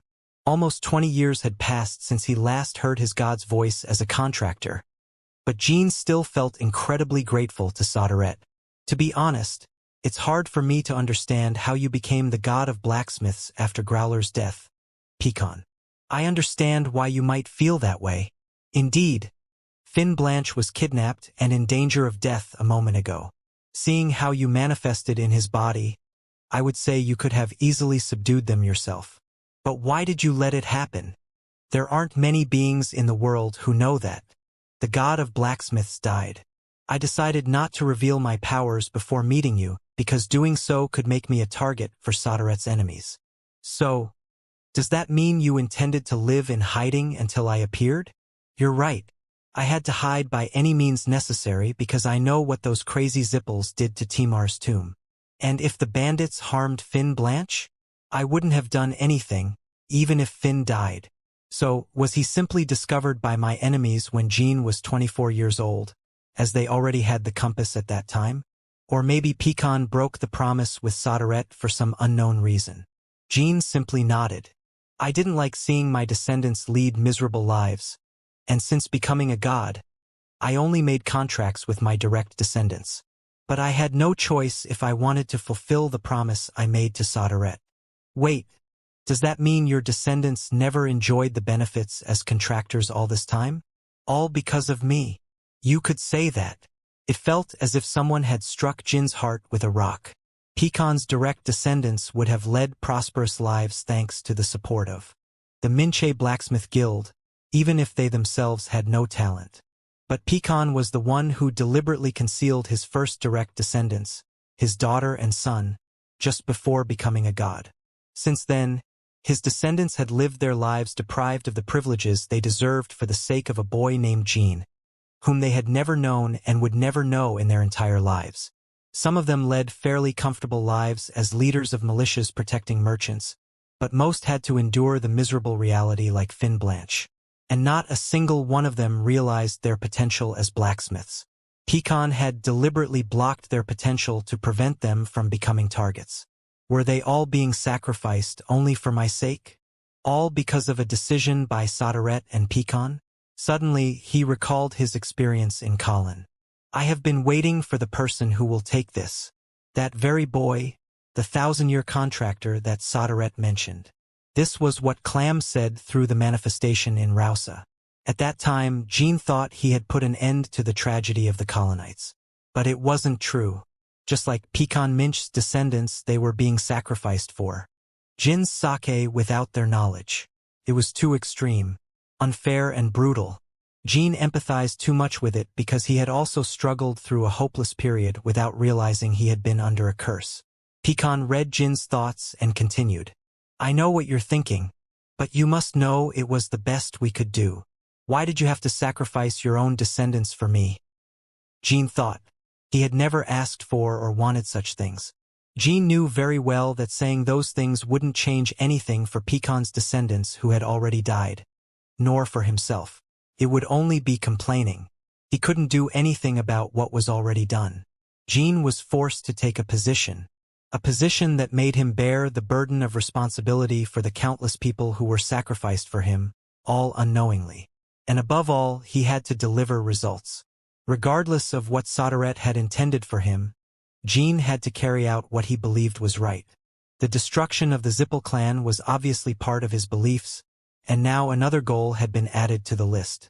From now on, he would never allow anyone else to make sacrifices for his sake.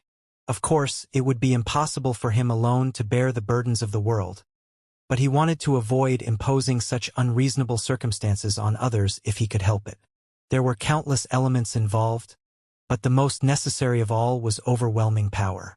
He needed a lot of strength so that no one would dare to sacrifice themselves for him. Secondly, he needed formidable strength to support him. And both could be obtained if he reached the pinnacle of the Runcandle clan. The idea fueled his burning desire to seize the patriarchal throne even more. Please, do not hinder me from supporting Finn Blanche, and that applies to her descendants as well. I understand. One more thing. Thank you for your sacrifice. Not only Pecan's descendants suffered. The guilt of not being able to help his descendants would have tormented Pecan Minche more than anyone else. Perhaps that wasn't the case, as he started abruptly shouting at Finn to steal the Bradamanti from Jean. He even mentioned something about committing to train him as well. In any case, Pecan seemed quite moved by Jin's words. Tears began to well up in his still blank eyes. Soderette, it seems your latest contractor doesn't have such a bad character after all. I wouldn't mind sharpening his sword with all my effort. I wanted to ask before, what do you mean by sharpening the Bradamanti? And also, tell me what my ancestor Timar's tomb means to me. First of all, I'm sure you're aware that Bradamanti was an experiment I conducted to create the Balisada. Despite that, even you Runcandles and the people of the world seem to consider it a legendary sword that is only slightly below the Balisada. The Bradamanti and the Balisada. It was Soderette who requested the creation of the sister swords. As the god of swords and shadows, he thought his contractor, Timar Runcandle, needed a special sword. While the Balisada was a finished product, Bradamanti still had many issues, at least by Pecan Minch standards. Although it was just an experiment, it is still a magnificent sword as it represents the best of my abilities at that time. It creates a force close to 60% of the Balisada with shadow-based attacks, and it never breaks because it was forged with ancient Eversteel. Pecan praised Bradamanti for some time, like a loving father showing off his children. He was a blacksmith through and far beyond the ordinary even in his human days. He felt much more affection for legendary weapons and masterpieces he created than for his own children. Bradamanti was the third on his list of great works, so naturally he couldn't stop talking about it.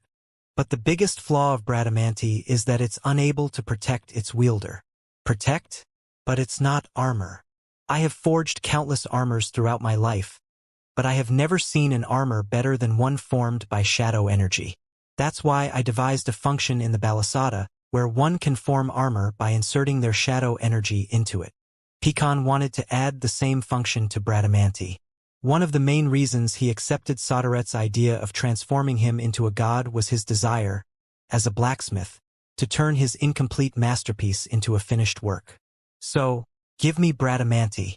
I will reforge it and return it to you. Jean willingly handed over Bradamanti. Pecan felt overwhelmed with emotion and trembled as he received it. I can finally reclaim my baby. How long will it take? Of course, Jean wasn't too pleased to see him loving an object more than his own family.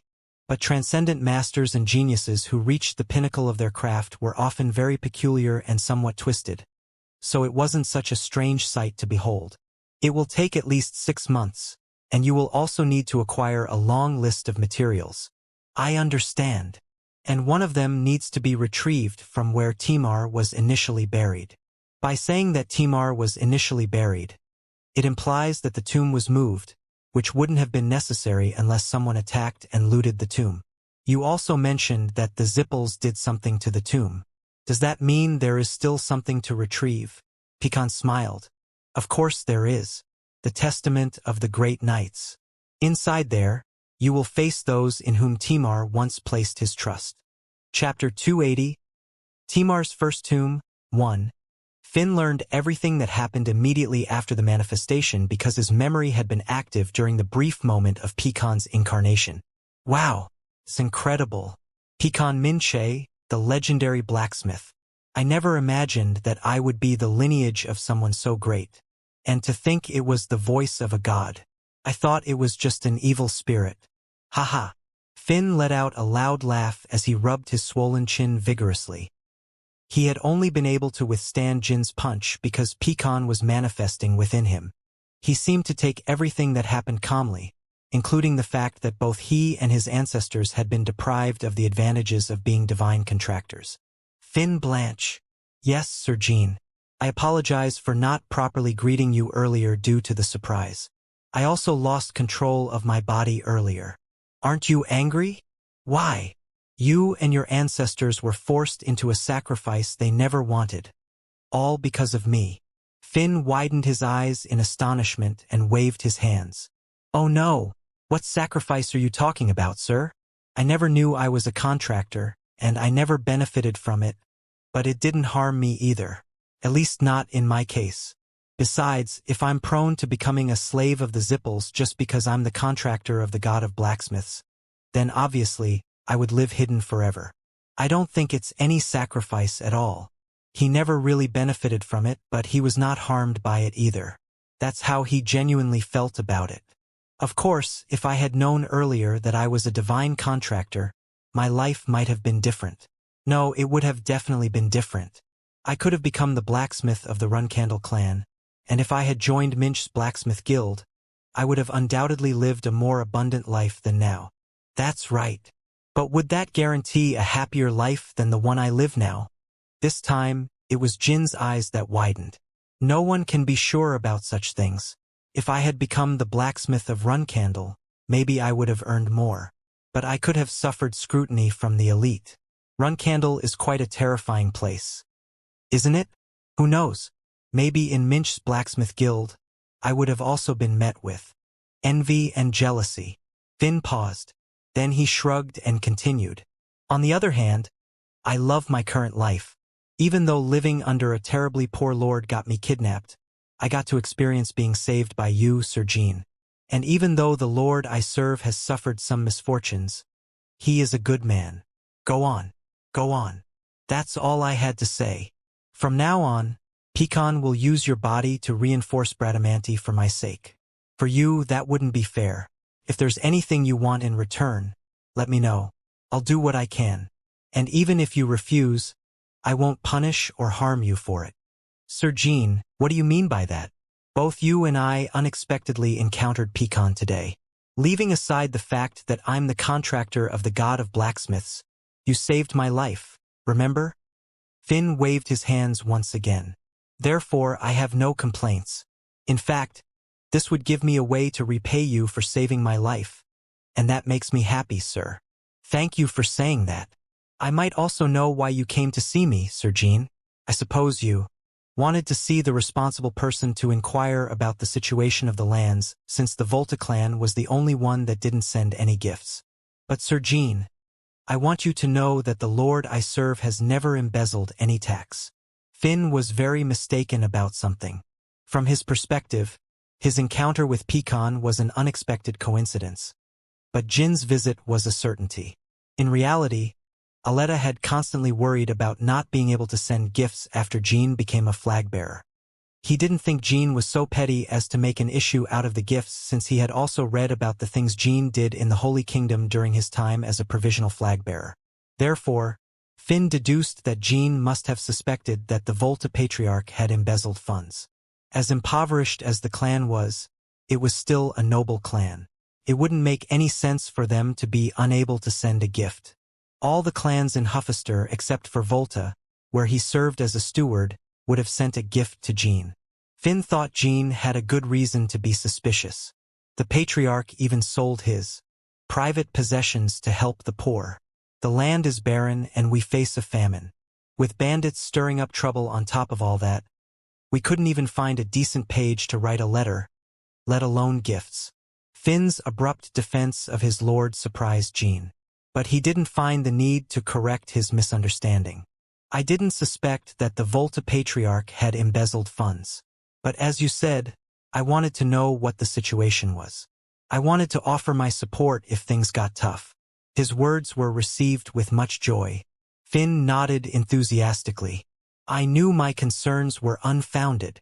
Sir Jean, thank you very much for your concern. You care even for worthless lands like ours, and you even saved me from bandits. I will never forget this honor, even in my death. Jean thought to himself, somehow, I feel like I'm just feeding into this guy's misunderstanding. No, maybe it's not a misunderstanding after all. Anyway, he intended to provide ample support to the Volta clan as long as he could secure the god of blacksmiths before anyone else. Not only did he secure the god, but he also found out that the god of blacksmiths had been changed as part of the preparations Soderette had made for him, and he was even promised to be able to reinforce Bradamanti. Couldn't be more ideal for Jean. All right, then please take good care of my sword. Finn carefully lifted Bradamanti. I know nothing about blacksmithing, so my ancestor will take care of that.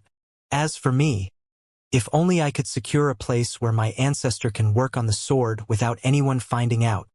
It's my job to figure that out. I'll take various measures to ensure you don't run into trouble while the god of blacksmiths works on it. I'll also provide support in terms of funds, including repairing the mansion and providing food for assistance. Oh, thank you, sir. Thank you so much. Finn bowed his head so low that he was about to kneel and touch the ground with his head. Jean awkwardly smiled. Is there anything else you want from me? Nothing, sir. What you have promised me is more than enough, Sir Jean. If you wish, I can also provide you with a lot of support. I'm sure you remember my conversation earlier with Pecan. I told him not to prevent me from providing support. Haha. I am so honored by your words that I don't know what to say. But Sir Jean, as I mentioned before, I am content with my life. These lands and the Volta mansion are my home. And for this land to rise through the current hardships is no different from my own dream come true. It was a very brief encounter, but that man named Finn pleased Jean. He could have asked for more.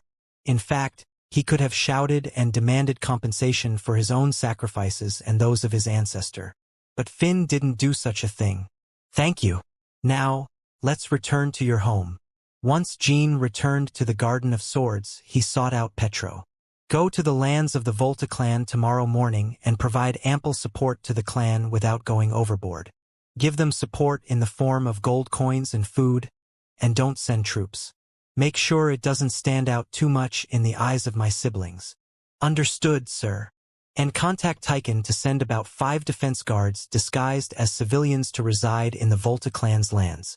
Yes, young master. After Petro left, Gilly and Murakan, who had been drinking together, approached. Young master, where have you been? Gilly asked. The Volta clan was the only one that didn't send any gifts, so I went to see what was going on. Well, now that you're a flag bearer, are you flaunting your authority? Look at you, kid. I really didn't take you for that type, you know? Fallen noble clans must have it tough. Are you harassing them for money and such? Murakan, I'm sure young Master Jean went there to check on their affairs. Not because he was angry about not receiving gifts, Gilly said. Their lands were in ruins. I promised them support.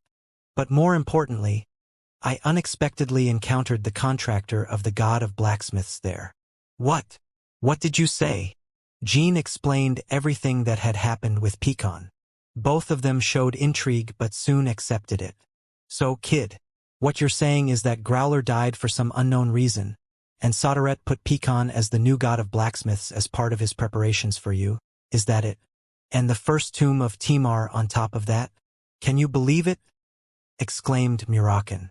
It seems you encounter incredible figures wherever you go, young master. I can't believe that this time you encountered a god in a rural town. However, neither of you seems very surprised, Jean said. It's not the first time something like this has happened. That's why. You encountered that strange god clam or something in Colin and received the mirror, which was something Soderette had also prepared for you.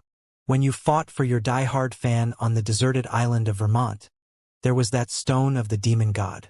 Compared to that, the god of blacksmiths almost seems normal. And it seems it was also part of Soderette's plans. Gilly silently nodded.